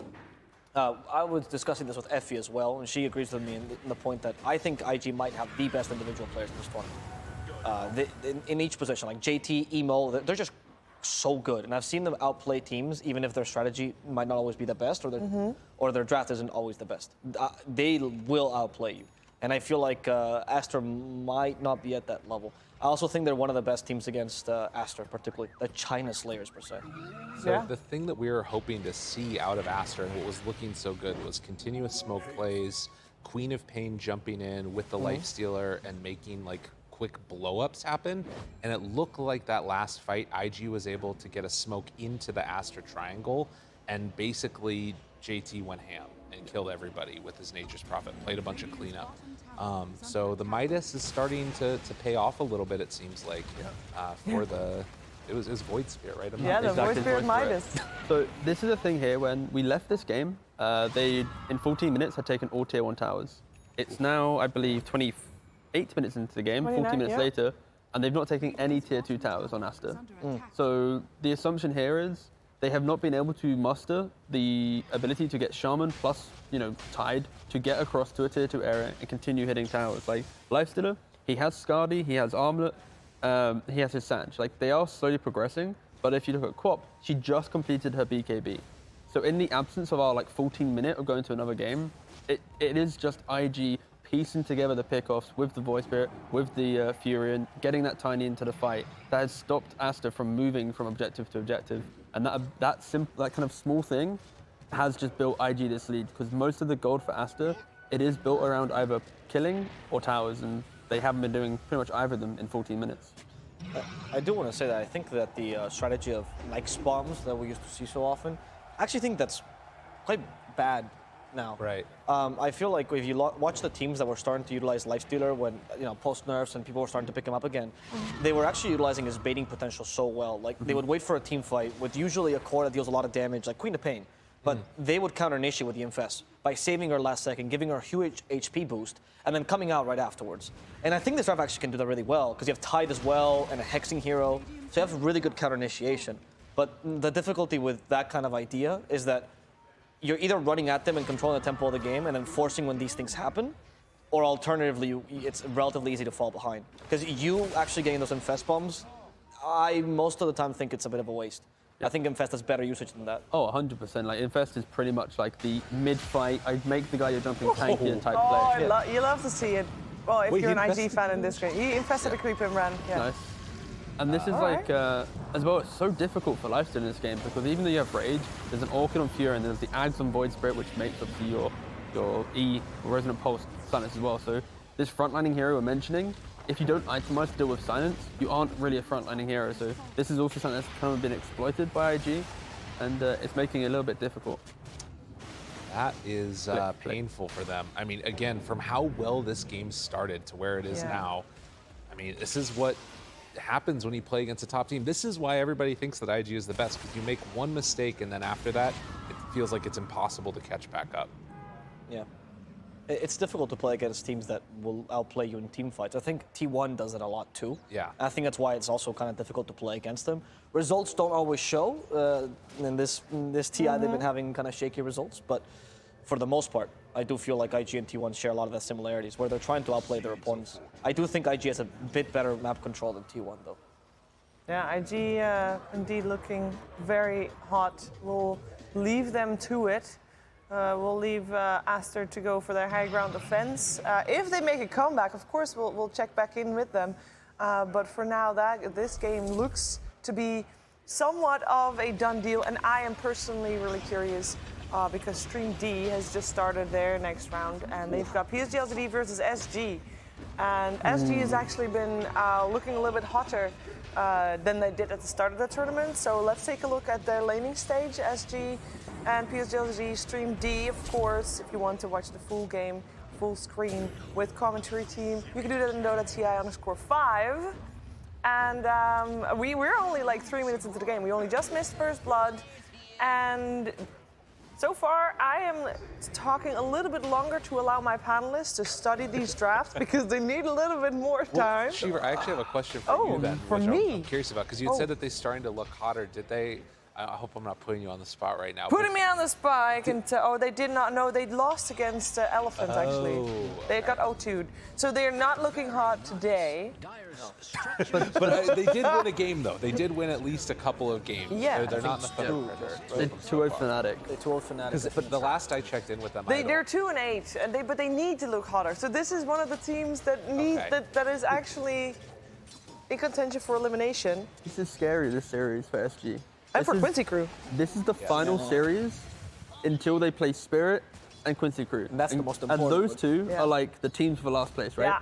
So this is the final time if they get to take play. Just one game. If they take one game, if they can do something that the others can't, that's the difference between survival or not right now until you play up against the others in the bottom. So this series, you're playing against the best team in the group right now, PSG. Like IG's the best in the other group. Right. This is you're playing up against the top dog. So if you can take one game, so critical for Brazil, for SG to be able to get out of that kind of last place. Who does Spirit still have to play again? Spirit still has to play Beastcoast, SG, and Fnatic. And also the reason I thought they were looking good is they had a very long game against Elephant that I thought that they were gonna take, but then they didn't, so my bad. Also against Vici as well. Like SG is that kind of team where their real weakness, if you compare them to Thunder, you see Thunder losing games and you go, okay, well, a lot of their games are unfortunately didn't look really good, right? Yeah. But SG's playing good games. They have difficulty closing out games. That's always been their thing. So I'm not surprised by that. But that's what happened today, right? Against Vici Gaming, I believe it was. They looked pretty good. They had like the second game looked really good. They had like this Juggernaut lineup, but then like you look at Vici's Gaming lineup and it's like they have a Spectre and a Doom, and like you don't expect these heroes to be too fight oriented early on. And that's why SG, they were thriving in those engagements. They were like dismantling them, and then they occupied like the top jungle. It was just one Doom into a Haunt. They get wiped and they lose Roshan instantly. The game's over. So it is kind of that they are doing so well early. It's just they're not really playing the correct areas to really take that lead into a commanding position. Well, and I feel like, Abel, you definitely would know this better than me, but I feel like this is much more of that. I was talking earlier about like the generations of South American players and, you know, where they stand on the different pedigree. And this is definitely one of the teams that has a bunch of players that have had that international experience before. They know how to, you know, deal with the nerves, it would seem. I guess storyline-wise, like, do you think that they, if it gets up to the main stage TI, they're going to be able to perform at their max potential? I do think so. I actually think SG, they know that their biggest enemy is themselves. Okay. I do feel like this team has incredibly solid players. It's just because their storyline, right? They went through 2 DPC seasons where a team of good players looked awful, genuinely awful, especially the second DPC season. They made mistakes that you would think that are Division 2 mistakes, right? And with these players, you wouldn't expect that at all. So this rebuilding of themselves as a team, I have never seen a team actually try to go through that. Of like, according to King Jungles, which is their 5 and their captain, they, after every game, and at least once a week, even if they didn't have games, would have team sessions that were just about how they felt about each other. It wasn't even about the Dota. They would just talk about like, okay, so what did you think was wrong about the communication? What did you think he did well and he didn't do well, etc. That kind of diligence is, like once you've been through that, everything seems minor. So I think their storyline is a beautiful one. I don't think they're gonna make a deep run, but just making like 9 to 12 for them would be a huge deal. And for Brazil especially. 100% with the Brazil thing as well. Like, you know, the entire DPC, it's been like Peru, it's been Beastcoast, it's been everyone but Brazil. Like, it's one Brazilian team, it's that like was them. K3, been playing for no ping, it's been Leles on Quincy, but other than that, there's not been like the pain gaming or... K3, I see you're on the memes now. Am I okay with that? Well, because HFNK, right, that's his name, but they call him K3 because they call him a bad Hector. So that's why it's K3. Yeah. See, I've always called him K3, yeah. Okay, so you've been insulting him this whole time. Nah, we're chill. Right. He's my boy. We do not allow player insults, by the way. You'll get the ramifications of that in a second. But as expected, we just did see IG just taking the lead over Aster in that game. And that series with that did end, which means IG now has 11 wins to their name. And are they guaranteed in? Most likely. There's an asterisk still, but they should be guaranteed upper bracket. If they don't, something miraculous must have happened. But T, yes, it's not good to insult players, even if you do it unintentionally. I worked with him, he's my boy. He's mean. It's not gonna fly. You're gonna fake fire me? Let's go. Fake fire you. I think it's going to be a real fire. No, it's a real fire. No. I also said it. I also said you're the G good. word. It's just you set me up for it. Hey, Effie, how are you doing? I'm good. I'm here to not insult any players. Thank you. That's the way to be. So we just had IG winning 2-0 against Aster, and we're back on SG versus PSGLGD, and we were saying that SG need this win.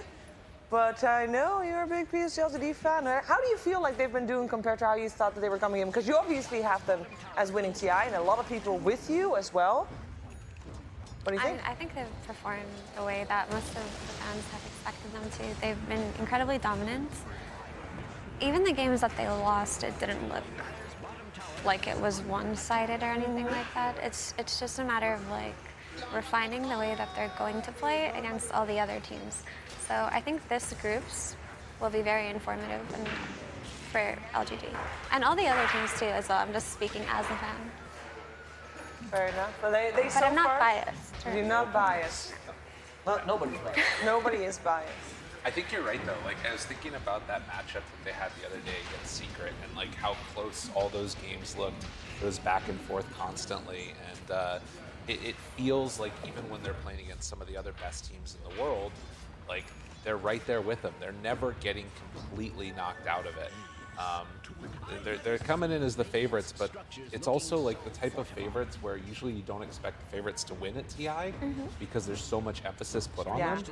I mean, they kind of like, you know, because they had their mid swap out for a long time and all that other stuff, there's like weird question marks, but they're like incredibly talented.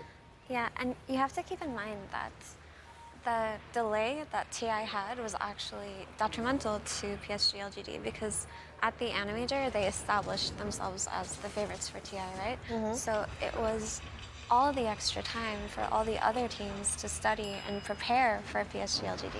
And of all the teams going into this tournament, they are the ones who other teams look to learn from and look to learn how to beat as well. So just being able to go into these groups and still be incredibly dominant regardless of who they're playing against, and to even lose in a way where they still look competitive is really impressive with that context, right? Yeah, big bullseye on their backs, right? Yes, but I don't think it matters. Like I can imagine, you know, Seb having all his notes. He comes to a room, he's like, I figured out LGD. They're very good. That's it. That's their trick. Got him. There's no gimmick to this team at all. It seems like, I mean, they have a style and everything, but they haven't figured out something other teams haven't figured out. They're just like all five of their positions, definitely their four, are the best in the world at their positions. Great tactics, good discipline, honestly very varied drafts. They have pretty wide hero pool. I don't know if there's anything they can't do. How do we feel about the game that we're watching right now? Because I think the Chiefs doing a really good job.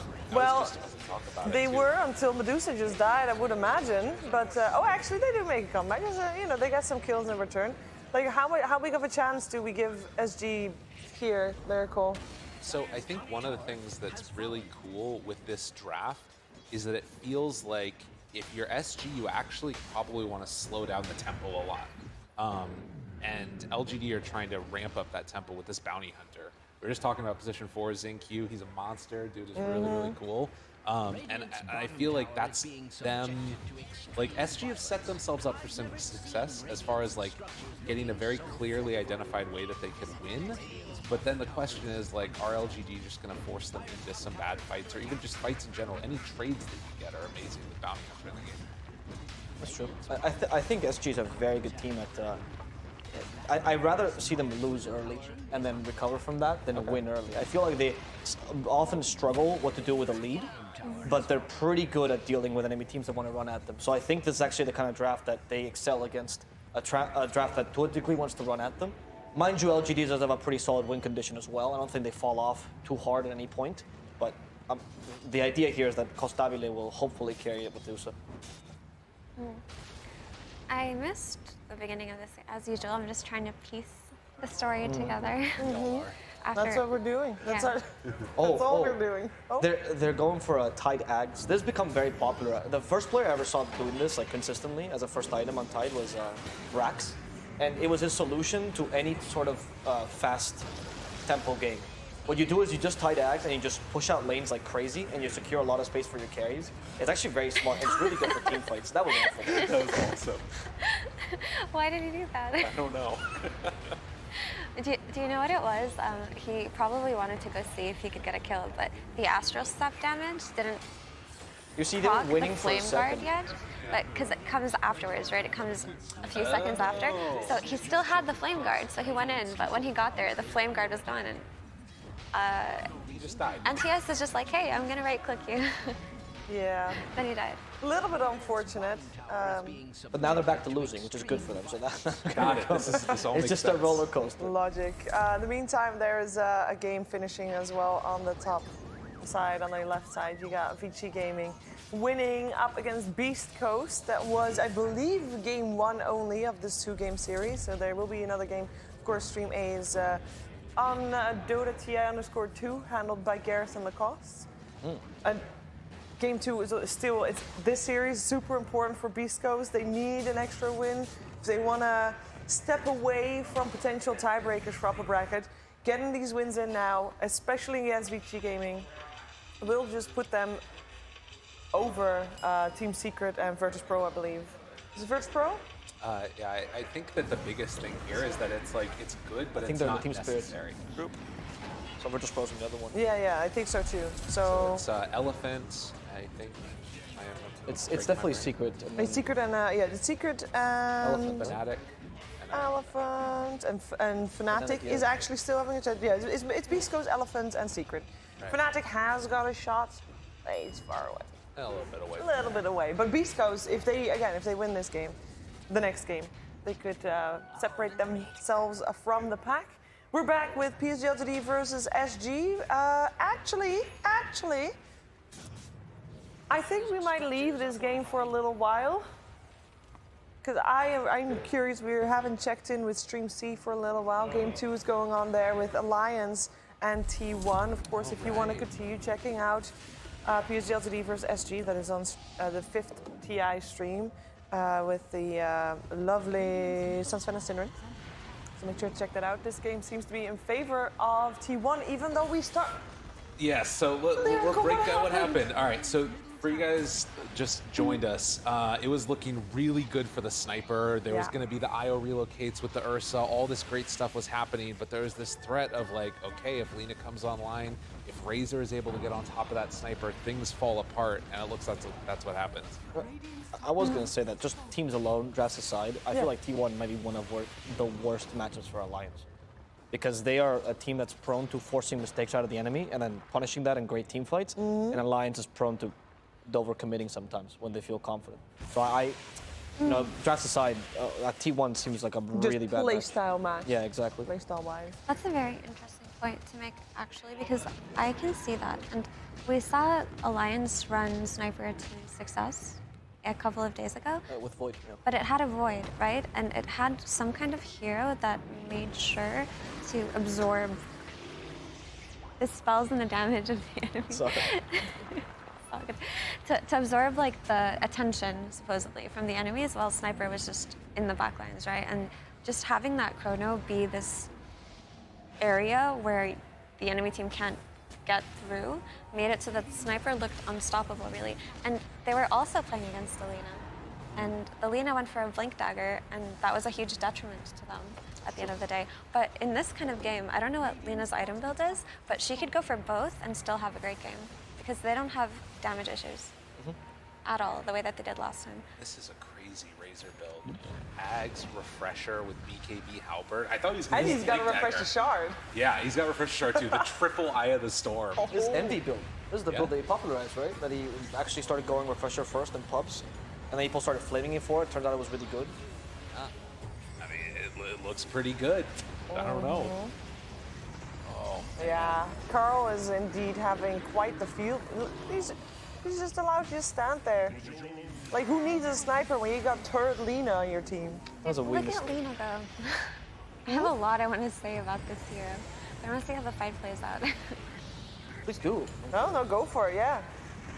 I wonder if I jinxed it. Hang on. Aster's curse. Hang on. Coming in hot. Hang on, the Lina's in their base. It's all good. Fascinate. He's fine. He's got ages too. Yeah. Bad trombone. So what do you think about Lina? I'm really interested. Yeah, so Lina was the broken mid hero of last patch. Towards the end, I think people recognized it in the TA patch, right? TA was the monster. Every team tried to draft her. Every team tried to play around her. But while that was happening, there was also the hidden force that was Lina, right? She was the same as TA in that she dominated her lane. She could farm incredibly fast and did crazy amounts of damage, right? Once people started to do the BOTs and BKB builds on Lina, she rose to popularity, especially in the China region, as the #1 mid and not TA. The second they realized that this build is actually just as effective and just as not even just as, even more map control than having a TA on your team, she became the #1 contested carry. I'm not carry, the #1 contested mid in China. And then the patch came out like a few weeks later. And what happened to her? She got -30 total attack speed nerf with the aura. And people were like, okay, maybe let's just do other things now. But it's still good. She is still good. This hero is permanently hasted. And this hero is permanently hasted after like, what, minute 20 with her troubles and her max fiery soul. And she never runs out of resources because with the BOT's build, you can just go base whenever you feel like, and you're just fast to move around the map. And you show up to a fight, you right-click a couple of heroes with your BKB, you kill them. It's just as easy as that. And the thing that she had over TA was that she could join fights early. She could TP react. She could gank. She could move with her runes. And that's why I thought that Lina would be a dominant mid-hero, right? But when the patch came out, people forgot about her, and now they're remembering her again. There's always this cycle of Lina where people just remember that, hey, this is actually pretty good. And I think we're reaching that point right now in groups where Lina's going to make a strong reemergence. When Lina got nerfed, she also got a slight buff on the Fiery Soul, lasting longer without using spells. That's true. So it actually also makes a difference. Allows you to be, well, you don't have to spam spells as much when you're sieging, and you can just rely on those right clicks a little bit longer, which is pretty cool, pretty crazy. And yeah, Carl definitely making a good show with the hero here. Alliance is locked in their base, and when we had AOI earlier, he said, you know, Alliance doing great with Sniper in the first 15 minutes, and then not as much. Is that kind of what happened here as well? It's like a Sniper later game is just, you need to get a big lead, otherwise might as well not pick him. I mean, yesterday we saw in the game what Effie was talking about, that Sniper kind of forces blink daggers. Yeah. Sometimes that is a detriment because they don't get any stats, obviously, until you upgrade them. Which happened this game at the Razor. Oh, actually, Razor didn't even care. So, not only do you not have so much move speed, he's just okay. Yeah, not only do you not have damage issues, but another point that I'm noticing is they went Ags on Snapfire, and they just throw things at Sniper. Exactly. And he can't deal with that at all, especially a Razor, because he actually is the perfect person to be thrown. He's tanky enough.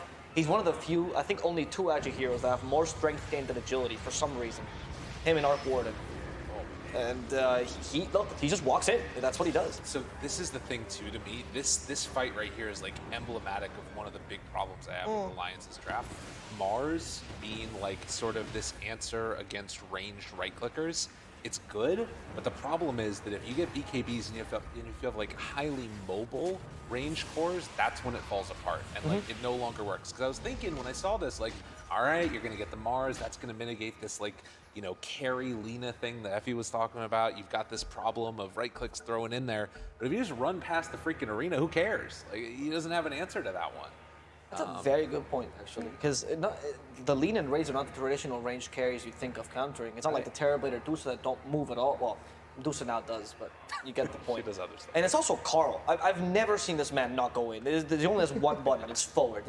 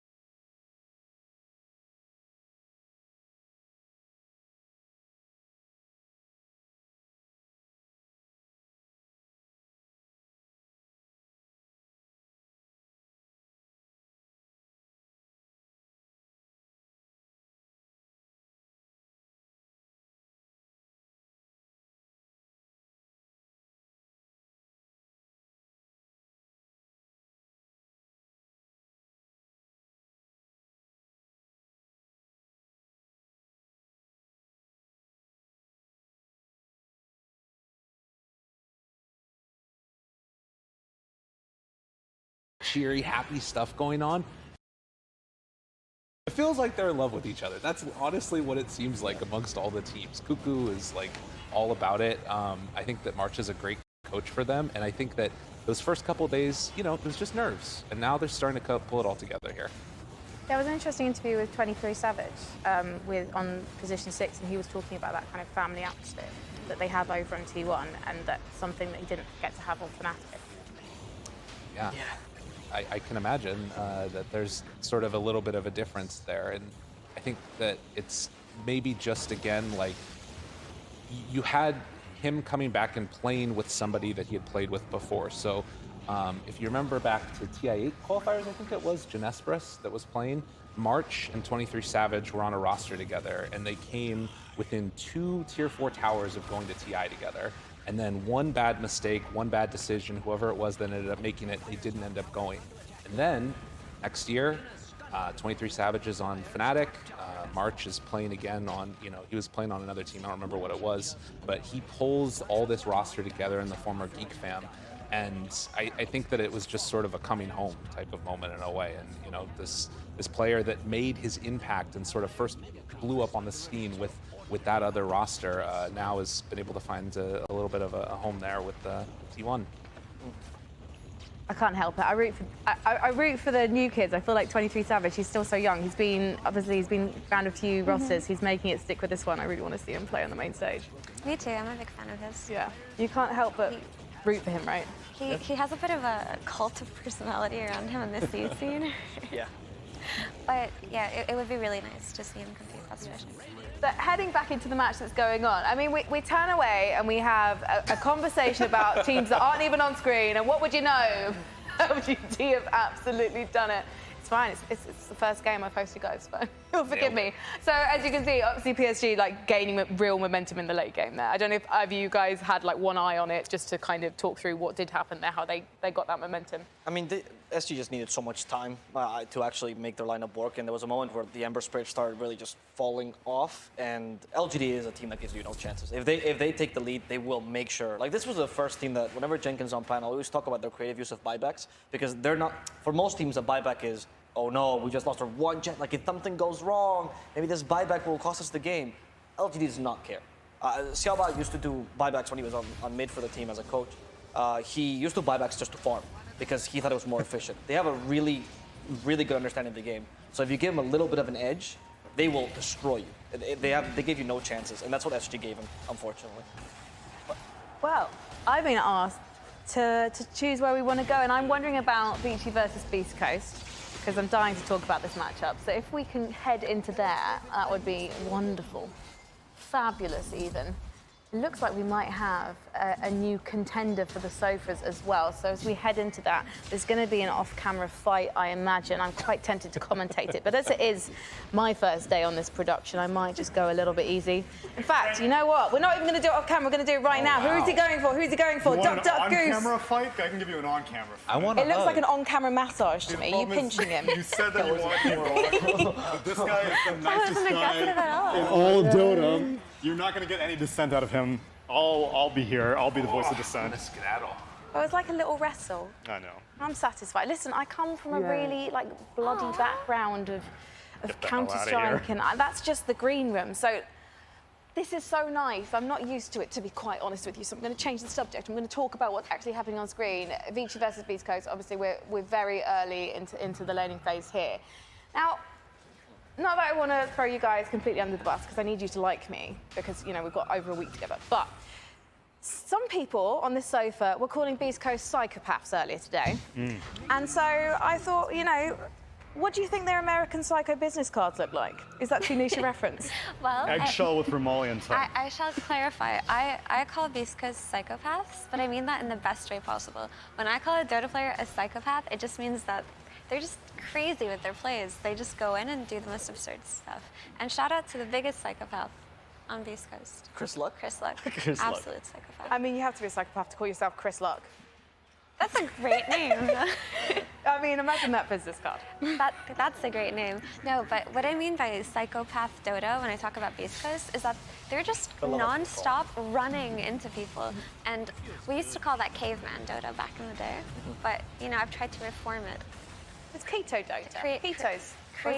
Create a new term. Paleo. Psychopath Dota. That's the word you're looking for. Paleo Dota. You just go straight for the meat. It's back to the basics. You know? No roughage. Yeah, no. I mean, like, who needs all of the little seasonings and stuff like that? You want to get kills. You want to go face first in. You want to get kills and constipation? Right. Well, one or the other.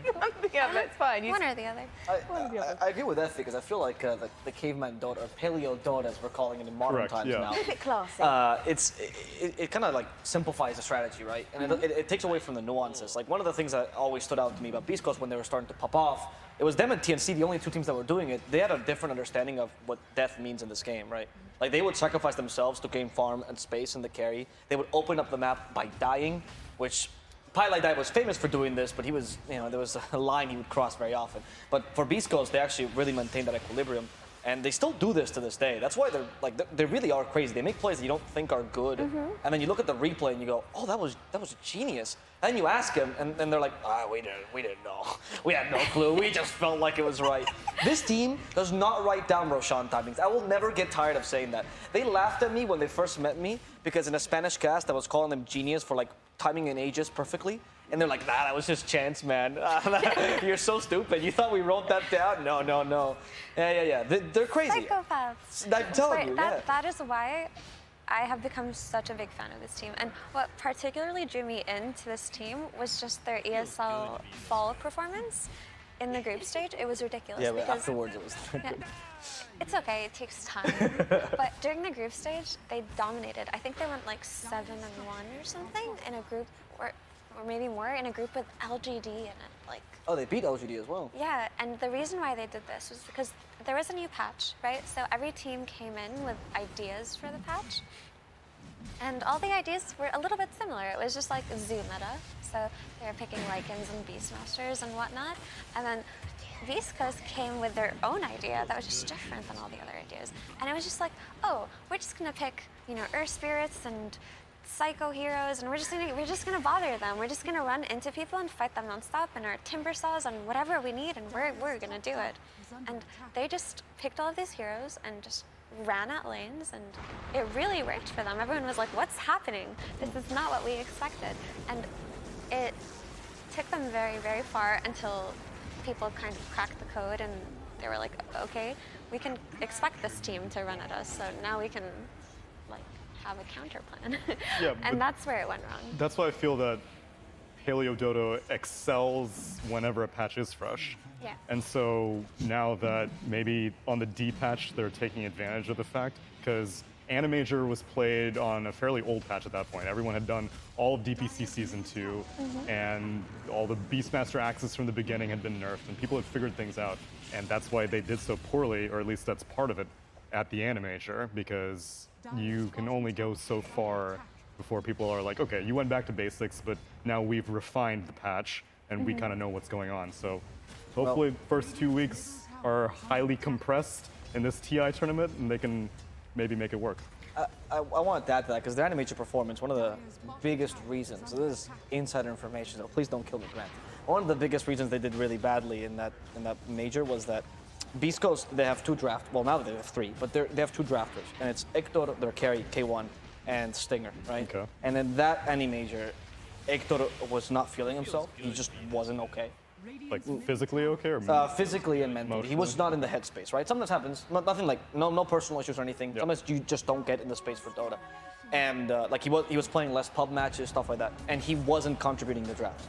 So the draft was Stinger, kind of trying to decide what everyone's playing. And if you ever see a Beastcoast draft, it's really difficult to do that because Whisper will suggest maybe one or two heroes. Schofield will not speak at all. He doesn't speak in-game either. The joke is that he's a mute. He doesn't even listen to the draft. And then Chris Luck will wait till there's 5 seconds of the timer and say, pick me this. Give me Wraith Gang. Yeah, imagine being a captain having to deal with that and not having your second in command. What does Papita do? Papita now is the one who's like, guys, we all have to speak. Please, can we talk to the normal team? He's their life coach. He's teaching them to be people. But until then, they were not really drafting But that is so charming, though. And you It is tell very stories charming. like that, I can't help but just root for them. They're a very lovely team. Yeah.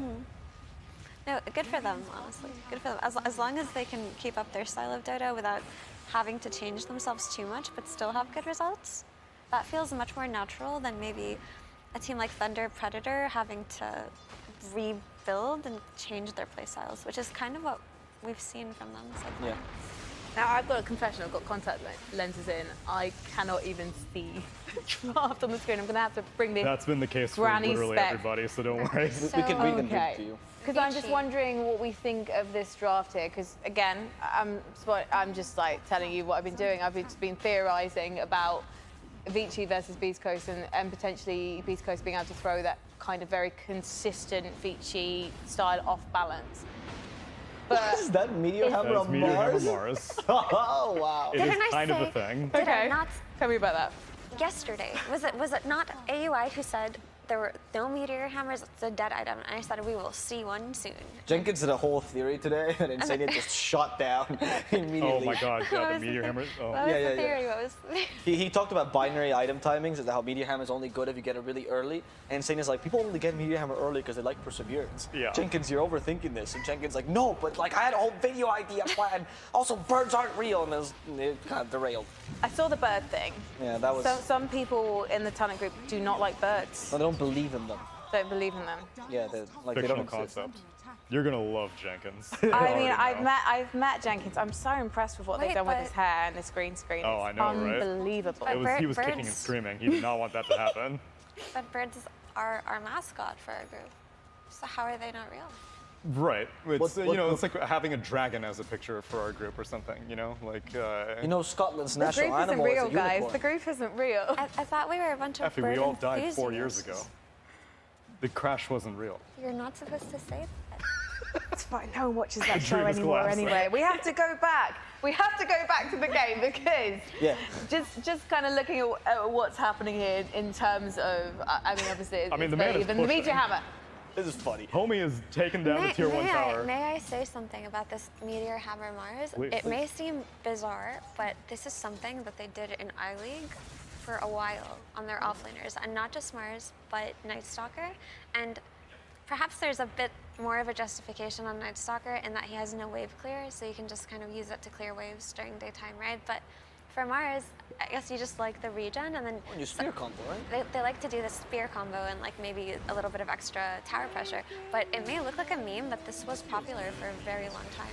No, I actually think it makes a lot of sense. Though I will say, since we've been singing Beastcoast praises, I know you are also a very big Vici fan. I think Vici is a Huge Vici fan. yeah. I think Vici is one of the best tempo controlling teams in my opinion. I think they're very good at setting the pace of the game, and that's something Beastcoast hates. So I also feel like much like Alliance does not like to go against T1, I think Vici is not the greatest matchup for Beastcoast. And in this draft, I really like their draft particularly. What do you like about it? So you have the Elwitine reducing your armor to 0, or your base armor to 0. Then Weaver proceeds to take away your armor with the bugs. And then you have 2 huge physical damage cores in Razor and Sven. Night Stalker also deals a lot of physical damage there. The synergy is perfect. You have good tempo. They have very similar item timings as well. A solid win condition. It's one of those drafts you just go, this is safe. Like there's nothing too creative about it, but it's good drafting. And another more subtle layer to their draft is that they have superior vision, right? Because what Night Stalker does is he provides flying vision with his ultimate, and it's actually an insanely large amount of flying vision. And if you pair that up with something like ET, who can use the spirit to just go into the Roche Pit, one of my favorite things about ET is just ET in the Roche Pit. He can just give you vision and stomp and like hold it for a while. And you have that with Night Stalker. In terms of choke points and Roche fights and just certain areas that they want to hold, they'll be able to hold it longer just because of the vision advantage they have over Beastcoast. Because when you look at Beastcoast's draft, they don't really have any heroes that specialize in that. The only shortcoming I feel is they don't have a primary initiator on Vici, really. It's kind of Night Stalker's finding vision, but he's not really stunning anybody. ET has the follow-up after someone gets the initial, but it's a bunch of people waiting for each other. So That's true. I assume that they're just going to use Night Stalker's body to just blink Right. in and just start the fight, but you are very right in that sense. Sven could also just be their initiator. is they he choose- gonna get a dagger? If he does. Yeah, because if he feels the need to, then you can always rely. Sven is a reliable initiator, right? Yes. It's just in most situations you don't want your carry going in first, just for obvious reasons, like maybe you don't have enough information, because not every fight that you take you're going to have information on where all the heroes are. So typically throwing your carry in first is difficult. But if you do have the vision and you do know where people are and you know where the threats are located in the fight, you can throw in your carry first in most cases. And that's why in this meta it's been quite popular to pick these durable Satanic buying carries, or even buying Satanic early on, just because carries are so used to just walking in now. So I'm curious to see what kind of build Sven's going to go for. Dude, maybe he'll get a scepter. I haven't seen that thing in months. God, I hate We that actually thing. saw it, Beastcoast build it. Are you serious? 2 times in Sven already. What was the justification? I honestly, I just think Homie wants to go in.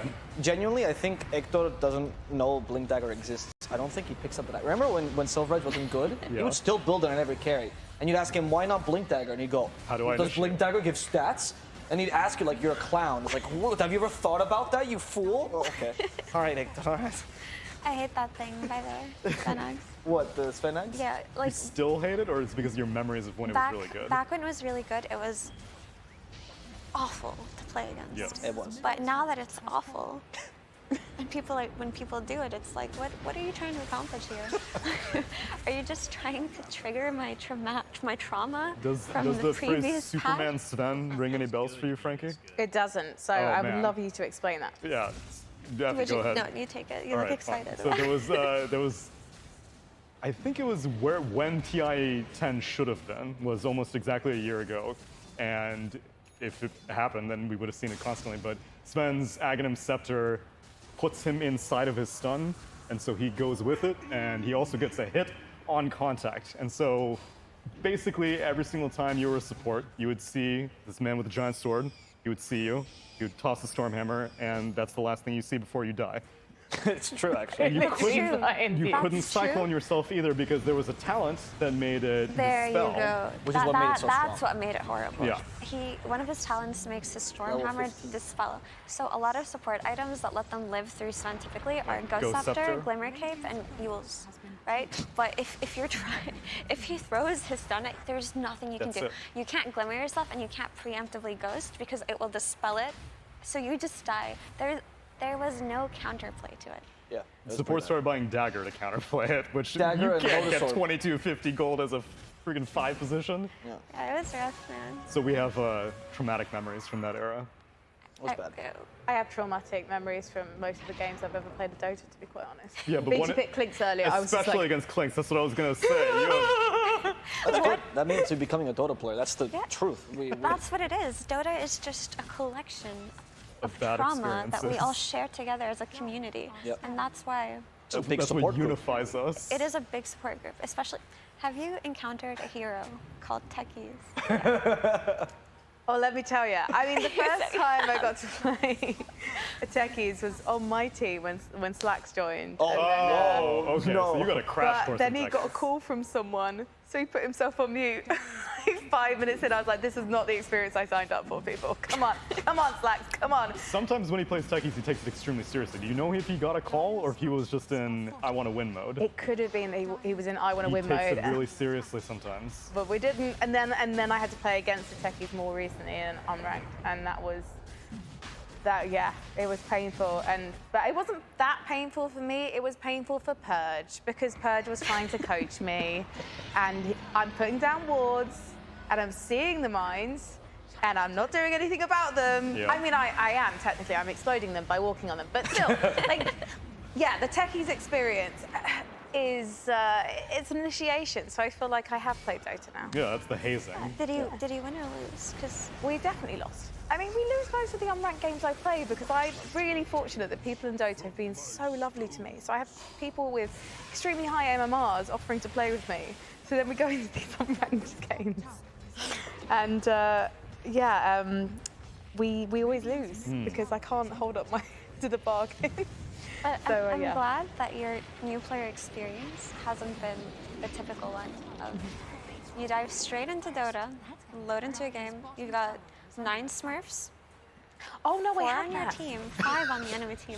The 4 on your team are very angry that you're on your team because you are new, but they're pretending to be new. the 5 enemy Smurfs will just keep killing you. And then all of a sudden you have your 4 allied Smurfs reporting you. And you just never get to play a game of Dota again. So thankfully. I mean, all I can say is if anyone's watching this is your first TI, you're thinking about picking up Dota, just don't play mid. Just don't play mid, because you're just gonna really hate yourself and not feel good about yourself. And I don't want that for you. So what I want you to do is play position 1 or position 4. And then you're going to have a lovely time. Just queue with some friends. Exactly. Laugh at being bad. Exactly. But That's the advice we give you. Dota is the greatest game ever, and I'm not saying this sarcastically. I love this game. Love it, adore it.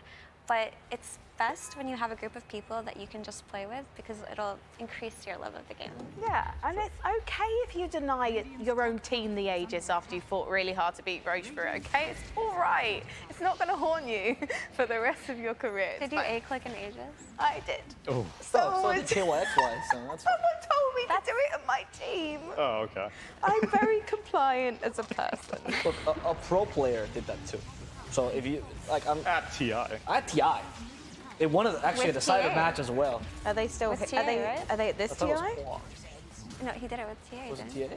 I believe. Wasn't it? I don't... It may have been with TI, I don't remember. I know it was KYXY for sure. Yeah, I think it was with TI. It has to be TA, because I feel like the hero that you're spam A-clicking Roche with the most is TA. We don't need to analyze this. Oh. This poor man's mistake. KYXY, we appreciate you. We do, actually. He's a pillar of the SCAC. So Frank, I'm curious, with your solo queue experience, surely you've gotten some, right? Well, I tend to queue at least with one other person, but again, I basically played against bots for too long. Okay. And then, playing carry, I just really got into the hunger, the power hunger, and the power craze. And once I learned the right builds on PA and all that kind of stuff, I was literally just having such a ball, and I was just finding hitting creeps really relaxing. Yeah. And then I realized I really needed to play some unranked. So yeah, that's one of the reasons I'm really not very good at Dota. I go into unranked and then I get so much pressure on myself and things. But I've discovered Dark Willow recently, so obviously she's not being played. That was super useful to learn, but now I've started to get much more into it. It's quite exciting seeing all the... I'm so sorry, why am I talking about myself so much? I get very excited when I'm seeing So my question was going to be that I like. If you've got the power hunger, then you come from CSGO primarily. Yes. Are you an opper there? No, you know what, I do AWP sometimes. Okay. I do AWP sometimes, but again, I don't like the pressure of the high-powered weapon. So, an AWP is a sniper. Guns. One-shot kill. Yeah. Yeah. I mean, it's not always a one-shot Not kill. always. That'd be you hit them on the right spot, i.e. the head, then yeah, it's a one-shot kill. But your positioning, you have to be incredibly patient, but you also need to be incredibly quick, depending on the way that you want to play. So when you do get those epic shots, you hope you stream them on Twitch, you clip them, you gift them, and you just keep replaying them whenever someone says that you're bad at CS. And you're just like, yeah, but I did this once. Oh, you sound like a natural carry player then. Yeah, actually. Yeah. So I do enjoy a carry. I haven't played it for a while because I've been trying to obviously learn all the other positions, but I stuck with carry for quite a long time. I can't stand playing Wraith King, although we've seen a few appearances from him. Oh yeah, you're watching the wrong team if you don't like Wraith King. Then. It's just so Beastcoast hates him. They hate him now? Hector says he's unplayable. Well, yeah, in terms of the seconds? patch, but surely he enjoys the hero conceptually, or he wouldn't play it that much. Right? He says that he doesn't enjoy heroes. You ever the best thought experiment with Hector is ask him if he thinks a carry is viable, right? Something wacky, like Mars, right? And you go and ask him, he goes, yeah, it's viable. He's pretty open-minded. You go, how do you build them? He goes, well, I build a farming item, so maybe Mars and Maelstrom, S and Y, and then maybe I'd build Satanic, and then you go, okay. What if you were to play Science or carry? Well, I mean, you gotta need movement speed, so S and Y, Maelstrom for farming, Satanic. You're like, well, is this the same build for every single hero you have? He's like, no, it's completely different. And then you can ask him 5 times and he'll say the exact same words. And then Silver Edge to finish it off. This is the patch for him, because he's been building Silver Edge on heroes for 2 years, and it's finally a good build. It's also still a good SNY patch. It is a good SNY patch. Direct nerf. If he doesn't win TI now, there's no more chances for him. This is his year. That's hilarious. So I'm sad that he thinks Wraith King is unplayable because we've seen Wraith King succeed. He's a very hyperbolic person, so he might play it. Yeah, I'd be upset and surprised if Beastcoast were playing against a Doom and just didn't pick Wraith King because we've seen Wraith King win twice. Yeah. Particularly versus Doom, so still a very good hero And under one the right versus Faceless circumstances. Void also, I think. So. By the way, just to go back to the games, like Whisper almost carried that team fight, but that was a really, really good team fight of VG Gaming. They're making it very difficult for Beastcoast to play anything. They're cutting the troll. They're making it so that they're never kind of bunched up and allowing the Mars to properly get them in an arena. You even went for the shard, try to do the shenanigans, doesn't work. We didn't get to see the draft, but like, is there any other hero that's more 100% ban-worthy than Razor versus Troll? Like, how did Razor get picked into this Troll? That's a good point. I don't know. Because I can't think of, like, if I ever want to pick a Troll, that hero has to already be gone out of the pool. So, a little bit of an oversight by Beastcoast. We had to see the draft and how it happened. Yeah. You can't, look, they just kind of stopped the Razor at one point, right? Yeah. And plus, Razor also got the link duration talent at 20, which generally people don't take because there's no way I'm linking someone for 16 seconds or whatever. Does Troll have an MKB? I will keep my eyes peeled. Because typically, if you're a Troll and you really can't do your damage, just get an MKB and you still will kill the Razor if you're on top of him. I don't know if we can cycle through so we can actually see that, but we are taking the stream, obviously, from the other guys, so don't have that control. Oh, you can actually ask for replays, and they will give us special privileges. Yeah. Yeah, I know. Wait, is that true, or are you baiting her? No, I'm serious. Oh, okay. I was hosting. I wouldn't do this to my fellow host. Well. I mean, I wouldn't mind if you did. Initiation, day one. That's right. Everyone said the Dota talent's so nice. They were lying. IRL techies experience. You've already had the initiation into the scene when you played your first game against techies. That's all you really need to be considered a Dota Now we are bonded together like family. Because we all hate techies. But it depends. Except T-Governor. T-Governor likes it. Oh, yeah, and obviously Slacks as well. Oh, we're bringing a replay back up, I believe. No replay of his replays. I've inventory? been told no replays. Oh, okay. It's my first day on the job. I don't have the authority for replays just yet. And that's okay. So Troll's going for Scotty, and Wind Ranger's the one with an MKB. Okay, that makes sense. Honestly, I think Wind Ranger alone can deal with Razor if she just isolates them. Yes.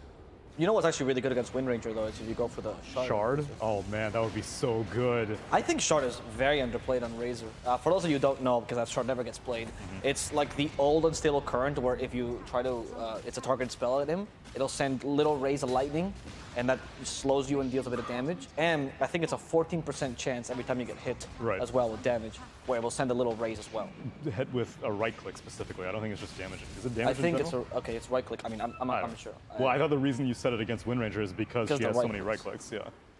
Yes, you might be right. It's but been yeah, a very long time since I've seen Razor Shard, actually. I think it's really good. Like, you were talking yesterday about how Razor doesn't have an ability, like she's not the hero you think of farming. But when we used to, remember the passive you used to have where you used to hit creeps, and that was just how you played him, you just farmed like crazy. You can still kind of do that. It's just not good for tempo. But if your game is going bad, and you have to like push out lanes, and you have to be that kind of person, Shard is very useful for that. It looks like they're baiting the Sven mid. They have a 4-man smoke behind him. I wonder if this looks too obvious, though, or if they just take it. Yeah, because it just hit Knight a minute ago, and Vici hasn't really done anything with it yet, so... It seems like they're just... Okay, Razor got scouted down the room. That's a good wraparound, the by Night Stalker. Oh, he went on an illusion. Oh, not so good. Razor's taking Troll for a walk. BKB's traded on both sides, Stinger goes down, and PYW does as well. See if the Nightstar can get out. Whoa, okay, this is a full-on fight. I thought they were going to leave at some point. Sven's going to go in. Mars Arena comes out, but just a little too late. TP out on Mars, though. I don't think they have any Suns left. Old 11 played that really well. Yeah. He's kind of carrying these fights, honestly, on the Night Stalker. I thought he was throwing. I was like, why is he still in this fight still? He's still, okay, now he might be a little crazy. The helm is there. Yeah, Caster's cursed him. You did. With that meteor hammer. Oh, the kill stolen by Chris Luck. He probably laughed at him now. Yeah, I bet you he's laughing at Whisper now. I mean, that was just a matter of one more hit, right? And it was. You don't get it, you're like, all of a sudden I look like an idiot in their base. There was a complacency then. But if you get it, then you're like, I'm awesome. Look how brave and strong I am, right? That's how this plays feel. There's a meme about Old 11 because Vici was known as a conservative team. Like the Chinese community always thought of them as very conservative. And Old 11 is the opposite. It was thought of as like the Jiayou, right? Which is the let's go, the Chinese community likes to say. And when he came into Vici Gaming, everyone would talk about how Vici actually became a team with versatility because he would always go in, his team would always want to stand back, and they would find a nice middle ground. And that is Old 11 at its peak. But I'm glad they made it to be that way on this team because Vici are such skilled players and they are such experienced players. The only thing they lacked was versatility, but that's even changed in their drafts. They were willing to run Clinks and Weaver as carries before they were good. I know. Right, before this patch, they were actually integrating these heroes into their draft in the Luna Medusa patch.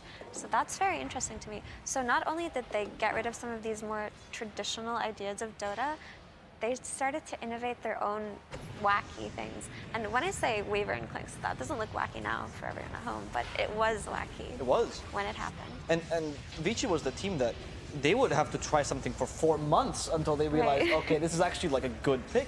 So now they found their courage. I don't know what it was that changed in them, but I do think they're a serious TI contender for that.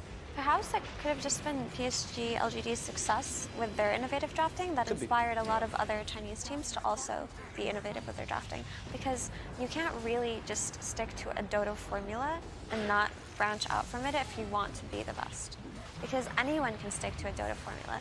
It's those who are willing to step outside the box and refine that who are always going to be a tier above the rest. And that's what PSG LGD were for this season. So why don't you like Vici as much as you love LGD? I like Vici a lot too. I know you do, but you don't love them like you love LGD. So I'm just wondering, what can Vici do to take in the #1 spot in your heart? Everyone has a favorite team. So they're my favorite team. So basically they need to steal Ame or something, is that? No, because it's not just Ame. It's not Ame. I don't care about it. It's all of them together. It's all of them together. All of them together, playing together is just such a nice team to watch, right? So if you were to remove any one player, like the dynamic of the team would change completely, and then maybe they wouldn't be my favorites anymore. But as they are now, I think they've found like the perfect combination of players. The Vici, they look like they've got the perfect combination of players. And they're coached players. I think the coach means a lot, honestly. I mean, the joke that they always say about Xiao8, Chinese Xiaoba, they always, because he like had to divorce his wife and everything for Dota, so the meme is, life has taken everything away from him, but Dota. He will always have Dota, and he's like this. I mean, he probably was one of the biggest veterans in the scene. He's a TI winner as well. He's a TI winner. He's been sung live on a dating show. Yes, exactly. Got married, got divorced, everything for Dota. He tried to do that little thing for himself, singing, and it didn't work out. Yeah. He's incredible. Like he is the story of a true Dota player. Like you somehow always come back to the game because you're not really sure after like 10 years if you're passionate or sick, but you just don't want to think about it and just push forward. That's Xiaoba. I have so much respect for him. He also Weibo's the funniest things every week, but I can't say that on panel. He likes to make claims of things he'll eat. Yeah, he likes to eat a lot of things. Yeah. I don't know how you guys have access to these powerful memes. I can't sign up on that site. No, well, I don't. Avo has a hookup. Yeah. Whatever distills its way to Reddit is what I find out. Yeah, exactly. I find out through like Leon Arthur or. My cameraman speaks Chinese. He's a Peruvian who speaks Chinese, and he sends me all the juicy memes. It's great. He also insulted Xiaoba by accident live. Because he called him the wrong name, and then Xiaoba's like, "Don't call me that." Ooh. Yeah. We call him Xiao8, or Zhao8 as the English call him. So that's when you learned about That's what I am so scared. Like, I know we decided to call him Xiao8, and I'm trying my best, but like, I'm so afraid he's gonna come by and call me out like he did my poor cameraman. Wait, so is it Xiaoba? Is that how I'm supposed to say it? Xiaoba. Because the 8 isn't an 8, it's like a B. But my whole life is. I know, the right? 8 is Ba in Chinese. It's just that. He just likes that. Whereas like Sing Q, for example, will ask for it to be Q. Even though it's Ching in Chinese. Oh, okay. Yeah, he just likes Bao. I don't know. You don't question a TI winner, you bow. I'm going to call him the director because he is known as the director, and I can't mess that up. So the director is known to rule over LGD with an iron fist. Okay, and I'll tell you a funny story, Frankie, because the jokes they make is that, oh no, LGD lost a game, he's there with the belt, you know, and it's, and not in like a scary way, but in that he's very strict with his team and how he wants them to perform. So once the director went on vacation, he went on vacation for a couple of weeks, and what was being played during that vacation? OGA Dota Pit China. And what were PSG LGD doing while he was gone? They were having the time of their lives while he was on vacation. Every game they had a different player drafting, right? And they were picking Carry Pudge, they were picking Tinkers, they were just picking whatever they felt like picking, particularly Pudge. All of them just wanted Pudge. They were first phasing Pudge whenever they could. And then he came back in the middle of the tournament. The belt came out. But and Pudge went away. Some of the picks went away. Some of the weird Jinky drafts went away. But the Pudge, he allowed it to remain. Oh my god. But not in a carry role. They only played it once after he came back. And it was a carry, but we didn't see it again, right? So maybe he's like, you can have your fun if you need to. He's benevolent. I can be a cool dad. You can be a cool dad. Hopefully, I'm going to be a cool mom. I was just on vacation. I had the time of my life. Maybe I'll just allow your Pudge once or twice. There you go. That's lessons in cool parenting. Take note, everyone who is up the duff like me. Right. Fnatic, unfortunately, they've just lost to Team Spirit. Oh, okay. So they might tie this series as well. They really like those. Yeah. Oh, well, they like a 1-1. Yeah, they do. Every series, they've got a. I think there are teams that has the most ties, I believe, in this tournament. I'm not 100% sure, but Fnatic. anecdotally, I would agree. They're a team that's like, I was talking to Sonali about this earlier. You just can't place them. I don't know where. It's a coin flip every time. It really is, and they're not like inconsistent players or they play badly necessarily. They just small mistakes cost them the game. Their drafts are a bit over the place. Sometimes not that great. Look at this monster Night Stalker just chasing down this poor troll. That's old 11 in a nutshell. He loves this. Dive, yes, let's go. Look. This hero fits his personality type very well. Yeah, it does. He's very good on Doom and Night Stalker, I feel like. Those are the two heroes that I love old 11 on. But it seems like this game has reached a point where it's a bit difficult for Beastcoast to navigate these drafts. So obviously, this is towards the end of the fight after VG have used everything. So these are good buybacks if they can win the fight here on the side of Beastcoast. Do you think Beastcoast are going to regret going and pursuing this fight? No, I think this is good for them because VG overextended and they bought back under their tier 2. Once Dark Ascension ends, they know that's one big threat dealt with. That's their biggest vision control as well. I guess that was a dieback from Weaver because he is dead for an extremely long time. Okay, so. And Weaver's a big deal. Does he have the scepter or not yet? I actually didn't check. I was saying just because of the swarm. Like the swarm. That's true. You said the minus armor strat. Yeah. And that really is why support Weaver is being played. Like his scepter is incredibly useful, but the reason why he came back into meta as a support was just the shard and the swarm and how effective it is. Yeah, I agree. And the way that a lot of Weavers have been playing is just getting the Vessel and then maybe the Agnum Scepter afterwards. But most of the time, if you're on a support position, you might not find that much gold depending on what carries you're playing with. So if you're playing this Sven, your Moth is going to be very, very tiny. It's also the prevalence of Tide, right? We're discussing this, that Tide makes the Scepter feel pretty bad because you have to get too close and personal Ravage still hits you. He did go for the shard, by the way. I saw the Razor zapping. Oh, okay. Oh, that's a great idea. Before the Agnums got nerfed, you could have just time-lapsed anyone from so far away. Yeah, Razor doesn't have buyback. This might be a win for He consciously did not activate his BKB when he landed from that toss, so he's dead. Sven is... Whisper! What a play! That's a dieback from the Mars, though, but it may be game-winning. I'm not sure. Where's that overextension potentially cost? We'll see. It's going to be a 2v2 right now, so... I can't read this team. I don't know if that was an overextension or not, honestly. Yeah, okay, so if they get a Rax, I don't know if that's worth a Mars dieback. I mean, it was what a Chad move to blink into the fountain. But here's the thing, they got the Mars dieback for a Sven buyback, right? So depending on what VG are going to be able to do now, there's going to be a win condition set up for when Mars respawns. If VG can just go down mid when their heroes respawn, they'll be in a good place, but Beastcoast can also be in a very good place, right? It's just going to depend on what plays are either team going to make right now. And it's only second Roche coming up, so even if they lose the Roche, it's not that big of a deal. And I want to point out the Beastcoast mentality. One of the things that I've noticed they value the most, because I've talked to them and also because you can see it in matches, is they absolutely love staggering buybacks and death timers. Like if they know that if you only have one buyback, for example, this is Stinger's thought process. If you only have like one buyback, for example, you can't do much with it, right? Like that hero can sacrifice himself, that's it. But you can't like commit to a team fight because if you lose the wrong hero, you're done, right? So they highly value going into like a high ground scenario, taking a kill, forcing that buyback, and all of a sudden only like 2 buybacks are available for the team. I think that's a huge detriment. And it looks like both teams are just going to be able to respawn and regroup, and the next objective to play for is the upcoming Roche. So right now what we're going to look to see is how they're going to set up the areas and the vision control for this, or if they're going to take a fight even before then, which would be bad.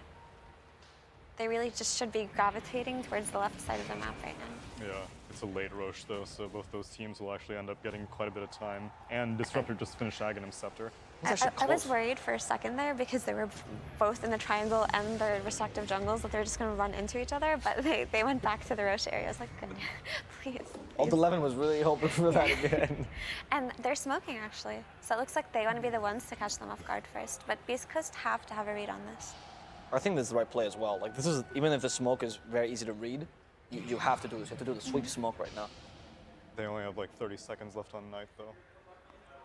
So they need to make it happen fast. That Dark Ascension though. Yeah. The key to these fights, or how they start, will just be Night Stalker going on Disruptor and getting rid of that threat first, and it will open up the rest. Oh my god, there's a Ninja Gear just lying around. Oh, that was fantastic. And he got the Disruptor right off the bat. Beastcoast can't fight this now. They have to retreat. Did they? I don't know if the Obs definitely noticed it, but bro, they may have just left a Ninja Gear lying around. Yeah, that was I hate when that happens. Do you ever die going back to retrieve? Yes. It feels like I'm playing Dark Souls all of a sudden. Yeah. I'm wondering, what does that shard do for Disruptor? What difference does that make? The Scepter? Yeah. Yeah. Sorry, not the shard scepter. This Apologies. is one that you need to commit to memory because this is an important timing for like nearly every Disruptor. Yep. Basically, Static Storm, instead of being AoE Silence, it's AoE Doom. Can't activate items. And so it's great setup against carries because you'll... AoE Doom. AoE Doom, yeah, I mean, that's what it is. And so they can't activate BKBs if they're in the Static Storm. So if you can manage to Cyclone them and then put the Static Storm on top of it, when they land, no BKB. So yeah, there's they just another... can't dodge your spells. No, no immunity. Okay. So there's another mechanic in Dota that Tsunami referred to as Doom, which for everyone at home, Doom... It's the mute? Yeah, Doom, yes. Doom will silence and mute you. Yeah. And that's what a Doom is. That's why he called it an AoE Doom. But there's a mechanic called muting, which only exists in one other thing right now, which is Nullifier, right? Nullifier doesn't mute anymore. It's just a concept. I literally think it's the only Static Storm. Static Storm is the last mute. And Doom. And Doom. Nullifier is just a dispel now. Yeah, yep. Yeah. It used to mute.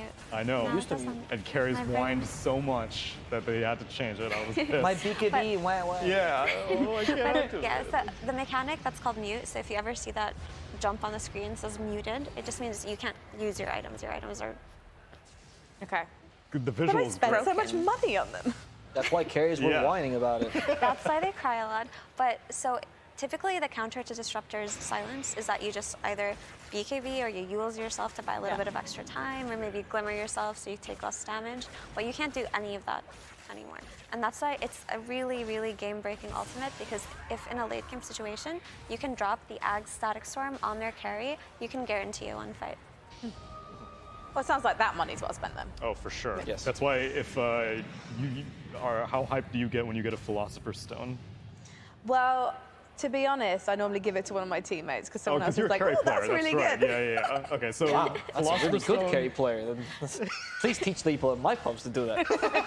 I just do as I'm told. Oh, you don't just keep it in your backpack for There's 5 no minutes? way. Oh, yeah. That's There's strange. no way a carry player will steal your Philosopher's Stone. No, they won't. But they won't. carry Like, player as will soon do. as I see it pop up on the side, I'm like, teleport that to base right now, dude. I'm losing GPM.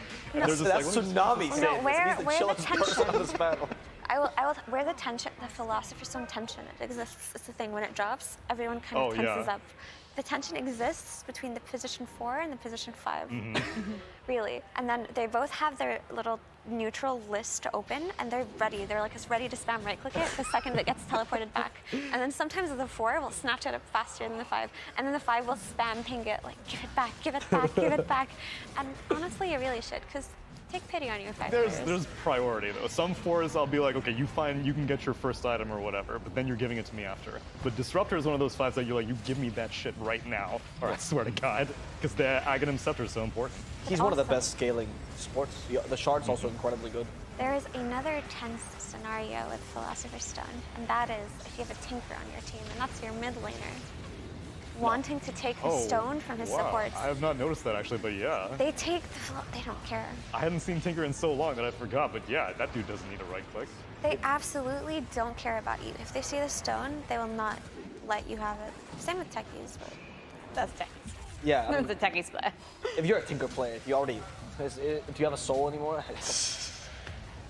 That's true. Sven has died. Yeah, did you see Chris Luck and Whisper? I mean, Hector just went in and it's fine, but it's Chris Luck and Whisper kind of taking this fight. They're actually using their carry more of a decoy because actually Chris Luck deals more damage than him, and Whisper is too hard to kill. And as a Marge, you're scaling quite nicely. And Vici Gaming, their biggest strength in these engagements has been their objective taken, or their target acquisition. Who do they go for first, right? The Disruptor that Effie talked about. Then they usually rotate to the Mars, which was killable before. Tiny is an easy kill, or they can ignore him. Wind Ranger was ideal if they can find it. But now it's much more difficult. You can see in this team fight, they're actually not really certain how to play it. This is the problem that I had with Vici's draft. They don't have a primary initiator. Nightstalker's giving them oceans of vision, but no one can do anything about it. He's going on the right hero. Disruptor's the hero have to kill, but this age just changes everything. So I have to disagree that they don't have an initiator. That fight wasn't really. They just arrived to the Roche Pit too late, and that was just the problem from the very beginning. Right? Yeah, but if you had a true initiator, wouldn't they just go in the pit? Because who cares if Disruptor's on the outside? You let someone else take care of that. They were just a second too late. Okay, that shackle shot at the spear though won the fight. Everything I said was trash. It's not true. It was just the shackle shot spear. That was incredible. I'm glad we got these replays because we get so caught up talking about other things in Dota. We're like, hey, a fight just happened. This is epic. No. Does he have toss without target? Is that what we just saw, or did he just move too quickly? Yeah, I didn't catch it. Oh, the Stomp canceled his TP. They know how to play against Beastcoast. They're not even chasing against Schofield with everything. If you chase Schofield, you're losing against Beastcoast. It's just the supports now. Oh my god, if he gets this deny. Oh, okay. There's nothing more satisfying than the Elder Titan wax. Yeah, the staple gun. Who would you say is impressing you more in the team fight so far in this game? Because it does actually seem like it's not quite so one-sided as I was maybe expecting so far. I think both teams are awesome. Yeah, I wasn't expecting a one-sided match at all. And to set the tone a little bit, Vici were what, 9-1? Was it 8-2 or 9-1? They were top of the group. I think it was 8-2. I think IG was 9-1. Okay. IG was 9-1. Yeah, so they were top of the groups, one of the strongest teams in the tournament, and a lot of people have this tendency to underestimate SA Dota. But Beastcoast have also been top of the groups and performing incredibly well, right? And they had a couple of good runs before this too. So this matchup, I thought it would just be... Oh, look, bait. What's happening?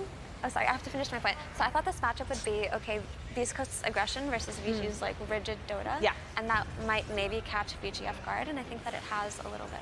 Yes, because that's what I was wondering about, but then when we talked about the draft, I was a bit concerned that maybe Beastcoast, they kind of done an oopsie, to use a highly technical term. Whoa. Wait, how did he blink like that? The Nightstalker blinked while he was taking... What? The refresher shard? That could have been. That could have been. Idea. Yeah. Oh, I got the LTI.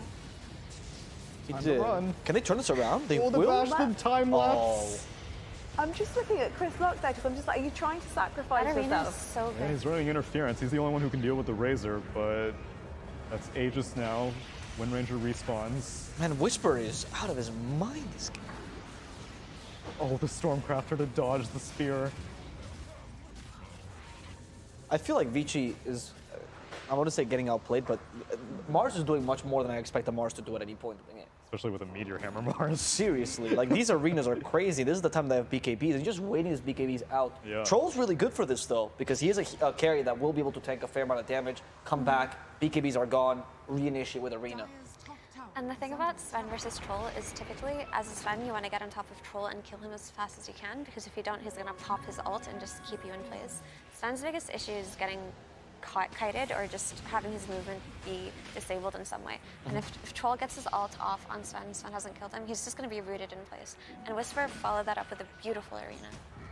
And there was just nowhere to go afterwards.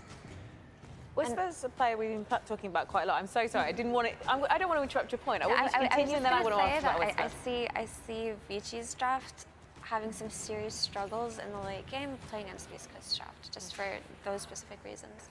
So, I was going to make a terrible pun, but Whisper is a player that's been shouted about quite a lot this tournament so far. I saw that one coming Why a mile away. Listen, I've got plenty of these.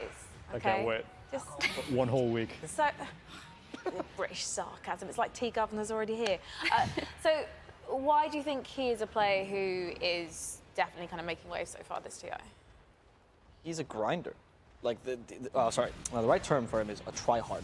Like, if you ever heard that term, that defines him. He never gives up. That is his style. Like, he's quite young. I think he's like 19, 20, right? And he is the player that will try even in games that are lost. He always finds an avenue out. And I think his decision making, when his hero seems weak, is actually at best compared to a lot of other offlaners. Like, you have a bad matchup for him, does not matter. He knows how to play that matchup. Because in a ranked game at some point, he's figured that out. Because I have never seen a person with such strong mentality. He plays like 12, 15 ranked games a day when he's not like training. Yeah, he really likes Dota. When he doesn't play Dota, he sleeps. He has no other hobbies. It's just Dota and sleep. And even in custom games, the guy's a tryhard. I've played with him. He is awful. He will beat you down and then laugh at you, and you'll be like, "Hey man, I'm not a pro player. Like, you're destroying me." I don't care. Custom games also matter. I just like winning games. He takes everything game so seriously, and I think that's taught him to just play at the worst situations. And we're seeing this with Mars. I feel like Mars shouldn't have this impact at this point in the game, but he knows what to do because he's probably been in this situation 1,000 times. Surely that's off-laner mentality as well, because it's one of the if not the hardest role to play in a team. I think offlaners need to know how to take a beating.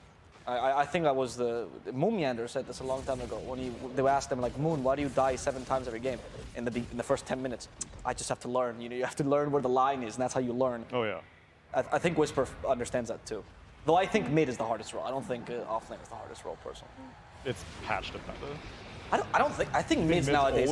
I think mids get babied these days. These water runes coming up all the time, and bottle coin was a thing for the longest time. Mids get everything thrown at them. Please come rotate to me. I remember when mids used to rotate the side lanes, and that never happens anymore. So, Vici, you're in danger, by the way. I just want to point that out. We can go back to this mid thing because I have a lot to say. Well, but you've got a troll in your base with a Razor dead for 100 seconds. It's old 11's time to shine, though. That was not the greatest arena. Yeah, unless he has a talent. Still has BKB, but they tossed the Weaver into the arena. And it's another arena. Why is no one dying? I think he went for the HP talent on the arena. Did he not? I can't tell. Everyone has so much HP that I can't see the bars go up quickly, but they are winning this game. That's Sven dead for 2 minutes. Razor's dead. They have no right clickers anymore. I'm genuinely not sure it went for that. 3 buybacks, 2 buybacks came out at the same time. They used both arenas, they have to get out now. Oh, Razor, yeah. The Gleipnir caught the Wind Ranger, though. Nice Lotus Orb. They finish off Wind Ranger. She buys back. She's BOTing onto the creeps. They kill Tiny. He buys back. So it's going to take him a while to get to the fight. They're stalling now. Skewer does manage to catch the Elder Titan and the Weaver. Weaver gets stunned, no time lapse, will die 2 minutes. I'm glad we're the hype caster here. What would we do without you? The hype may be overselling things a little bit. Carry on. Please go, I'm really intrigued. Go on. They're holding on to Elder Titan. He's got the spirit. He's doing the stomp, but how can you hold against 4 other heroes? Disruptor, he's gonna respawn any moment. Axe, the blink, the toss. Razor's in trouble. The focus fire is going through the BKB. Will he make it to his fountain in time? He uses himself at the last moment. He's still surviving. You're so good at this, Tsunami. Can you go any higher? The Mars is dead. 2 minutes. No buyback. Razor has the link onto the Tiny. Says, toss it away. Get away. Get away from my fountain. But it's Troll you need to worry about. It's the bash. It's the kill. Fountain, no HP, Ghost Scepter away, but it's done! So close. The Fountain goes down. Beastcoast split the series 1-1. Wow. That was actually that was a hype ending. I did not expect that. That was so hype. The timing at the end of that. Look at Gareth. He has to compose himself again. Yeah. There we go, Gareth. Gareth's face. He heard you, Katsunami. Hogging out. That was so insane. close to Vici winning too because the troll died. Yes. Well, I didn't even see how the last bit of damage on the Fountain was like siege creeps or something. It was a combination of the tiny. The tiny Ghost Scepter and walked away. Yeah, and then what was there was someone hitting like right below, like right underneath the Ancient. Could we get a panel exclusive replay for that? That would be nice. First, we can stare at the room though, because I'm sure these guys are reeling. That was insane. I do want to point out really, really quickly that unfortunately SG were not able to beat LGD.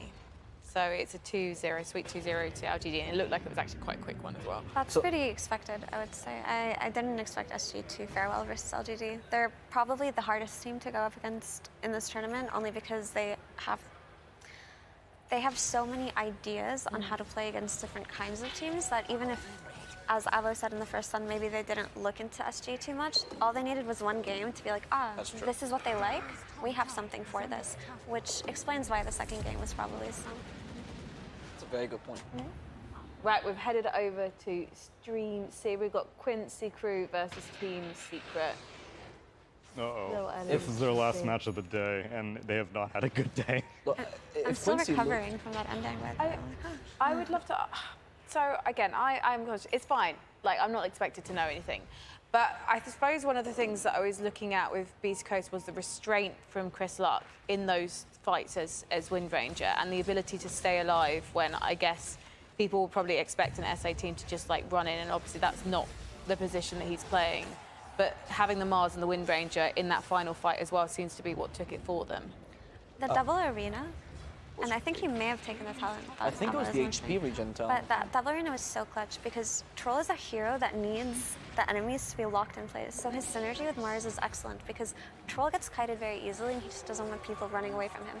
And yes, you can press your ultimate so you can stay on top of a hero, but that could lead you to bad situations. So the ideal scenario for a hero like that is to have that small enclosed space where you can keep whacking away at them. And the same goes for any type of hero like Terrorblade or anything that needs someone to stay put, Sven included too. So just having those two arenas in the end made it so they could force out the buybacks. And then they got chased out by the buybacks, but then they had their own. And then both teams kind of ended up having nothing after they bought back, but Troll can play without cooldowns the way that Sven can't, I would say. Yes, cool. I saw you squinting at this game. What I'm did trying you see? to read, yeah. What did you see? What do you want to know, Avo? Well, I want to know what the picks. So it's Terrorblade, Void Spirit, Legion Commander, Weaver, Elder Titan on Quincy Crew. Okay. And Disruptor, Io, Storm Spirit, Slardar, Gyrocopter for Secret. Yeah, the blue heroes are fine. Is the red and green, because those colors are the same, right? That I have a difficulty with. Wait, are you colorblind? No, it's just red and green are the same color, and they just lied to you at school, right?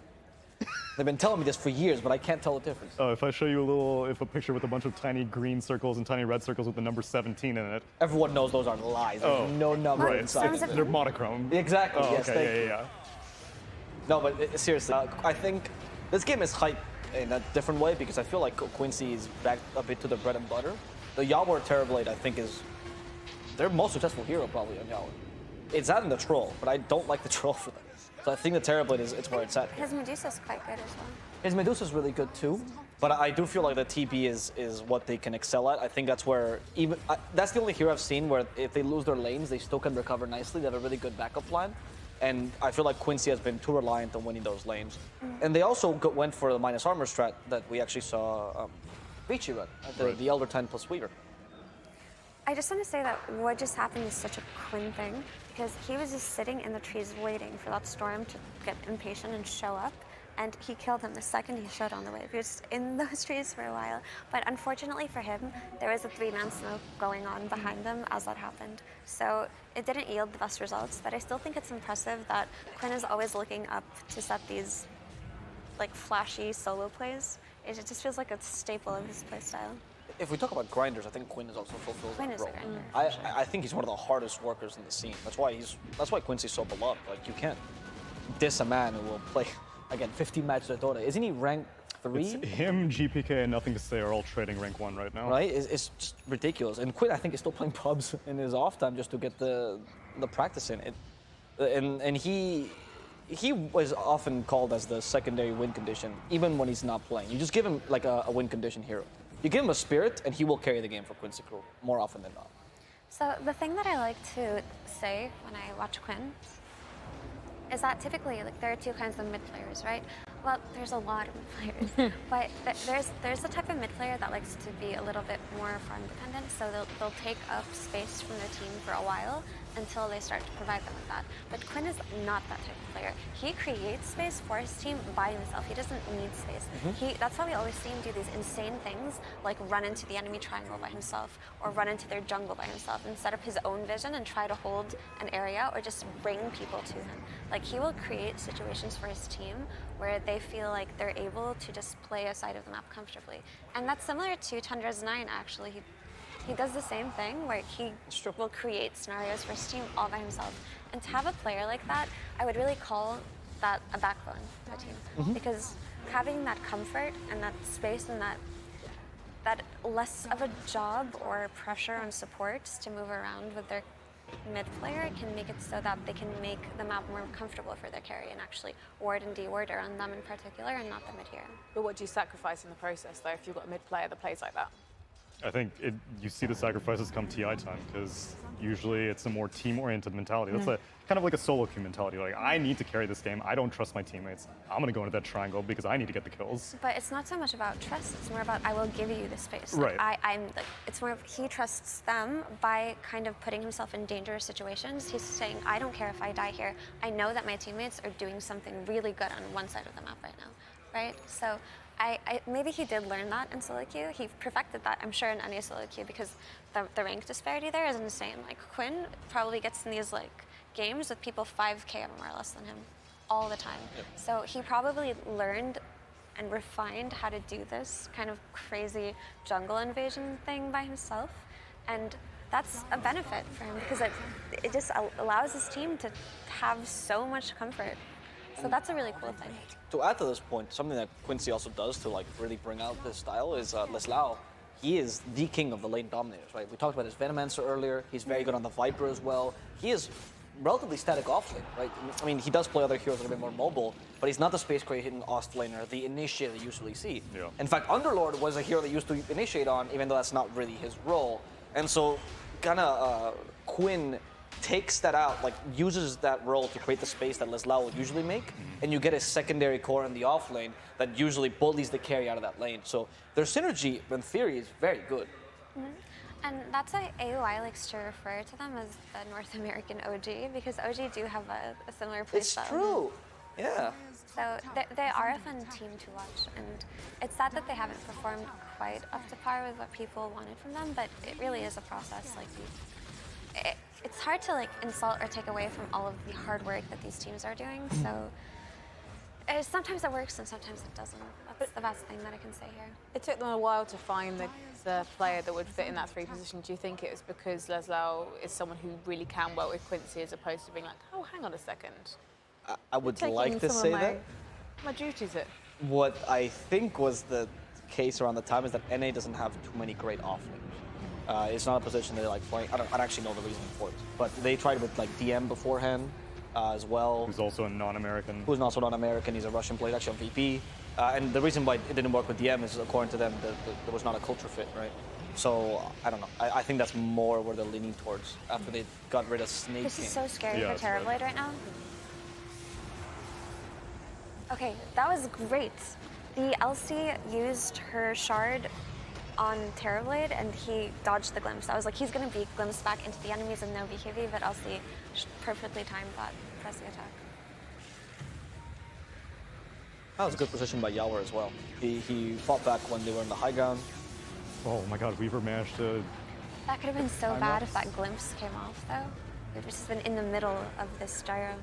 Oh, they buyback. They want to force this fight. Yeah, Secret are leaving though. They get the duel off on the Disruptor. And he dies, and you get the win, but Secret are more than happy to re-engage. Maybe they're a little too happy. Slardar goes down also. Depends on whether or not they're willing to take this as like, yes, we forced 2 buybacks, or if Secret are going to have buybacks of their own here. Okay, Quinn just went face first into the gyrocopter and immediately ate the instant Aghanim Scepter side gunner and a few attacks. And I mean, Elsie's playing her heart out, God bless her. She is pressing so many attacks. And she's saving the Terrorblade, but the rest of the team goes down. When Insania was on panel, he was talking about the Insania Prime, right? Not the other two things. Yes, the main one. He was talking about how Secret is a team that doesn't care if they're in control of the tempo of the game, and they will often force out enemies' mistakes from behind. And I feel like that's what we just saw here. Like they're not necessarily in control of the game, I wouldn't say. They're okay, kind of head to head, but they knew that Quincy Crew was in the mentality to overextend. They abused that, and they get some kills that they weren't going to get otherwise. I'm sorry, I wonder if they give this Aegis to Gyro again. So something I've noticed throughout this tournament is that Storm stopped getting Aegis priority. I don't know if you saw that too. Yes, we commented on a couple of games about that. Every game that I've seen so far, while I was on panel, maybe I missed a few during groups because there's so many going on at the same time, the Aegis has always gone to the carry over Storm. And I wonder if that maybe is just indicative of what kind of carry you have in this meta, who's always going in first and always building for durability. That's a very good point. That might be the reasoning, actually. Because the Storms are also, I mean, except for GPK, they're not the jump in first that we've been seeing. It's actually the carry goes in first, Storm then follows up and breaks the backline very often. Well, He's going in this is why first now, but he's got backup. Too late, dual victory won. Matu wants to rumble. Hey man, if you want to channel your inner GPK, by all means, right? But against Legion Duel. But that goes back to what you just said. The Storm has not been going on first for this very reason. Yes. I mean, but imagine if he had the Aegis. Then Gyro could have come in with a relocate. Oh my god, it could have turned it all around. Do you think this might be a response as well for Storm players as to the Lion packs that we saw earlier? Because Lion completed Night Storms from being able to do this. And maybe they adapted, and the way that Pro see Storm kind of changed because of that. That could be it. And Storm is actually an excellent follow-up in a way that most people don't expect. Because people think Spirit heroes go in first. But yes. Storm can also be a hero that just baits a carry and instantly responds in a way that the enemy team isn't necessarily prepared for. And one of those examples would be during the laning phase, where he makes himself busy getting a rune or just farming, and then all of a sudden, TP's bottom, jumps on somebody who's gone on his carry, and they're just dead. Yeah, I agree. But I wanted to comment on the fight that happened 2 fights ago. It's been a while. But Secret won that fight with 3 buybacks from Quincy Crew and not expending a single buyback, right? That's just a huge win. But this IO-Gyro combination, if they're able to do that by themselves, I don't know, this hero pairing is just ridiculous, Avo. And Tsunami, I'm tired of seeing it. I hope you agree with me. Yeah, on day 1 it was extremely popular, but I feel like day 2 it fell off a little bit. And now on day 3 it's back again, which I don't know what is the peak and valley justification for this. So I think there's a better lineup, in my opinion, for the IO Gyro, because you have the Storm here as a follow-up that we talked about, and one of the strengths the IO Gyro does have, besides the farming speed, is the ganking power. Right? You actually can gank relatively early with a relocate Gyro, which other carries like, say, Ursa or Sven don't do as well until they get items. So I think that's where the logic is. This lineup is very pick-off heavy, very good at initiating on solo heroes, and very good at closing out the map. So I actually like the logic that Secret is going for. So, do you remember how much of a nuisance Weaver has been once he gets to the point where he has his Ags? I really like Storm versus Weaver just because it's so easy for him to go on that guy and just kill him, right? He's so good at controlling the backline. Just so long as there is someone standing in the middle of it all, making sure that when he does go on the backline, he doesn't die. So it is nice to pair heroes like Gyro, IO, and Storm. He went for Lotus Orb actually this game for that very reason, the Weaver, to make sure that he couldn't get gone on by Storm as easily. Which Very I think good is item clever. decision. Yeah? Nice call. I need to check items more, but the screen is so far away that I'm just, is that a, and then I just wait for someone to comment, you know? Yeah, this is the only panel without glasses, so I feel like we're at a disadvantage here, really. I mean, I think I have good vision, it's just... I thought so too until I got on this panel, and now I really don't. I'm definitely going to wear my glasses tomorrow, because, yeah. Well, we're doing our best with what we have. I see a BKB halberd on the slider. Correct. You're welcome. And a blink as well. He did. Surprise. Oh my god, we got all our bases covered. So, we've just mentioned a bit about Secrets Draft, but Quincy's in comparison. Obviously, they've got a slight early kill lead, but that doesn't necessarily mean anything, I suppose, at this stage in the game. So, what do you think they've drafted for in particular? Late game, early game? Well, Terrorblade is always the win condition when you put him in the draft, right? So it's just about securing this hero's farm and setting him up in ways where he can kill targets. But as we saw in the fight before, he had to get a BKB this game because look what he's playing against. He's playing against Storm, Disruptor, Static Storm, and like a potential Slardar stun. So just having to get a BKB on Terrorblade never feels good, but it also is concerning because when that's over, you suck at these extended fights, really, because these fights are extended. If you're playing against an IO, it's an extended fight because he's going to sustain his carry for so long that he's just not going to go down by the time your BKB is over. So when that's done, he's just going to get glimpsed back and killed. And Elsie was actually really nice in countering that and making sure that after TV's BKB is over, press the attack, get away. But what do you do after that point? That's what I'm worried about for Quincy Crew. Who's going to win this fight for you when BKB is down in Terrorblade? Do you?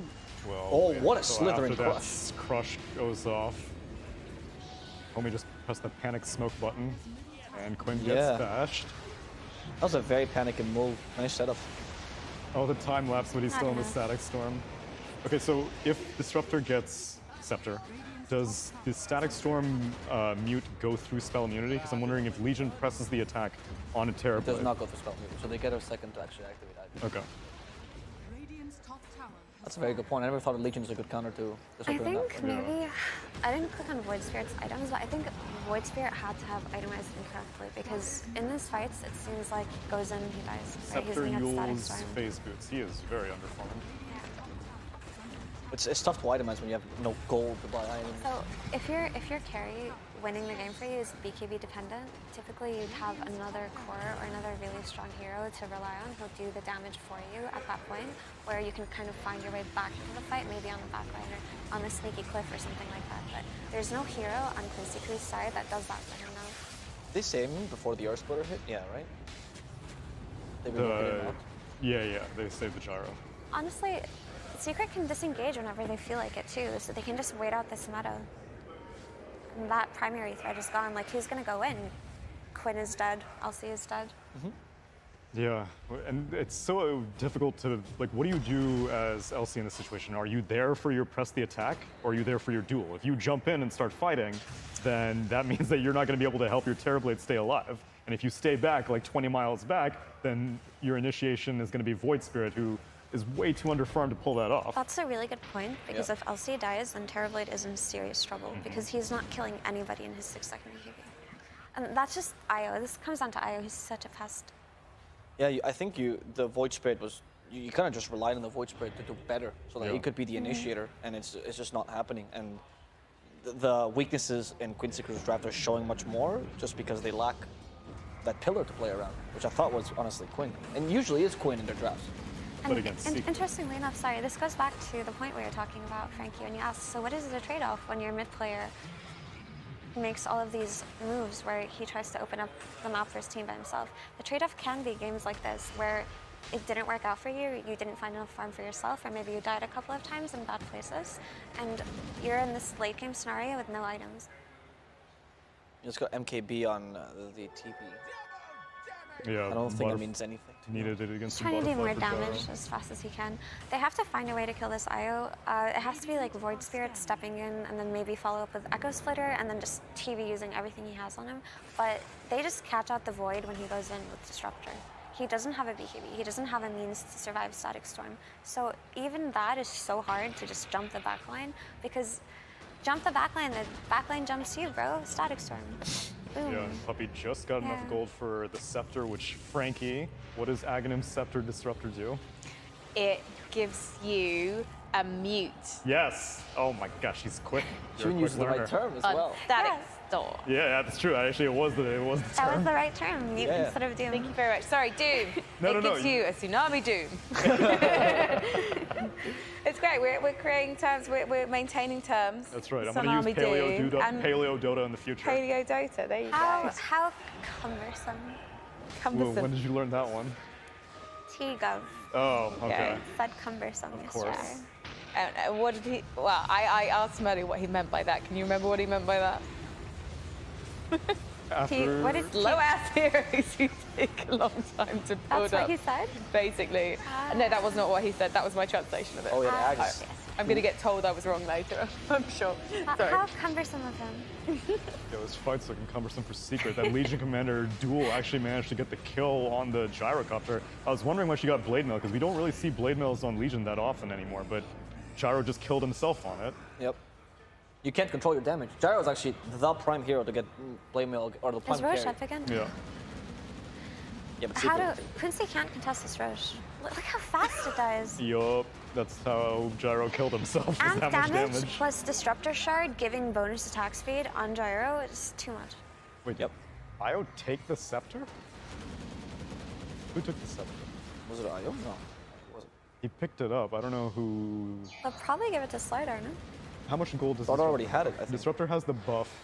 Oh, he took the scepter. Oh, that's the best. Yeah, magazine. and so now Disruptor gets to buy something else. I don't know what he's going to go for, but that's a freebie. I don't think it matters so much at this point. I don't think Disruptor is going to build for his next item. It might Oh, he just bought be a like the Yules. last few minutes of the game now.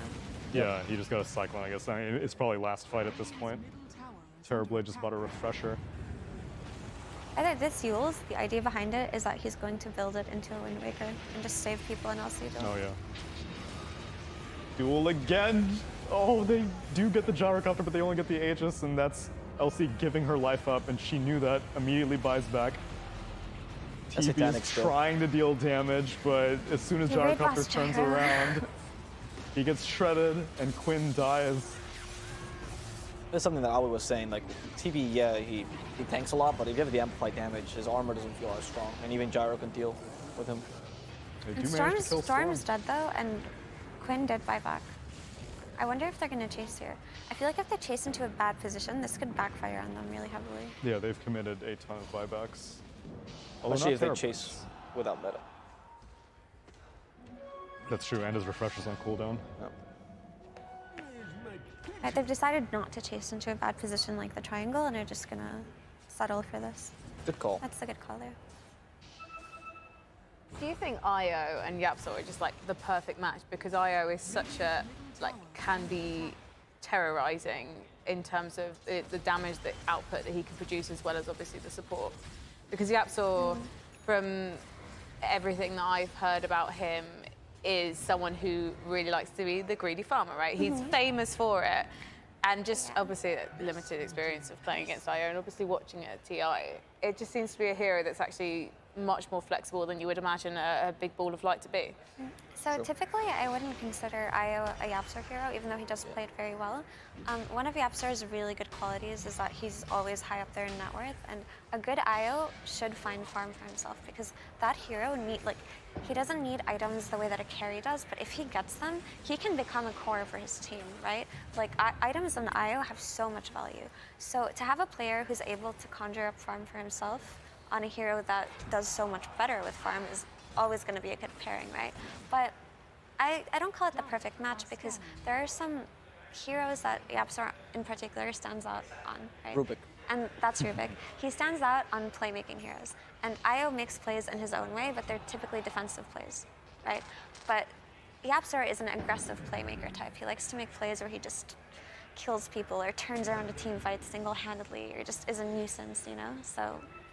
One point though is that it might not be the Yapsor hero, but it's the hero Zai wants Yapsor to play. Look at the net worth chart right now. Zai has never had this much gold in his life. Usually he's the man who's giving out his space to Yapsor, and he's just the three like, oh. Yeah, I saw him making those puddles, and I was like, who let you get an Aghanim Yeah, scepter? exactly. Who let you get that farm? This is the first time he's actually seen gold, so he's very happy with this game, and he's actually performing incredibly as well. So maybe it's a good thing for the team. I was about to say for the team spirit, but I don't want anyone to think that I'm referring to the actual Dota team spirit. I'm talking about actual team morale. Morale, should we say? Yes, exactly. I'm talking about the TM here. With I was about to say, with Rubik, he's quite weak this patch, though. We've only seen like once this entire TI. No. No? No. So fine. Again, I'm allowed to be wrong. It's fine. You're absolutely I'm not paid to know things. You're absolutely allowed to be wrong because she's new to Dota, but she's learned it so quickly. Wonderful. But so I think the patch you were talking about, because that information isn't incorrect, but I think you're talking about the major patch. So in the major, we only saw him once or twice, and it really wasn't a good patch for him. But around TI time, it's Rubik time. Okay. It is Rubik time. But Rubik was in a bad place for a long time, but he came back into meta very strongly for a couple of reasons, right? Let's just say 3 basic reasons. One, it seems much more team fight oriented, so Rubik is an excellent team fighting hero because he can steal those big spells, right? Which ties into the second point, is that these heroes that are really good at team fighting are back in meta. So there are more Earthshakers than there used to be. There maybe something like Enigma, we haven't seen that so much, but that's something that's thrown out there. There are Tidehunters almost every game now. Right? So these spells that Rubik loves to steal, like Fissure and Ravage, are going to be available. There's going to be Magnuses, there's going to be even Spirit Breakers. People don't think about Spirit Breaker as a Rubik hero, but it is. T-Gov does. And Weaver, who is so popular this patch, gets so annoyed when he plays against Rubik, because if you steal a Shikuchi on Rubik, you have the third point, which is the CDR talent. He has a talent that makes his stolen spells have 15%, is it 15%? I think so. 15% cooldown reduction. So you get like a free Octarine core on these broken spells like Fissure and Shikuchi. So you're just a stronger version of these heroes. So that is why he's back in meta right now. It all kind of just worked out for him. That's why I like to be wrong, because I get a lesson. But also, that goes back to my conspiracy theory that I was talking about yesterday. I think Ice Frog... Slacks is not here, you don't have to do this. I like how she starts whispering. I don't want anyone to know about this. I think Ice Frog engineers this on purpose because TIs are much funner to watch when Rubik is there to make plays. And he brings him back always, TI time, and he's always weak before that, so... Did you hear... Okay, look, I love conspiracy theories as much as anyone, but did you hear Jenkins' point on panel? And this is not a joke. Like, Jenkins' point on panel this morning, like, he was talking about... Again, this is completely Jenkins' point. If you tell me about the birds again, I swear to God. No, this might be the best point the man has made in his life. Like, he was talking about how in TI is a time of high pressure, right? And when you're in a high-pressure situation, again, this is Jenkins' words. When you're in a high-pressure situation, what do you seek out for? You seek out the comfort of your friends and family. It's actually quite common. And you don't want to make a solo mistake. You don't want the individual pressure to be on you as a player. So in TI, we actually see this teamfight meta partially come back because everyone wants to be in the comfort of their own team. Knowing they're always playing as a unit, knowing they're always playing as 5, sharing the blame or the glory as a team. And these solo plays that you often see in lesser stake situations don't seem so great because now you have too much pressure to feel that you can commit those plays. And I actually think he's right on that to a degree. I think he has a point there that the high pressure situations leads always to this 5-man Dota style. Insania corroborated it. Yeah, Insania said that was true as well. Like, this was a really smart... It was. This Jenkins said this. I was going to say, why are you so surprised that that's come from Jenkins? Because usually he's talking about how birds can replace the bees, and now this was so good. Honestly, that does make a lot of sense. And I think more than anything, psychology ties into TI team's performance, which is more than anything else, really. And we don't need to be Jenkins again and bring up Dr. K. If we're going to shield for him, can we? Dr. K is currently coaching EG, and he's absolutely wonderful. Go to twitch.tv / HealthyGamerGG. HealthyGamerGG. We're big Dr. K fans. We are. Here. Healthy Game has been also spoken about on the sofa quite a lot this week. I'm getting an initiation. Jenkins also, though, did predict even before we actually started the broadcast this week that Vici were going to do really well. Yeah, he's a genius. Yeah, people don't give him enough credit. We're not in a stacking meta anymore, and Vici isn't used to playing a stacking meta. If anyone hasn't been watching this the entire time, and if that's the case, where the hell have you been? Hopefully on one of the other But Vici have been great throughout the season. They have not had bad performances. Maybe they haven't been at the top, but they've always been near the top, right? So I'm also on the Vici train as well. The people who didn't expect... Not top 2, top 4. Consistent. The people who didn't expect Vici to do well are probably the fans who don't dive too much into the Chinese DPC and things like that. Or score people. I know a lot of people just look at score lines and they only look at that and they don't look at how games go. And often the score does not tell the full story. Well, now I feel targeted. That is not you I was referring to. I'm joking. I promise I'm joking. We should probably literally draw our attention back to the screen though, because we don't want to. We've had dueling rapiers for a while, although Terrorblade, I believe, just lost his, so it may be curtains. But yeah, Gyro and TV both got rapiers. Hadn't been a fight until now, and looks like Secret have won it pretty definitively. And they're taking Roche to boot. The thing is, I'm not surprised with how these fights are going, because we've already identified double the rapier on competition. Gyro. He is feeling confident. And he has 60 duel damage, just as the cherry on top. I think if you buy one rapier, you're better off buying some.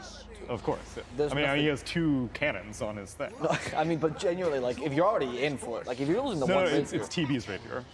Oh, yeah. He picked it up. Yep, you're right. Sorry. I take that back. But I do like your theory. But I understand the need for a rapier on TV because he only has that small window of BKB to kill targets, and he has to do it as fast as he can. It really was the only play left for them because no other core in his team is strong enough at this point. I don't know, is MSS like looking for bounty runes or something? He like went very, very far away. And we have 3 buybacks. I think he's cutting lanes like he's been doing until now. Oh, well, clock's run out on that. Everyone's in your base. If they don't come back, it's just gonna end in a matter of seconds. And there's the Wind Waker you were talking about, Effie, on Disruptor. Duel, long-range duel. Matu takes himself down to half HP on the Blade Mail, and Legion Commander was hoping that would be enough, but not enough to save the game. Who's casting? We're allowed to see. Because Tsunami's coming for his career. I was about to say, you were casting this game. Of course, yeah. Yeah. Put my face up there. If we don't get more hype casting for the next stream that we select, you're fired. What's the game? I don't know if I can just fire him? hand it out like charity. I mean, you've got more authority around here than I do, so... No, I absolutely do not. So you have to give me the Oh, it was permission to fire Jenkins. him. It was our boy Jenkins casting it. No wonder. The spirit had absorbed into me. Insania 2. He looks awfully smug about the whole situation. I love that, actually, yeah. I wanted you to guess what he's saying right now, as he's kind of making his wise point. He's actually trying to be smart. He only furrows his brow like that when he's actually like, you can see the gears turning in his brain. That's true. By He's the considering way, someone else's point. the viewers of the stream cannot actually see Jenkins' face, so just tune into that stream. Which one are... Stream C. Stream C. Stream C, if you want to see Jenkins' beautiful reaction. It's it's Dota TI_4, right? Correct, yeah. 5 is D. Okay, we've got 3 matches that are currently live, so I would like you guys to pitch me. What are you thinking you would like to go? I mean, the obvious one is, of course, EG versus VP. But why? Because it's the best A less one. obvious reason. Okay, I think Team Spirit and Fnatic could also be really exciting. That could be an I think That's what you Aster- need to persuade us on. I think Aster and Thunder Predator, maybe Thunder Predator get their first win. Yeah, but it just doesn't matter if they get their first win. Oh, now. okay, fine, Frankie. Let's go Okay, to so EGVP then. can we check between the both of them, because I really want to see how Spirit are doing, because I've been rooting for them from the get-go, and they had a rough couple of days. Okay, let's go into. You've convinced me. Then let's go to Spirit Fnatic briefly, because I mean they're in their opening of the series, so we do have time to dip into both. So let's dive in there. Wait, so is Thunder Predator eliminated? Yeah, they are. Mathematically, because Aster has 3 points and they're the lowest in the group. But so last I saw they needed 1 more loss to be completely eliminated. That's what I saw that someone... Yeah, Wick posted that. Yeah, I don't know why you said that though, because I checked again and Aster has 3 points. I want to recheck, but I'm pretty certain Aster At has 3 some point, T-Gov will be coming in, and we'll get the clarification, because he's our man with the who gets 3 plan. Yeah, Aster has 3 wins. Thunder Predator has 0. But Thunder Predator plays 3 series tomorrow, Avo. So if they have played 3 series tomorrow, then... Oh, right, sorry, I forgot. Yeah, this is not the last series, yeah. So then if they lose this game Are they versus gonna be Aster, co-signing it? they lose either game versus Aster, then they're gone. You're right. I'm sorry. You're right. There is an opportunity. It could be a beautiful comeback story. They need to win Hence why you like to watch them. They need to win at least 1 game, though? They need to win every game. Oh, they need to win every game. They because cannot tomorrow lose they have any 1 more series. games until, and if they do, they're gone. Okay, that's fair. Sorry. Fnatic were set up for that fight. I just did not expect the vision there in the tree waiting to go. Right, well, talk to me about what we got here. Obviously, we missed the draft, but I've got terrible eyesight, so I'm relying on you guys. Talk me through Fnatic's draft. Why not? Snapfire, Thunder Predator, Snapfire, Treant Protector, Tidehunter, Templar Assassin, Queen of Pain. Oh wow, Templar Assassin and Queen of Pain, so support Queen of Pain. And Spirit have Elder Titan, Tiny, Razor, Shadow Demon, Mars. Isn't it just a safe lane Templar Assassin? Oh, you're right, yeah, Raven's playing it. No. Support Queen of Pain. While I love that, I don't think we'll see that at TI. Alliance was running it actually. Yeah, they picked it That's once. hype.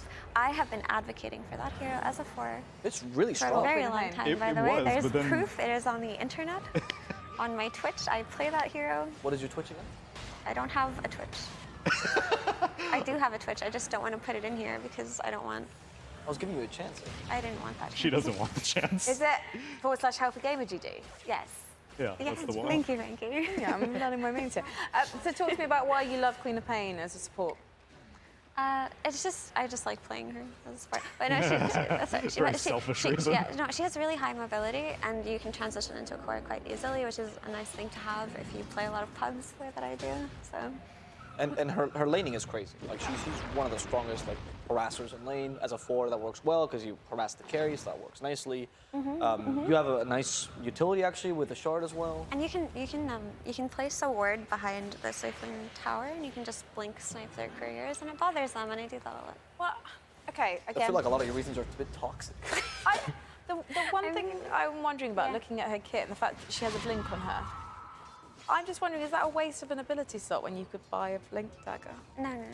Because For no, but- 2250 gold though, man, it's free gold. No, because It can't be cancelled. Because Can't be it's a low, it's a low cooldown blink, right? A blink dagger is much higher cooldown. And also, it's you can get your costly. ability to blink cancelled if you are attacked. Correct. So, okay, yeah. No, it's a fair question. It's like you're my just- therapist, and No, we're just talking yeah, about. For sure, it's a fair, things it's a out. fair question because like if you're learning about Dota and you read these things and you're like, oh, but there's an item that does that. I can see why you could think that way, right? But if you have to have played all the heroes to understand how they feel. But like, let's say you removed Blink from Queen of Pain, she would feel unplayable. She would just be the slow hero walking around the map, killed by everybody. But because of her ability to like secure rooms for herself and to just go in first or just to blink away and escape, all of a sudden it opens up so many playstyles for her, right? You can't do that with a Blink Dagger. Also, Queen of Pain can also buy Blink Dagger herself and then have 2 blinks. And though that seems like a meme, that was actually done, I forget what match it was, but it was actually done by a player when the idea was they need to cut lanes. They were losing the game really badly. They needed to cut lanes somehow. And they needed someone who can blink in and out. And so they're using the blink, the Queen of Pain blink to go in, the Blink Dagger to go out, and then they were never caught. It was really difficult to catch. But you're not one-shotting waves, though. You have to sit there anyway. Well, they Shadow Strike them in Sonic and Queen of Pain, and then the wave will eventually and they go. just went. With the AoE. The key question is here, though: did they actually manage to bring the game back? I think they won though. But I forgot what game it was, I'm sorry. Do you know what that reminds me of? That reminds me of the old Mirana Ags that just kind of had the passive Starfall. So Yep. what happened was she has an AoE ability called Starfall that just kills creeps, but it gets the melee ones to almost under half HP, right? So you buy an Ags and it just shoots another one out of you passively and it'll kill the wave. So people used to buy Blink Dagger and they would blink in on the wave, kill it, and then they would leap out because she has like a something Another like movement. a blink. Yes, so I've played Mirana a few times, position 4. We haven't actually seen her much either, and No, I was actually. kind of expecting. She's also that a we would TI see hero. her. She is actually the most played hero at all TIs combined. Well, exactly. What a stat. Yeah. Where's But, she at? I don't know, invisible. back. Moonlight Shadow. Team Spirit's been playing her a bit, Mira, because he's a big Mirana player. Big fan of Mira. Even sharing. Not biased at all, of course. Fan of that player, fan of that name, great name. Great hero, Mirana as well. Is it? Well, her ultimate's obviously like the best thing about her. That sounds like such a stupid thing saying out loud because it's her ultimate, so it should pretty much be one of the best things about her. But like her arrow is so hard to land properly if you're in a high pressure situation. You pick her like in the patches that she's competitive. It's a very good chain stun patch, right? So you just pair her up with something like a Sand King or a Mars, anything that can set up for you, and you have this long range stun that goes for a really long time, and that's when she thrives. There's that meta a couple of years ago where she was just first pick for Sand Material because she would just start lane with Basilius and just spam arrows with something like a Sand King, and there's nothing you can do. And actually, she had her time in the sun a little bit when DK was popular. It's true, because the That was DK toxic. Mirana. You're talking about toxicity. That was a toxic combination. There's no counterplay to DK Mirana. Also, at high level play, like if you're a Mirana player, you only play Mirana, and you have to like remind, it's like, hey, there are other heroes in the game. Mirana every single game, and you get to the point that Arrow becomes a reliable stunt. If you watch some of the players, like Tio Licor on SG, or Miroslav particularly, you'll think, is Arrow targeted? Is it following them? No, they're just really good. They get very good at hitting them. So sometimes, even without chain stunts, you can abuse that hero pretty hard. What? They got the Tide. They can actually, even with an Aegis, they can take this fight now on Spirit because Tide is just the crux of their team fight. Yeah, he has buyback, but I doubt he wants to cash it out unless they have vision of anything. They're just going to leave. They're not close enough. They're not close enough to any buyback areas. I think it's actually intelligent of them to be on this side of the map right now. In terms of draft, which draft do you like more? In terms of draft? I think safe lane TA fell off, and yet again, there's another situation where I see Razor, and I'm like, how did Razor get into the game against TA? Because like it's like Lifestealer, Ursa, Troll, TA.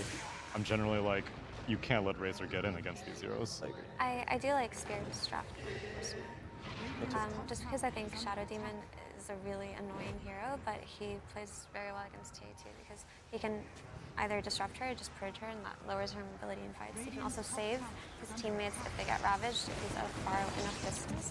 And he can be, because typically they do build some kind of cast range item, or if not, maybe you're lucky you can get a keen optic, but it's always nice to have a save. But I think that SEA, I don't know if I'm wrong, but I think SEA has the best TA players in the world. Like, they love that hero. They've all perfected that hero. I don't know what it is about that region, but it just created Templar Assassin players.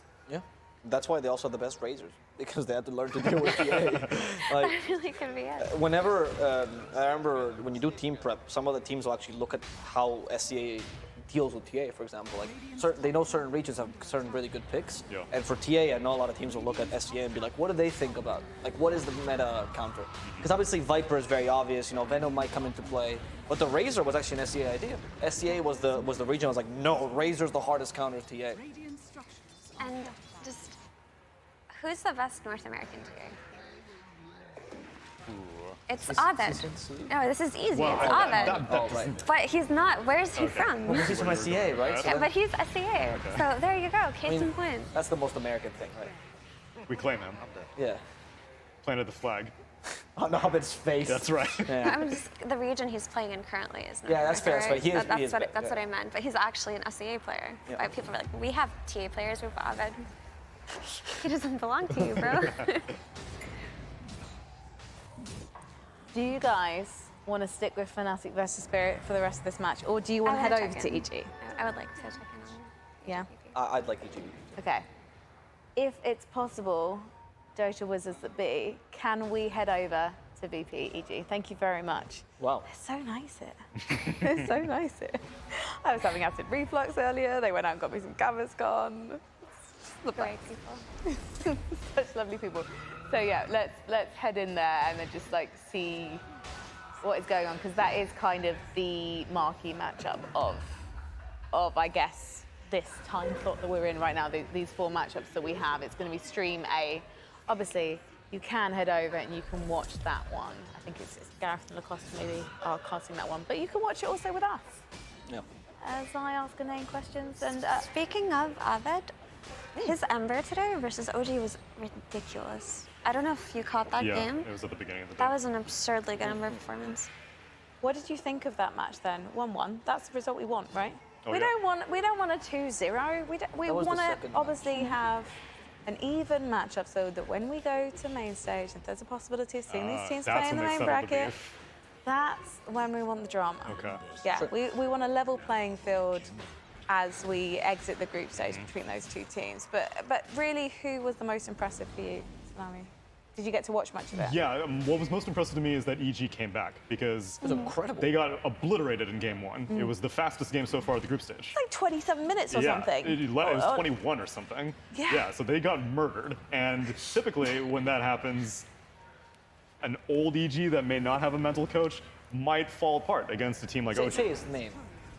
Dr. K of HealthyGamer.gg. And so the most impressive thing to me was that EG did not crumble, and they came back in game two, and they also won it again pretty dominantly. So the seesaw goes back and forth, and I think I initially wanted a 2-0 because then you can start being like, oh, okay, now it's like a revenge time, but I'm with you. I think save for the main event. Yeah, there was some BM there too. They're using Dove's voice line against Yeah. Arteezy. Although Arteezy used the voice line first, and then they all followed up on it. Surely you've got to use the voice line first when it comes to facing OG, because they're going to use voice lines That's against you. true. So you've just got to jump in there You gotta first. It's rip like the part of Band-Aid. your practice when you're going to go face OG. It's like, okay, right. But that kind of opens the Load up our floodgates wheels. of, oh. Yeah, that's true. Every team knows about it now. I don't know if any other team would have thought about it as like OG would have thought about it. Do you think that they had the voice line before they faced EG? Like Oh, yeah. This was part of the prep? Well, it was specifically for EG. They Yeah, I went know. into the settings and like, oh, we're drafting against EG, gotta put Dove's line in. I genuinely think that OG do that for every team, surely. They do. They do. I think in one of the true sites they even was like, Yeah, it showed which one are we using yeah, this time. which lines are we using? So, according to Insania, No-Tail has this whole pre-TI voice line prep. It's like a big deal to him, and it's a big part of their gameplay. So going into the games, he will specifically select certain voice lines. That's what he saw, and he was just like, "Rat-tat-tat-tat, you're dead." Every game. I'm honored. Every game. Yeah, that means a lot. And Seb is a huge fan of that line. Yeah, no, I messaged him. I was like, thank you, Seb. Yeah, I don't know if you, but I was Frankie, very happy to we're message. sitting with voice line royalty right now. These two are the creme de la creme. Of the voice line. And I think Ava reigned supreme. He may have recently overtaken you. Just because of OG. Just because of Thank OG. you. I like the laugh, though. Oh yeah, it's a classic. I love Tsunami's line. We talk about voice lines. Can a pro player play? I know it's bad because you're going to reveal that you know the enemy team is doing Roshan. But if that ever happens in the game, that is the most clippable moment. I just need one. Just one time, right? Please, any pro team out there, if you have nothing to lose, buy Tsunami's voice line. Ward the Roche, that's your only Thunder Predator, that's your only goal. What's $40 million versus my happiness? I mean, come on. But surely if they And Red win Karma. TI using your voice Oh my line, then you God. should get some of that $40 million, surely. Absolutely, give me the percentage cut. I think that's a solid 20. It's in the terms and conditions of buying my line. What do you say in your voice line again? I say, are they doing Roche? Hey, we can see you in the pit. We see you doing Roche. That is not a TI appropriate voice line, No. I would say. If I were on a TI team, which I will never be in my life, We were asked to because I submit suck. 3 voice lines, Effie. I would not and use that line. The powers that be chose that voice line. I think They your knew line's it's not on my pretty hands. appropriate. Because it's a good voice line, especially in pubs. It's so hilariously specific in a way that will happen every game, right? But Oh, if yeah. you don't want to let your enemies know that you know that they're roshing. That's just Yeah, I don't cater to the good players. I'm catering to the scrubs. the way to Scrubs, go. buy my line. I will buy your line. All right, sweet. I've been using Yay Me also, so Have don't you worry. actually? No, I haven't, but I will. I haven't figured out how to up the autograph, so I bought loads of signatures. Well, but you I just haven't bought a bunch of level 1s? Oh, you just keep buying it. Oh, Buy 100 of Oh, them. that is so precious. I don't know how to use my computer. I know how to build one, I just don't know how to use it once I've built it. To be fair, it's I'm really really good at thermal It paste, is- I'm just not good with keyboard. It's a bit more complicated because it's hard. counterintuitive, but it's in the text. Like you see it down there. You need level 5 to unlock it. That's why Awe has not bought any voice lines because he can't read. We don't have voice lines in Counter-Strike, okay? But someone needs to get Yeah, that but you man guys some have. glasses. Well, actually, we have sprays also. Some We took glasses. sprays from Yeah. What, you guys have something that we don't have, I think. Well, we have, no, we just have characters you can buy, and then they have their own lines. kind of thing. Yeah. I don't know. Yeah, the BM meta is not quite as evolved in CS, unfortunately. Yeah, it's basically control shift. It's yeah. Save life draining Roche or Bristleback? I think it was Roche for a Bristleback, I bit. think he Now was it's Bristleback. Feeding him some mana. Oh, he was taking life from Roche, giving it to Bristleback. Just a more complicated transfusion. Oh yeah, you're right. This is a really bold play by BP. It looks like they finished it in time. If they can get out here, this is really good for them because it looks like they've kind of been behind just looking at the score. VP's back to trying heroes, by the way. Underlord, we haven't seen a bunch. yeah? Pugna as well, Bristleback. Like, we've seen these heroes a bit, but definitely not enough for them to make a whole draft for them. So I think that VP is back to the let's not reveal any strats Dude, mode. this almost feels animajory because DK was all over the place in the animator, and Underlord was one of the responses to it. Although I don't know why EG picked DK. I guess high armor versus Bristleback. It's an offlane You DK have as well, to- right? Again, it just goes back to the draft to see when it was picked and what they were lacking when they decided to go further. Oh no, it's Arteezy playing. What? It's DK. Playing DK? You know? Okay, it's the wolf fight. Okay, that's what they're doing here. They want the dragon wolf. Yeah. Oh. Yeah, earlier they did the dragon bear. Oh, I right. mean, the wolf bear, sorry. They had the wolf bear, now they want the dragon wolf. Wait! Oh, I'm so sorry, I overreacted, but I have to shout out a friend of mine named Sky. I know he's gonna be really happy when he hears this. But Sky told me, I have just invented a new technology. This was months ago. And I said, what is it? He said, if Lycan bites DK in dragon form, he becomes a dragon wolf and he's so powerful.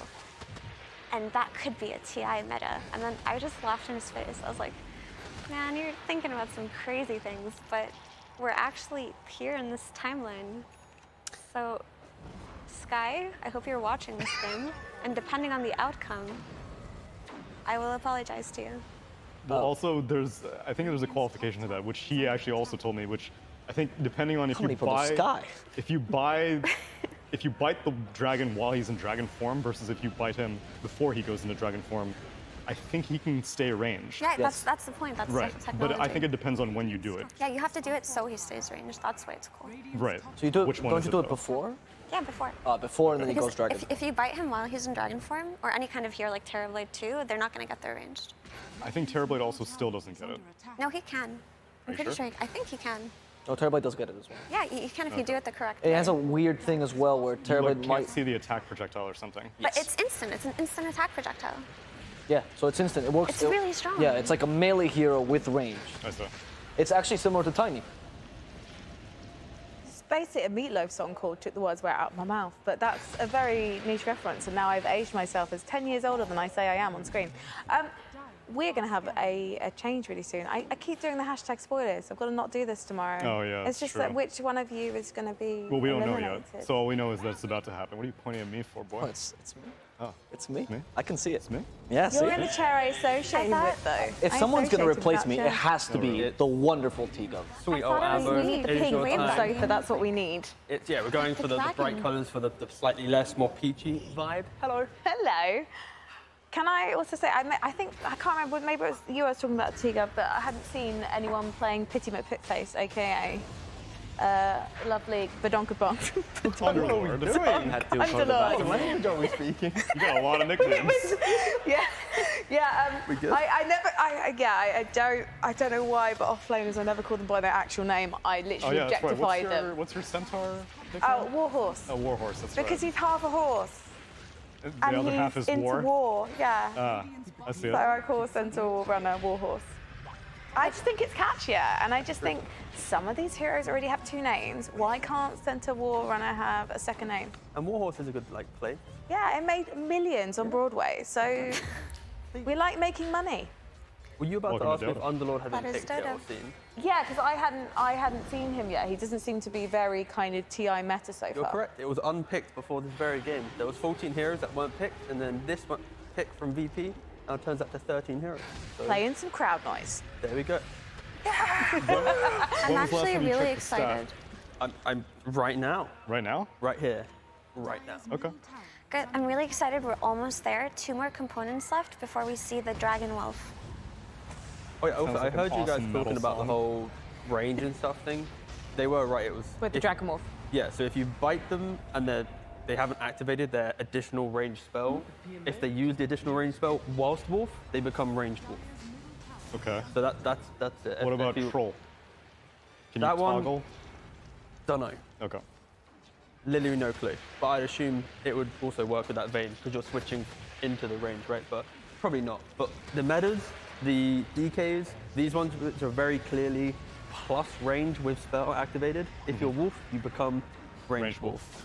Done. So this is the idea of DK, like Effie was mentioning. Dragon Wolf. Dragon wolf. So basically, it's ultimate, you bite. That's not, you know what, Aghanim I'm not Scepter. so familiar, yeah, so sorry, Scepter. See, this is the thing, because I was thinking that's not his ult, because that's summoning a load of No, you turn yourself into a wolf. There we go. become the Okay. wolf, yeah. Sorry. Yeah, that's a different. See, Summer Wolves is a different ability, Yeah. and then yes, you turn yourself into a wolf during the Ultimate Apologies. I haven't played Lycan before, so I've been trying to catch up with his kit today, because he's been paired quite a lot with Tiny so far. So what happens when he bites Tiny?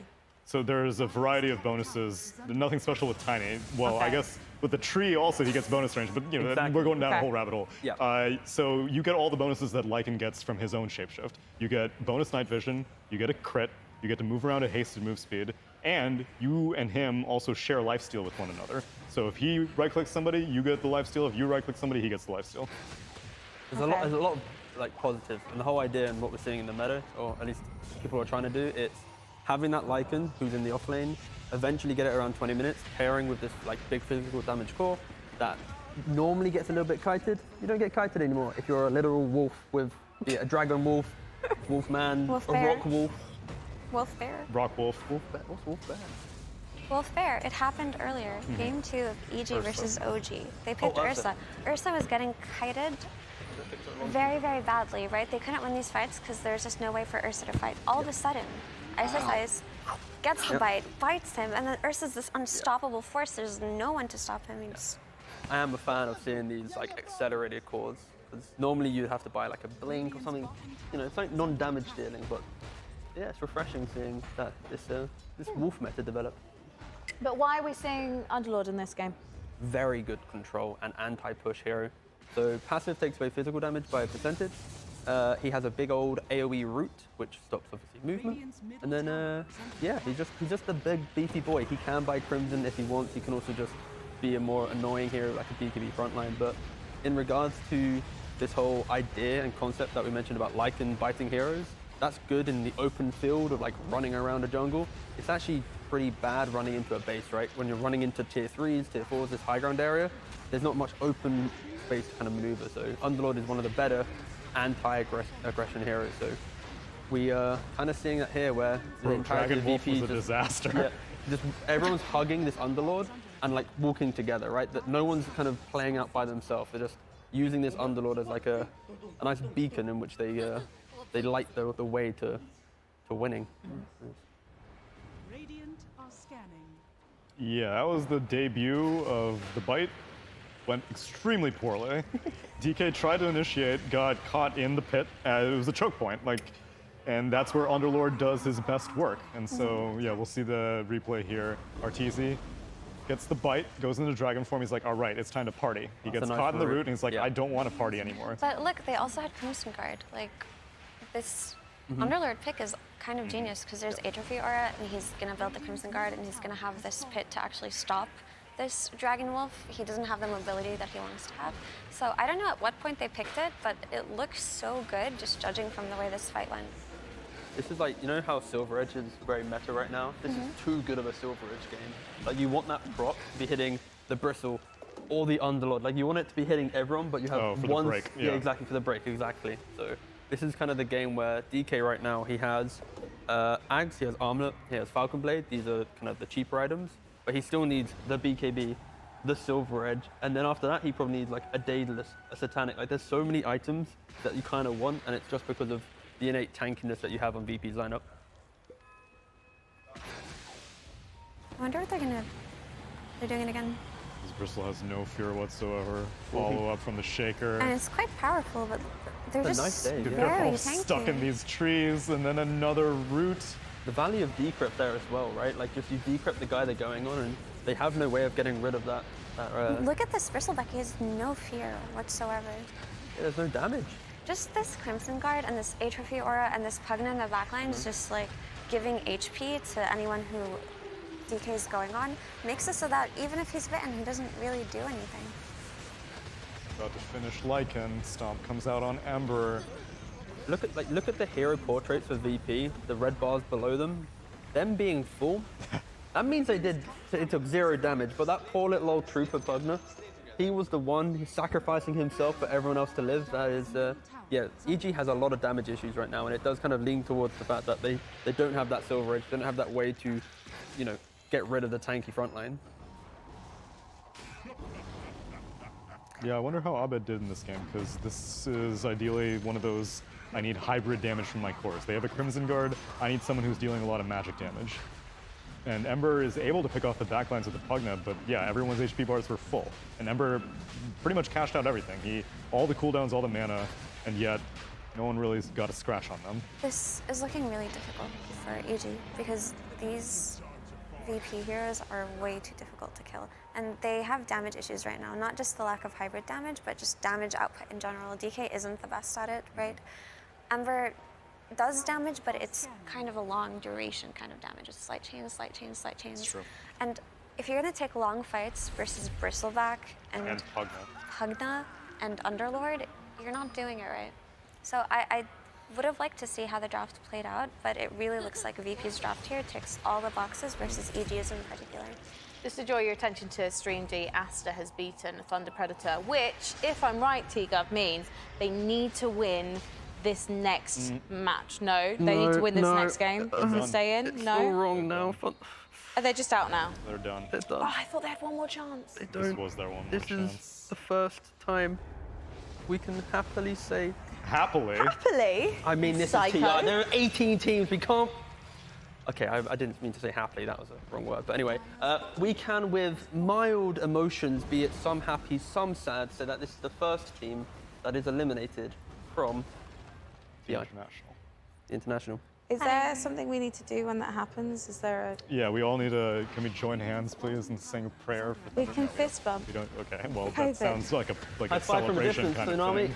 Why are you all coming up with positive celebrations? I don't think we should be celebrating. You need to mourn them. I don't think we should be celebrating a team getting eliminated. You need to mourn their loss. These players are going to be very upset. No, of course. You know, It is I've been in true. this That's position. very true. I've been in this position of, coming last at an event. Don't worry.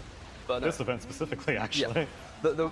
The way that I'm phrasing it, it's like the group stage is so long, and obviously we now got to this point where we know they're eliminated, and they unfortunately weren't able to muster what was needed to get further.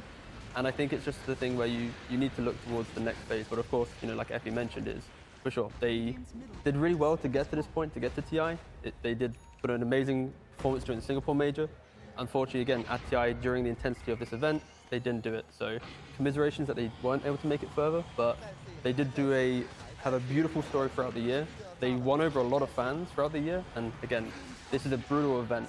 It's just one of those things that every player is going to have to experience at some point in their life. Not everyone can come first place at every event, right? So, and being able to pick yourself up after the devastating soul-crushing type of eliminations like TI is a staple of really good players and a really good team. So whatever they do from here is going to be defining of their careers together. I really hope they stay together, honestly. I'm especially protective of Thunder Predator here because they've been tanking a lot of abuse from Nigma fans specifically. Oh, really? Because they were last place in the DPC, which means that they had just enough points to keep Nigma from coming to TI.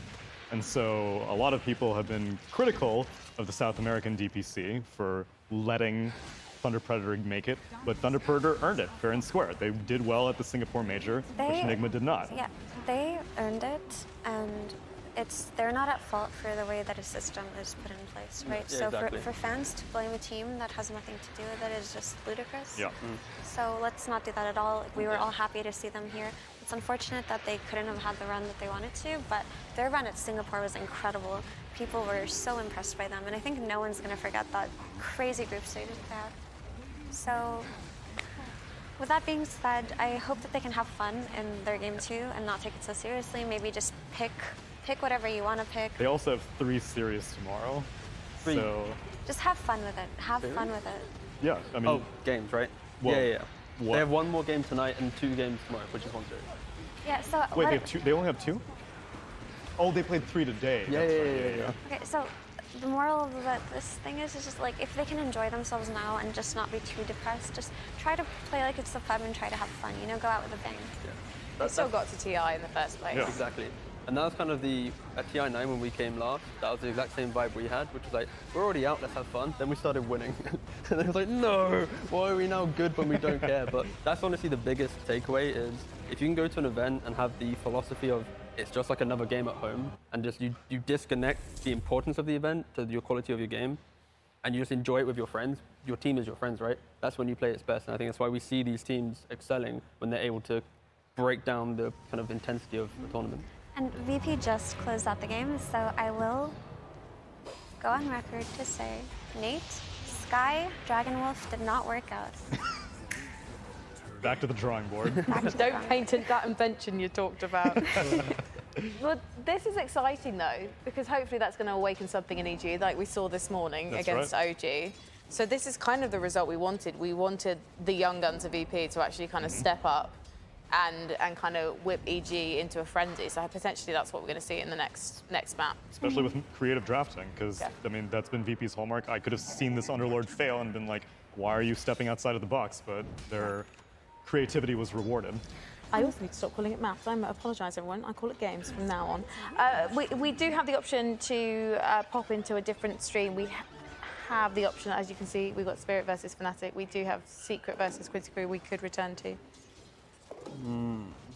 I know we're going to want to go back to EGVP, aren't we? I'd like to Spirit Fnatic. Is it the same Spirit Fnatic game, or have they made it to game 2? I'd like to see. All right, let's see Spirit Fnatic. Yeah, Spirit Fnatic, please. So the importance of Spirit Fnatic is Spirit, Quincy, and SG were starting this kind of block of series all tied up in a position of within the realm of 2 wins to 4 wins, right? And they still have to play a couple of games against each other. And if Spirit, if they're able to beat Fnatic, they then put themselves in like 6 wins, which is fully disconnecting themselves from the bottom position. And that's where... Which is elimination? Exactly, which is elimination, which is very scary, of course. Wait, is this the Thunder Predator group, or this is... Separate group now, separate. This is now Group B. And if, of course, we have the Quincy series still happening, but right now, it's looking like tomorrow is going to be the Quincy versus SG series, best of 2. If either team can win 2-0, because Spirit's winning, it will mean elimination in that best of 2. Ooh. So that's a very, very spicy game tomorrow, where it's the first game, I think, of the block of 3. Winner of it, they get to survive. The loser, unfortunately, again, will be eliminated, just like we just saw Thunder Predator eliminated. And it looks like Spirit are going to make their way to that 6-game threshold, because they are wrapping this up versus Fnatic. And that safe in TA, unfortunately, didn't work out this time around. But TA is not a hero that's in a good place. I don't think... I understand wanting to play it if you're very, very comfortable in it, but she seems too much of a high-risk hero to be put on the safe lane. And again, like letting Razor through, again, begs so many questions about how this draft evolved. With that being said, I'm really happy for Team Spirit. I think this team is capable of so much, and their first couple of days at groups maybe tilted them, and maybe they were nervous, but there was this whispering going around about how they were doing incredibly well in scrims and have established themselves as a force of nature in this tournament, a team that might surprise so many people. And I think a lot of fans are a bit disappointed with how the first couple of days went, but to have them do well now is really encouraging. They're one of the least experienced teams here as well, so... They have never even played in front of a crowd before. Yeah. Yeah. Very young lads there.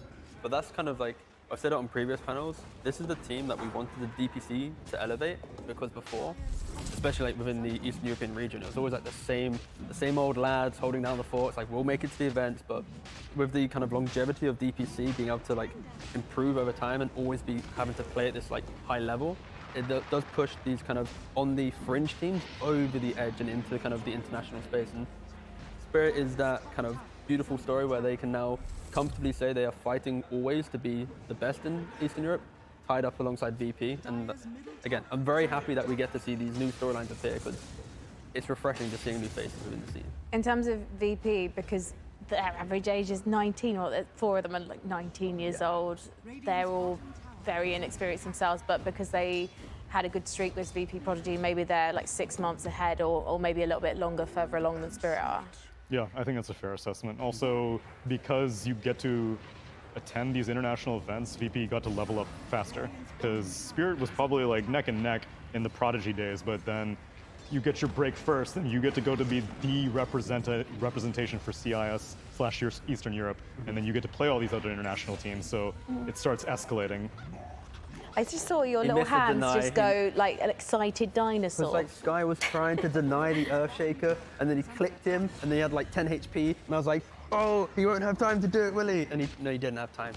He was trying to help a friend out, and he couldn't do it, so I mean, again, dinosaur tactic. I've already been called out for the dinosaur. That's been hidden. A quick comment before Ari I'm comes going to in. be kicked like a certain How do you know it's you? player Come in and stand over by a her. bunch of No, it's demons. me. There we It's go. Tsunami. My time is up. I never get to do the kicking, so I thought- this feels good. I see it. You haven't actually technically kicked him yet. I know. You need to get revenge after EG. He was I making eye understand. contact with me, and I was like, he's going to kick me the way Arkosh kicked him. That is true. Ruthless. Hi, Frankie. Hello, Nice to meet you. nice to meet you too. How are you? Good, good. It's sort of sad to see Quincy Crew be losing because they're such a dominant North American team for so long, but are none of like the big lands, and then they come here wanting to prove themselves. So there's a lot of doubters, and it's unfortunate. Have you spoken to any of the guys since they arrived? Yes. Can you tell us anything about how they're doing? They said that they are going to like rethink how they're doing things and hopefully win out today. But it has been very unfortunate. Is there any advice you've given them or anything that you want to see them do in this particular series? Well, I told one of their players I thought Ember looked good, and then they picked Ember and they lost with it. So that might be my fault.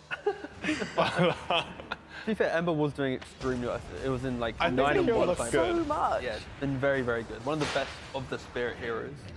But maybe not a comfort pick for them. It is. I think, I don't know. Sometimes when you come to these events, even if you're a really good team, something can just be off. Like sometimes there's like these players, they play so much Dota, they practice so much Dota, that sometimes you forget one of the basics and it just throws your entire game plan off. Oftentimes I'll play games, I have so many hours in the game, but for some reason I forget to check runes. It's like so simple, it's such a basic concept. And I just play like garbage, my team loses. They have only just recruited their coach as well in the last few weeks, Quincy Crew, so it must be like a real adjustment period for them getting used to having an extra voice in their draft as well. Yeah, that might be true, but Tigov, you worked with Kezu. Like, he's really easy to work with, right? Yeah, so Kezu is the person who will happily give his opinion, but he'll sit there and kind of absorb the room first. And he's not like a dictator within like a team. And I think that's kind of what Quincy Crew wanted as a coach, because they already have like LOA. They have LOA, who is, I was about to call him SVG. Thanks for the correction. He did rebrand to LOA. Yeah, but after I made my notes, yeah, I damn know. it. It was like, It was literally in the last week or so. But good old LOA is, from what I heard, at least you'll probably know more, like he knows how he wants to play the game, right? And if he wants to talk to someone about it rather than someone coming in and saying, play it like this. Maybe I'm wrong, Howie, but... Because I worked with a lot of the Quincy Crew boys for a long time on like Forward Gaming and Nubian, etc. But I think a lot of people in the scene, like if you ask who the smartest Dota player is, they'll actually say LOA. Yeah. And like that's my opinion as well. I think he's like one of the, if not the smartest, he's one of the smartest Dota players. And I think part of that intelligence is that it's not like he's really set in his ways. He's very willing to adapt to stuff. He's just like an intelligent person. Yeah. And that's why I think Kezu, honestly, even though the results aren't working, he is like a good fit for them because he is, been top 1 in Europe from an offlane position. He is very willing to listen, but also give his opinion. And it's just like, you need that type of kind of back and forth when someone is bursting with ideas, right? Like you want to be able to talk to someone at like an equal level. You don't want to like dumb down your ideas because like, okay, Kezu, this is my idea today. Kezu, he's up there, he can do it, but again, But also, yeah, it's scary. Keep in mind, Kezu did join very recently, so it does take time to see results with specific players or coaches. So we can't really assess this performance as, okay, Kezu and Quincy as they for sure. Most of the community will happily like look at results and they'll look at the most recent change, and the scapegoat is like, what's the most recent change in this team? And like Kezu, for example, will be like the scapegoat, right, from a community perspective potentially. But no, that just isn't the case. 9 times out of 10, there's so many factors going into the success or for failure of a team. So it might be though. We don't actually know. Yeah, no, we just got to. From our experience with Kezu, like it doesn't seem likely, right? Yeah, no, that's what I mean, right? Yeah. There's got to be something else. We need to get our inspector glasses out and find out. And the what's thing going is, on. like, if someone could figure out what was feeling off about Quincy Crew, like in a very simple way, I feel like those players would be more than capable of figuring it out themselves. 100%. Like in my head, it was like, it didn't feel like they were on top of runes as much as they usually are. They're usually a very mid-centric team around Quinn. He's like I think he's ranked 2 right now in the world, basically. And it didn't look like that. But I feel like today they were actually more on top of the runes, and it didn't seem to affect their performance that much. We were having this conversation about Quinn actually earlier, and the fact that he's such a strong player, but also the kind of sacrifices he does make for his team. And I was asking the question to the guys, so I'd be interested in your answer about whether that sometimes is too much of a sacrifice because he's not able to farm for himself maybe, or he's not able to, he's kind of sacrificing himself instead of saving himself to be the star of those team fights. And by that we meant his aggressive farming patterns. I'm sure there's definitely an argument for something being off with the Dota economy. I think it's hard to say one player isn't farming enough or isn't doing something properly when it's a lot of it is a team decision, and you build around a style that you want to play. Honestly, in my opinion, the highest percent for why Quincy Crew is performing poorly is because the Dota style they want to play is just not in meta. And it's been a long time since the last tournament, so you haven't had that refresher in order to understand if you're correct about your ideas or not. There's a decent chance they did fine in scrims before this event. And they're like, okay, our idea is good. They come here, they get slammed. They're like, I don't even know what went wrong. We're doing the same things we did in scrims, but they just missed something. Yeah. It just happens. A lot of Dota it's down to luck. You prep the right things, you see the right things in pubs, you get lucky a bit sometimes.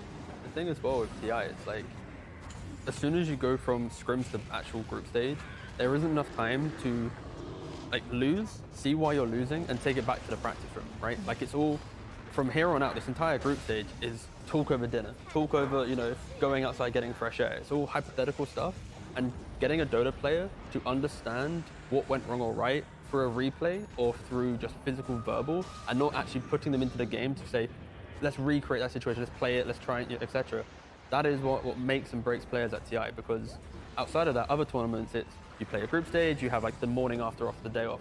This type of gameplay where it's every single day playing, that is all about your ability to take what you've practiced and then try and tweak it just through thinking about it. And it is very hard to do. Most people, all Dota players, they want to experience it, right? So that is kind of the hidden thing that people don't really appreciate at TI, because you always assume, oh, they have to be practicing whilst they're not playing. But there just isn't the time. The intensity of groups is very high. Also, even if you figure out what you think is wrong, there's a lot of theory on learning where if you're going from something, I think conscious incompetence, and you're having to think about it to fix it, oftentimes it can actually make you worse at other things that you're competent. You want to eventually move to unconscious competence, but it's not that easy to just get there. Oh, that's so true. The amount of times you'd find a problem with something and be like, okay, we need to fix this, but then suddenly your laning suddenly becomes weaker because you're thinking, I need to go gank the runes at 5 minutes, I need to go do this, but then you forget your laning matchup has to block the wave a different way, or you have to block the pool a different way. Yeah, Dota is such a hard game that, and if you make mistakes on day 1, it's going to hit you day 2 and day 3 unless you just find that spark and go. And yeah, that's why unfortunately for these teams, even though they look like they've done so well in the season, one wrong day and it's just it just cripples you way too hard. I just want to say something. That fight went on forever and it resulted in nothing, right? Ursa died, and then I thought maybe this could be Roche, but Roche wasn't even up, and they got the Doom and they got the Wukong's command, but they couldn't turn it into anything. Sure, Ursa did die, but no tower was taken, no objective was taken, and there was no re-engagement. So I was gonna say great job by Quincy Crew, but now Secret can just go again. So yeah, just for those who aren't watching. And they're even smoking, even though they don't have Doom, which usually shows that they're really confident But it's been a really long time since Doom. Oh, he has Doom back up, you're right, okay. The fight took forever. Wow, the fight took that long, It took that, it went in a full circle. While you guys were talking, I was like, what's happening here? And they went in a circle around the map, and now the game's gone in a circle too, we're gonna see the same thing. But at least this time, Roshan will be up. I want to say, watching Secret in general, I really like, I think Puppy is a captain in particular that I've heard or worked with that always moves around his players with cardinal directions. And it always, if you watch their games, they always have such great concaves or surface area coming into their fights. They're never grouped up. They always have the right positioning. And I think it's always interesting to see, because even at that engagement, they smoked, but they were actually okay not jumping into the 5-man of Quincy Crew mid. It was a very calm assessment of the situation. They just kept their concave and they're jumping here. That's because they've kind of stepped up into their territory. Yeah, right? they're just ready for the correct jump. Like Poppy will never force a bad engagement.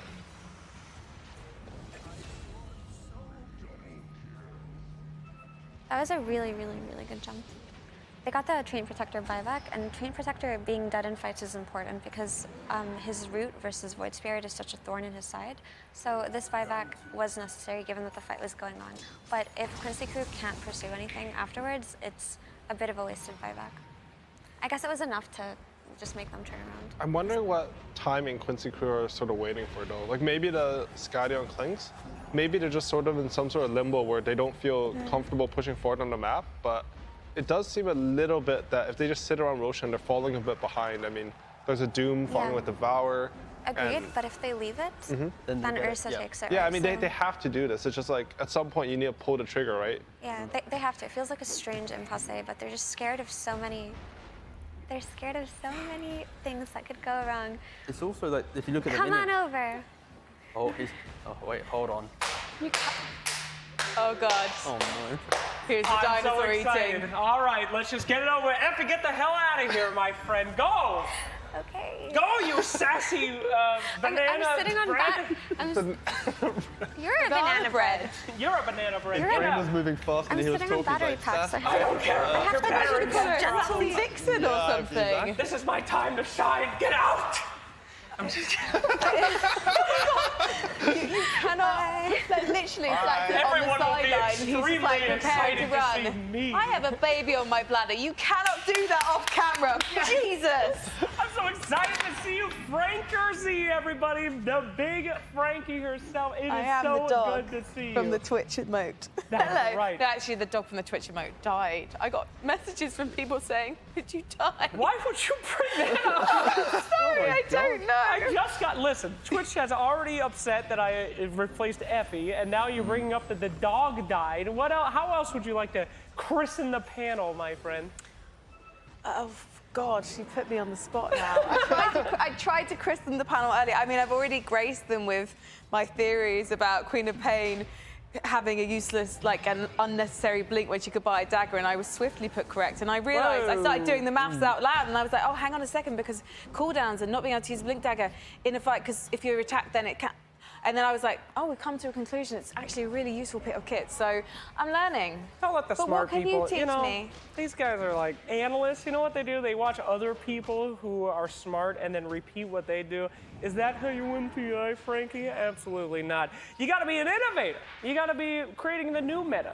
Everyone's saying, oh, look at the heroes that haven't been picked. They're so bad. The heroes that haven't been picked, they're the ones getting picked on. These are a bunch of normies picking the same thing over and over again.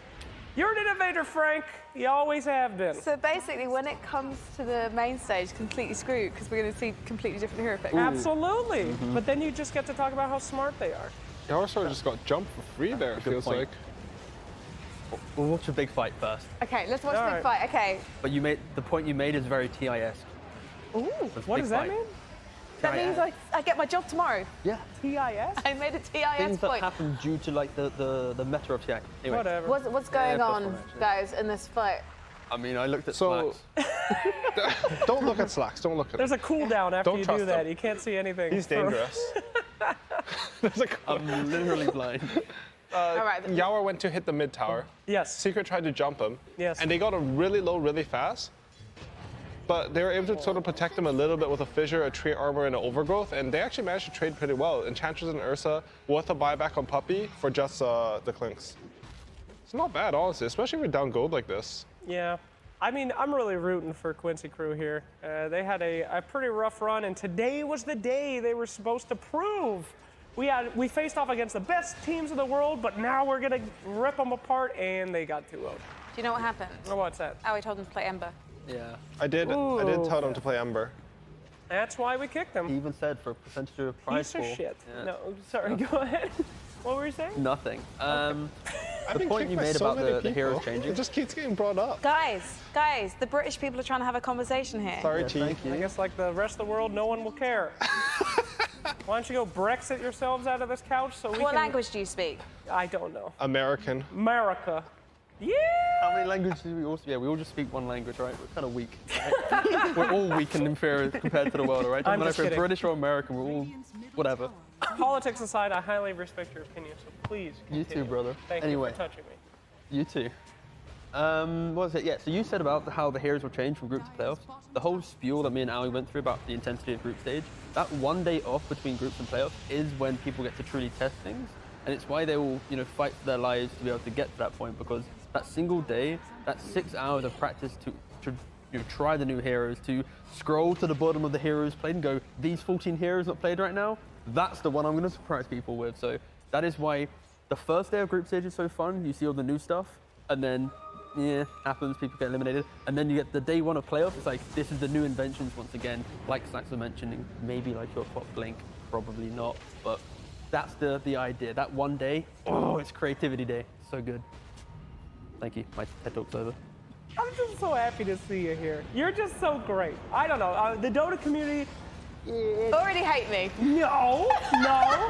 It's just so, you're a blessing to it. You have so much energy, you're so fun. This is their first exposure to you, and you are wonderful. I'm sorry, I'm all smiles just seeing you sitting on a Dota couch. It took a while to get here, but what I also hope that people appreciate is that I make you people feel better about yourselves, because you know so much more than me. That's true. And that's why I'm here. I'm here to massage your egos. I'm here to ask all the wrong questions to get the right answers. Thank you for having me. What the hell am I doing then? Making sweet content. Heyo! And here trying to keep me going. Can I picture a piece of content? Yeah, please. So earlier on, we were talking about Beastcoast being psychopaths, and Effie went, what? Yeah. What the hell are you guys talking about out here?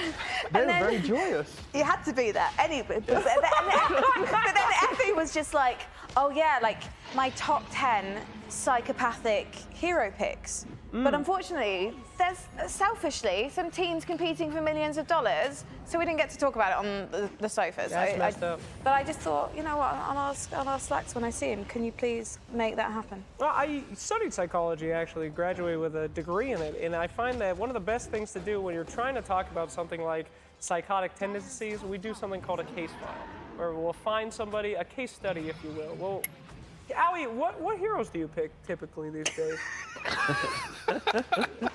Completely separate from what I'm talking about, but what are you spamming these days? I spam Crystal Maiden. Yeah, that's some psychopath stuff right there. She wears real fur. Yeah. Mm-hmm. Who would kill an animal to wear his fur? It's not 1920 CM. Yeah. But CMs are typically psychotic. You ever see a level 30 CM? Holy woly. What godless creature. Anyway, big fight happening. I think Quincy Crew lost the game. Well, you guys were talking about the... That's a psychopath move right there. Having no remorse over the loss of a team. Whew. I mean, they have been it's very hard for them to win from this point, I think. They don't have a real front line. Their team fight's sort of weird, and it's very easy for, like, if Doom gets a Doom on Clinks or Evoker, they just sort of fall apart. They don't have damage anymore. Yeah. Is this just Doom from the draft? No, I don't think the draft was really... Good pun. Go ahead. Thank you, Slacks. I don't think the draft was much worse. Yeah. I thought you didn't can't see anything. No, I can't either. These are fake, by the way. We're relying on you. Apologies, Allie. She does not know. We were just impressed. She does not know you are a TI winner. She would never. You're a TI finalist. You're a TI winner in 2015. When did he reach the finals of TI? Do you know? Oh. Was it when you were a competition winner? Yes. Sorry, Bloodseeker rap. I can't remember the lyrics. I was practicing this. All right, question. Yes. Stop talking. Yes. Do you Go think ahead, he competed? Like, do you think he played and competed, or was Yeah, he more? technically he was listed on a roster for a team. I just can't remember the team's name. I can't remember which team it was, I'm sorry. That's fair enough. It just didn't come up in my notes. You guys are extremely Whereas cruel he to ask. played with so many people at TI. That's right.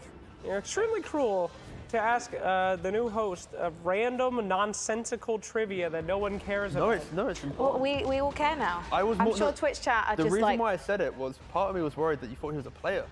No, I knew he wasn't a player because he had to get that's what I meant. coaching, That's right? all I wanted from this. I was like, Yeah, cool. He's not a player, he just plays techies. That's done. Tick. I mean, you literally have to bomb people. That's not a skill shot, is it? You just lay mines and just wait for people Every to trip time up. I try to talk to up-and-coming talent and try to readjust my position in this community, I just get shit on by the analysts every single time.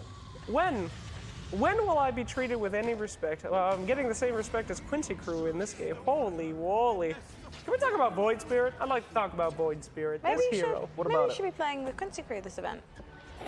Frankie. Anyway, Void Spirit. I'm trying to throw you bones here. Void Spirit most of the matches. Tell me your thoughts on Void Spirit. So there's like 4 new heroes that I haven't been into a TI before. You know, Dawnbreaker, Hoodwinked, Void Spirit, and Sapphire. Many people forget that. It's been so long. But this is like a TI hero right here, man. It seems like so strong in most pubs, but to see people that have been playing it throughout the whole entire DPC bring it to the international, I can't imagine it's not going to be one of the most impactful heroes of the event.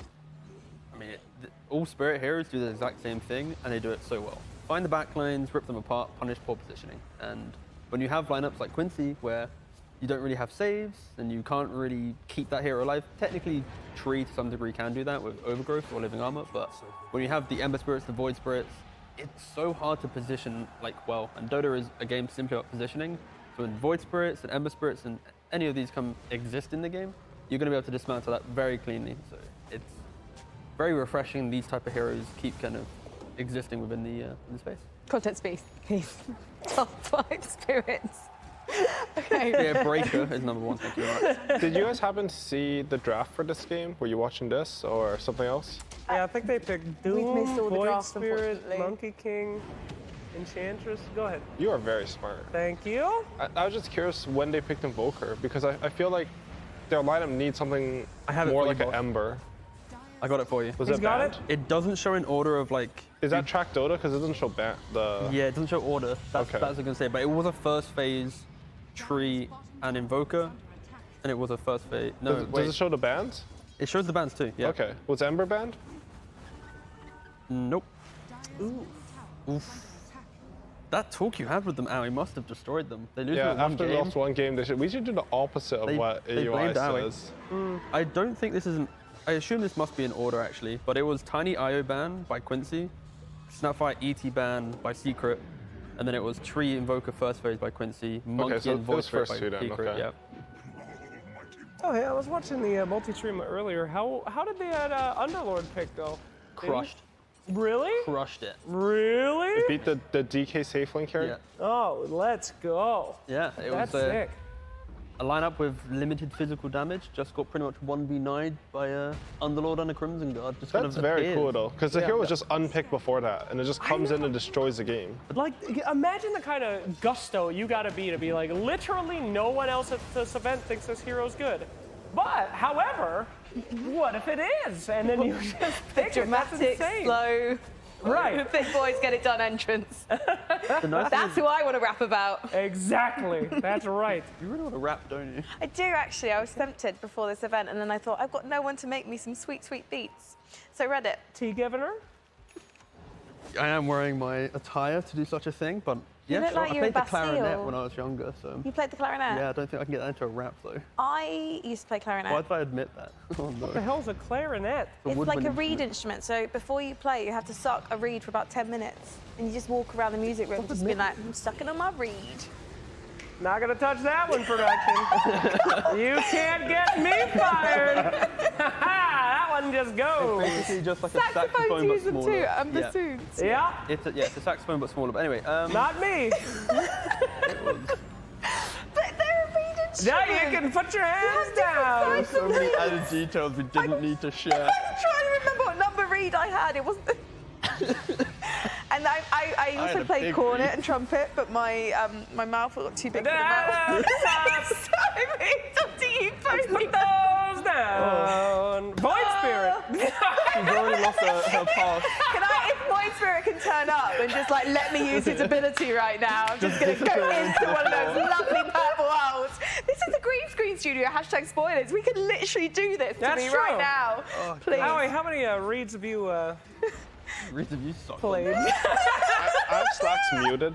All right. So, But going back to your point about the unpicked Yes, heroes, please. the Underlord, players don't often actually look at the unplayed heroes. Like they'll just be drafting in the moment, right? And they don't really care about the stats of heroes doing well and bad, other than maybe finding out why. Really? No, it is like hidden there, but like when you said about the unplayed, it's not like VP today woke up in the morning and went, I gotta get an Underlord game here. Like that Underlord pick in that game was, it felt like a really good pick. And I think the best teams in the world don't have an allegiance to what heroes are meta and what heroes fit in the moment. Like, you know, Seb in interviews spoke about it with OG.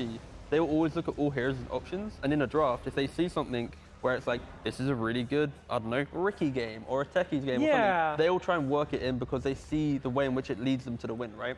And I think that's just an overgeneralization on it, but of course people look at statistics and the general gist, but yeah, it depends on the team. But Frankie, don't you think that is something that like a super brave team would be able to do? Like if you were struggling and no one else was picking a hero, I mean, don't you think that it takes like a certain kind of gusto to be able to say, screw everybody else, I know this hero will work in this game? I mean, maybe, but I think they probably had it planned all along. Yeah, you're probably right. I mean, like this is the counter pick to this one. Child bears. I'm calling them the child bears. The VP child bears. Oh, we invented paleo Counter-Strike, I nearly called it earlier. So sorry. Paleo Dota earlier instead of caveman Dota. It's Paleo Dota because it's 2021 and we live in this wellness generation where we make things sound better. That's right. By taking the carbs out of it. You know, the biggest lie that they tell you is intermediate fasting. They're like, oh, I'm on an intermediate fasting. That's called a gamer schedule. It's more like... I've been doing that all my life. Yeah, more like I ate 15 Domino's pizzas at 10 p.m. and then I slept until 4 p.m. I mean, it's like, I'm on intermittent fasting right now. You're just a degenerate. It is nice, actually, because you can, like, you used to say I skip breakfast. Yeah. But now you can tell that you're worried about your health. That's why I went to sleep at 6 a.m. It's part of my diet. The gamer diet. Alpha stuff. What diet does Quincy need to go on to bounce back tomorrow when they have to beat them 2-0 against SG to survive the tournament? That's some good nutrition they need tonight. Did Quincy play again today? No. Oh, they didn't even This get is the final set of games happening right now. Okay. Wait, did Quincy play 2 tomorrow, or? They play 2. They play SG in the morning, which is like the game against the teams hugging the bottom spot with them. And then they play Elephant. Is that SG's last match, or does SG also play 2? SG also plays Spirit then after, and Spirit is the other team. Also kind of on that fringe of potential elimination. There was some tight games. Whoever did the scheduling, very smart. Because honestly, I don't feel like many people saw this happening. Yeah. For Quincy Crew, and I know the schedule does tend to put teams who are thought to be closer together at the end of the beginning or end, I think. Either way, it should be a fight. I mean, it's hard to pick favorites in a matchup like that. SG Esports have really earned their place here and been fought and fought and fought. But Quincy Crew, I mean, we've seen such power come from them in the whole DPC. It would be a shame. But I wish everybody in TI could win and play. Somebody got to go home, though. Mental game-wise, Spirit. Yeah. God, I used the phrase found their footing on T1 earlier. I can't use it on Spirit again, but they've now got their experience points. That's right. So out of those 3, surely Spirit actually starting to have the right ideas, the right game plans. Yep. Maybe they're a team that's going to be pretty confident going through. With Quincy Crew, it's a case where their spirit's been broken. Oh. Yeah, I don't think so. So, Ari, are you going to be giving them advice tonight? No. I didn't really give any advice. I spoke to a couple other players for literally 2 seconds as we passed in the lobby, you know. That's all. That was enough. Yeah. That's all it took to on them. sabotage them with the 90% win rate hero that day. The realization as well. Fnatic, we're talking about these 3 teams, right? Fnatic's now 4-10. So if there is a scenario where Quincy wins 2-0 and SG wins 2-0, Fnatic has 1 set of games left, right? Wow. So they can also tie for last place. That's pretty close. And like I think we all expected Fnatic to get enough draws to go through. They weren't even in contention of like last place today from the morning. Okay. So there is a scenario tomorrow that can play out where Fnatic are drawn into a tiebreaker for 3 teams in last place. Or 2 teams last place. 4 wins for last place in a 9-team group is pretty insane, to be honest. Like that's a lot of wins to get knocked out with. It's now capped to 3 because of it being 4, but yeah, it's crazy to think that Fnatic have now been thrown into the mix of potential last place, but it does mean SG and Quincy need to really pick it up tomorrow and surprise some teams with some wins. And again, going into this tournament, we might not necessarily have been surprised by Fnatic being in contention for an early exit. Fnatic was the 50-50 where they won their qualifier, and I think people were like, okay, this team on at TI should be able to do pretty well. They are kind of like a dark horse, but they're the dark horse that hasn't really connected it with enough wins so far. And I think people will be upset that they aren't doing better, but I don't think anyone really expected them to be instantly a top 4 team in a group stage, right? Especially with Group B being a much more kind of, I guess, stacked group in regards to even trying to get into, top 6, for example. I mean, they made a major change just before the qualifiers, and they got through that skin of their teeth because Tuyen was playing out of his mind, essentially. Yeah, exactly. These teams, like the ones that like Elephant made a change to, it's like they make the change to get here. And then this is also a weird TI where there's so much time before, like after qualifiers, you go from qualifier to TI. Normally it's a little bit of time you play, right? But this was a month and a bit plus like 3 and a bit patches. So the whole shakiness of a qualifier kind of gets completely removed. It's not like you're being thrown from one to the other. And I think that is why I think most people coming into this TI gave every team a shot at doing a decent run, because it's like uncharted territory for TI. The fact that everyone has the same playing field. They were in Romania many weeks before. Everyone was playing European pubs. Like this is a very like training wheels on type TI for the newer teams, because normally it's a lot more kind of go play go. It's there's not enough time. So I'm sorry if you guys already covered this, but again, this is the multi-stream. Thunder Predator, I'm noticing that they lost. Does that mean they are out? Yes, correct. Yeah. We've had a sympathetic conversation about it. Okay, well, moving on then. What do I care? Started by a misspeak of happiness. Kidding. No. Oh no, because I was like, what do we do when the first team is eliminated? Oh no. Yeah. I spoke like a true unranked Smurf. Yeah. Just completely forgetting my station and the fact that I'm not meant to be here. So whoa. I just Kitty. I forgot. Yeah, I apologise if I offended anyone by my presence or the fact that I completely forgot that some dreams have been crushed today. So yeah, we had a conversation about it there, because obviously they got to the top 18 of TI. It's a huge deal, and they're a team that very much impressed earlier this year. And unfortunately, this is a very, very strong year for teams. It is. It is probably one of the most competitive teams. That's a fantastic, TIs. That's a fantastic point. I mean, going into this tournament. And it wasn't mine. I just regurgitated it. Just still. Yeah. I mean, it was good to bring up. Well. But at any rate, heart goes out to Thunder Predator. But hopefully they stay strong. I'm sorry, I don't want to revisit it if you guys have already talked about it. But well, hopefully they don't split up after TI, because 3 of them have been together for, since 2019, and Moose and I can't remember the second player only joined in 2021. So potentially there's still stuff to be done there. Yeah, it's a hard decision, but it's massive respect, to even make it this far, and then sometimes you have to make that decision. Guys, I love you, but it's not working, and let's see. But anyway, we'll see what they do. Best of luck to them. Aoi, you had a point? No. Oh, you just look really tense. Do you want us to change the stream? Is this too much? Do you want to watch a different match? I mean, I think this game's pretty low percent that'll be a comeback. I'm sort of interested in what's happening in the other ones at this point. I agree. That's a very good point. So, where would you like to go? I'm gonna give you keys to the car. Let's go.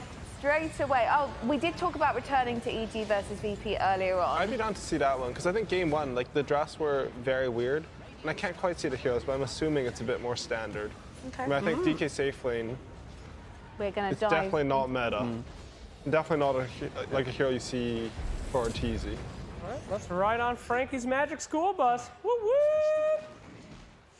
So I will be going into children's TV after this. I won't be allowed to do esports anymore. Oh. So let's. I actually wanted to bring up. I don't know if they talked about the stats from an EG game earlier today. Sure. I wanted to bring those up because they interested me. I've just got to find where they are. I'll buy you some time here. Thank you. Oh yeah, do some hype casting. No, as we drop in to EGVP here, an interesting little, the rivalry before these two teams. Not quite the same with the new VP roster, but still pretty interested to see how they do here.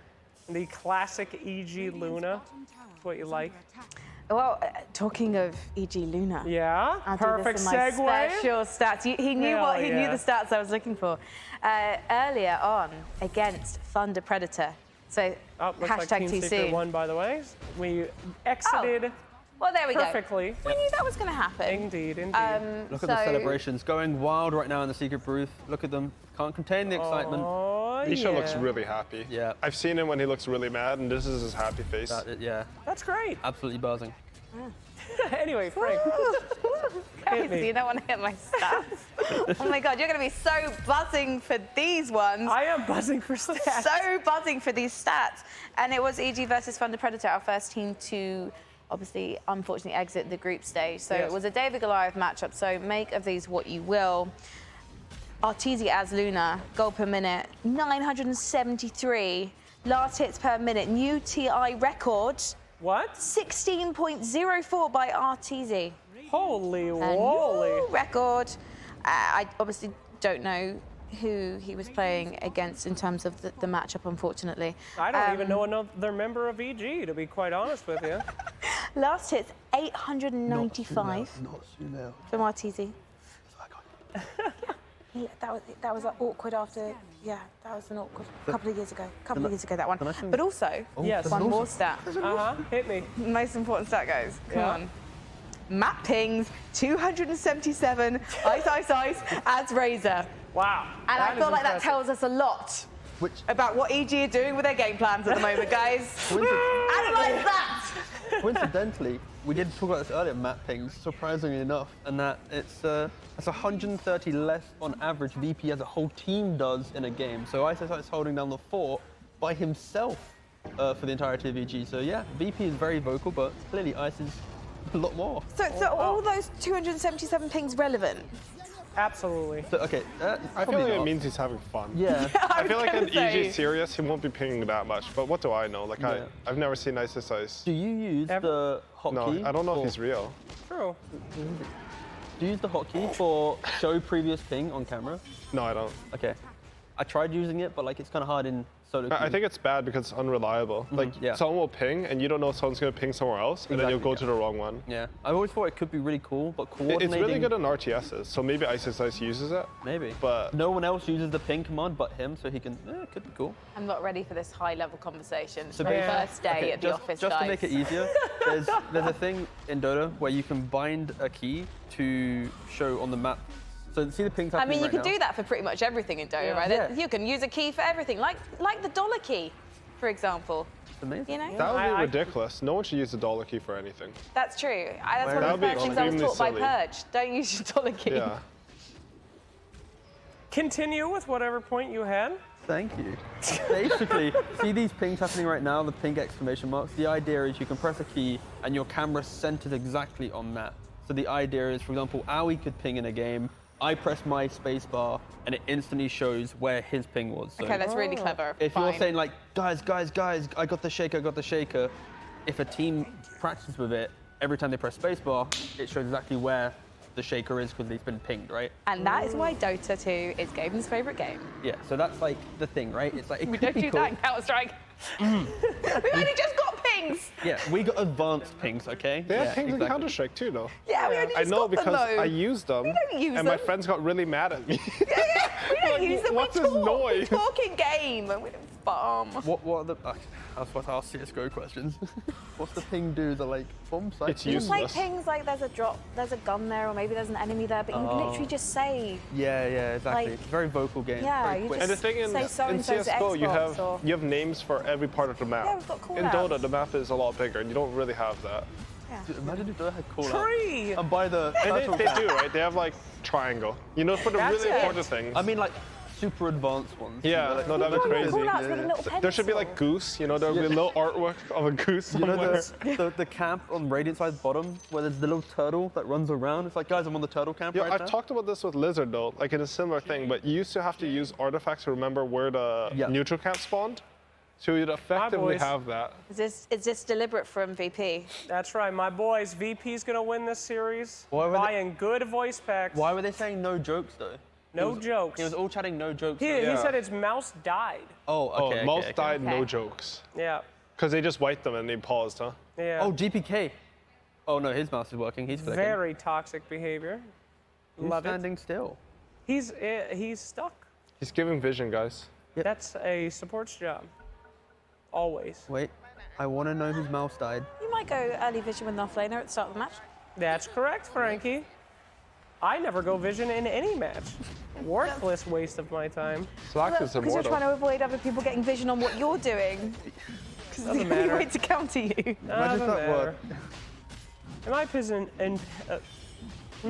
In my opinion, vision is overrated in the game of Dota. I feel like vision's a handicap for people who just can't track where all their enemies are at all times. Precisely. Vision only exists to fool you.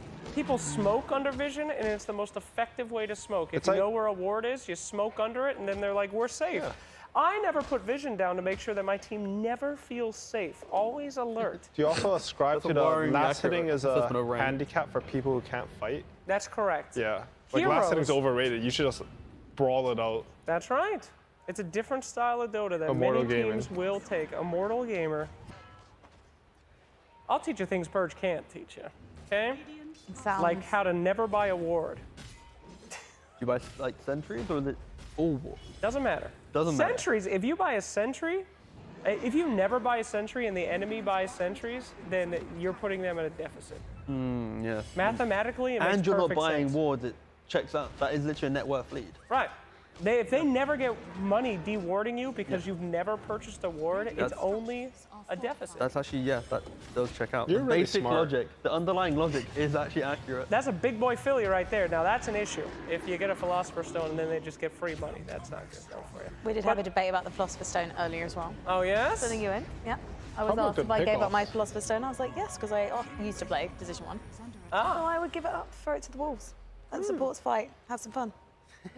That's nice. You That's drop nice it in of the you middle as of a the map queen. and they have to run to it, you know? It's like, who is quicker? Drop it on the ground. Really quickly, that just reminds me, I once played an unranked game and there was a random on our team. Yeah. And he kept all the neutrals in his backpack. Yeah. He kept, and he'd go back to Fountain, you'd teleport a neutral in, and he'd go to the Fountain, and he'd put it in his backpack. Okay. So his backpack was like 6 neutrals, including like the reserve slots. He was probably applying to be a shopkeeper. That's a thing, you know. That's true. And that's why, like, the best thing to do is when someone new plays Dota, Is you ban play. them. No, for the love of God, no. You play in, like, so when I have new people play Dota, you cushion them in the beauty of, like, your 4-stack plus the new guy comes in, so then you can, like, you can teach them the ways, you know, the nice way, and then you give them, like, 1,000 hours of this environment, and then you go, now be free, little one, go play your rank. But, I'm the new one, I'm the little one. yeah, exactly, but that's Why why am I ending up with that's this why tool? Dota is the best game. You know, you play with friends and you enjoy the learning with friends. You don't learn by yourself. You do not learn Dota by It's true, by yourself. it took me a while to get friends, but in the pandemic I found some, so. Yeah, no. exactly. So that's the, when you join the game, you find another lad or, you know, lass, and then you go from there. Unfortunately, I just don't think one of my friends likes me anymore. Because Why? Who's that? Name shame him. Kevin. Kevin. And is that Kevin, Kevin get the over Purge? yourself. Is that Kevin the I Purge? think I put him through too much. It's okay. Does he lane with you? No, well, Kevin he doesn't coaches, like he now anyone. doesn't go in the, he doesn't go in the game. Sorry, hang That's on. another Philosopher's Stone. There we go. Anyway, I got more than one, a game. Oh my God, I can't believe I said that out loud. No, Don't well, you fire get me. one per team. Oh, one per team, of potentially. course. You know what, I'm just not. Potentially. Well, yeah, it's like, Oh my God, of course you get one per that's team. the I'm beauty sorry. of neutral items, and What's we could up? probably have a debate on that. Yeah, The and RNG of neutral honestly, I think that Philosopher's Stone, I absolutely shouldn't be saying this because it is legitimately my favorite item in the game. Yep. I think it's OP, and I think like an item like that should be, if one team gets it, the other team should get it. It makes a big deal, but Frankie, I wouldn't consider yourself a new Dota player because you have the Dota player spirit in you. You literally just gave me the idea next time I'm playing, if I have supports on my team, to just drop a Philosopher's Yeah, Stone that's where so I good. want them to ward to force a support to go into that area. That is Dota player thinking right there. That's developing the new meta. Yeah, you got Effie to thank for that. Welcome to the team, my friend. It's a pleasure to have you. Oh, well, we'll get there. Well, We'll get there. Well, thank you. that's Yeah, true. here to make you all feel better about yourselves, Well, including you guys. Mr. 2000, a question for you. The probability on that was 80% VP wins this game, I believe. How do you feel on that? I think it's looking pretty good for VP right now. I think if you're behind on Luna and Silencer, like these two heroes specifically, and you're behind on gold with a Doom, it just doesn't bode well. There are heroes in Dota that function better off being ahead. Luna's one of them just because she's a strong laner. She takes objectives fast and she farms really fast. And Silencer, his spells, they just do nothing once the enemy team gets items. Like he doesn't do anything for Speakeasy or Lotus Orb. This is what I was talking about the other day. The Kobold Shovel. You dig up the Kobold, you never kill him, and he becomes a confused ward. It's like that movie, It Follows. I mean, you don't get vision. You don't get vision on it. You don't get vision, but he's there. I've seen there is a usage for that though. If you're Spear Breaker, you can dig it up in Fountain and you have something to charge back to in base. It's very good. Just there. But you give vision to no one, Slack. Watch it. It's terrifying. It Follows is basically about a creepy SGI. Yes. Yeah. Just like the Kobold. You gotta He's get rid the of it. Dota version of that. He's just there, constantly following. One day you just check up. You're just, oh no. Let's probably get Not that a checked out. Kobold. That's in the lore, Frankie. I've never seen a kobold, obviously, in any of my games. I'm not familiar with. A rare creature. Yeah. Yes. Very pathetic. Why does he follow you around? You dig him up out of the ground. He's a little groundling. There's you a dig him up and neutral then item. Yes, it's a neutral item called the Trusty Shovel. That's right. Oh, yes, I know the trusty shovel. Exactly. Yeah. The salve, But normally the I only mango. get bounty runes. Yeah, if you're on... you're very You lucky only then. get bounty runes. Congratulations. That's a pogger. I only get the cobalt, the little... They break your tranquil boots. Yeah, tranquil boots. As you're running from people, you Very just die. annoying. Yeah. That's a poggers right there. Yeah, big ones. Going back to Ari's point about the draft, though, can I don't know. Holy shit! 3 bounty runes! Sorry, production. I'm sure I You just get blew really out my excited ears. when someone finds £3 on the floor. That was 3 bounty runes, dog. And that was so loud, they removed us from the game. They were like, get us out of here. This We guy's can see that. screaming I think about kobolds. Aster took another game off Thunder Predator. Oh, their last one. Oh. That's a 0. That's a 0 for Thunder. Wait, that's our last game of TI? No, No, they they've still got play. a couple tomorrow. more. They play T1 tomorrow. I see. So Nice potentially check, Flex. could be. You know, that is when Dota teams are strongest, though, when they have nothing to gain. I mean, Dota in general is about making your opponents suffer. Yes. So when you have nothing to lose, you're even stronger. It's right. There's so much power. If we win this game, nothing happens to us, but it greatly impacts the other team. That's when teams usually win the most. So good luck to them. Is T1 looking for upper bracket? Because they've had a resurgence. Like they won a couple of very important series. So they desperately need to beat that team. So And Thunder, for Thunder Predator side, it's like the it'd just be a time. shame if you lost to a team with 0 wins. It'd be such a shame. Shame. Take Okay, what? This is it's kind of Undying and T1. So Stream C, the Secret Quincy, that was very delayed. So we actually get to see a full series still about to start in Stream C. Let's go. So T1 Undying are currently both sitting on that kind of fringe of 8-4 and 6-6. The winner is then very much looking to be the upper bracket team at fighting. So yeah, this next series that we're going to see on the C stream, Undying T1. T1's if they win this, then they play against Thunder Predator, which you would assume would be a victory at this point. So they have a potential 4 points to gain, put them going from 6 all the way up to 10, which is a very healthy top 4. So yeah, I'm wondering T1. if we're going to see that because I'm just wondering, do we want to watch the draft for that one? We might. I mean, I think Ali's right. I think this game is pretty much El Dunzo Grande, por favor. Yeah. VP's got this one in the bag. And For it's interesting sure. because these are the boys with like no experience. These are the who have Zoomers. sucked on land. I think that's your phrase that you've used That is previously. right. I say it all the time, And now Frankie. they're being EG, who are a reliable top 4 team. Absolutely. The Zoomers are coming up and defeating the Boomers yet again. Hands up in the chat, Zoomers. Your time has come. But yeah, VP is definitely looking super strong, especially against a favorite like EG. So do you guys want to head to the B stream? Or would you like to go and look at that sweet, sweet draft on I'd the like, CC? honestly, on the CC stream? I'm down for gameplay, you know? Yeah? Okay. A or B. Okay, no, we're let's in A, head sorry. to B, yeah. just there we because go. the gameplay is looking a little bit one-sided on the VP-EG. Slokey dokey, here we are. Alliance IG. Also, potential to be another one-sided game. I don't want to cancel out Alliance completely. Just to, this series, unfortunately, is very much already a lock. IG is confirmed upper bracket with 11 wins, 1 loss, and Alliance is locked into lower bracket because, of course, Thunder Predator going, 0 and 14 or whatever it is. They're confirmed out. So Alliance is a lower bracket team. So this is very much upper bracket team versus lower bracket team. So this is just for seeding then, This right? is, yeah. IG, you would still want to come first. I think you can choose your opponent, I'm not sure. Yes, I believe that is the case. If you're first place in your group stage at TI, you get to choose between 3rd and 4th who you play. Or if you're OG, you just go, we don't care who we play. Yeah, exactly. And then you pick Jack Chen's team twice in a row and win TI after. Yeah. Is this from the microphone peaking? I thought we rotated people. No. Okay, no problem. I'm so sorry. I might have been the last person on the panel, the first out. That doesn't mean anything. I'm still good at my. Everything's fine.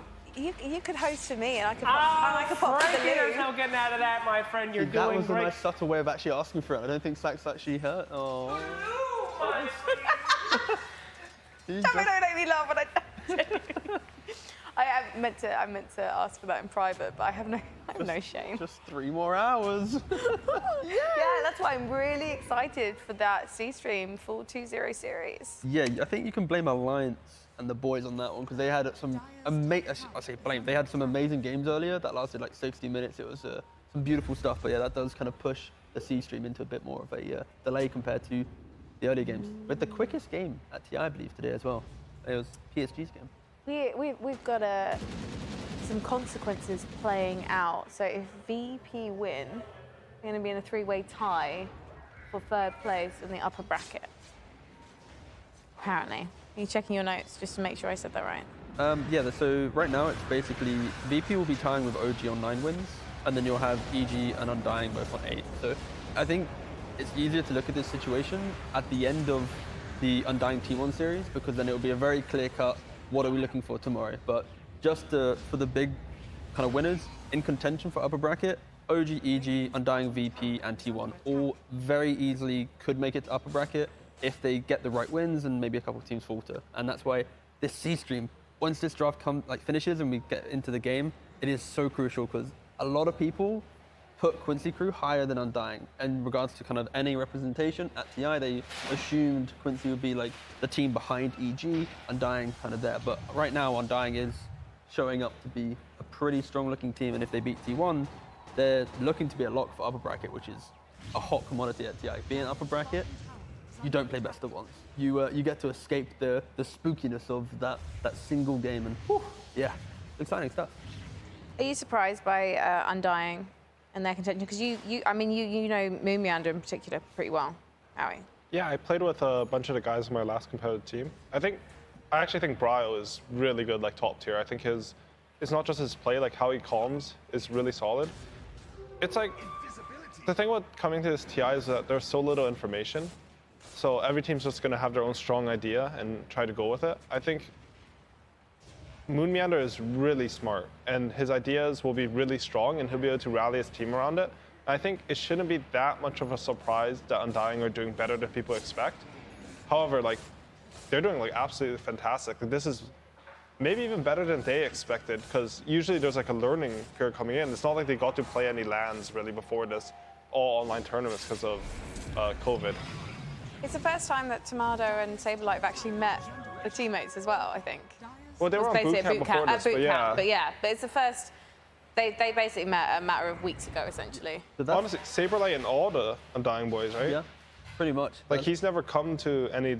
Actually, no, he played on with Quincy Crew for a bit. He did play Quincy Crew, yeah. So he could fly with that, but it's still the idea, like, the teams that formed during, the kind of pandemic period, of course, you're locked into your region and stuff like that. So, and if you weren't making it to the international stage where you're being flown in, some of these teams would be kind of going, oh, hi mate, I've played with you for a year. Like Alliance had this thing with FNG because they couldn't bring him over to the boot camp because he was in Belarus. So it was only until after so many tournaments of these seasons that they were able to fly to the tournament together, meet up at the tournament and be like, hi mate, you're my captain for the last year, hi. And then obviously now they've been able to boot camp. So yeah, it is a surreal kind of experience that these teams have had, some of the teams have had to go through specifically. It's almost like a fresh honeymoon period. Yeah, no, You've been online dating for a while. It's been going well. You got some good results. Decided to go on holiday together and meet for the first time. I mean, I'm sure you've probably experienced it with like CS:GO teams and whatnot when they talk about it, but being at home and assessing a situation through like Discord or like trying to communicate a point, going, look at my screen and do that. very hard than being in the room with the person, right? And actually having kind of like the body language of what you mean. So it really, for all esports, like being in the same facility will make you a far better team than, not. And I think we kind of saw that throughout the leagues. The teams that were boot camping, they had that just a slight edge you felt in being able to bounce back quicker than the teams online. Some online teams weren't phased at all, but you could kind of connect some dots there. Well, you need to be in the same space to diffuse a situation because it's almost like sending in a passive-aggressive email. You need to have a conversation with someone face-to-face to just like make sure that actually you're not misreading a situation, because even something said on voice comms can be mistaken in some way or other. So especially if you've not met someone, so you don't really know their kind of sense of humour. So, yeah, it makes sense. Yeah, I'd imagine just spending time together outside of just Dota in person, and maybe any kind of hobby or watching movies or just like once a week, something like that, as a team can really help with building trust and friendship and communication, which is, who was it to you that we asked at ESL Fall? Do you guys hang out after you're done? I think that probably would have been, like, we kind of like asking it to everyone, to be honest, but I think VP. It's VP and Spirit particularly. And it's like some teams obviously do like the whole, watching movies together. Some teams have facilities where they get to, play ping pong. Esports favorite, by the way. Ping pong tables. NETO, by the way, if you want to put a ping pong table at your event, it's so much better. Are you complaining? No, I'm just saying that it's so good. It's so good. Like the Liquid lads in Sania, very good. I think Boxy actually, he's very good at it. Scarily good. But yeah, it's ping pong tables in general. Great team bonding. But yeah, I think just like Effie mentioned, any team that is able to do that extra step to disconnect from Dota and build as a team, it means in the future if you have problems, you're going to be at that level where you can actually talk to each other like friends. You can say something bad and you're not going to feel like he's attacking me as like a colleague or someone, like, because of course at work it feels competitive. It's hard to kind of break down that barrier, and in the esports especially, right? So yeah, doing all the fun activities outside of Dota, very good. So if you just missed it, it's a 2-0 VP over EG. That happened on the A stream. So we switched over to IG versus Alliance. This is kind of what we were expecting. It's a shame that the EG comeback against OG kind of psychological buff didn't quite carry through to the VP matchup. But maybe they were so focused on that OG matchup that they didn't necessarily, well, of course they're planning ahead, it's EG, they're always planning ahead, but I'm just wondering if maybe they kind of went into that match going, yeah, okay, we've done the thing that we really wanted to do today, and didn't quite think about how they were going to beat VP in the same way. There could be a chance of that, but I think VP is a team that all the teams are frightened of and consider one of the top contenders, right? So VP just look like they're in very solid shape, and they've been picking up the pace, and they've tried some new things that have really worked out well for them. So it could just be that they've hit their stride at the moment. And actually, VP are notorious for obliterating group stages. It's their specialty, right? It's the point afterwards where VP tends to have their moments of weakness and they tend to crumble. So this performance from VP is more expected from me than EG. Sorry. To add on to what Effie's saying, like EG are also so notorious for flubbing group stages, right? Not really group stage team. On top of that, I think I completely agree with what you said about VP. They seem to have like this insanely high potential, and then they'll have days where they just go 0-4 like day 2. But when they're on form, like they can take games off anyone or just destroy anyone, it seems like. They're just running over teams at this event when they're feeling it. There's the capitalist quote, they will win TI, just not necessarily this year. In fact, I added the not necessarily in, just not this year is what he said. Yeah, at some point you would expect them to be able to make the strides with experience to be able to get there for sure. They have such a high caliber to the roster, and I think the inexperience also helps them so much. But I think as well, group stage is like a best of 2 environment that tests your ability to play Dota, but it doesn't always test your ability to compete at the event, because best of 3s is where you are able to, if you get to that 3rd game, it's like you've already faced success, some failure, and the 3rd game is where the pressure comes in. And there are a lot of teams that are able to take games off, but to take a series off a team, that is where it makes you, a contender for the tournament. And I think there have been, like, for example, Pain Gaming, like SG, the SEA teams, even these kind of European teams they're able to do okay in group stage, even like VP, but when it gets to the main stage, when it gets to the point where they have to showcase why they can win TI or why they can make it far, it is like the biggest hurdle is getting over that that third game or getting that clean 2-0. It is very hard, but that's why best of threes are very scary, and we don't experience many of them because the DPC format is. Wait, is it best of? It is best of threes in DPC, but in the group stage. Sorry, let me rephrase. And there's just been not that many games this year. Yeah, to be exactly. honest. Yeah. Also, I think there's like a huge difference in the amount of prep you get to do in group stage compared to main stage, because these teams are playing like 2-3 series in one day, and you don't even know if your ideas are right. I think it's been discussed on this panel a lot that the break day is where stuff really goes down, where you have time to look at the data, prepare a bit more. Maybe I'm gonna play a couple of scrims and test out some new ideas. These teams are pretty much purely going off, okay, we happen to see something happen in one game, or we happen to prepare something and we think it's good.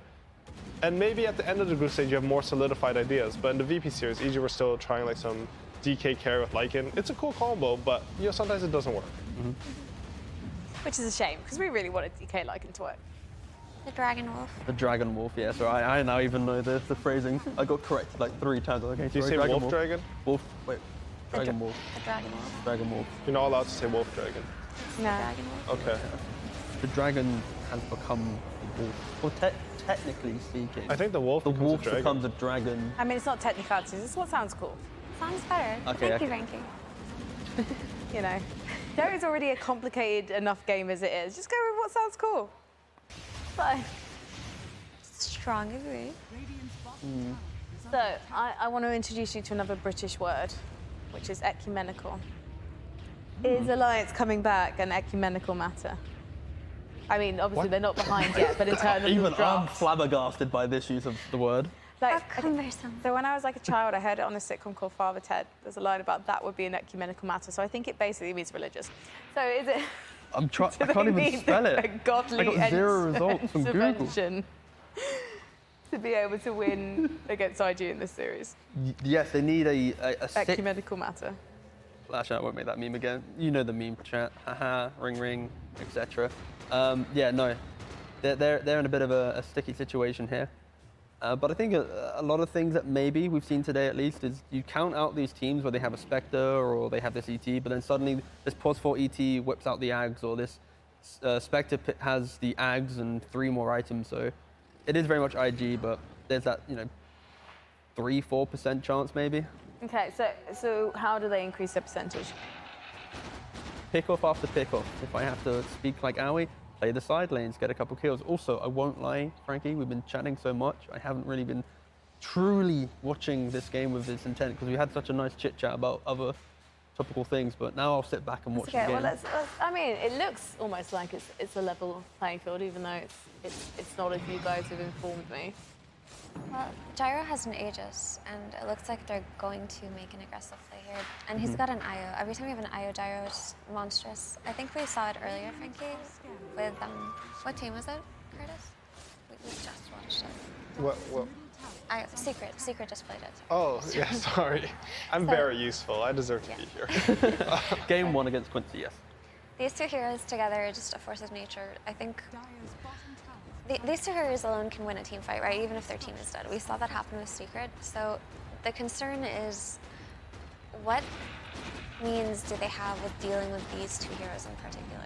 And you do see a DK and an ET and Snapfire. So maybe if DK can get that sneaky backline jump onto IO into like a Mortimer's Kisses and an Earth Splitter, they can get him out of the way. They can try to just deal with the rest of the team, and it would have to be some super slippery, insane kind of team fight. Honestly, I think if they can poke the front line, and like it does have to be exactly what you said, like some crazy slippery team fight, but if they can poke the front with DK and an ET Stomp, and make the support sort of reveal themselves, as soon as Spectre has BKB, the supports will be free in this game. They don't really have any like BKB piercing damage. Gyrocopter's damage, it eventually comes, but it's a lot of magical mix, and he only has like 1 real carry spell, which is Flat Cannon. The reason he's carried is because Flat Cannon is such a good scaling spell. It does so much damage, lets you farm fast, but it doesn't prevent Spectre from killing your entire backline once she has that BKB.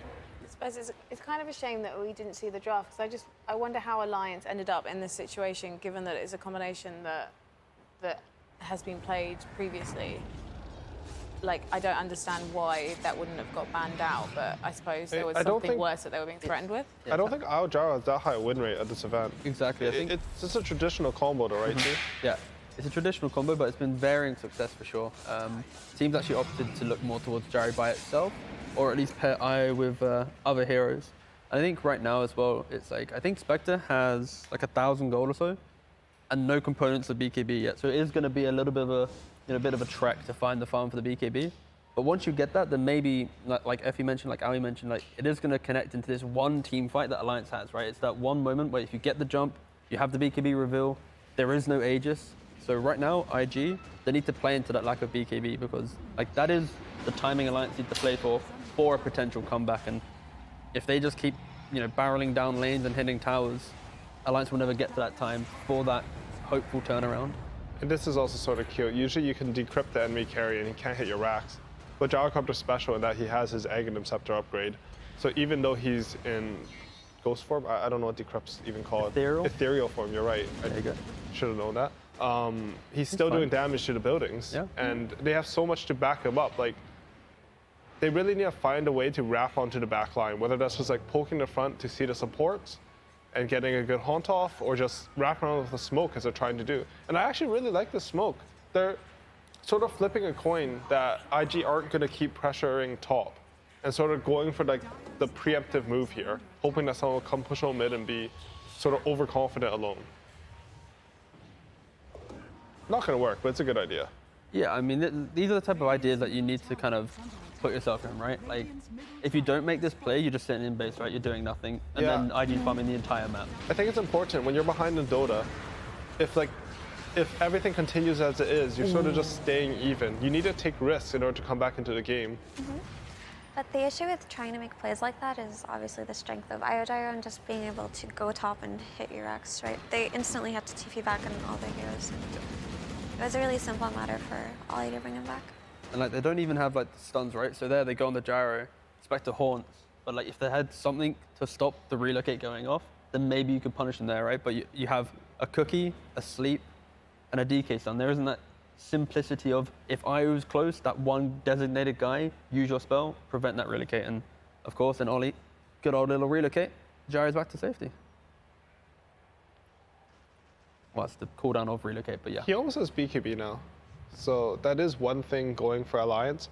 I think that will pretty much be their only timing left in this game. Like, if they don't win the fight with the BKB, then the game's just going to be over. And I don't think Spectre's going to go for BKB at all. You don't think Spectre's going to get BKB this game? I think he should, but if they clicked on his items just now and it didn't look like he was building towards I think he had it queued up in the bottom right. Yeah, he has just 4k gold. Oh, he just finished it. Yeah. That's So, good. yeah, he didn't have it quite yet. He skipped all the items because he's like, okay, the other win condition I have is, I guess I bait a buyback, right? Yeah. Like, Spectre does a lot of damage to dispersion if you kill him. But he they buys have back no taunts horn. in. He just bought BKB, he has no horn, and he's on the low ground. Okay, so... So now this is the kind of the idea is... At least you tried. Yeah, I mean, yeah, pretty much. That was a mistake, though. Yeah, like, you have the timing of BKB's coming, we can play for the horn. They use the horn to try and punish. Doesn't happen. BKB still comes in.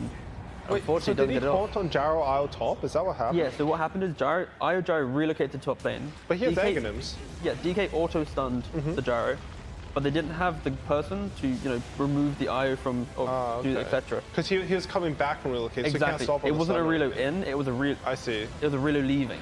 So he thought he could burst a Spectre on the haunt or something. Sorry, the IO on the haunt. Exactly, yeah. But also a very nice thing that happened was the reload actually, when Spectre haunted the IO, he was tethering to the Gyro. There's a lot of small things happen there, but simply because of that haunt, no BKB with haunt, and also, yeah, pretty rough one, but... I think here we're going to a full series. Yes, I think all the other streams are done. Correct. Do you know, Effie? Would you happen to know? It seems like all the other streams are done. We can look at the left. So we're going to do some normal Dota analysis. This is going to be, this is a new one. We can follow a story. The whole to the story. Very end. Wait, hold on, no, it doesn't. IG Alliance still have one game to play. Oh, okay, my bad. So yeah, VP 2-0'd EG, spoilers by the way, Aster 2-0'd Thunder Predator, and then of course IG just beat Alliance in game 1. So we now have 3 games total to get through, to watch, to enjoy.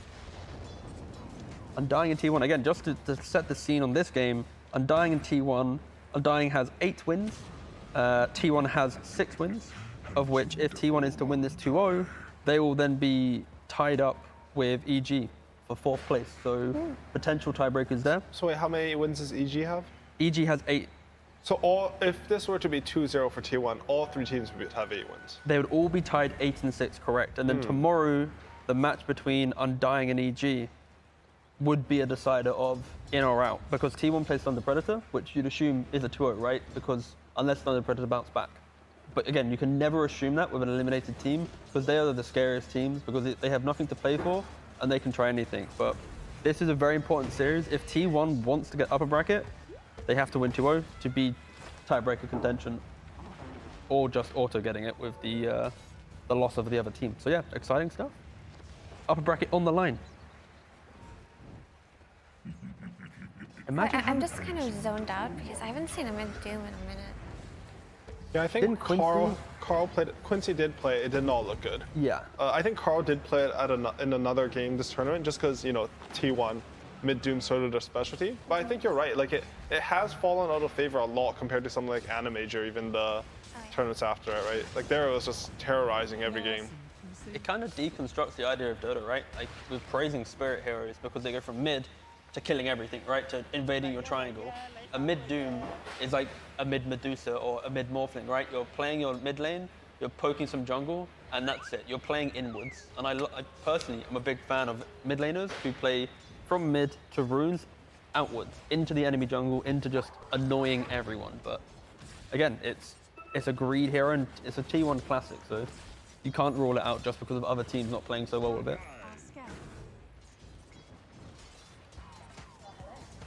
Hello. Hi.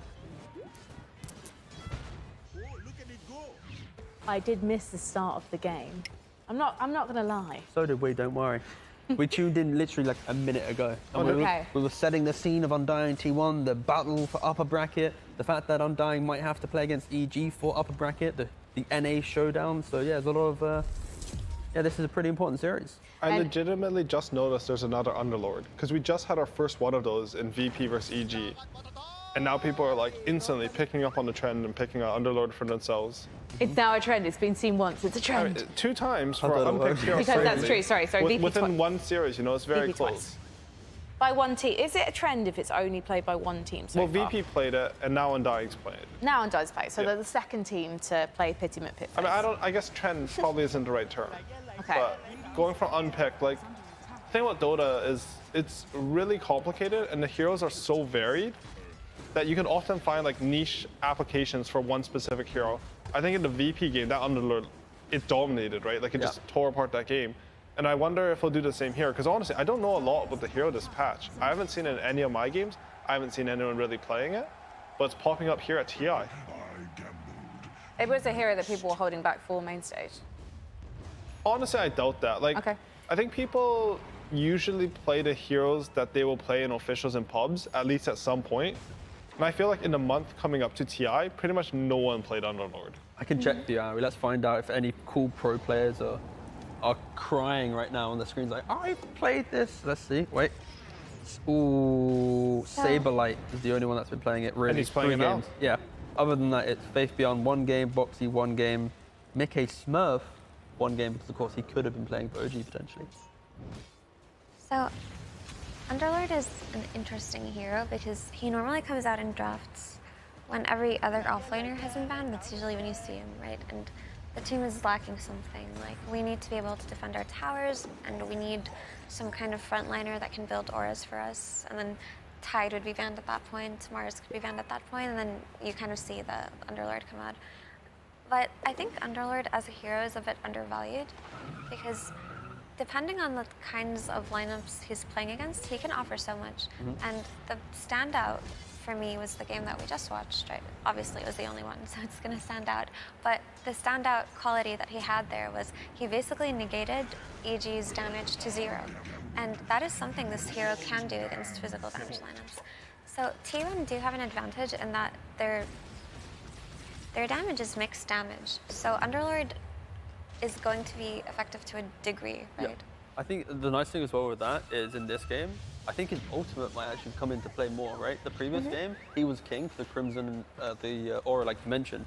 But this game, it's like, if he just gets a good ultimate, when, like, VP just won a game against Doom because they're Centaur, right? You press Doom, I Stampede, you have no stuns, we run away, right?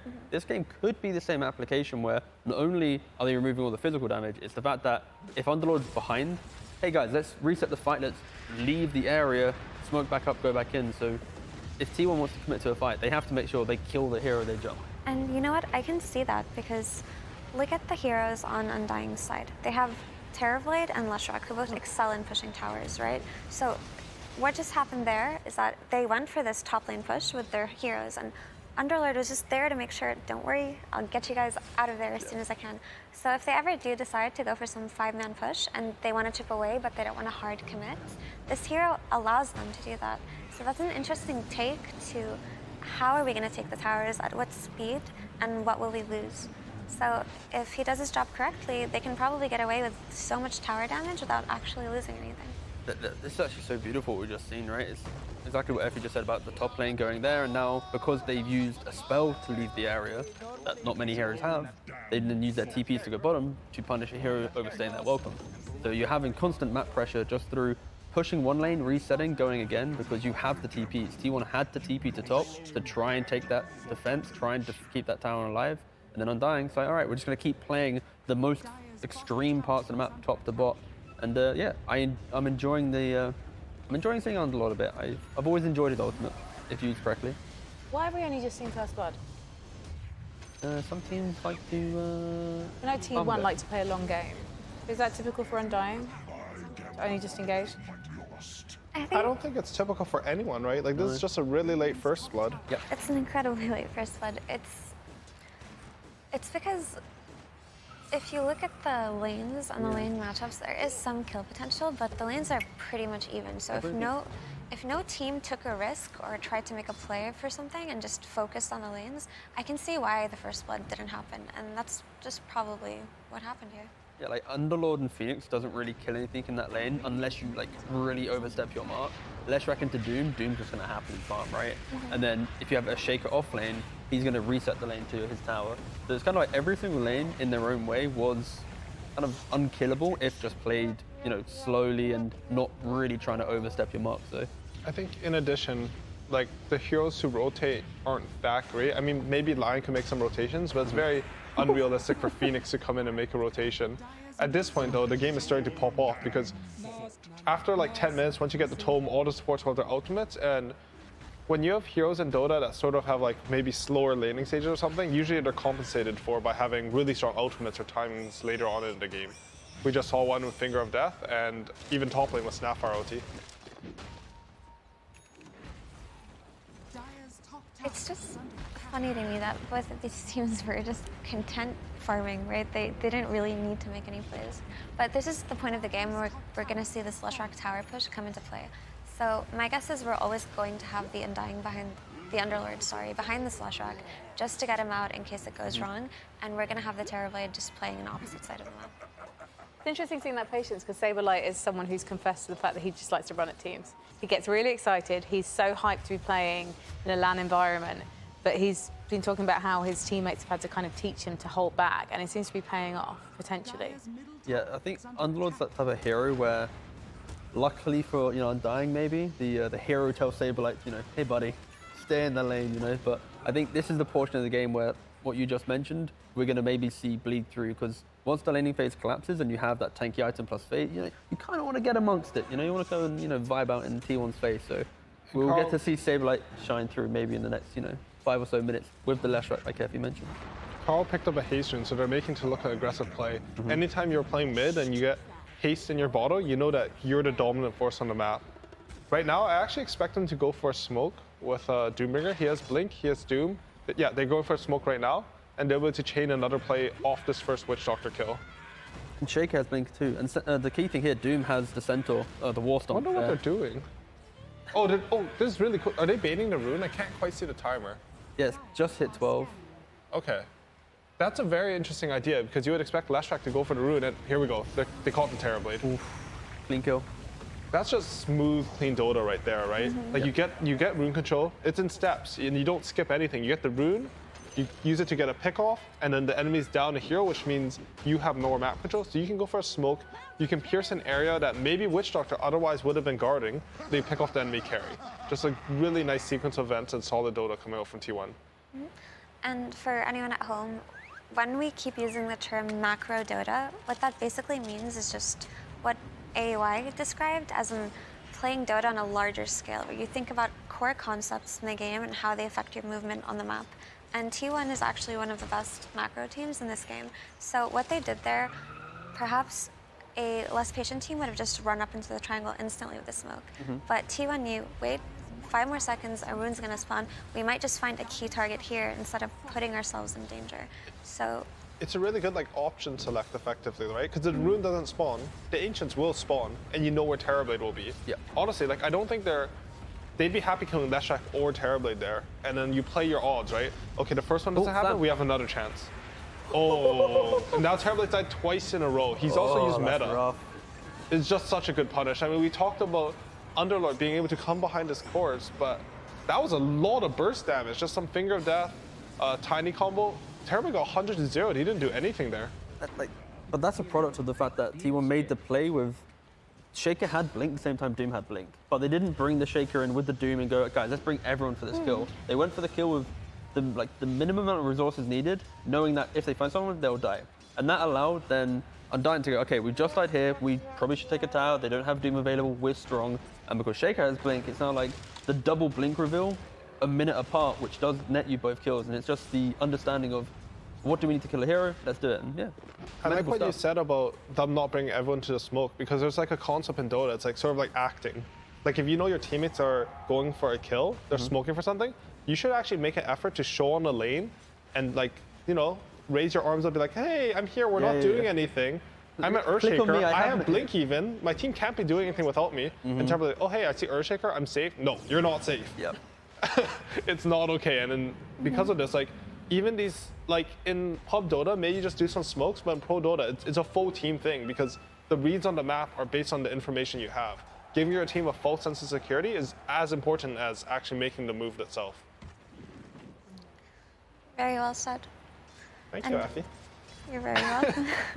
But also that concept of acting, like AOI called it, can even be applied to spell usage, right? You can bait them to come at you by just using one of your ultimates. And those big teamfight ultimates really have this effect on Dota players where you die to it, and then you kind of console yourself. You tell your team, okay team, no Doom. It's fine. It's a copium, you know?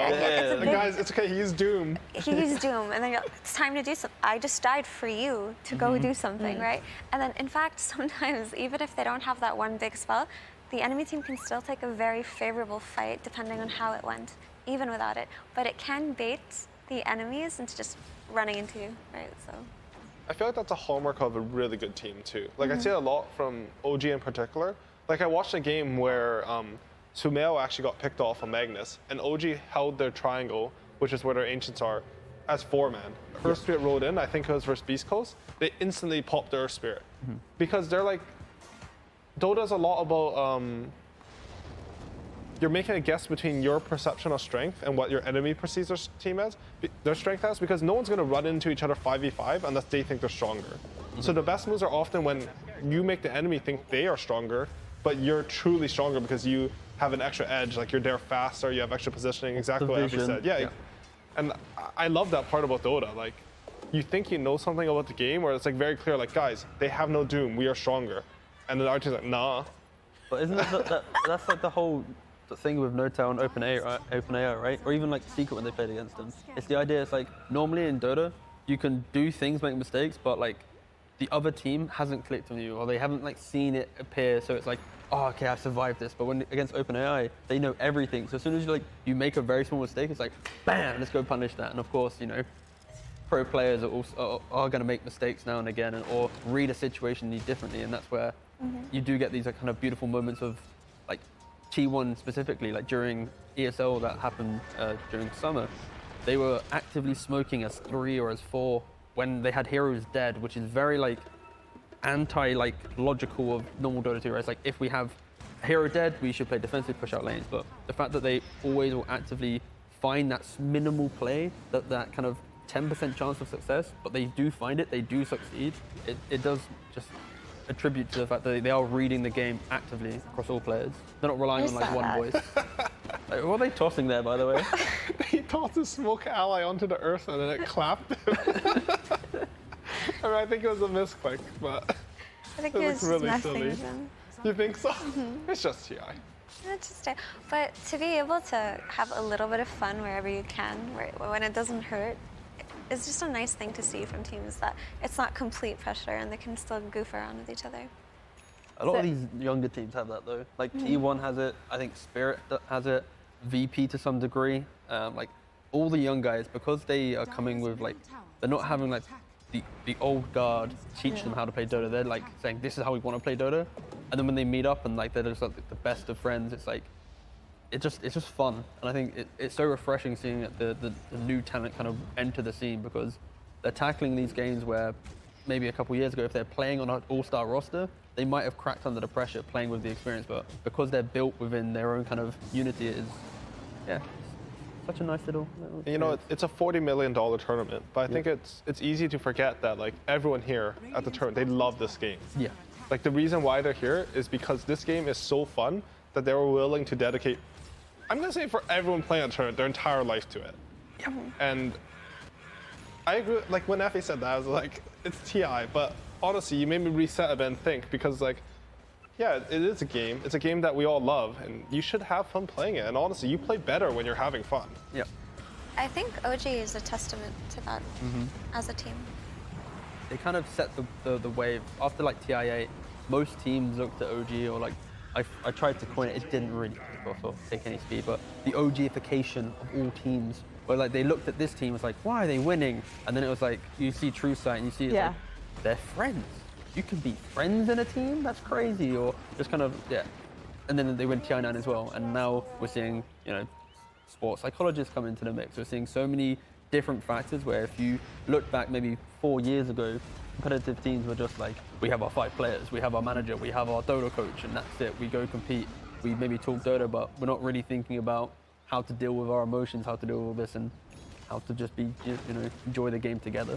The difference, I suppose, with OG is they I guess they learn how to keep a cool head, and they'd also, you know, Seb and Notel, who are the linchpins of keeping that team calm. So when they have lost, like you see in True Sight, they just go outside, they have their cigarette or their fresh air break, whatever you want to call it, and then they regroup and they go back in, and it's quite phenomenal to see that like contrasted to the other teams who get tilted because they feel like they should be doing better, and they start to kind of think about blame and where they went wrong, as opposed to going, let's think about the next game, as opposed to thinking about the mistakes that we made. But not every team is going to have the Seb or the Notel who've had those years of experience and that years of learning.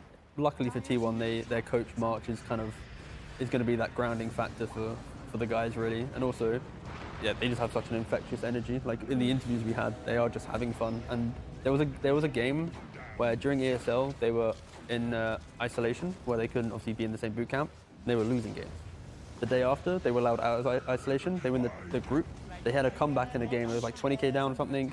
You could see like they made this amazing return. And like the first question we asked them was, would you have won this game if you weren't in the same room? And they said no, simply because of the energy they had to each other. Like you can, like when you're having a game of Dota, like have you ever been to like a LAN where you've just been playing Dota or like any game just with your friends by your side? Like the energy you get is, I'm kind of getting it now saying it, I won't lie, but like it's just so infectious, right? And just seeing like things go well, it's kind of the beauty of the game, or any game really. When I worked at Twitch, I used to play on the computers at lunchtime. We had all these gaming computers and no one wanted to use them. Everyone would like eat lunch and work through their lunch break. And I was like, oh my God, we've got these amazing PCs, you guys. Good play. So, and then, yeah, we formed a little team, like a little lunch team, playing a game that was not Dota, because you don't have enough time in your lunch break to play Dota, sadly. But yeah, it was a really good feeling to be with your teammates and stuff like that. And you always have the person or the people on the team that kind of keep things a bit calm when you're just having to remind people that it's a video game. Obviously, it's very different when you're at TI. But I suppose one of the things is if you're in the finals of TI, is obviously we've seen OG, the one thing is, like, obviously you want to win more than anything, but if you don't win, you still have done incredibly well. And I think that was one of the things for them was they'd done okay getting to TI, but they never really succeeded once they'd made it. And then suddenly to get to second both those times, well, obviously they then came first, but to guarantee yourself that spot is such a big thing. With Undying, I just coming back into this game, obviously T1 are, you know, winning on multiple fronts right now. We talked about them being the macro team. How would you describe Undying in comparison? Barry, I'm looking at you just because, you know, you've played with Dibu, you played with Meander, and you play with Ryo, right? It's practically your old team. I think they're pretty snowbally in terms of mentality. Like, if their game flow is good, then they will go on a roll. And they're actually a pretty adaptable team in the fact that if things aren't going right, they'll make plans really quickly to get out of it. I think overall, they're honestly just a more solid team than people realize, and they were just never given the opportunity to show that because, I mean, they didn't get to attend any lands because Quincy Crew and EG were so dominant in the region. Yeah, being third in NA just kind of... It's a bit hard to classify them like that. Like, T1, like, we call them a macro team, but honestly, there's a lot more to them, right? I think if you have to classify Undying in the same way, it's just like a hyper-aggressive team, which to me, in my head, it honestly means nothing. But if you have to give them in a word, I think that's what they are. And yet they didn't start this game hyper-aggressive because they didn't get first blood until 10 minutes in. It's weird because, like, sometimes you can super aggressive in Dota, it just doesn't lead to kills, and sometimes you can be aggressive and there are literally like 20 kills in the first 5-10 minutes, right? Like, Undying's aggression in this game was more of like the calculated aggression. Like applying pressure and just keeping the Exactly, space. like pushing the lanes, like the Underlord ult in top, bringing them back, less hitting towers. Even when Terrorblade died mid lane, the essence of no spells must go hit an objective, must cross the river. Like, we say it quite a lot, but like crossing the river is a big thing in Pro Dota where like, if you're playing Radiant and you're farming your jungle, you don't want to go into dire side unless there's a reason for it. Unless you're sending a hero to waste some time, or if you want to start taking towers, or if you want to get a good hold to go Roshan. So I think Undying in this game, it did feel like they were trying to do that kind of calculated play of when can Terrorblade really come and take that fight? They had a misread on when he could fight, and they kind of just sacrificed him to T1. And then because of T1 doing an excellent smoke, the excellent rebuttal with Earthshaker, those 2 kills removed Undying's ability to move from objective to objective, which is kind of what their draft wants to do. And now T1 has that 12k lead, has that ability to do whatever they want in the game because they just read Undying's moves really well, preempted some of them, and then has now put them in a position of, if you're not being, you know, crazy aggressive on us, then we can play our own game, and heroes like Doom will thrive, the farming efficiency of Tiny will thrive, and of course when you have a Shaker and a Snapfire, even a Lion kind of sitting behind them, like, it's now really hard to make a move because you will just explode. Oh, nice courier baiting, scouting there. Unfortunately, just a little bit too far away to use the vision of the courier to set up a stun from Lion or Doom. So the issue that Undying are facing right now is earlier we talked about how Terrorblade is a clear win condition in drafts. And wait, a fight's breaking out, so I don't want to miss anything. But I'll get back to that point in a second. It's a nice pass back from Tiny, and this is kind of the aggression you want to see from T1 now. Like, when you have such a lead and you have no cares, I think, right, do they have BKB on Tiny? Yeah, they got BKB Aegis on Tiny, they got BKB Blink on Carl, BKB Blink on Earthshaker, they have Mech Hood on the Snapfire. Like, every single hero has a way of just entering a fight with confidence, and that's why they are just going to be removing the jungle and probably kind of emphasizing the point Effie was about to make with Terrorblade. Yep, so with Terrorblade, he becomes the clear win condition in your draft. How are we going to win this game? Our Terrorblade is going to become very strong and kill enemies and kill buildings, right? But when you're playing against Tiny, who in my opinion is the strongest carry in this patch, you are on the Tiny timer, where if he gets to the point where he has his BKB Silver Edge Moonshard, he's just going to kill everyone and everything.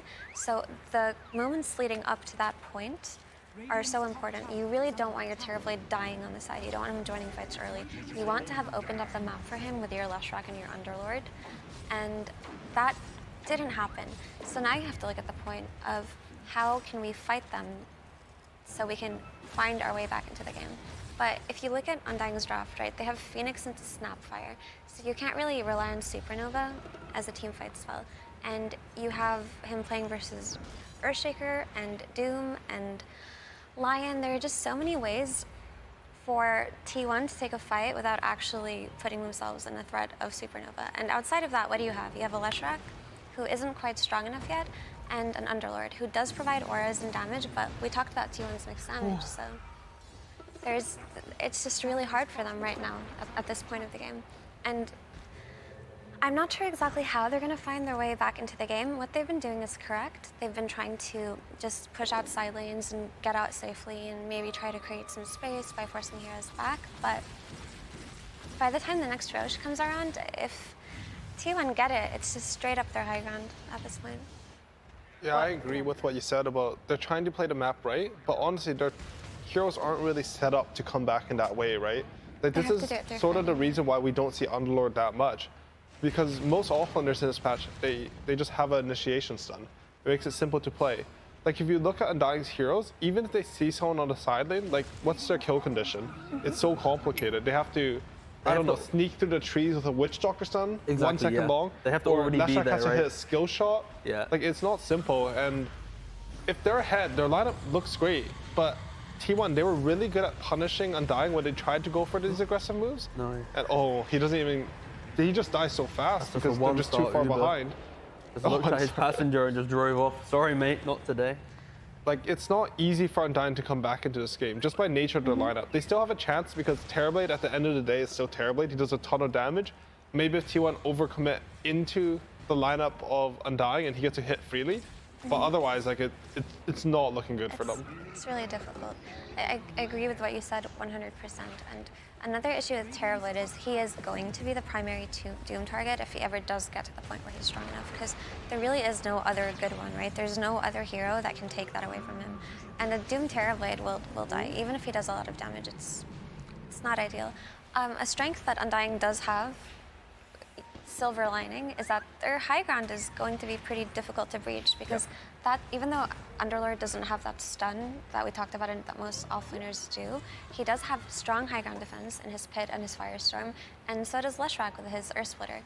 And we saw Elephant really struggle to go high ground against just an Earth Splitter. So these two heroes together can hold the high ground, but I'm wondering about what's the clearest way for Terrorblade to exit the map in the meantime while they're holding the high ground. This is kind of one of those moments where if you're able to do 1 or 2 high ground defenses, you then have the smoke where you get out on the map, get a deep ward off, to then allow TB to get like illusions, skipping waves and stuff. And then you force T1 to play like cat and mouse of, let's run back to our own side of the map, let's try and find him, let's try and kill him. But that's if the game's like within like a 5k span. When it's like 17k down, that's not really obtainable because T1 will be able to punish that. Tiny has no BKB.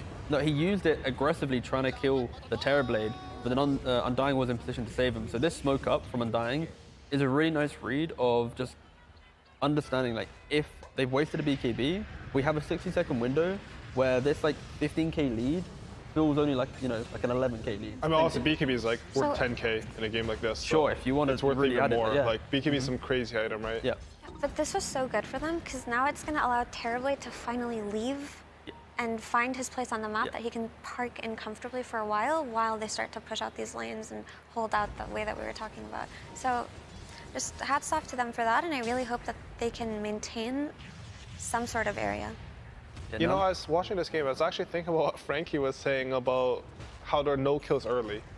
And I was like, yeah, Undying doesn't seem to be that type of team, but I think it was actually a mistake for them not to be more aggressive early.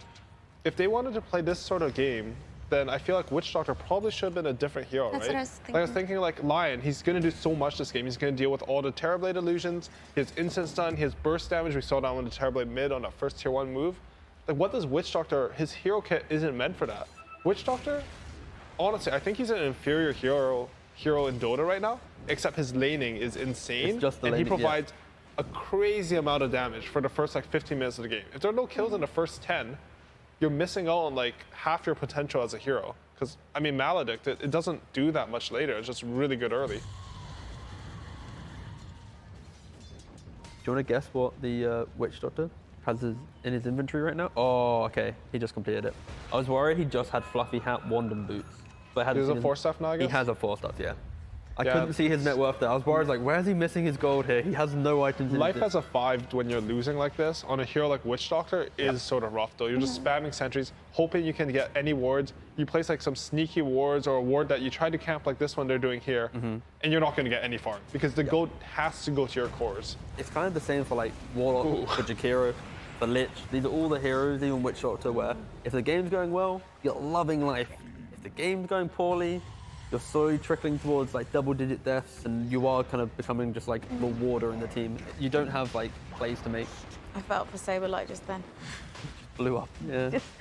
Just retreating into the trees. Underlord needs an even game, I think, or to be ahead to really shine as a hero. If you're behind on that hero, like your aura sort of seems negated by items. I mean, it doesn't go through BKB anymore, and they just have enough damage that even though you're mitigating some of it, they still have enough to kill you.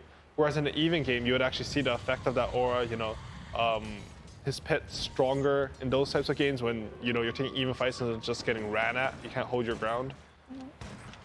And I like the Force Staff pickup by Witch Doctor, and I think Phoenix might even have to get one.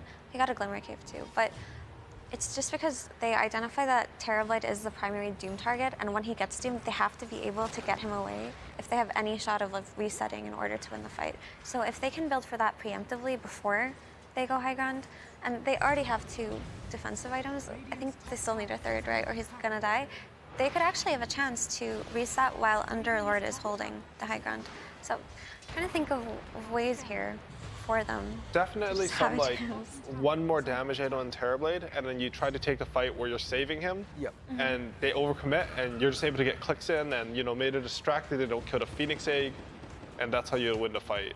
It's not looking that good, but honestly, it's like they're still playing with the winning mentality, right? Tiny wastes his BKB, it's go time. Yeah.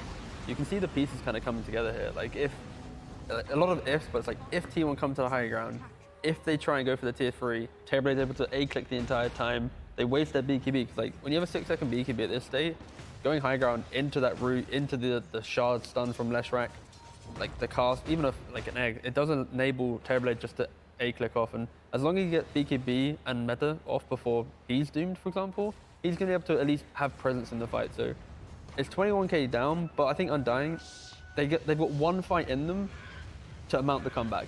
If that fight goes poorly, sure, then T1 most likely will get 2 laner racks and they'll wait for next stages and win the game. But very much, we are looking towards Undying can set themselves up for one decent fight if T1 just fully commit. If they keep poking and prodding, this could be another 10-15 minutes, and then T1 slowly building such a lead that it doesn't matter if Undying win a fight, because they are just going to be able to non-stop keep doing the same thing, rinse, repeat. And I think Undying, they've been doing a pretty phenomenal job given the cards that were dealt in this game, like at this point. But I gotta say, I don't like Terrorblade going for Lincolns. I think you have to play for your ults. Like, he has to go some insane damage and just hope you do well. Because honestly, like, even if he blocks a Doom with Lincolns, I feel like they'll still lose the fight. It's not enough. I agree. There's a refresher, there's a line, there's too much. He needs to play for the, like, in the limited amount of time I hit, you guys need to die. Because when you're behind in Dota, you need to itemize extremely aggressively to make up for the discrepancy in items. If you don't, like, you'll often lack damage. I mean, maybe he knows something, because he does have some heroes that do damage. Like Underlord, Leshrac, and Phoenix all have decently high magical damage, so we'll see how it works out here. Very well said, in that I don't think that it's Terrorblade's job to deal with the Doom. In this case, it really should be the supports, like double Force Staff, Glimmer Away, just try to reset as quickly as you can. And once Doom is done, Terrorblade can be a force of nature. He needs to build a very, very, very high DPS item right now if they're going to have any chance. Throwing like a Daedalus or something. A Daedalus Rapier. Honestly, Rapier sounds good to me. Like, if someone can get a Vlad's, and he just has a Rapier, he can stand through the Doom and hit, that would be the ITO. I mean, it's very, again, like, it's very hard for Undying to play this game. And we can even see Underlord, he cancels his ulti because they think that this is the best % fight they're going to get, and they might be right here. Really great supernova, by the way. Like, yeah, like, this is where Undying, like, in nature, they wanted to try and make the play, like, they already before made a smoke play out and found that pickoff, right? Punishing no BKB on Tiny. Undying, they smoke through the left-hand side of the map, wrapping back around the high ground, kind of like an unconventional route into this area. But they're so disconnected because, like, the Egg's on the far left, the Terrorblade's on the top, and it's all because of the fissure cutting half, like, and Undying in half, basically. And we kind of saw there, like, everything we mentioned was Terrorblade fighting from behind 4 heroes. He was the furthest hero out by himself. And even with Terrorblade dead, I think they should be able to hold for a while. Like, this high ground defense is gonna be ridiculous. Stuff down. Yeah. It's like 3 spells and it's very annoying, but... Hit plus last track shard stun. That's a... What wins? 1 tree or like fire, roots and everything? It's literally just a single tree and that's gone. Bye. Looks like the tree is winning. He is The winning. tree is winning. I think you would be right, Effie, if he didn't have Aegis. But just because he has Aegis, he can like just tank through all this stuff. I mean, like, look at this Tiny. Moonshard. No Aegis, he's dead. He's got Moonshard, mate. He threw away his tree. He was unhappy with it. Oh, that they held. They didn't did take hold, the melee. yeah. They only got rain tracks and Terrorblade's alive. He didn't have to buyback or anything. I mean, he didn't have it. And Aegis is actually expiring soon, right? I think that's only like 5 seconds left on it. And still a glimmer of hope then. I think they really will face a difficulty going high ground here. So the hard part is for them to find some kind of space where Terrorblade can just play Dota, because you don't want him sitting in base sending out illusions. It's not going to be efficient enough for him to get to that strong damage item that AUI was talking about. Honestly, I think they might have to like smoke their Terrorblade out of base, and he doesn't even show illusions on lane at this point because they'll just hunt him down. They'll come with some Blink Line or Shaker and find him. You just like, it's nighttime, which is, when you're behind, nighttime is like your saving grace because the enemy towers have less vision, so you can sort of sneak from their triangle to farm their normal jungle and just try to get whatever you can. In addition, I'm pretty sure, we can't see, but Undying will not have their tier of neutral items. I think it's, is it 39 minutes? Like, there's no way to have their 37-minute ones.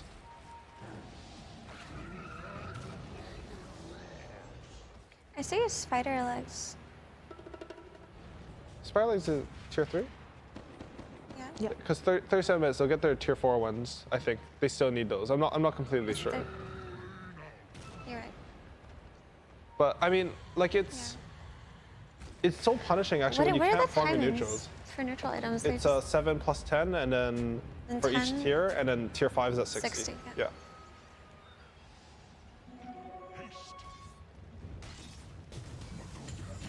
I mean, again, like, it's so awkward to initiate, right? If anything, like Lesh, it sounds kind of memey, but like Lesh needs an arcane blink to get the stun off, you know? That cookie. Or Hex. Yeah, or a Hex, yeah, that's probably the better.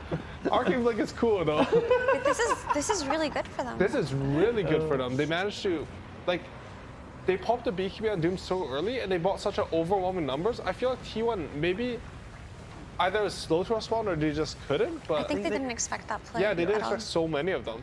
That was just a really. That's a baller play. That's honestly, a go-getter right? play that they just stood there and they went out. Oh no! Wait, they just left little old Doom all by himself.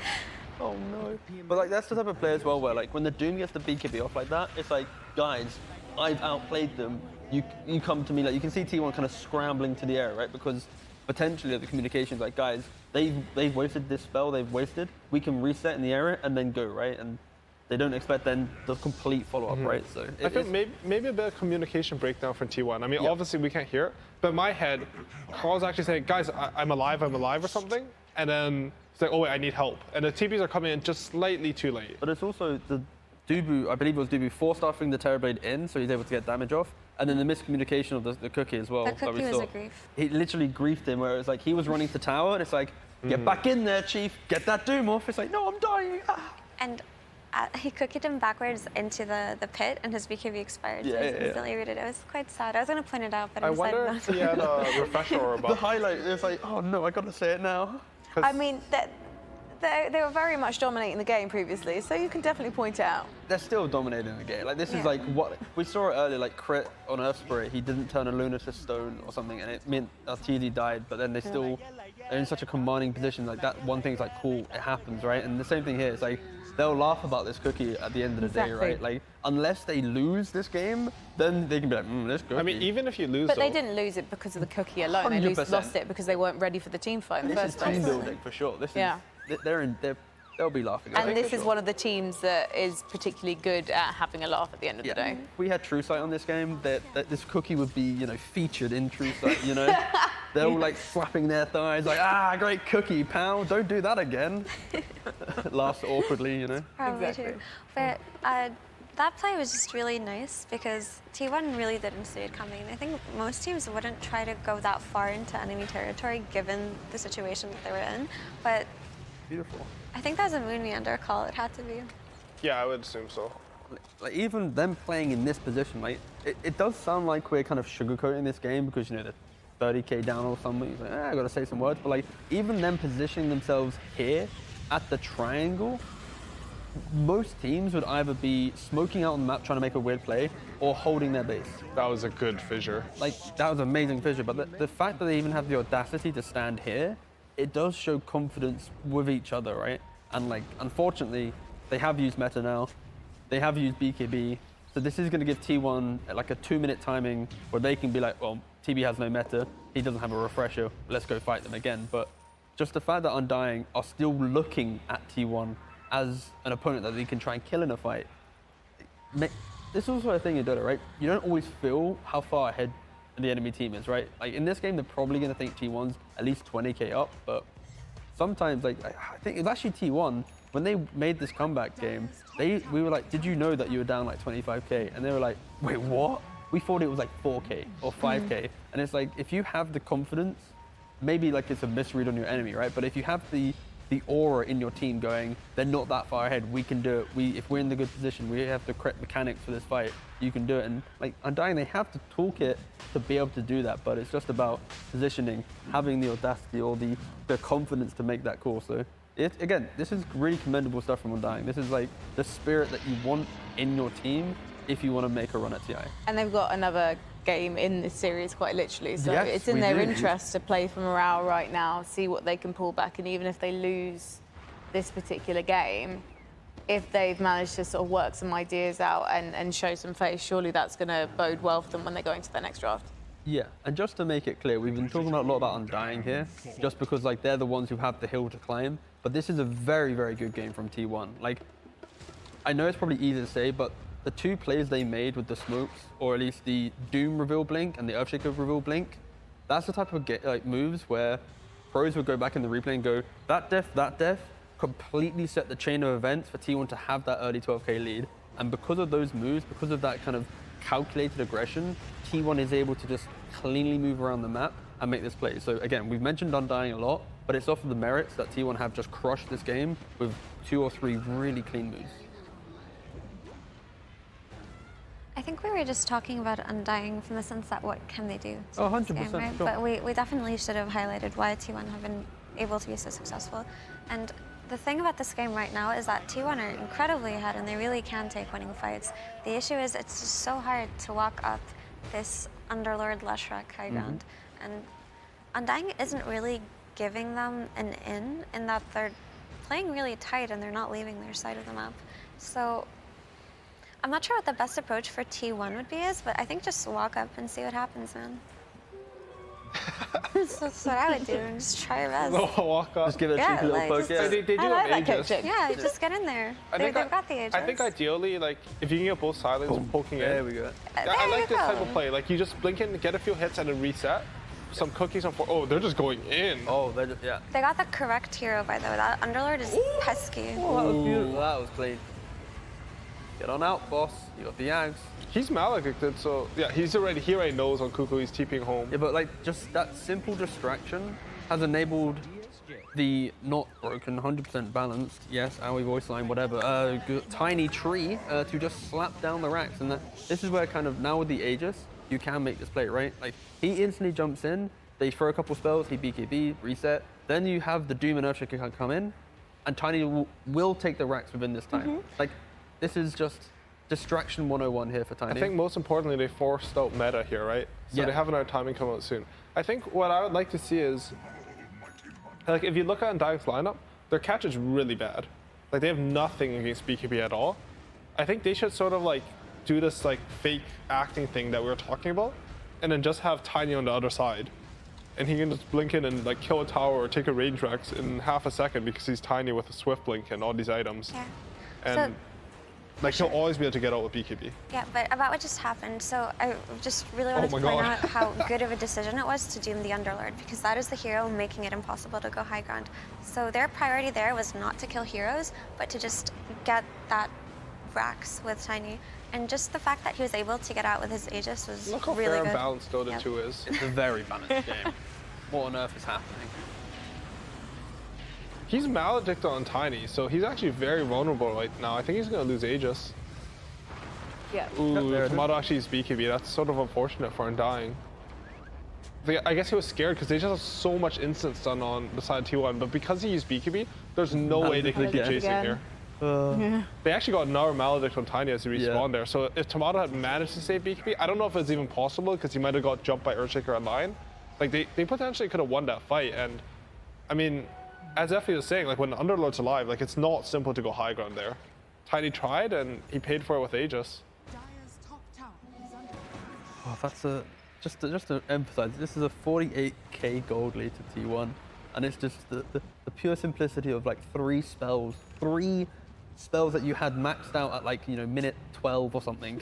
That's the thing annoying. Your 48k gold lead is just. Yeah, I mean, the thing is, I watched what team was playing. I think it was Elephant versus Thunder Predator maybe, where they had like, oh no, Elephant versus Secret, where they were up like 50k gold on Secret. In that game, I felt like you guys are sort of taking it too slow and waiting too long.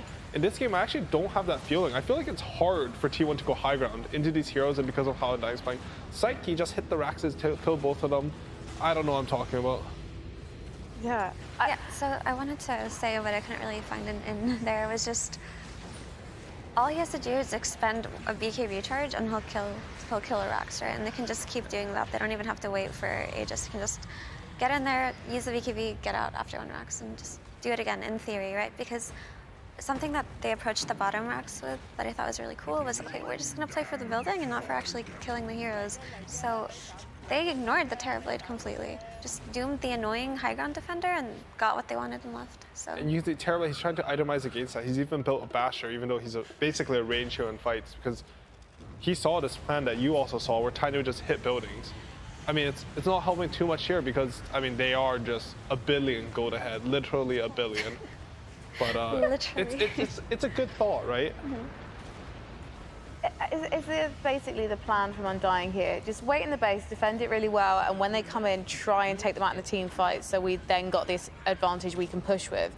Because it seems to be just like repetition right now, where it is literally just Undying going, okay, hold the ground, and Lord, spray him. The thing here is, like, what we're describing right now, this repetition, it's Undying can't stop this repetition occurring because they are covered by the safety of how they're approaching such repetition. It's, you know, offering up one hero using BKB disengaging, and then you can sacrifice a couple